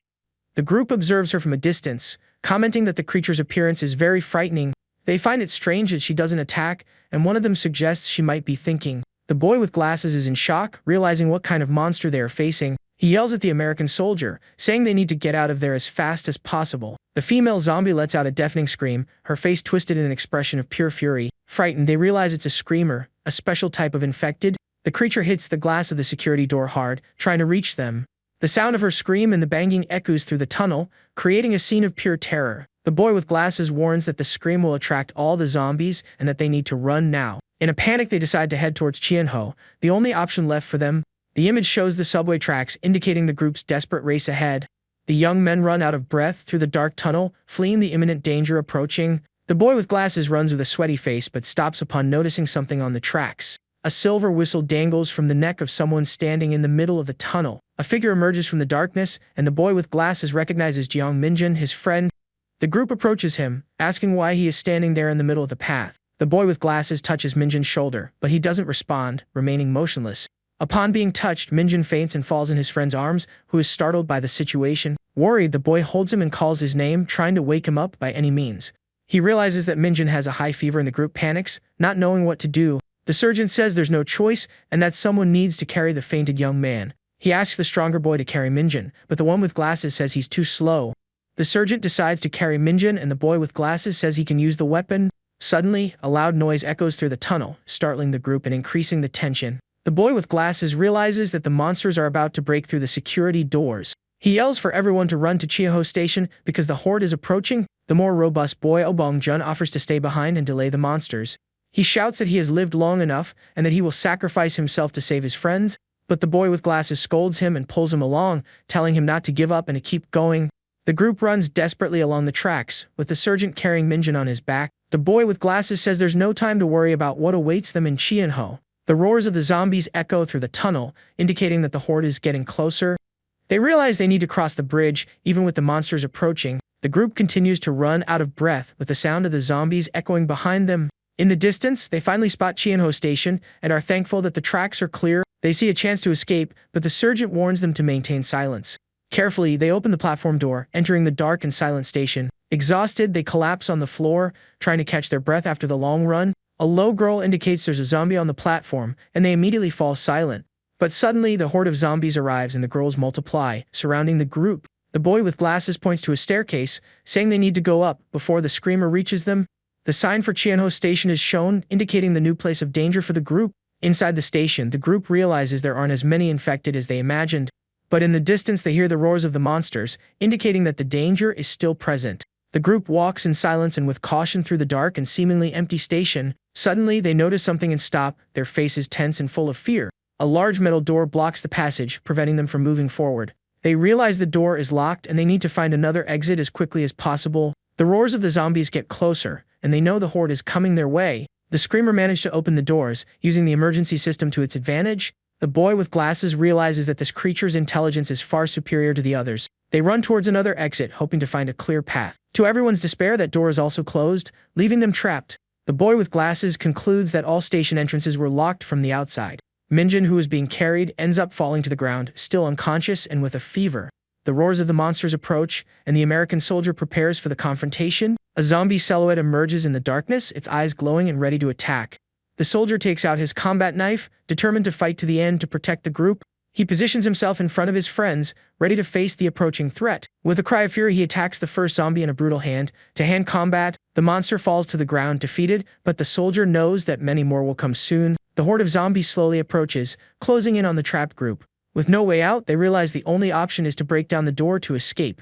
The American soldier prepares to shoot the lock and tells everyone to move away. With a burst of shots, he tries to destroy the door's lock, creating a deafening noise. The boy with glasses warns him that the noise will attract all the zombies, but he has no choice. The soldier manages to make a hole in the door and tells his friend to go through and open it from the other side. His blood-stained hand trembles, and the boy with glasses worries about the soldier's condition. David, the soldier, asks if the plan is just to defeat the screamer to stop the horde. He offers to buy time, saying that with luck he might also be able to escape. A repeated image shows the soldier's hand, emphasizing the tension of the moment. He repeats the question about the screamer, confirming his plan of sacrifice for the group. The American soldier offers to buy them time and says that with luck, he might also be able to escape. The boy with glasses begs him not to sacrifice himself, saying they need him for the mission. The soldier says he can't run from this situation, even if it means risking himself. The boy shouts that it's impossible to survive this, as the survival rate is 0. The soldier remains silent with a determined and serene look, ready for whatever comes. He thinks about the countless soldiers who have departed in so many wars throughout history. The American reflects that whether for peace, greed, or orders, their fate has always been the same. But he takes comfort in knowing that he has always fought for a sense of duty that guided him there. The soldier reveals that he had been prepared for this moment since he enlisted, long before the outbreak. He remembers one more thing and looks for something in his pockets to give to his friend. David hands a letter for his fiancée Sarah, asking him to deliver it if he doesn't survive. The boy with glasses refuses to accept it, his heart heavy with his friend's decision. The soldier says that if he has someone he loves, he must fight to survive at all costs. The screams of the horde get closer, and the soldier warns that the screamer is getting near. With a final goodbye, he tells the boys to run and take Minjin to a safe place. The two young men hesitate but know they need to follow the soldier's orders to survive. With flashlights in hand, they look back, their faces full of fear and uncertainty. They try to open the metal door, but it's stuck, increasing their desperation. With frustration, they realize they are trapped there, with the horde getting closer and closer. The boy with glasses curses the situation, damning the virus that caused all this chaos. He looks at the exit sign, feeling the hope of escape slipping away with every second. The more robust boy finds a small passage in one of the station's closed shops.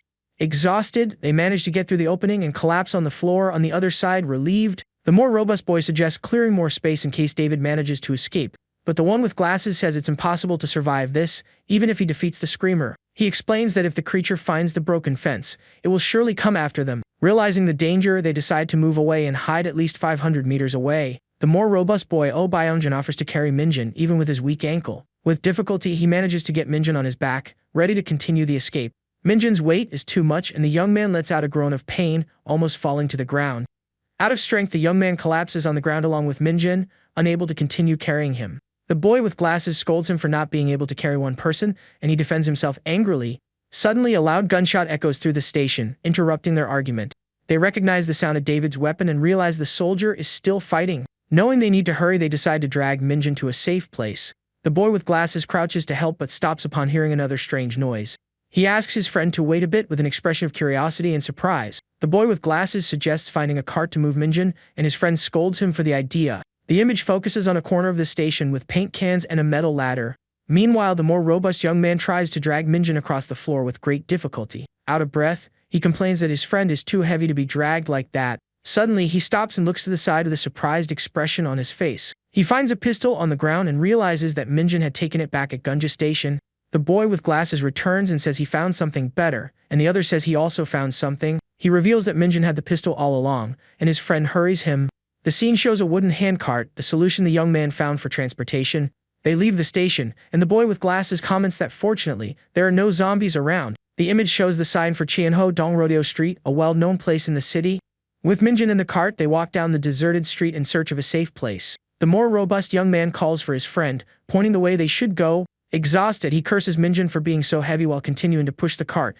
He stops for a moment and wonders if his friend is still alive since he hasn't woken up. A loud roar interrupts him and he turns, his face full of panic and fear. Two zombies emerge from an alley, and the young man is startled by the sudden appearance. Without hesitation, he draws Minjin's pistol and prepares to shoot the monsters. With two well-aimed shots, he manages to take down both zombies, clearing the path. His friend says this is too slow and suggests they push the cart together. The scene focuses on an electricity pole with tangled wires against the blue sky. The two young men run together, pushing the cart with Minjin down the empty street. They find a delivery truck parked with its rear door open and accessible. They come to a dead end blocked by a garbage truck. A zombie's roar echoes nearby and the boy with glasses is startled by the sound. His friend suggests they hide in a nearby alley to avoid the monsters.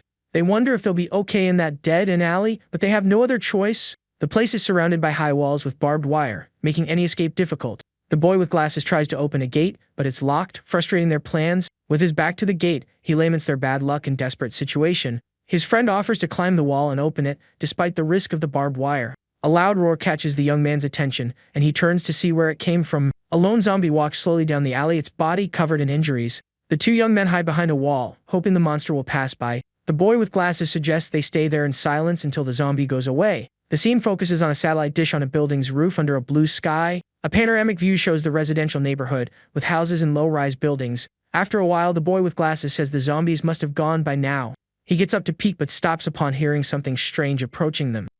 The alley where they now seems threatening with the new presence. The boy hears footsteps and realizes the sound is not the same as normal zombies. With a sliver of hope, he wonders if it could be David, their soldier friend. He peeks from behind the pipe, his eyes wide with expectation and fear. The female screamer zombie appears in the alley, holding a man's head like a trophy. In a close-up, the creature smiles macabrely, showing soldier David's head.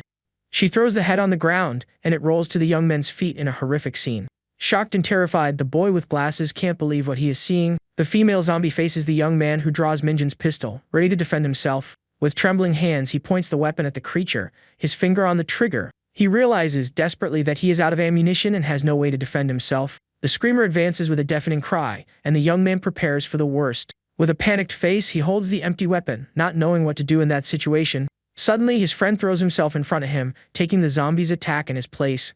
The creature attacks him, and the friend throws himself in front, being knocked down along with the monster. The boy with glasses screams his friend's name, but the female zombie turns and attacks him too. The screamer grabs him forcefully, and the young man screams in pain and panic, unable to escape. He despairs at the creature's strength, which holds him with steel, like claws. Suddenly, his friend appears from behind and lifts a concrete block, ready to attack. He hits the zombie's head with all his strength in a desperate attempt to save him. But to his astonishment, the creature doesn't even flinch from the blow, continuing its attack.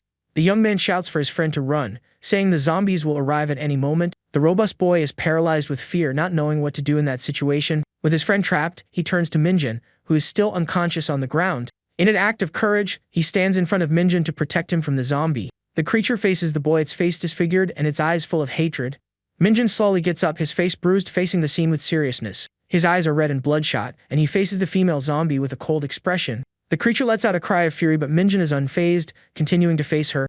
With a powerful kick, he hits the zombie's face, showing superhuman strength. The monster grabs him, but he retaliates with a strong punch to the creature's face. The female zombie screams in pain, and Minjin attacks her without mercy in a brutal fight. He finishes her with a well-aimed blow, leaving the creature's body inert on the ground. The boy with glasses touches his friend, who faints from exhaustion and relief after the confrontation. He tries to call his friend, but he doesn't respond, still in shock from everything that happened. The boy with glasses turns to Minjin, calling his name, not understanding the situation. The roars of the other zombies get closer, and he realizes the danger is not over yet. Minjin turns to the horde, his fists clenched, ready to face all of them. His face is calm and determined, without any sign of fear or hesitation. His friend faces him, shocked, and wonders if this is real, if Minjin has transformed. The horde of zombies stops and faces Minjin, as if he were the leader of them all. The scene shifts to the city at dusk, with an orange sky and pink clouds. The zombies on the street move slowly, as if waiting for an order. A view of a luxury house is shown, with a terrace and modern architecture. One of the boys asks if the door was locked, and the other confirms it was. He is thankful they found an open house, but worries about the problem to come. The street is full of zombies, and they realize they can't do anything for now. The boy with glasses turns to his friend, with a new worry in mind. He looks at Minjin, who is lying in bed, and says he seems to be very unwell. His friend notes that Minjin's body is cold, different from the fever he had before. They feel helpless, as they are not doctors and can only wait for him to wake up. The scene focuses on a kitchen sink full of dirty dishes in a dark environment. The next day, the sun shines on the roof of the house where they hid. Minjin wakes up and drinks water from a bottle, seeming a bit better. His friend asks if he doesn't remember anything that happened after he fainted. Minjin strains and says he remembers arriving at a Chasen station. He recalls opening the doors and luring the zombies inside, but then everything goes blank. His friend scolds him for overexerting himself and says it was difficult to carry him. Worried, Minjin asks about Yena and Hak Keel, wanting to know where they are. The boy with glasses explains that Gunja Station fell into chaos right after he left. His friend says that Yena has an incredible sense of smell and can sniff out zombies better than anyone. But he admits he doesn't know what happened to Hak Keel and the surgeon. Minjin tries to get up, saying they need to find Yena as soon as possible. His friend stops him, reminding him that he fainted on the way and wouldn't be able to handle the journey. The boy with glasses then mentions David's name, with sad news to deliver. He reveals that the soldier had to sacrifice himself so they could escape. The young man hands over David's letter, explaining that he thought it was safer for Minjin to keep it. He says that since David gave his life for him, it is his responsibility to deliver the letter. Minjin holds the letter, feeling the weight of guilt and the soldier friend's sacrifice. He blames himself, thinking that none of this would have happened if he hadn't pushed himself so hard. His friend consoles him, saying that if Yen and Hak Keel survived, they will go to Cheonho. He suggests leaving a sign at the station, but Minjin says others will also be looking for him. Minjin remembers that the doctor tried to attack him, and that there must be other followers of his. He decides he needs to go back, but his friend reminds him of David's sacrifice to save him. The boy with glasses suggests they stay put and think of a plan before acting. The camera focuses on a window, showing the view from outside the hideout. A few days pass, and the narration says that Minjin's body has finally recovered. He says goodbye to his friends, and the more robust one asks him not to forget the food.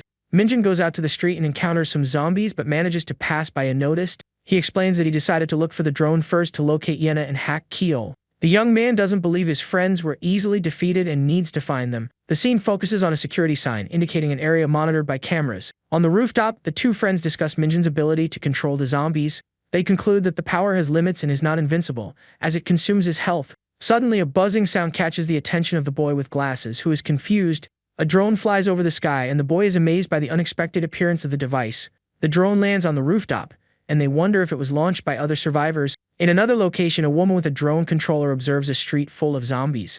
With a surprised look, she realizes she has found other survivors through the camera. She walks across the rooftop, wondering where the survivors she spotted are. Her friend scolds her, saying the manager is looking for her, and she should be careful. The blonde friend worries about the drone, but the other reassures her, saying she has control. With a confident smile, the short-haired girl says she has already mastered the device's controls. The blonde friend asks if she found anything, calling her Jian-chan in Japanese. Back on the boy's rooftop, the drone lands smoothly in front of them. The device stops moving, remaining motionless on the ground, waiting for some interaction. The boy with glasses approaches cautiously, wondering if there's a bomb in the drone. They notice there's a package attached to the device and wonder if it's a note. The boy with glasses takes the note and unfolds it with a curious expression. He reads the contents of the note while his friend watches him, waiting to know what it's about. The note is from other survivors asking for help and offering a reward in return. The young men get excited about the possibility of finding other survivors in the city. The boy with glasses notices that the handwriting on the note is a woman's, which surprises him. He concludes that they have already passed the first phase of the interview. By being seen, the young man gets excited, saying that with Minjin's help, saving the survivors will be easy. In a flashback, a black-haired girl points a weapon forward with a serious look. A shot is fired, with the sound echoing through the environment as the weapon recoils with force. The bullet hits a paper target dead center, showing the young woman's shooting precision. Another shot is fired, and a man on the rooftop is hit amidst a horde of zombies. A young man corrects the girl's posture, saying her arms are too relaxed for shooting. He instructs her to place her left hand over her right for more stability in her shot. The girl is startled by the touch and asks why he's getting so close to her. In another scene, a girl complains that a man is taking advantage of her to teach her. She zips up her jacket, her face flushed with embarrassment and anger. The young woman convinces herself that she won't fall for his seduction, even if he is handsome. The young man asks if they should practice a bit, leaving the girl confused by the suggestion. He points to a zombie on a nearby roof as a target for training. The monster roars, and the young man tells the girl to aim and shoot to test her skill. With her face full of tears, the young woman hesitates, unable to pull the trigger. She raises the weapon, her hands trembling, but still unable to shoot the zombie. The girl aims at the target with a look of pure concentration and fear, but doesn't fire.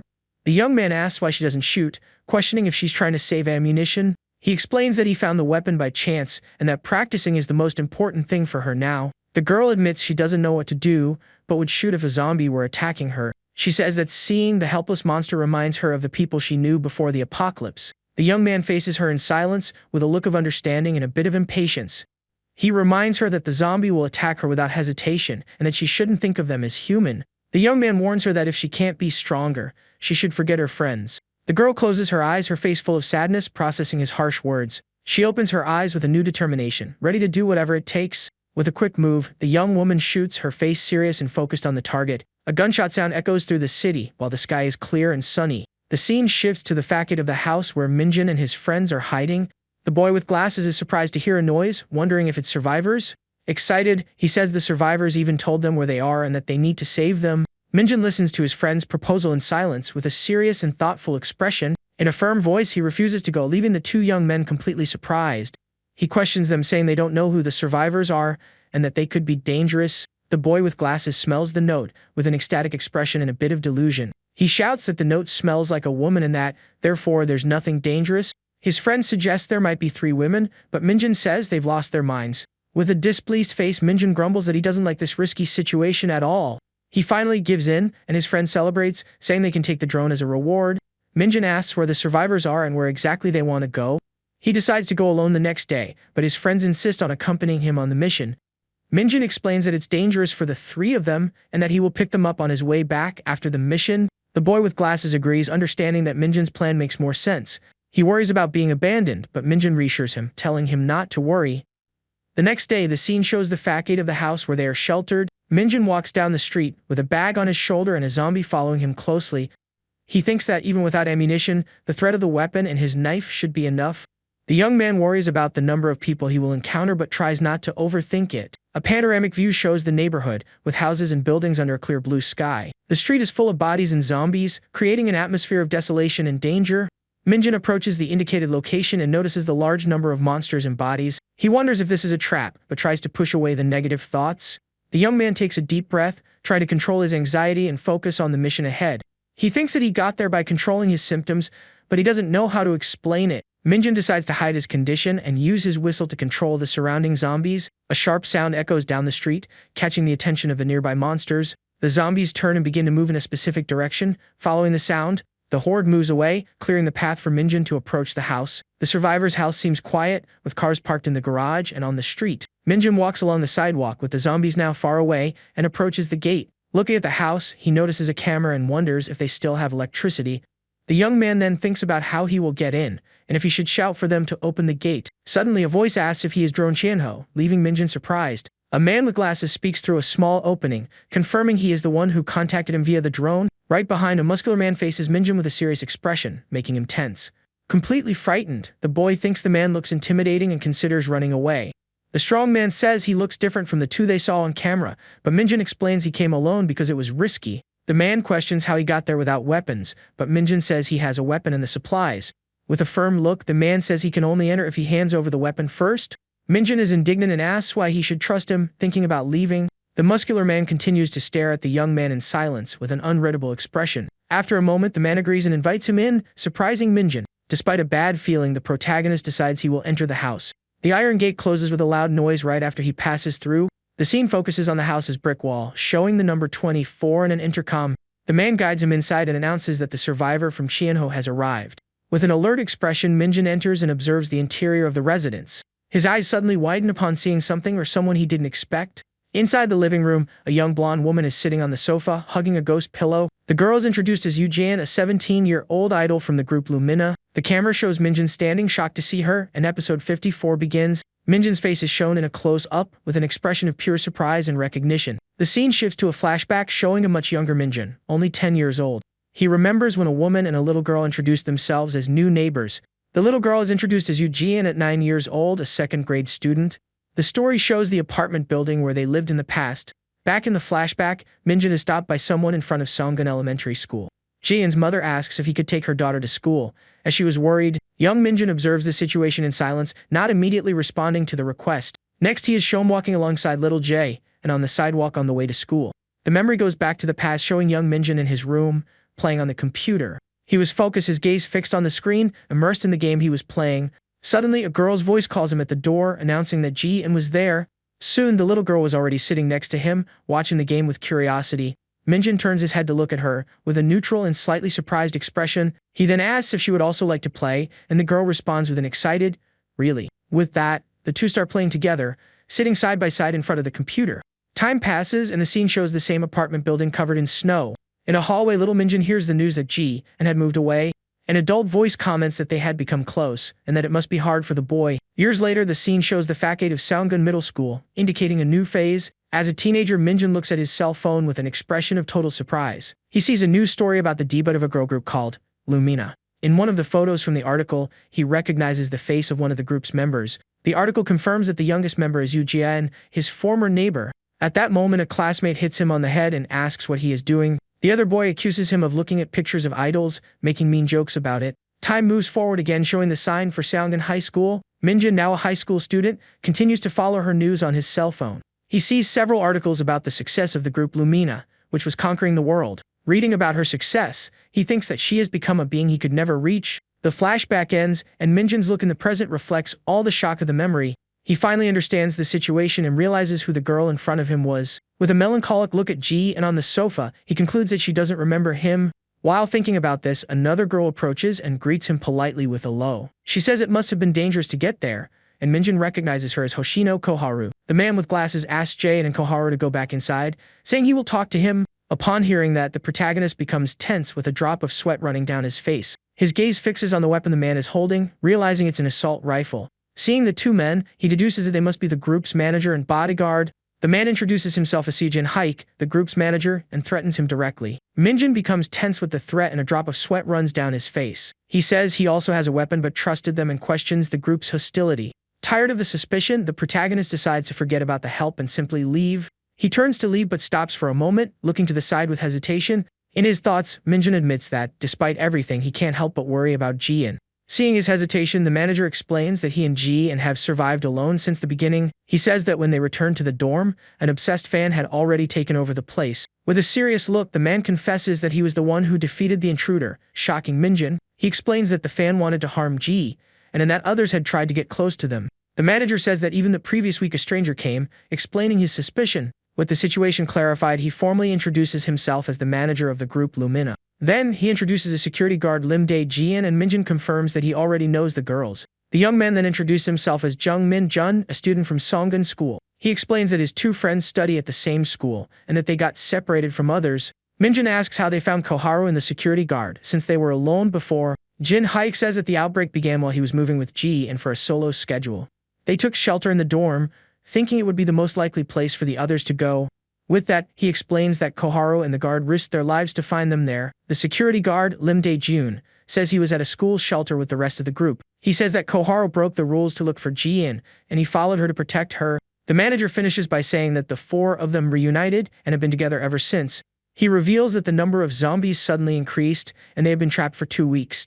Their goal is to reach the school shelter, but they need a 4-seater vehicle. The problem is that the road ahead is blocked, forcing them to walk. He worries about exposing Ji-in and Koharu to danger, making the escape very difficult. Hearing the story, Minjin remains silent, impressed by their sense of duty. He thinks he's happy that they are trustworthy people who risk their lives for the girls. With that in mind, he believes he can move the four of them if he can get a vehicle and control his symptoms. However, the young man is left with a cruel doubt whether or not to tell them he is infected. Minjin reflects for a moment and confirms that they just need a vehicle to get out of there. With that, he states that he will find one, leaving the manager completely surprised. He explains that he will clear the road and asks for a favor, as he needs to pick up his friends in Chienho. In addition, the boy asks if he can use the drone, and the manager agrees immediately. Minjin calculates that they will need a 6-seater car, and that he will look for something suitable. Without wasting time, he gets up and says he will leave now, leaving the manager astonished. The man suggests they should prepare, but Minjin reassures him and leaves in a hurry. The two men stand there in silence, watching the boy leave with a confused expression. The manager comments that the young man is leaving, as if he were going to the corner store. He asks Mr. Lim if he has ever seen anyone like that, and the security guard seems thoughtful. Some time passes, and the scene shows the orange sky over the neighborhood. Meanwhile, Jian approaches the manager to talk about something. The girl asks where the young man from before is, wanting to know what happened. The manager explains that he left 4 hours ago, and that something probably happened. With a serious expression, Jian replies that there's nothing to be done about it. The next day, the scene shifts to the outside of the house under a clear sky. Lying on the sofa, the security guard Lim Dae-jian is woken up by a call to the manager. The security guard runs to announce that the student is back, surprising the manager. On the street, a car blocks the passage while Minjin says it should be fine. Soon after, the scene focuses on a red delivery van covered in stains. The young man asks if the vehicle is good enough, leaving the two men speechless. The manager asks how he managed to bring the van alone, completely impressed. Inside the vehicle, there are several delivery boxes stacked up, creating space for them. He explains that it took a while to find a working vehicle, and that he learned to drive from a friend. With everything ready, he turns and announces that Jian and Koharu can now come out safely. The two girls peek through the door carefully, observing the situation outside. The focus briefly shifts to the exterior of the house, showing the wall and trees. With everyone in the van, Minjin asks if they are okay, and one of them confirms they are. The manager asks Mr. Dagan to take care of them during the journey, and he agrees. With a thud, the rear door of the van is closed, showing the vehicle's license plate. Already in the passenger's seat, the manager tells Minjin they can start the trip. With everything ready, the van slowly leaves the garage and begins to travel down the destroyed street. The landscape they see is of a city in ruins with abandoned and graffitied buildings. The manager asks to continue straight ahead, and Minjin says there shouldn't be many infected. Despite his words, the young man thinks the situation is tense and worries about a horde. He knows that if they encounter many monsters, not even he would be able to do anything. The young man remembers that Sunho said he faced a screamer and dozens of zombies. However, he is aware that it was an extremely risky and very dangerous situation. As they get closer, the manager asks if the path is correct, and Minjin points to an alley. With a serious look, the man then asks if the protagonist's friends are trustworthy. Minjin confirms, explaining that they are fans of the group but not the fanatic type. Firmly, the young man assures him that he can trust them, as they are his true friends. The manager becomes a little apprehensive, thinking they will be surprised to see the idols. The scene then shifts to the roof of the building where Minjin's friends are waiting. Byungjin laments, asking Sunho if they will pass on without ever even meeting a girl. Sunho scolds him, telling him to stop complaining, and assures him they will survive. Suddenly, a noise from outside catches their attention, leaving them on alert. Byungjin wonders who it could be, considering the possibility of it being Jung Minjin. The scene shifts briefly, showing the facade of the house the group just left. A top-down view shows the van that Minjin brought for the rescue parked in the courtyard. Back at the shelter, the camera focuses on Byungjin's face, which is in complete shock. Minjin then tells his friends that he's a little late, but that he brought everyone with him. Before suggesting the use of the drone, Byungjin suddenly takes a strong blow to the head. In shock, the young man tries to pronounce the name, Lumina, not believing what he was seeing. He asks why the members of the group Lumina are there and greets the girls. So shocked by the situation, the boy starts to cough and feel short of breath. Worried, his friends run to help him, while he says he can't breathe. One of them suggests mouth-to-mouth resuscitation in a panic, but the other refuses to do it. The scene shows a corner of the room with the confusion happening outside the main frame. In another place, the manager hands the drone to Minjin, who thanks him for the loan. Minjin suggests piloting the drone towards Gunja Station, as the range is sufficient from there. The manager then asks if the young man has ever piloted a drone before, and Minjin denies it. With that, the man says that either he or the security guard should pilot it, but Minjin asks if he can try. At that moment, Ji intervenes and says she also knows how to control a drone, surprising the boy.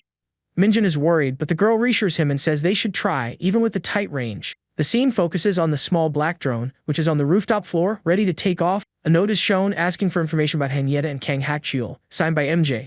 The girl finishes attaching the note to the drone and announces that the preparation is complete. She mentions that multiple flights will require recharging, and Minjin says they have a generator for that. With a hesitant look, the protagonist remains silent for a moment before speaking.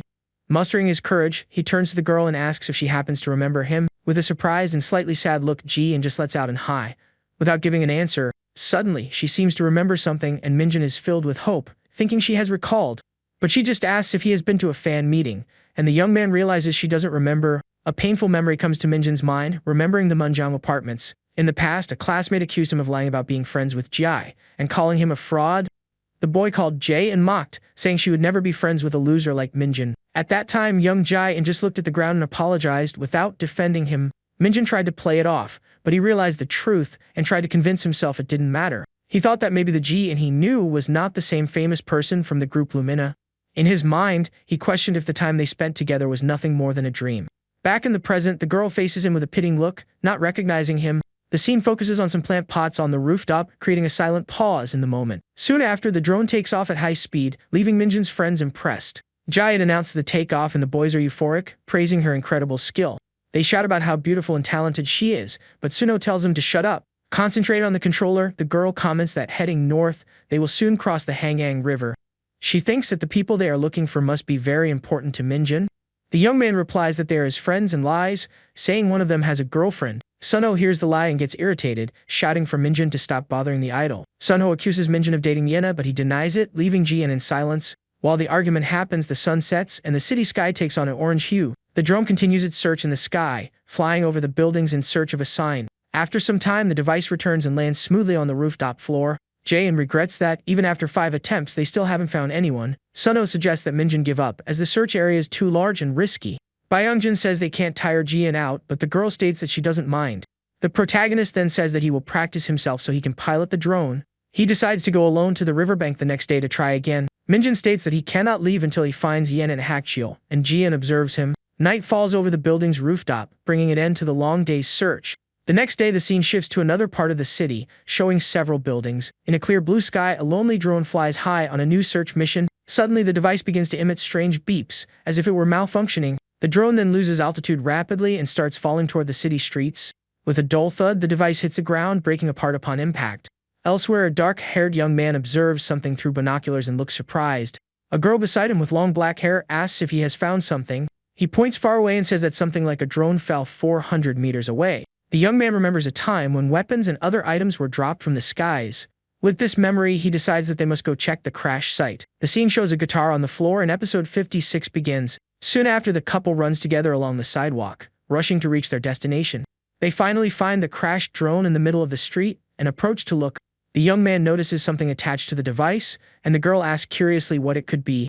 While they examine the object, they hear a sound and wonder who is nearby. Frightened by someone's presence, the two run to hide in an alley. The scene shows the dirty, abandoned alley, a perfect place for an ambush. The girl asks if he is sure about the location, and the young man feels frustrated for not finding it. Suddenly, the young man's eye widens as he realizes something he did not expect. Elsewhere, a woman and armed police officer run through an abandoned street. The man is identified as Kwon Tae-sik, a name that catches someone's attention. From his hiding spot, the young man observes the officer and smiles, saying he finally found him. He then notices the woman beside Tae-sik and wonders who she could be. Back at the hiding spot, the young man looks at the girl beside him with a doubt. The girl has a revolver pointed forward, with a serious and focused expression. The young man whispers her name, Hanina, confirming the girl's identity. With her finger on the trigger, she prepares to shoot at the target she is watching. Suddenly, zombie cries echo nearby and the young man asks her not to shoot. The woman and the police officer are startled by the cries and begin to run for protection. Inside the hiding spot, the young man observes the situation with a calm and calculating expression. Hanina holsters her revolver, trembling slightly as she does so, still tense. In a flashback, the scene shows an abandoned building with protest banners hanging from it. The story moves to a police station hallway with papers and dirt scattered on the floor. In a room, Hanina asks why the young man stopped her, saying she could have fired. He explains that the distance was bad and that the noise would attract zombies, revealing their position. Furthermore, he points out that Kwon Tae-sik is armed with a rifle, which is a major disadvantage. Because of this, he says that they need to wait for a better opportunity to act. He then turns his attention to the woman who was with the officer and asks who she was. Hanina reveals that the woman was her stepmother, who conspired with her lover to take her father's life. She continues, saying that the woman also tried to end her life in the past. The girl admits she doesn't know how her stepmother joined up with Tae-sik, but that it doesn't matter. With a cold look, she asks the young man if she should defeat both of them at once. He replies that he already planned to deal with Kwon Tae-sik anyway, as he is his target. The young man then offers to help Hen-yi, Nae, in her revenge against the stepmother. With a confident smile, he promises to make the process extremely painful and brutal for her. He explains that revenge must be cruel, and that a single shot would be very boring. The young man then pins her against the wall, telling her to choose between her friend and her revenge. Han stares at him with a tear in her eye, caught between two difficult decisions. The young man watches her in silence, waiting for her answer with an intense look. Thoughtful, the young man remembers an important detail he had forgotten until that moment. He turns and asks the girl what that paper was that was stuck to the drone. The scene changes to a lamppost with security cameras on an abandoned street. Elsewhere, Minjin laments having lost the drone by insisting on flying it alone. The young man's face shows red marks from his infection, and he looks very tired. The story then returns to 2 hours earlier, showing the house he had just left. The manager expressed his concern, but Minjin insisted he would do his best not to fail. The boy said he knew a safe route and would come back if something went wrong, but he was insecure. The security guard reassured him, saying he knew the way and that everything would be fine. One of his friends said goodbye, telling Minjin not to worry and to meet them at the shelter. Back in the present, the young man feels like a nuisance and regrets not listening to the manager. He realizes he will have to cross the Han River again after passing the shelter to pick them up. Worried about his infection levels, the young man begins to run in search of transportation. The scene shows an abandoned building with a broken window, creating an atmosphere of desolation. Running down the street, the young man runs out of breath and decides he needs to stop for a short rest. Suddenly, he sees something in front of him that leaves him completely shocked and frightened. On the ground, two bodies lie in pools of blood, indicating a recent confrontation. Minjin's eye widens in horror as he realizes the gravity of the situation around him. At that exact moment, the sound of a gunshot echoes through the street, catching the boy by surprise. Without hesitation, he runs quickly toward the source of the noise to investigate. His face shows a mixture of panic and determination as he advances through the dangerous street. He stumbles upon a chaotic scene with an overturned van and zombies everywhere. Standing in the middle of the monsters, Minjin realizes the situation is hopeless. Inside a building, someone tries to shoot, but realizes the ammunition is out. The manager yells for Dae-jun to get inside, but a zombie approaches him dangerously. In a quick move, a knife goes through the zombie, defeating the creature instantly. It was Minjin, who yells for them to get in quickly, leaving the manager in shock to see him there. The security guard is astonished by Minjin's face, but the young man says he will explain everything later. With a loud noise, the protagonist slams the door, locking the monsters outside. Finally safe, the group breathes a sigh of relief while Minjin leans against the wall, panting. Minjin approaches the group and asks desperately what happened and where the others are. The manager explains that the car flipped over, but the most important thing is what happened to Gi. And he reveals that a specific zombie started chasing only the girl, leaving Minjin in shock. Without understanding, the young man asks for more details, and the manager begins to explain the situation. He says that while they were fleeing, a monster ignored everyone else and focused only on Ji and Koharu. Crying, says that Minjin's friends went after them to try to save the girl. The scene then shifts to the facade of a comic cafe called Meow Comic Cafe. Inside the dark place, several zombies wander slowly among the bookshelves. One of the monsters murmurs the name Lumina, indicating he was a fan of the idol group. With his last strength, the zombie declares his love for Yuji and before being silenced. In a dark and messy room with bookshelves and bunk beds, something moves. Lying on a bed, Jian trembles with fear as she hears the zombies murmuring her name. The girl cowers, terrified by the sounds of the monsters searching for her outside. The scene shows the facade of the building where she is hidden. Episode 57 begins. Meanwhile, Minjin is panting with his face marked by the advanced infection. He walks unsteadily through the destroyed street, wondering where the girl could have gone. Suddenly, the young man feels strong dizziness, and his vision begins to get blurry and unstable. The world around him spins, and he struggles to keep standing, feeling he is going to faint. He realizes he stayed outside for too long, and his infection level has passed the limit. The young man tries to remember how long he has been outside, losing track of the time that passed. The image focuses on a zombie's face, with its eyes closed and face covered in blood. The creature slowly approaches Minjin, who stares at him with a knife in his hand. With a quick and precise move, the protagonist defeats the zombie with a well-aimed strike. Still dizzy, he composes himself and reaffirms to himself that he needs to find Jae, and with determination, he decides that he needs to find her before it is too late for her. The young man then continues his lonely walk through the deserted street. Moving forward, the scene shows an abandoned building with electrical wires and a tree in front. Hidden behind a low wall, Minjin's two friends observe something with attention.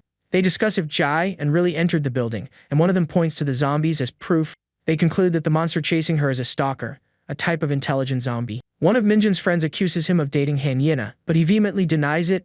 The other young man says they should have waited for Minjin, but the first sees no difference. Suddenly, one of them says firmly that he is going into the building, leaving the other confused. He argues that as a fan, he has a duty to risk his life to protect his idol. With conviction, he declares that this is what a true fan of the Lumina group would do. The other agrees to go along, and they come up with a quick plan for the rescue. Suddenly, a voice interrupts them, saying they are idiots and are going to get hurt. It was Minjin who asks if Jian is really in the building, and his friends recognize him. The protagonist says he is at his limit and that they need to act fast, but they warn him of the danger. With a focused look, he says is okay, and that he can take down the monster with one strike.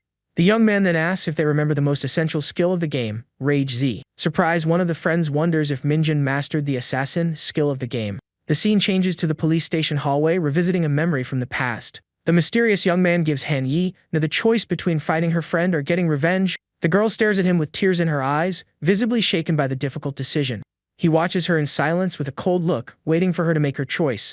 In a moment of reflection, the young man seems to remember something important about the situation. He turns and asks Han Yi about the paper that was stuck to the drone that fell. The girl walks away and heads toward the place where she kept the found note. Carefully, she unfolds the crumpled paper she recovered from the drone earlier. While reading the note, she whispers the words, "My friend." With a thoughtful expression, turning to the young man, she says firmly that she really wants to find Jung Minjin. She explains that she always had everything she wanted since she was young, as her family was rich. The girl says that she had beauty, confidence, and all the material goods she desired. Until the zombie outbreak happened, she lived believing that the whole world was hers.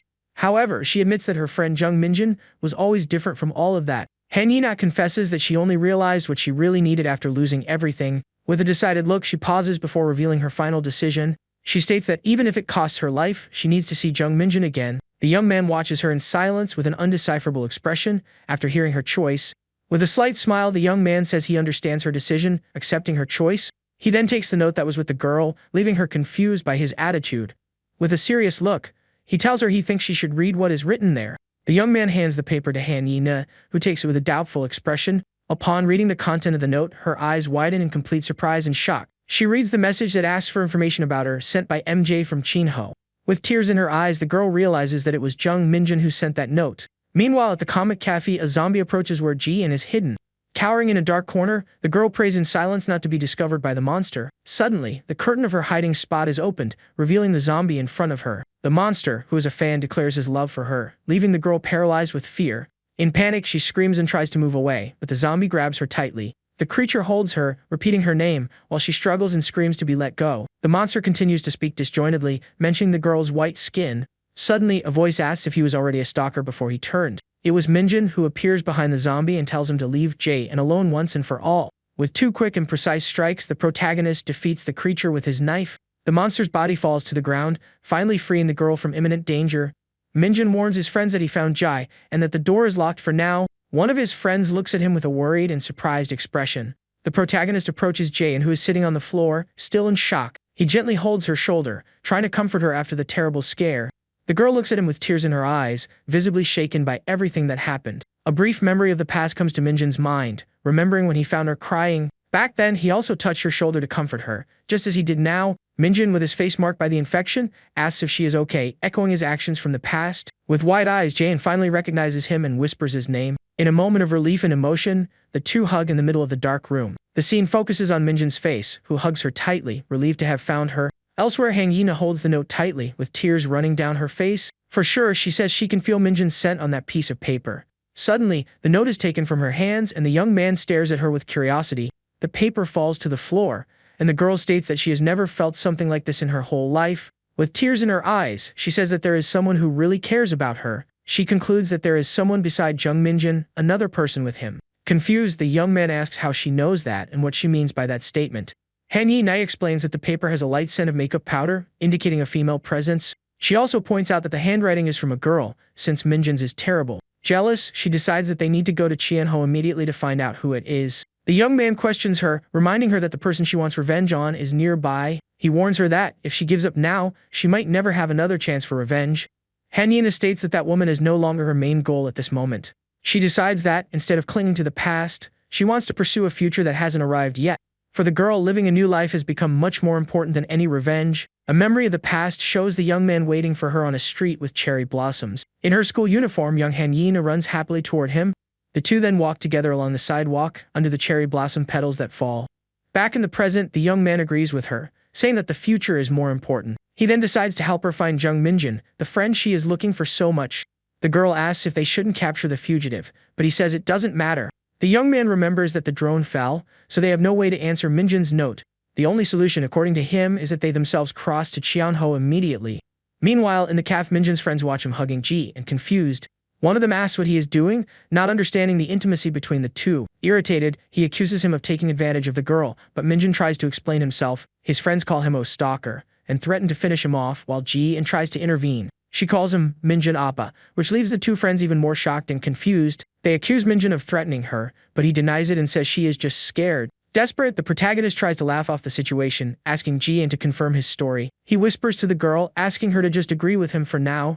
Dazed, Ji-in looks ahead, trying to process Minjin's request in the middle of the confusion. She quickly agrees and lies, saying that she hugged him by accident after he saved her. One of the friends accepts the explanation, and Minjin breathes a sigh of relief for having managed to bypass the situation. Suddenly, the protagonist feels strong dizziness, and his vision becomes completely blurry. He crouches down feeling unwell, and one of his friends asks worriedly if he is okay.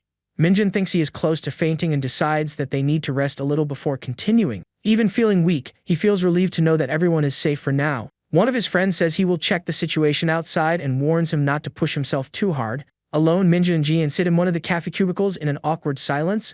The young man lets out a sigh of relief and comments on how his friends are tiring sometimes. Jae-in then thanks him for saving her, but he doesn't seem to understand the reason. Minjin asks her to speak informally, and the girl agrees, calling him Oppa. The girl asks if he is okay, and Minjin decides to tell the truth since she saw his face. He reveals that he is infected, but is immune, and that the zombies do not attack him in this state. The young man says she saw it with her own eyes, so he believes she will trust him. With a gentle smile, Ji-in confirms, saying that she trusts him totally. Minjin blushes at her answer, a little embarrassed by the situation.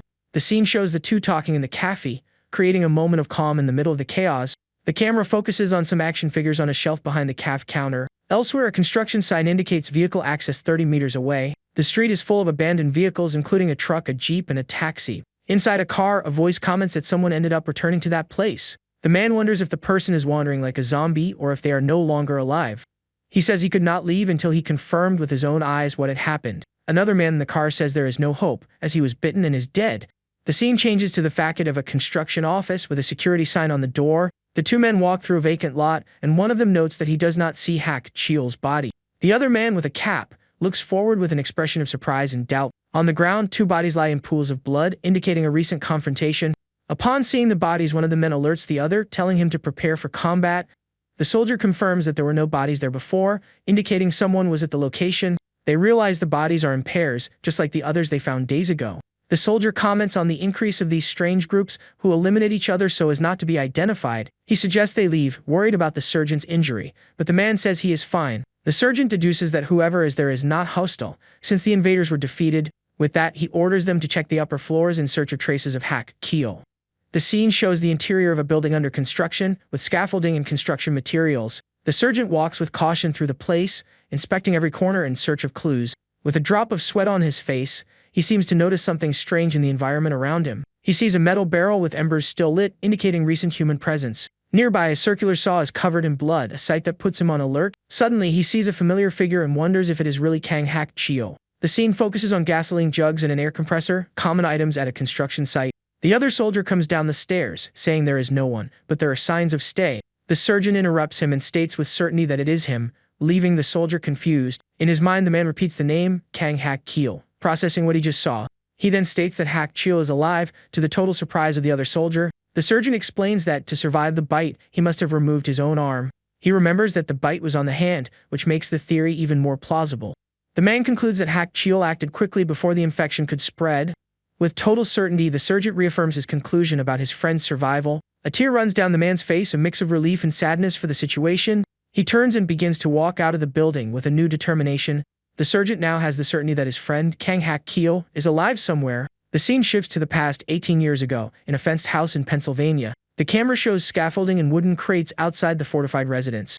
The house has windows blocked with boards, indicating its residents are protecting themselves. Inside the house, a table is full of empty bottles and leftovers of food in total disarray. A bearded man asks a boy if he knows what zombies are, speaking in English. He then explains that when people sin and die, they go straight to hell.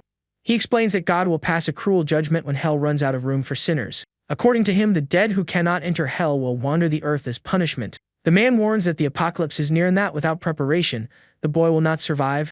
With a mysterious look, he tells the boy that he is going to show him something incredible and surprising. He takes him to a basement, which is full of shelves with supplies and stocked food. On another wall, there is a complete arsenal, with several firearms and ammunition. The man guides the boy through his underground shelter, showing all his preparation. Impressed, the boy wonders what all that is that he is seeing in front of him. The bearded man states with conviction that the end of the world will certainly come one day. He shows an armored vehicle, reinforcing his belief that the apocalypse is inevitable. The two walk through the shelter, and the man continues to display his preparation for the end of times. The boy is amazed to see the shelves filled with food and supplies. He comments that the man prepared as if the world were going to end the next day. The boy then says he heard rumors that he was a doomsdayer, someone who believes in the end of the world. Curious, he asks why the man believes in the story of the dead wandering the earth. The man admits that the idea seems unrealistic, but that is what he believes firmly. He reveals that people call these creatures zombies, a term familiar to the boy. The boy is silent, processing the information and the strange conversation with the man. In his thoughts, he calls him a crazy old man and doubts the story of the dead coming back to life.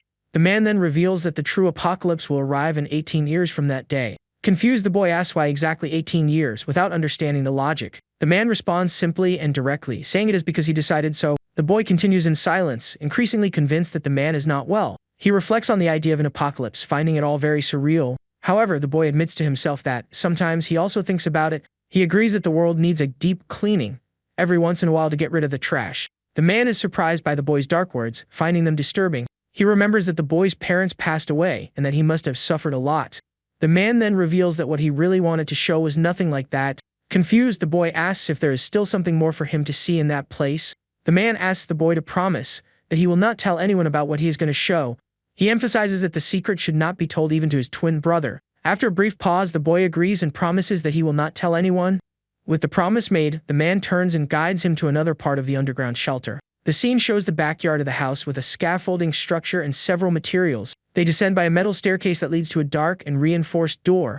The boy realizes that there is another secret basement, even deeper than the first one. The man explains that the place is not ready yet, but will be finalized in a few years.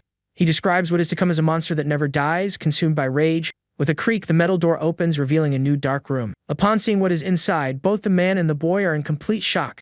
The boy can barely speak, stuttering as he wonders what that is in front of him. The room is an improvised laboratory with medical equipment and bodies in bags. Biohazard boxes and containers with a dark liquid complete the macabre scene. The man smiles, saying he knew the boy was not an ordinary child for not screaming. The camera focuses on a chained arm, with wounds and marks of fighting writhing.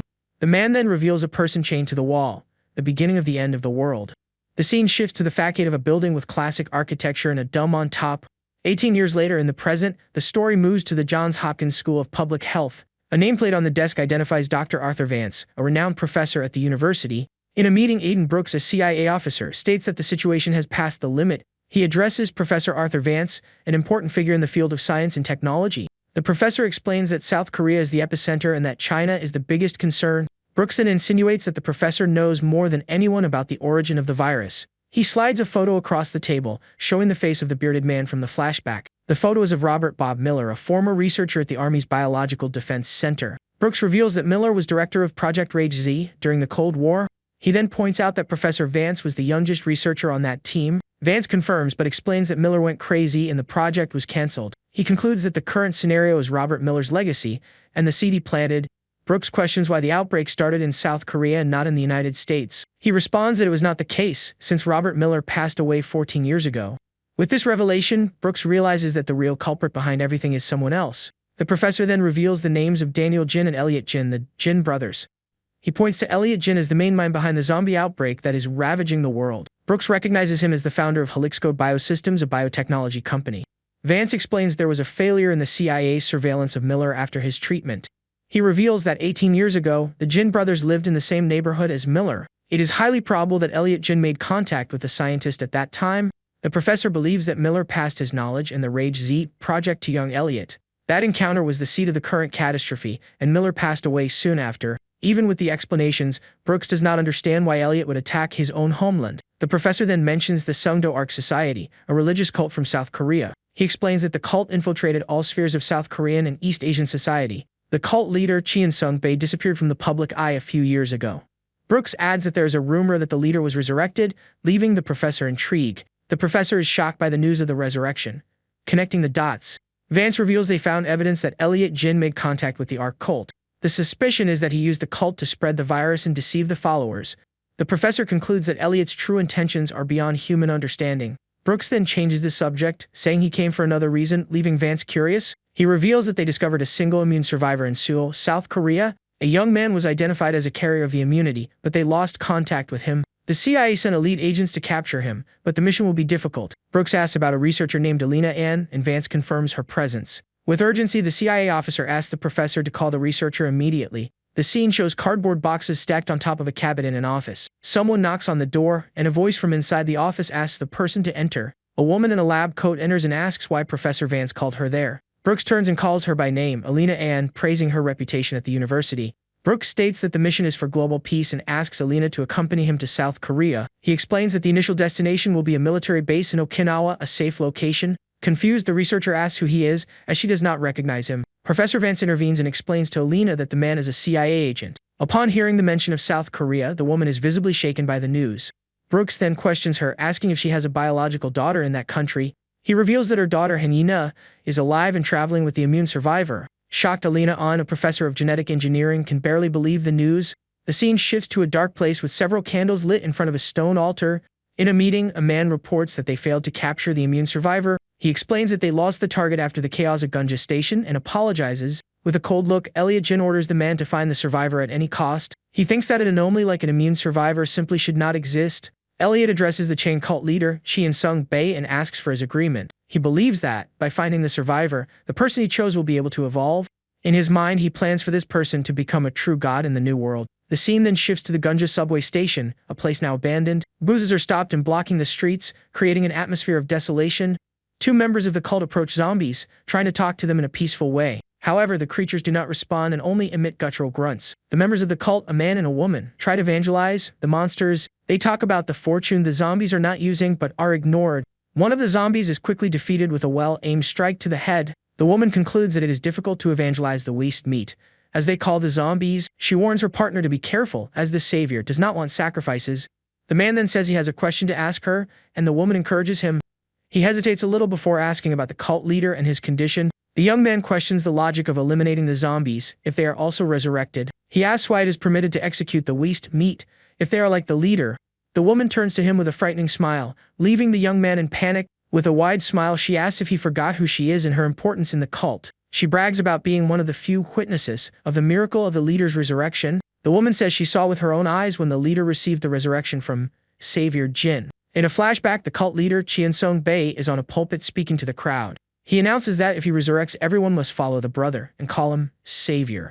With fervor, he screams that only the Savior Jin can liberate them and guide them to paradise. Behind him, Elliot Jin points a gun to his head with a cold and calculating look. A shot echoes through the hall, and the leader falls to the ground, to the shock of all the followers. Elliot Jin remains calm with the weapon in hand, after committing the act in front of everyone. The crowd is in panic, not understanding what just happened to their beloved leader. The scene shows the leader's body fallen, and the woman narrates that he was executed by Jin. At that moment, she saw the leader's fingers move, a sign that the miracle happened. The scene cuts to Elliot Jin, who looks up with a serious expression, waiting. The leader's body, hanging by a rope, starts to writhe and scream in agony. The crowd of followers raises their hands, celebrating their leader's resurrection. Back in the present, the man explains that only the leader received this grace from the Savior. He concludes that the zombies are just empty shells and must be eliminated if they cannot be converted. The woman reminds the man that the Savior mentioned that person, who can be converted.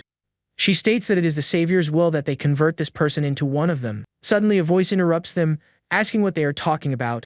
A new character appears and asks if they are from some kind of religious cult. He comments that he heard about many cults in Korea and asks what their religion is. The woman smiles and approaches, saying he seems worried, but has good energy. She says his ancestors blessed him and that she has seen him looking for someone.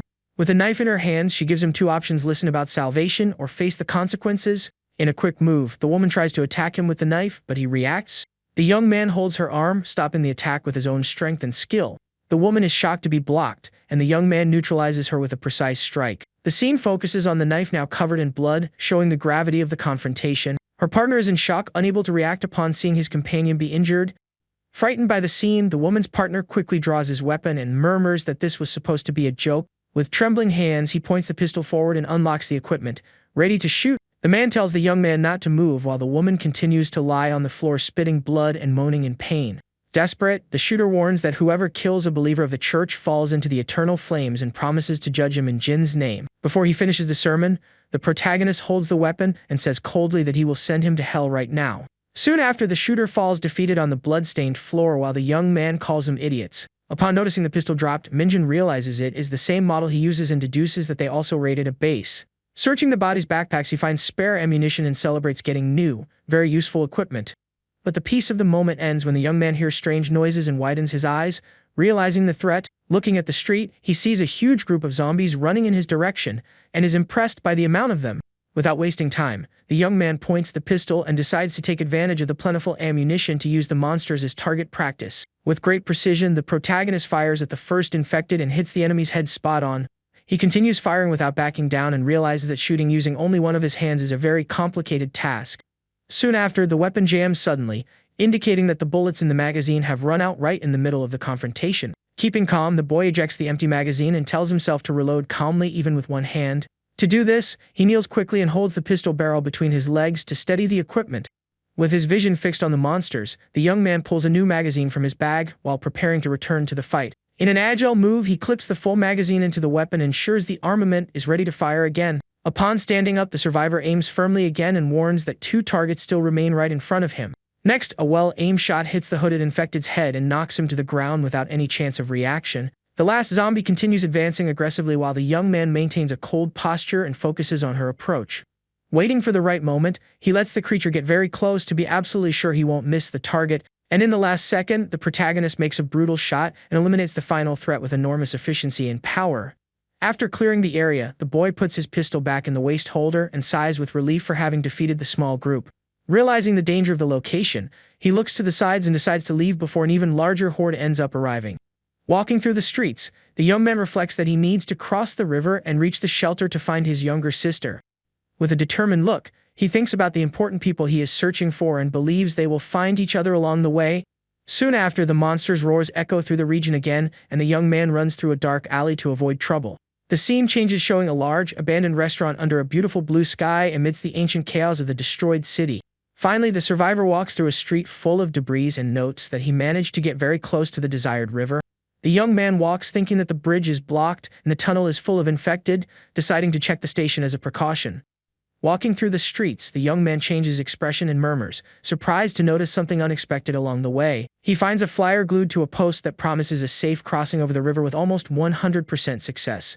The announcement details the negotiable fee and instructs those interested to look for the location on the 3rd floor of the commercial building. Following the instructions on the paper, the survivor arrives at a closed door in the dark corridor of the indicated address. With a suspicious look, he thinks it is bizarre for a river crossing service to exist since they are not in North Korea. The boy stares at the door and feels a strong knot in his stomach, just from thinking of the word used to describe these dealers. The painful memory of when he was almost sold in the past and ended up losing his younger sister takes over his mind. Closing his eyes, frustrated, the protagonist remembers that almost all the middlemen he has ever met were just scammers. Even with the terrible memories, he raises his hand and accepts that this service is his last resort for not having any other alternative. Without hesitating anymore, the young man knocks on the establishment's door and waits in silence for some response from inside. A mysterious voice warns that it is open, and the boy holds the handle, ready to see what he will find in that environment. Turning the lock slowly, Minjin opens the iron door and takes his first steps into the interior of the suspicious office. He enters a well-lit room and observes a kind of counter protected by bars, similar to a pawn shop. Behind the counter, a bearded man receives the client and warns about his services while the young man says he came because of the flyer. Smoking a cigarette, the salesman confirms that it is the right place to cross the river and brags about their enormous success rate. As the packages are only revealed after closing the deal, the young man keeps a neutral expression and thinks it is unbelievable. Focusing on the large arsenal of weapons in the back of the room, the client wonders if they managed all that loot through trades. Back to the subject, the survivor asks if payment must be made in cash, and the salesman decides to explain the prices. The collector informs in a very calm manner that the cheapest package in cash costs the small sum of 100 million. Irritated, Minjin questions who would have all that paper since the world has ended, but the man behind the bars tells him to listen. The scammer suggests house documents to cover the devaluation of the currency, and the young man stares at the fellow, thinking it is a joke. Without patience, the boy confesses he doesn't have assets or money to spare and asks if there is the option of bartering with some object. To try a deal, he takes out his weapon and offers the pistol with 3 extra magazines and 30 bullets as payment. Analyzing the proposal calmly, the man states that weapons are worth much more than money and decides to evaluate the armament. But the negotiation sinks when the salesman says he would need 1,000 extra bullets, and the protagonist is shocked by the absurdity. The dealer explains that military items aren't worth much and shows that a rare sniper rifle would be much more acceptable. Upon realizing he doesn't possess anything of that level in his backpack, the young man sighs, tired, and deduces that this deal will be impossible. He tries to appeal to the woman at the location in the name of his sister, but she denies the favor and fights with her own husband for being kind. With a very aggressive posture, the lady tells the boy to leave immediately and warns that they do not do charity at that place. Trying to relieve the tension, the husband warns his wife that rude attitudes can drive away clients with valuable items in the future. Understanding the complicated situation of the couple, Minjin gives a slight smile and warns that he is already leaving that location. With his back to the bars, the boy thanks him for still finding human and kind people in that chaotic world. The boy remembers the difficulties he went through in the past and confesses that he was very nervous before arriving there. The young man states that the two seem to be good people, and the couple observes his statement in total silence. After listening to the unexpected outburst, the man observes the protagonist attentively and agrees with the statement. Changing his mind, the dealer agrees to make the trade for only one pistol magazine and leaves the boy surprised. The merchant asks to hear the story of his escape later, and Minjin wonders the reason for that sudden change. With a serious expression on his face, the man reveals that his wife is also a deserter who went through many difficulties. Soon after, the scene changes to the back of the store, showing a vast military stockpile full of weapons and supplies. The owner of the location warns that he will make a brief summary about the products and pass instructions before following through with the plan. Pointing to the whiteboard, the salesman explains the safe route, using a jet ski through the river to avoid the infected. He marks a landing area on the map, and the protagonist is startled to discover that the chosen location is very far away. The merchant reassures the boy, stating that the fast trip through the waters will take about 10 minutes to the final destination. But the young man complains about the major detour in his original route and asks to be dropped off at a point closer to his target. Denying the request firmly, the man recounts that he almost lost his life on that bridge and leaves the boy quite confused. With a somber look, the merchant reveals that someone shot in his direction with a sniper rifle during a trip. The partner details that the journey to the city center is full of boats destroyed by unknown aggressors. He adds that the number of high-rise buildings makes it difficult to find the sniper and suspects it is a large armed group. Upon putting the information together, Minjin sweats cold, imagining if the report attack has any relation to his old enemies. The salesman highlights the danger and guarantees he has mapped safer routes after carrying out several risky attempts. With all the details clarified, the guide asks if the client is ready, and the boy demonstrates great focus in his gaze. Elsewhere, the focus shifts to an urban area with large buildings under a partially cloudy sky during the day. On the streets full of modified vehicles, two fellows converse about the lack of survivors in that deserted region. Inside a car, the men discuss, frustrated by having been expelled from a shelter and lost a great opportunity. In the middle of the heated discussion, the driver interrupts the speech and looks outside with great surprise on his face. The image reveals a young woman walking alone through the destroyed streets while she cries and wipes the tears from her face.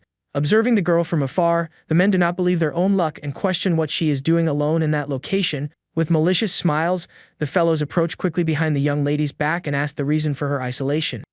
The young lady turns with her eyes full of tears and explains with a trembling voice that she is looking for an important person. Impressed by her beauty, the two young men approach and ask where she came from and if she is alone there. The young lady looks for a boy with glasses who has been missing for days, but the fellows guarantee that the young man must have already lost his life. Trying to convince the lady, the criminal offers protection against the zombies and brags about riding in a very flashy car. But the conversation is interrupted when a dark-haired young man appears suddenly and warns that he is accompanying the girl. Surprised by the unexpected arrival, one of the men realizes that she was not alone and decides to take a drastic attitude. Showing his true nature, the fellow draws a knife and parts for the attack while he offends the newcomer with fury. The bandit brags about his previous victims and threatens to take a lady, but paralyzes upon feeling the barrel of a weapon on his forehead. Without demonstrating fear, the young man in black states that a person's character can be easily seen in their own face. Without wasting time with conversations, the young man fires his weapon and defeats the aggressor instantly in front of the other man. Completely shocked by the brutal scene, the accomplice is left with a blood-stained face and cannot process what he just saw. With an extremely cold look, the mysterious savior orders the surviving bandit to accompany him at that exact moment. The scene changes to the interior of a building, showing a stained club on the floor while the criminal tries to explain something. Kneeling and bruised, the man confirms that they traveled a long route and faced extreme dangers on the way. The leader asks the reason for them having left a large safe shelter and questions if the two were expelled from that location.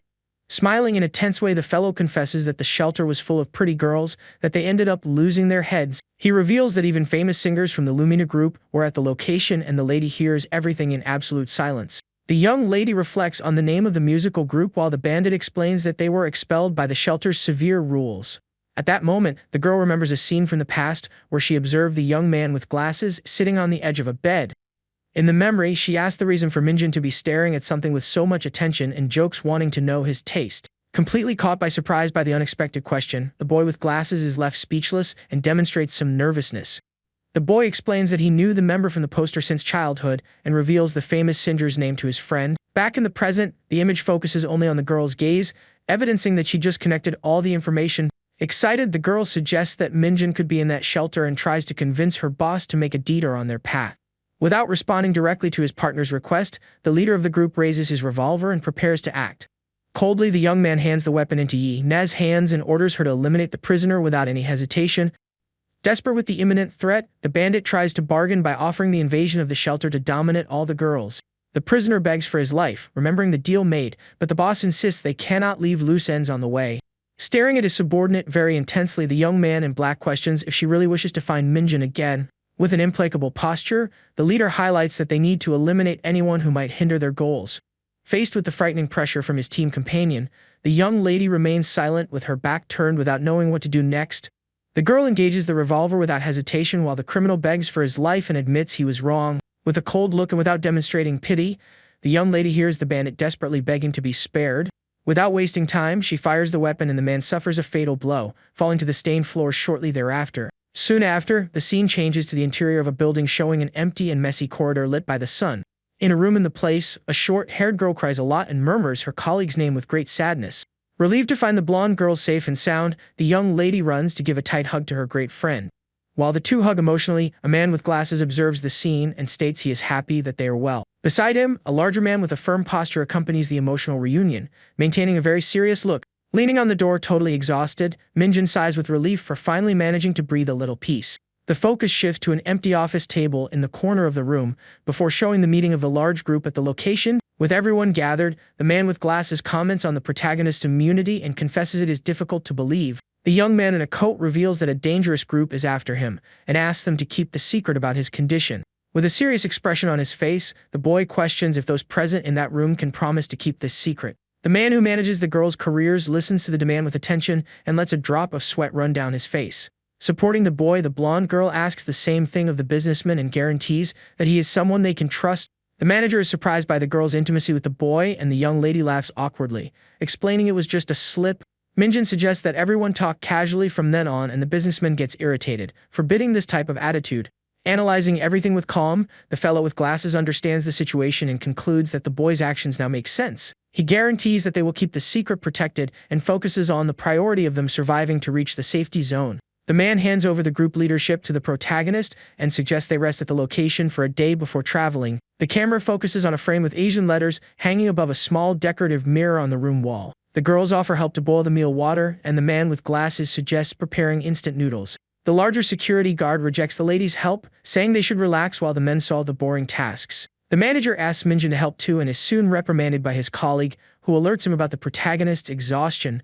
After collecting his dark backpack, the young man with glasses walks tired through the room and walks straight past the blonde singer. The boy throws himself heavily onto a dark sofa and confesses in thought that he is feeling completely destroyed. Sitting with his head down, he reflects that the effects of the infection are proving very difficult to support in his body. At that moment, the young man notices someone's approach and looks up, demonstrating some curiosity about the presence. The blonde girl sits on the sofa beside the boy, hugging her own knees, and opens a slight smile, observing the environment. The protagonist turns his attention to the singer and maintains a neutral look without understanding the reason for her sitting so close.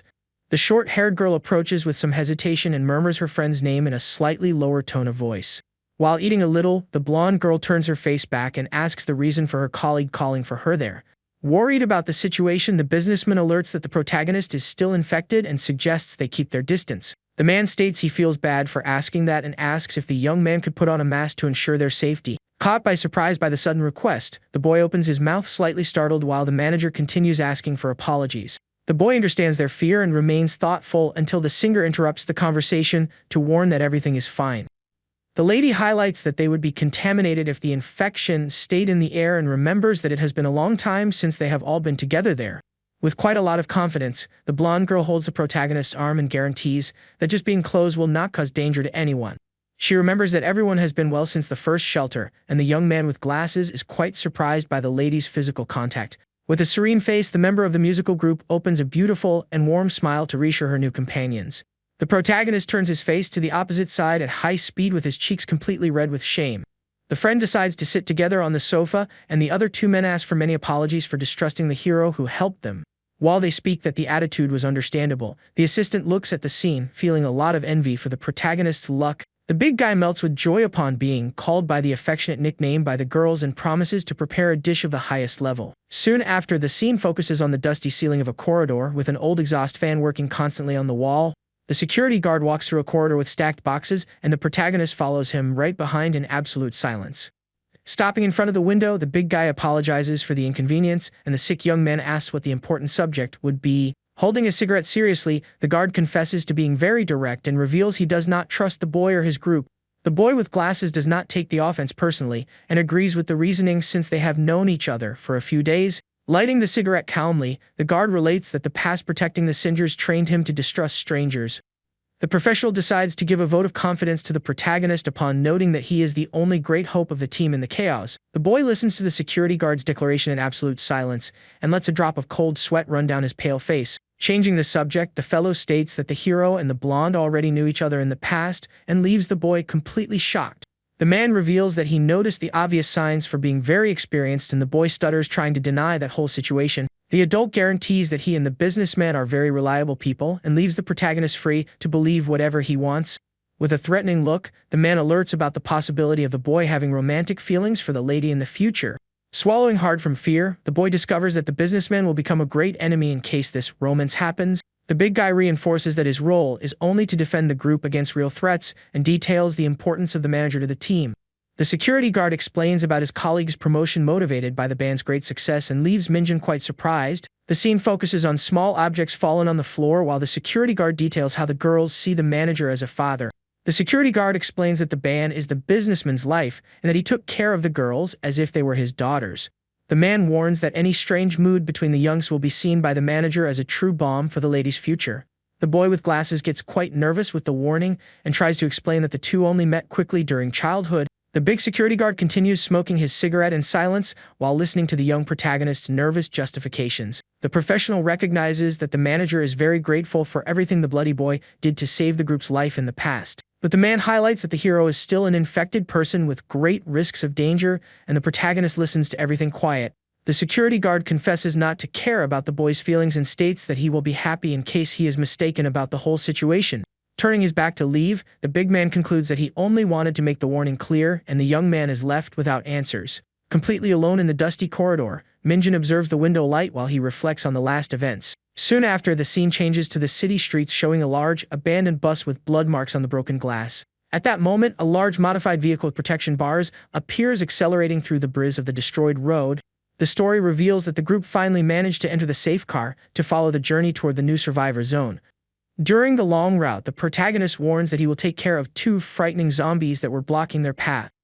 Walking alone in the direction of the monsters, the boy still reflects indignantly about the accusation of being in love with the blonde. With a dirty face after fighting, he whistles with strength, focusing on only saving his true friends and his missing mother.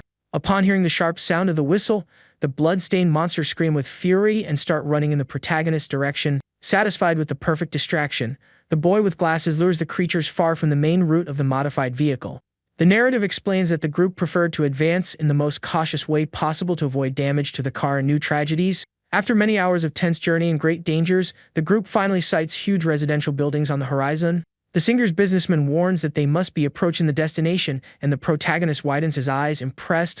Looking through the window, the young man observes a gigantic barricade made of metal tubes and barbed wire blocking the way. The story focuses on a high brick wall with the beautiful symbol of a metal musical lyre stuck right in the center. Right on top of the enormous fortified construction, an old sign reveals the name of the region's famous art institute. The scenario shows the enormous gates of the International Art School that now serves as the survivor safety zone.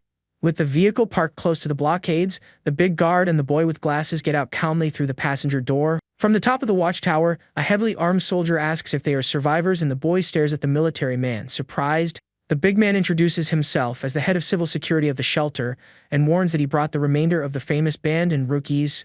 The military man questions the exact quantity of people in the group, and the head of security responds promptly that they are 7 in total. While the soldier opens the gates, the security guard whispers to Minjun that he will use his influence to avoid the local bureaucracy. The man promises to cover up the boy's detailed infection test in the second screening, and the protagonist listens to everything very tense. The large protection gate of the entrance opens slowly, while the vehicle prepares to enter the main shelter. The car parks in the control area, and the guards order everyone to get off to perform the initial infection screening. One of the gate soldiers recognizes the head of security and celebrates, relieved to see that the big guy returned alive. The man uses his influence to skip the detailed exams and passes his group through security as if they were true VPs. The image shows the interior of the enormous shelter full of trees and containers scattered along the street of the large complex. The modified vehicle advances calmly through the clean and paved streets of that enormous survivor base. Observing everything through the window, the young man with glasses is impressed with the size of the location, which looks like a university. He observes a beautiful lake with a wooden bridge and deduces that international school must be extremely expensive. At that moment, the boy changes his expression and demonstrates quite a lot of surprise upon noting something unusual in the middle of the way. A huge war tank with military camouflage is parked on the street and leaves the protagonist shocked by the discovery. The boy reflects that the vehicle would attract a lot of zombie attention but would be perfect for clearing the city's debris. The scene reveals a large military camp with tents and trucks, showing that the location is the safest they have ever seen. Soon after, the focus shifts to the facade of a modern brick building with large windows and mirrored corridors. Inside the building, two very young girls widen their eyes and shout the names of their old bandmates. Without managing to contain the emotion of the reunion, they run desperately and hug their friends, crying with a lot of joy. Observing the scene from afar, the two exiles from the other shelter are moved to see all the members together again. The blonde introduces the boys as great saviors, and they freeze with shame upon talking to the famous singers. The story shows the exterior of an enormous and luxurious residential building illuminated by the beautiful light of the late afternoon. The scenario focuses on an external corridor, completely empty and very clean, suggesting that the place possesses great infrastructure. Inside a spacious and very organized room, Minjin asks if he will really stay with that space just for him. The head of security explains that he separated that exclusive space only for the boy and leaves him confused with the VIP treatment. The young man asks about his two travel companions and discovers that they were sent to the tent village at the gymnasium. The big guy details that the manager and the girls will stay in that same luxurious building under the pretext of special protection. Minjin realizes that a class division exists in the shelter, while the man warns that he can ask for anything. Feeling sorry for his friends, the boy decides to go to the tents, but the security guard rejects the idea with quite a lot of firmness and seriousness. The guard explains that the tent bathrooms are collective, and living in the middle of the crowd would increase the risk of him being discovered. Placing his hand on the boy's shoulder, the man highlights that an immune survivor is the most special and valuable person in the world. The chief says goodbye, telling him to rest, and warns that dinner time will begin soon in the building's cafeteria.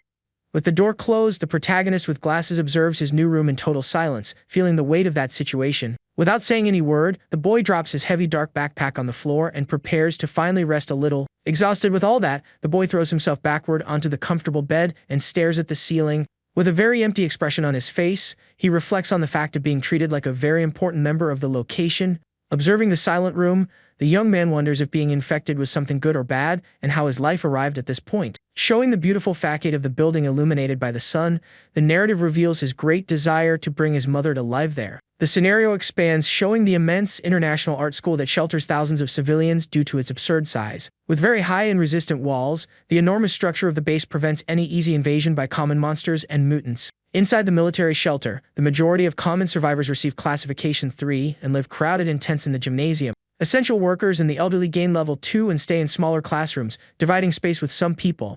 The great celebrities and influential people gain the highest level and receive the best rooms in the luxurious building. Near the war tanks, the story explains that civilians accept this unfair class division in exchange for a safe life.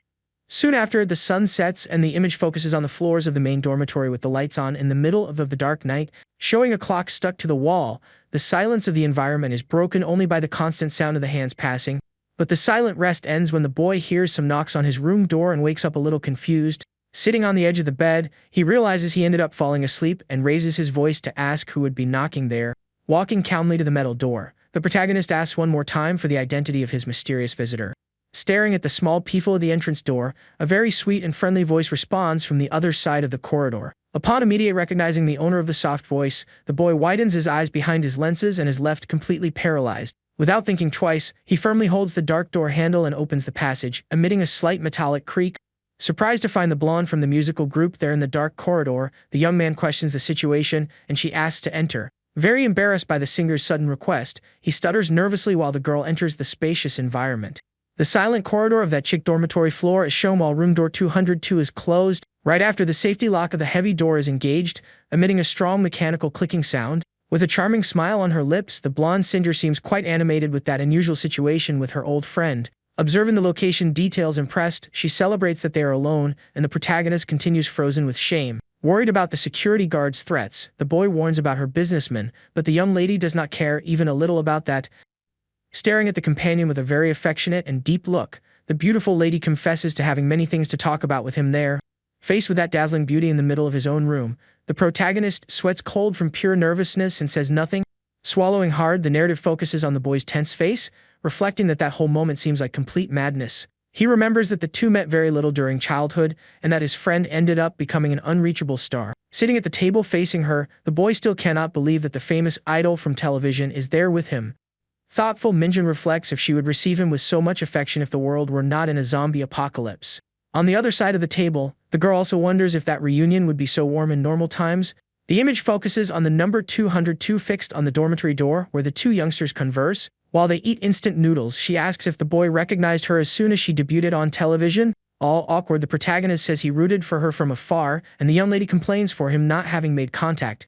The young man explains that he didn't have her number and that social networks were controlled by the famous idol's company. With a very gentle smile on her face, the lady confesses that she thought of him every now and then during all that time. Upon hearing that unexpected revelation, the boy is left completely paralyzed and surprised by what he just heard. But soon after he says that she is lying, since his friend didn't even recognize him when she saw him for the first time. Laughing at the situation, the blonde stretches out her arm and removes the glasses from the face of her companion with quite a lot of delicacy. She states that without the accessories she can recognize her old friend immediately because of his striking gaze.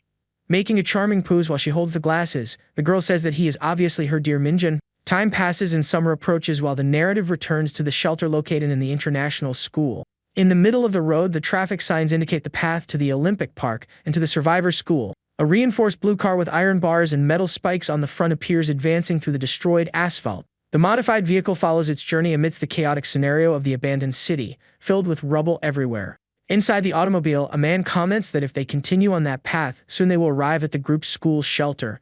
The driver and the passenger hope that the location is real and that they can finally find Minjin's whereabouts. But upon arriving close, they realize that the road is blocked by several containers placed there on purpose. Observing the heavy blockade, the driver tries to find an entrance for the vehicle but sees no free path. Since fuel is running out, he decides to get off to investigate the area while asking the lady to wait, protected. The door of the armored vehicle opens, emitting a metallic sound while the man prepares to get out carefully. He gets off the vehicle holding a rifle and observes the deserted environment around several other abandoned cars. The survivor checks his heavy armament, ensuring that everything is ready to face any imminent danger. The man is named Song Ji-yu. He is 26 years old, and the narrative reveals that he is a prisoner on death row. Carrying his weapon, the stranger walks in the direction of the car blockade while leaving his vehicle stopped behind. Meanwhile, the climate seems very calm in the modern buildings that serve as a safe refuge for the main group. Walking through the courtyard, the security guard asks if anything happened during the mission, and Minjin responds that he had a lot of luck. The guard explains that crossing to the Gangnam region will be difficult because of the high risk in the Jamsil zone.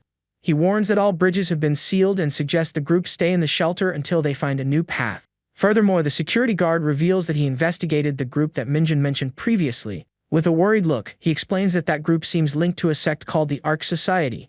While they walk, the guard says that patrols saw survivors obsessed with looking for someone specific. He comments that strange people watch the surroundings every time new survivors arrive at the location. Faced with this fact, the man suspects that members of this dangerous sect have already infiltrated the shelter. Determined, the security guard states he plans to expel anyone who has a connection with this organization. For safety, he warns Minjin not to use his own name for now to avoid being discovered. At that instant, a female voice calls for the boy using the false name of Dongyak. With an animated smile, the blonde singer invites the protagonist to go eat in the cafeteria with the group. The security guard reinforces that from now on he should only answer to the nickname of Jiang Dongyek. Upon understanding the protection plan, the young man says goodbye and runs to reach the girls in the middle of the courtyard. The scene changes to the outside, where Jihu warns his companion Yena to get out of the armored car. As fuel ran out, the man decides to leave the vehicle right there and follow the path on foot. Even with the strong heat, he orders the girl to keep her coat on to stay protected on the journey. The young man complains that she must carry her own backpack, and the young lady grumbles that he seems like a boring father. While they walk through the deserted road, the lady hopes very much that Minjin is really at that refuge. In silence, Yena observes the destroyed scenario around while she follows her protector's steps. The image shows the city intersection full of buses and cars abandoned after the start of the apocalypse. Upon seeing the military barricades on the track, Jihu realizes that the school shelter must be very close there. But suddenly he feels something strange and warns that there are infected nearby watching the survivors.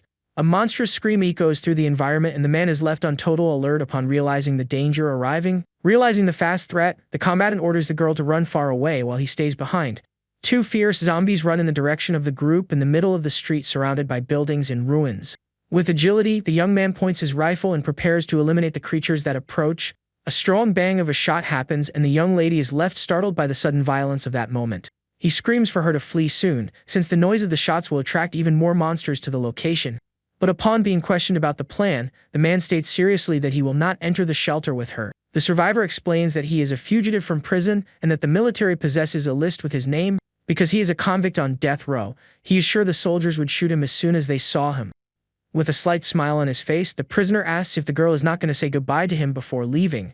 With a provocative tone, the young man asks if the young lady ended up falling in love with him in this short time they spent together. Completely speechless and with a face very red, Yenna stares at the companion without knowing what to say. But soon she denies everything irritated and says she treated him like a true brother while she complains about that talk of his. Calling the protector the worst person in the world, the girl runs far away, leaving the prisoner standing in the middle of the street. The narrative focuses on the man's deep look while he observes the lady moving away in the direction of the shelter.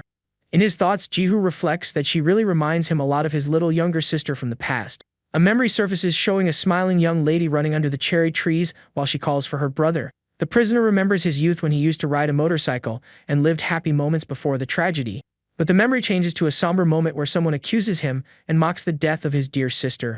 Young Song Jihu stares at the aggressor with a lot of hatred while he hears jokes about his father being an influential lawyer. Back in the present, the roar of a monster echoes and the combatant returns to focus on the real danger that is in front of him. With a cold expression, he reflects that he is already a dead man anyway and has nothing to lose. Staring at a giant creature covered in blood, the boy wishes that both of them managed to get out alive from that situation. Observing the city's destroyed buildings, he hopes to be able to find young Yenna again at some moment in the future. The scene shows the silent street and filled with abandoned cars shortly after the violent confrontation begins. Gasping and running without stopping, the girl tries to distance herself as much as possible from the monster's danger zone.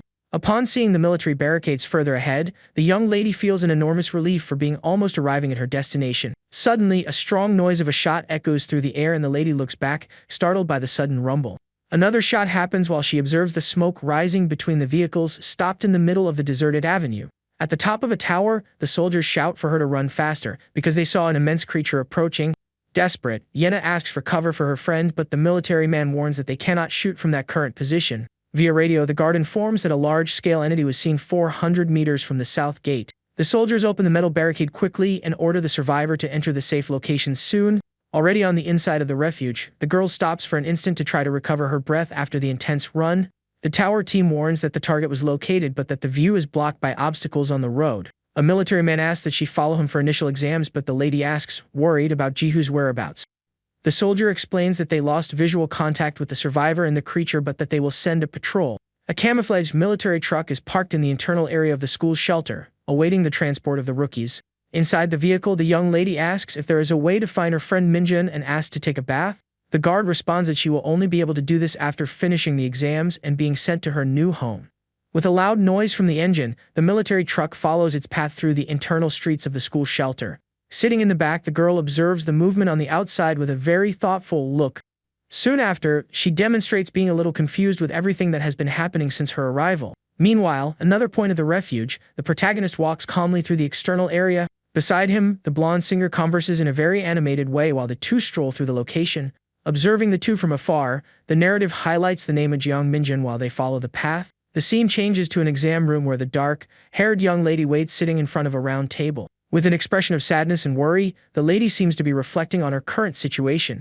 She wonders who the blonde woman would be whom she saw walking together with her old childhood friend. Letting out a long sigh of fatigue, the girl tries to keep calm despite all the day's stress. A doctor arrives at the location and asks her to prepare for a detailed physical exam in search of bites. Taking advantage of the moment, the young lady asks for news of her protector, who stayed behind facing the danger. But the doctor explains that the creature was eliminated and that the man disappeared without leaving any trace. A scream of indignation echoes through the building's corridor shortly after the dark-haired girl receives some bad information. Revolted with the news, she complains about having to live in a city of tents along with many people. Faced with an official the lady states that her family is very rich, trying to get better treatment. The maid asks for financial proof, and she says that her father was the director of a very important hospital.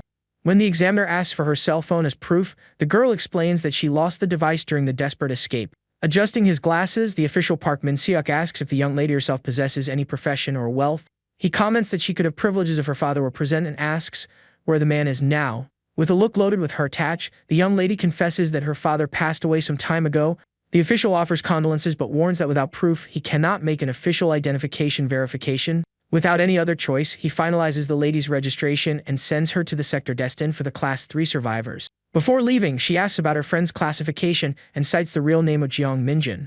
Upon hearing that specific name, the man changes expression and stares at the survivor with a very serious look. He states that the information about the shelter's residence is confidential and cannot be revealed, but the girl insists, saying she saw the young man with a famous idol and that she risked her life to find him. Suspicious, the employee crosses his arms and reflects on the reason for her knowing the young man's real name. Suddenly, he asks what the lady's religion is and she is left totally without understanding the subject.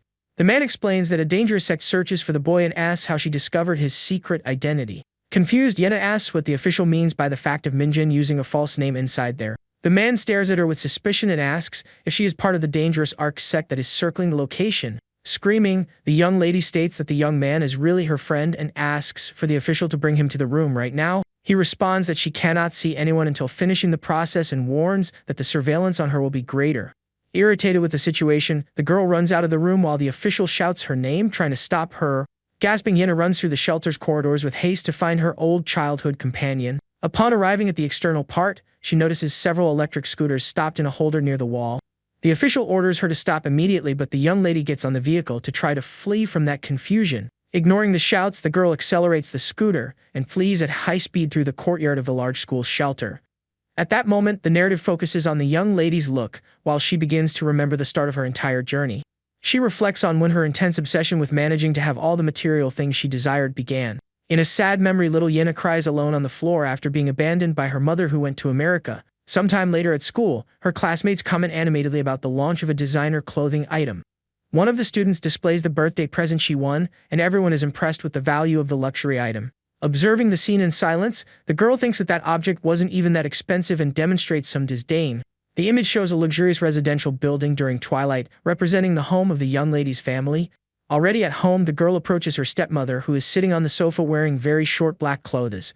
The woman treats her stepdaughter in a rude way and demands that she call her mother, but the young lady ignores the request completely. Direct, the young lady says that she spoke with her father and asks for his credit card, which is under the stepmother's control. With a look of pure boredom and irritation, the woman complains about the girl's arrogant attitude when asking for things. Soon after, she throws a luxury gold card onto the table and orders the stepdaughter to get out of her sight soon. At school, her friends are left in shock upon realizing that Yena is wearing a pair of very valuable designer sneakers. Hiding her nervousness, the young lady says that she bought them with her father's money and reveals that he is a famous doctor. To gain popularity, she invites the whole group to go to the amusement park and promises to pay all the bills.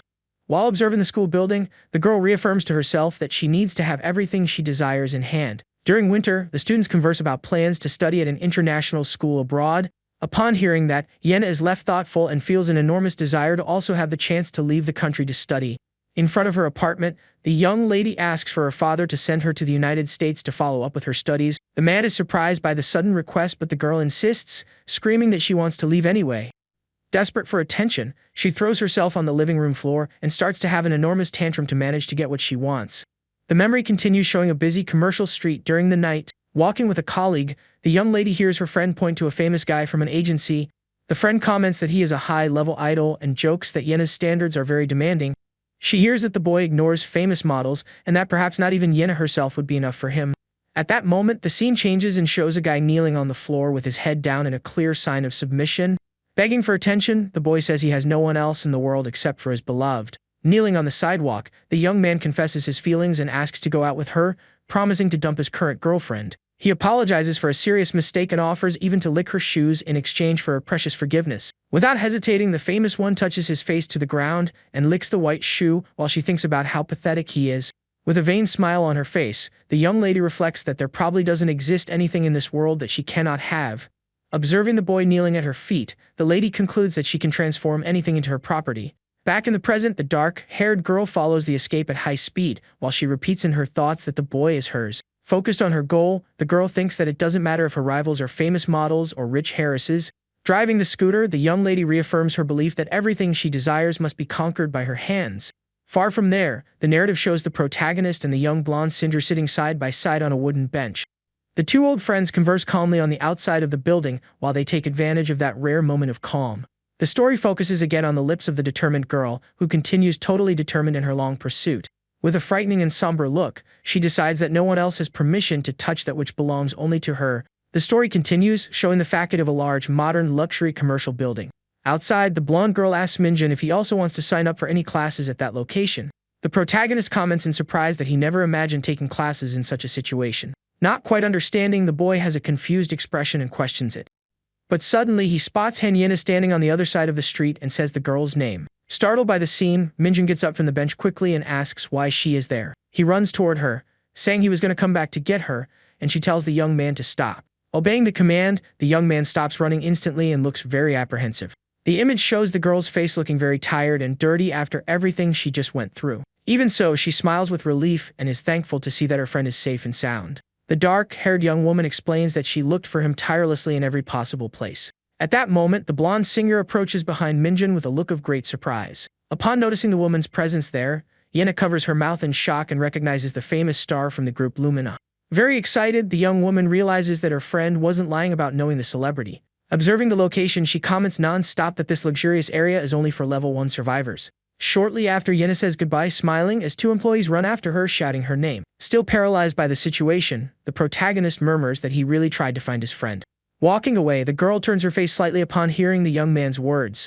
The singer gets Minjun's attention, saying that she believes him now and suggests that they move on. Far from there, the narrative focuses on Yena pushing her scooter while the employees scold her. The focus returns to Minjun's face, which continues to stare at the street with his friend's name on his mind. The scene changes and shows another young man with glasses walking alone through the building's outer hallways. At that moment, a loud voice calls out for the blonde girl, and both friends look back. The celebrity calls the newcomer manager, and the man asks to speak with her for a brief moment. Next, the plot shows another part of the large building made of bricks and reflective glass windows. Inside the modern lobby, the singer wants to know the subject, and the manager states that he has talked about this before. With a serious look, the man explains that the protagonist is still at great risk of being contaminated. Bothered by the accusation, the blonde defends her friend, saying that he is completely healthy and has no symptoms. The manager retorts by asking what people will think if she continues to be so affectionate with the boy in public. He tries to remind her of an old scandal from her career, and the young woman immediately asks the man to keep quiet. Very angry at the situation, the star demands that her superior forget that unhappy past. The singer argues that the world has ended, and there is no guarantee that they will be able to perform again one day. Turning her back on the man, she reminds him that Minjun saved their lives and questions the reason for so much annoyance. While walking toward the door, the celebrity firmly asks the man to stop trying to control her. Defeated by the argument, the manager stands alone in the middle of the room, staring at the floor with a very frustrated look. The girl goes through the glass doors and reflects that she hadn't felt this irritated since her rookie days. Soon after, the story advances to the camp and focuses on a huge green tent set up on a building sidewalk. The inside of the place functions as a women's dormitory filled with beds and clotheslines with various garments hanging. Yena listens to the instructions from those in charge, warning that the tent is only a little hot during the day. With very gentle smiles on their faces, the two older women welcome the newest member of the group. The young woman is thankful for the hospitality by bowing, while the lady points to the only empty bed in the back. Without saying much, the dark-haired girl passes by the two women and walks to her new little corner. The space reserved for her has a simple wooden bed with some blankets and a small ceiling clothesline. Tired of it all, the girl lies on the hard mattress and covers herself completely with the large greenish blanket. The image zooms in and shows the young woman trying to rest as much as possible after such a busy day. During her sleep, the narrative shows a memory from the past where she hears her parents talking about divorce. In the memory, little Yena cries desperately on the bedroom floor, begging her mother not to leave home. Back in the present, the young woman's face is seen sleeping soundly while a tear rolls down her skin. The camera moves up and reveals the teenager's body curled up on the bed, showing the pain she carries in her heart. Finally, the story focuses once again on the large green tent set up outside the huge complex of buildings. The young woman remains lying on her bed, covered by a green blanket. A lady warns that it is time for dinner, but the girl refuses, saying she feels a little sick. With that, the teenager just continues lying on her back on the hard mattress. The woman comments that her friend came to visit her and asks if she should let him know that she is sick. Upon hearing that, the girl quickly gets up from the bed, asking about this friend. Next, the scene changes, showing the blue sky with some clouds at the camp. Outside, the young man with glasses gets startled and calls out his friend's name. The young woman stares at the boy seriously and asks why he came so suddenly. The young man says that they are in different areas, and she complains about his delay in taking a shower. The teenager grumbles that she is very exhausted and apologizes for her low spirits. Worried about his friend, the young man suggests that she go back to rest and promises to return the next day. He says goodbye, turning his body to the side while the girl watches everything in silence. Her face focuses, full of frustration, and she wonders mentally what he knows about that. Very irritated, Yena shouts, calling the boy silly, and asks if he is going to leave just like that. The story advances and displays an empty court during the late afternoon. Sitting on a bench, the two talk, and the protagonist reveals that he went to look for her in Gunja. He explains that the path is long and is trying to adapt to the place while the young woman just listens. The boy stares at his friend and asks if she really went through the trouble of coming back just to get him. The view pans out, and the young man comments that a surgeon survived the dangers, and she says she already knew that. Shortly after, a square light turns on at the facade of one of the camp's buildings. Minjun changes the subject and wants to confirm if that girl from earlier was really the famous Singer. He confesses that he didn't believe her in the past, and the girl agrees that the situation is understandable. The young woman assumes that they see each other every day in the same residence, but the young man says it is only from time to time. The teenager thinks this is a lie and reveals that she is jealous of not being able to live with her friends. With a smile on his face, Minjun suggests that they eat together and promises to go pick his friend up every day. Yena stares at the young man with a surprised look and asks if he is telling the truth. At that moment, the loudspeakers warn that all residents must return for the curfew. The young man warns that he needs to go in and comments that it would be amazing if she lived in his dormitory. He promises to talk to the guards the next day while the young woman listens, turning her face thoughtful. The protagonist gets up from the bench to leave and calls his friend to go inside the building. But the girl holds the young man's waist tightly in a sudden hug from behind. Shocked by his friend's attitude, the boy with glasses widens his eyes, speechless. The image zooms in on Yena's face, showing her with her eyes closed, feeling the warmth of her friend. A memory invades the scene, showing both of them quite hurt and scared, hugging each other on the floor.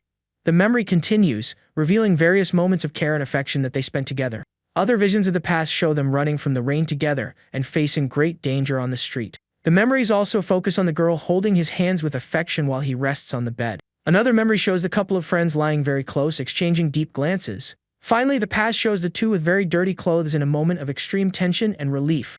Back in the present, the girl presses her face against his back and says that she missed that smell. Still hugging the young man, the teenager confesses that she was missing him a lot. Minjun's face turns completely red and he says his friend's name, very shy. The young woman rests her chin on his shoulder and asks provocatively if he thinks she is shy. She notes that the protagonist has grown lately and remembers that he used to be shorter than her before. The boy's heart beats fast while he wonders about the meaning of it all. Very tense with the situation, the young man questions mentally if his friend likes him. Minjun tries to calm down and asks the teenager to wait and listen to what he has to say first. Ignoring the warning, the young woman just tightens her hug around her friend's waist. Yena lets out a laugh and says that he got nervous because of such a silly joke. Smiling, she asks him not to think silly things and claims to be affectionate only with important people.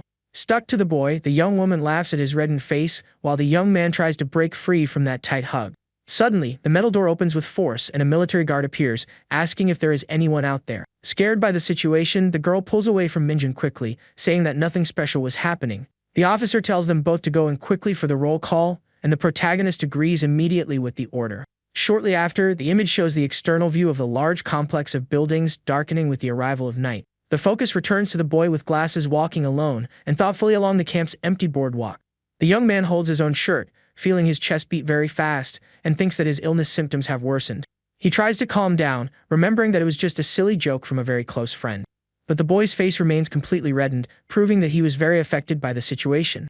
Unable to stay calm, the young man decides to sit on a wooden bench, thinking that he is going to end up losing his mind. Looking at his own injured hand, he realizes that he needs to recover his emotional balance before going inside. The scene changes to a high angle, showing the huge full moon illuminating the dark clouds over the camp sky. At that same moment, the boy gets a big scare upon hearing a female voice calling his name on the street. The teenager approaches, confused by her friend's delay, and he asks what she is doing out there alone. Yena explains that she snuck out after the roll call and reassures the young man, stating that the level 1 area is more flexible. Getting very close to his friend, Minjun whispers with great fear of a possible expulsion from the safe shelter. The long-haired girl apologizes for the carelessness, remembering that he uses a fake name in that place. Changing the subject, the young woman tells him to show the way, saying she really wants to see the young man's room. Without waiting for an answer, the teenager starts walking backward toward the building's entrance door. The protagonist is in shock at the unusual request and asks his friend mentally to wait a moment. The girl turns her face, calling the young man, and he starts to suspect that she might have other intentions with that visit. Next, the narrative focuses on the immense, illuminated facade of the luxury residential building during the nighttime.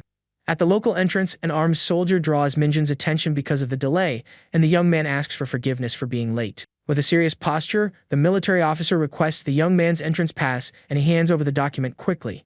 Taking advantage of the guard's distraction during the check, the girl walks on tiptoe behind the officer's back. But the plan fails miserably when a rigid voice tells the teenager to stay exactly where she is. A woman from the army appears, questioning the young woman's suspicious attitude and demanding to see her identification pass. Trying to help his friend, Minjin gets into the middle of the confusion, explaining that she was recently admitted to the shelter.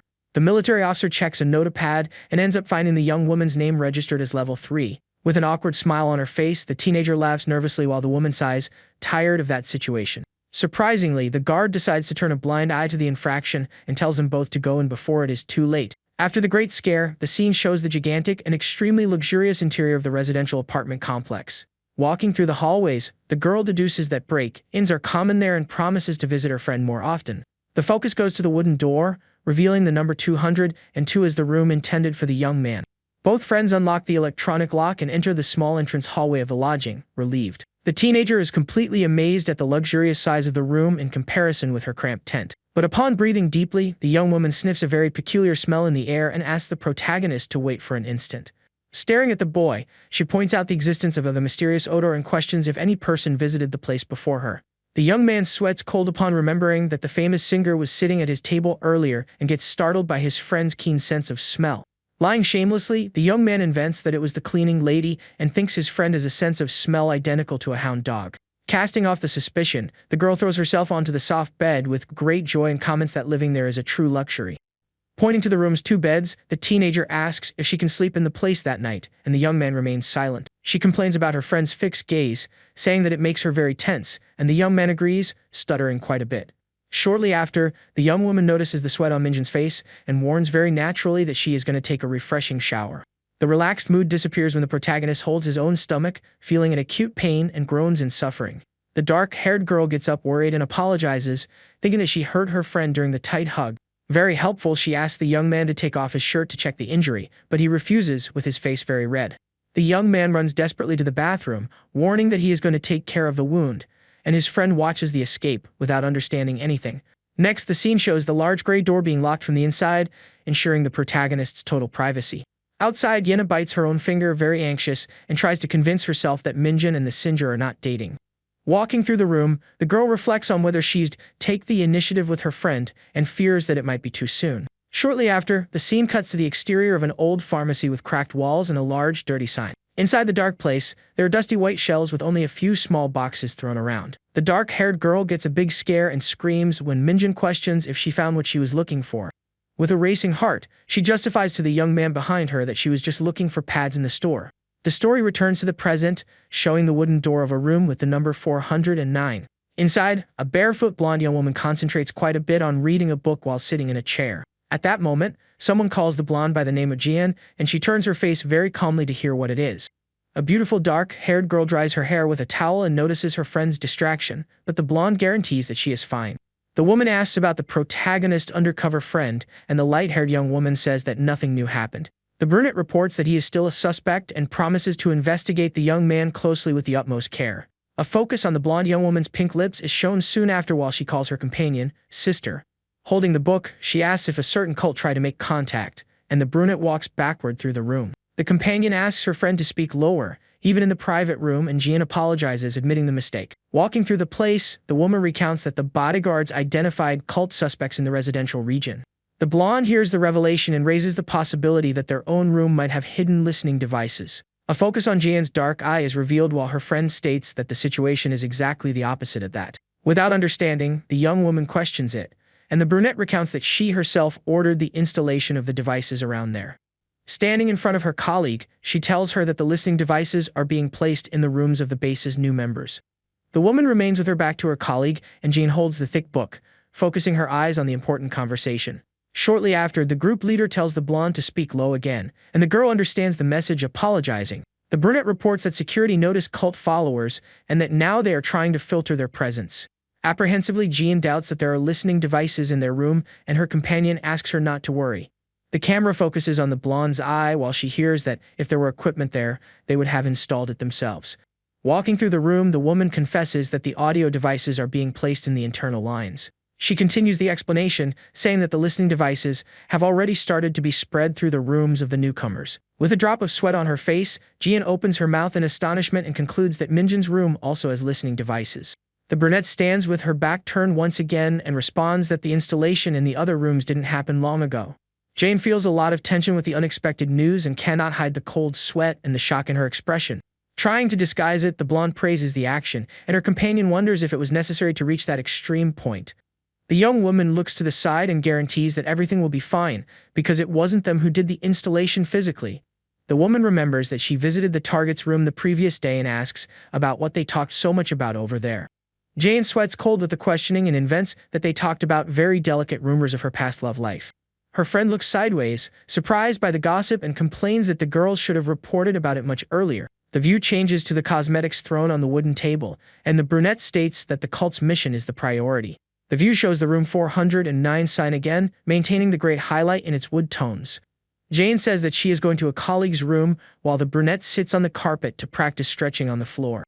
Standing in front of the large exit door, the light-haired girl hears her companion call her name in the room. The woman sits on the floor, holding her own leg, and asks very directly if her friend feels something for the boy. The framing focuses sideways on the blonde's face, which exhibits a totally neutral expression with the questioning. Exhibiting a gentle smile, Jean denies the suspicion and claims not to have any romantic interest in someone like him. Her colleague trusts the answer and remains with her back to the screen while sitting relaxed on the sports carpet. With her lips and neck in focus, the woman reminds her that their bond is strong and asks her friend to trust her. The blonde young woman looks at the woman sitting on the floor and agrees with the statement, calling her companion sister. Back in the protagonist's room, Yenna sits in the chair, sweating quite a bit, and bites her finger, feeling tension from the weight. The dark-haired girl stares at the closed door and asks if her friend will take long because she needs to use it. With her body perspiring a lot, she raises her arms and wishes to take a shower soon, pondering about breaking down the door. From inside, Minjin warns that he is already leaving, and Yenna continues sitting, waiting for her turn to use the bathroom. The image reveals the interior of a modern bathroom with beautiful blue tiles and a paper holder on the wall. The young man pulls up his shirt, revealing a huge purple injury on his abdomen, and feels a lot of relief upon noticing the pain fading. Minjin looks at the mirror, sweating quite a bit, and wonders about the reason for that having become inflamed so suddenly. At that moment, the door opens and Yenna enters, asking how his injury is and if her friend feels well. With a worried face, the girl apologizes and says she understands that if the wound worsens, it will burn like flames. The protagonist warns that he feels a little unwell, and the young woman reacts with surprise, asking him not to worry. Shortly after, the woman puts her hand in her pants pocket and comments that she already foresaw this situation, bringing something along. Suddenly, they both hear knocking on the door and stare at the wooden entrance with certain tension. Very nervous with the unexpected situation, the young man and his friend wonder in silence who could be there. The young man instructs Yenna to hide first, and she thinks about going to the bathroom, also remembering her shoes. The view focuses only on the closed door with the peephole, while the mysterious visitor continues knocking on the outside. With great care, the boy approaches the structure and peeks through the small hole to identify the person. The view through the peephole reveals Jean standing in the hallway, and the young man recognizes the blonde woman at the same instant. He opens the door quickly and questions the reason for his colleague being there while exhibiting great surprise. Meanwhile, Yenna stays sitting on the dark bathroom floor and ends up hearing the other woman's voice out there. Hidden in the bathroom, the dark-haired girl waits in silence, listening to the blonde saying that she forgot something. The young woman focuses her gaze on the floor and tries to understand what the visitor would have left in the protagonist's room. With a shocked expression, the woman widens one of her eyes and questions herself if Jean has been in Minjin's room. Back in the main room, the young man demonstrates certain confusion and asks what she forgot, wanting to return it. In response, the blonde girl puts her index finger over her own lips, asking for absolute silence. Shortly after, the collie ignores the young man and walks into the environment, leaving him quite worried. Very quickly, Jane bends down near the room's table and starts writing something on a small piece of paper.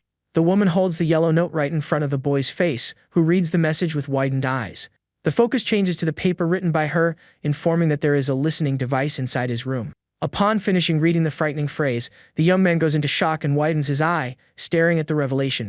Without wasting time, the blonde young woman takes the pen again and writes something else on a second adhesive paper. The second yellow note displays well-drawn handwriting, warning that she will explain everything later. holding both small papers. The young man sweats quite a bit and tries to understand what madness is happening there. With a very casual tone, the girl warns that she is already leaving, wishing him a good night, and the boy agrees without reaction. Alone in the room, Minjin reflects on the strange visit and gets scared upon remembering the listening device. The scene follows the blonde walking down the hallway while the young man wonders how she found out that secret. After reflecting, he walks to the bathroom door and warns Yena that she can already come out of the hiding place calmly. Tired of waiting on the outside, the protagonist pulls the handle with force and decides to enter the dark location. Immediately, the young man's expression changes to total shock, and he stands paralyzed, looking forward. The dark-haired girl continues curled up on the bathroom floor and asks in a low voice for them to go out for a little while. Staring at his companion's dejected state, the boy is totally confused, not understanding this request suddenly. Exhibiting a very irritated look, the woman questions if he brought a lover to the room, leaving the boy shocked. Minjin denies the accusation at the same moment, but Yena stands up furiously, saying that she tried to be patient with that. The girl shouts offended, asking how he dares to betray her, and the young man tries to calm the situation to tell the warning. The focus changes to a clock on the wall, marking the hours while the woman continues offending her friend without mercy. After this fight, the story's focus changes to the external area, displaying a large residential building at nightfall. The couple walks through the building's courtyard and finds an army guard, asking curiously if they have already left. With a very mischievous smile, the military officer makes jokes about the young people's tiredness, and Yena asks her to stop with the joke. Far from everyone, the girl questions about the listening device, and the protagonist confesses not knowing when they installed it. Reflecting on the revelation, Yena touches her chin and realizes that the strange smell in the room was not from a girl. The boy suggests looking for the tracker first, but the woman warns that messing with that might make the enemies suspicious. Very worried, the young man comments that it is dangerous to stay inside and questions himself if Jian has any connection to that cult. The dark-haired girl makes a very serious expression, stating that she already knew about the blonde young woman's bad intentions. Overcome by anger, the woman calls her colleague by rude names and promises to act when she catches the girl red-handed over there. Seeing his friend's stress, the young man ponders in silence, imagining if the blonde companion is part of this group. With his glasses in focus, the boy suspects the entire support team and wonders if the managers are also evil. His mind remembers the meeting with the guards, noting that if there were an enemy spy, something bad would have already happened.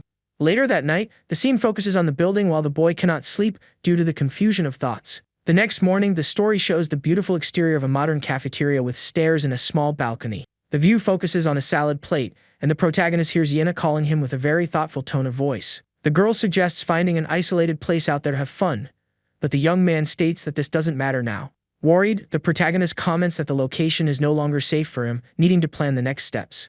At that moment, Jian arrives very cheerfully at the cafeteria and decides to sit down to eat together with the boy. On the other side of the table, Yena stares at the blonde in total silence and is shocked by the newcomer's bold attitude. The dark-haired girl considers herself the official girlfriend and is furious at her colleague stealing the seat next to him. Suddenly, the image focuses on a small piece of folded paper being left discreetly on the white table. The young man is quite surprised by the mysterious note and observes the blonde sitting calmly beside him. With a very discreet look, the protagonist tries to disguise the situation while thinking about the content of that message. Without drawing attention, the young man hides the note quickly, placing the small folded paper in his pants pocket. Shortly after, the view shows two unknown women walking calmly through the cafeteria at that moment. One of the long-haired young women turns slightly backward, revealing a serious face and a very mysterious look.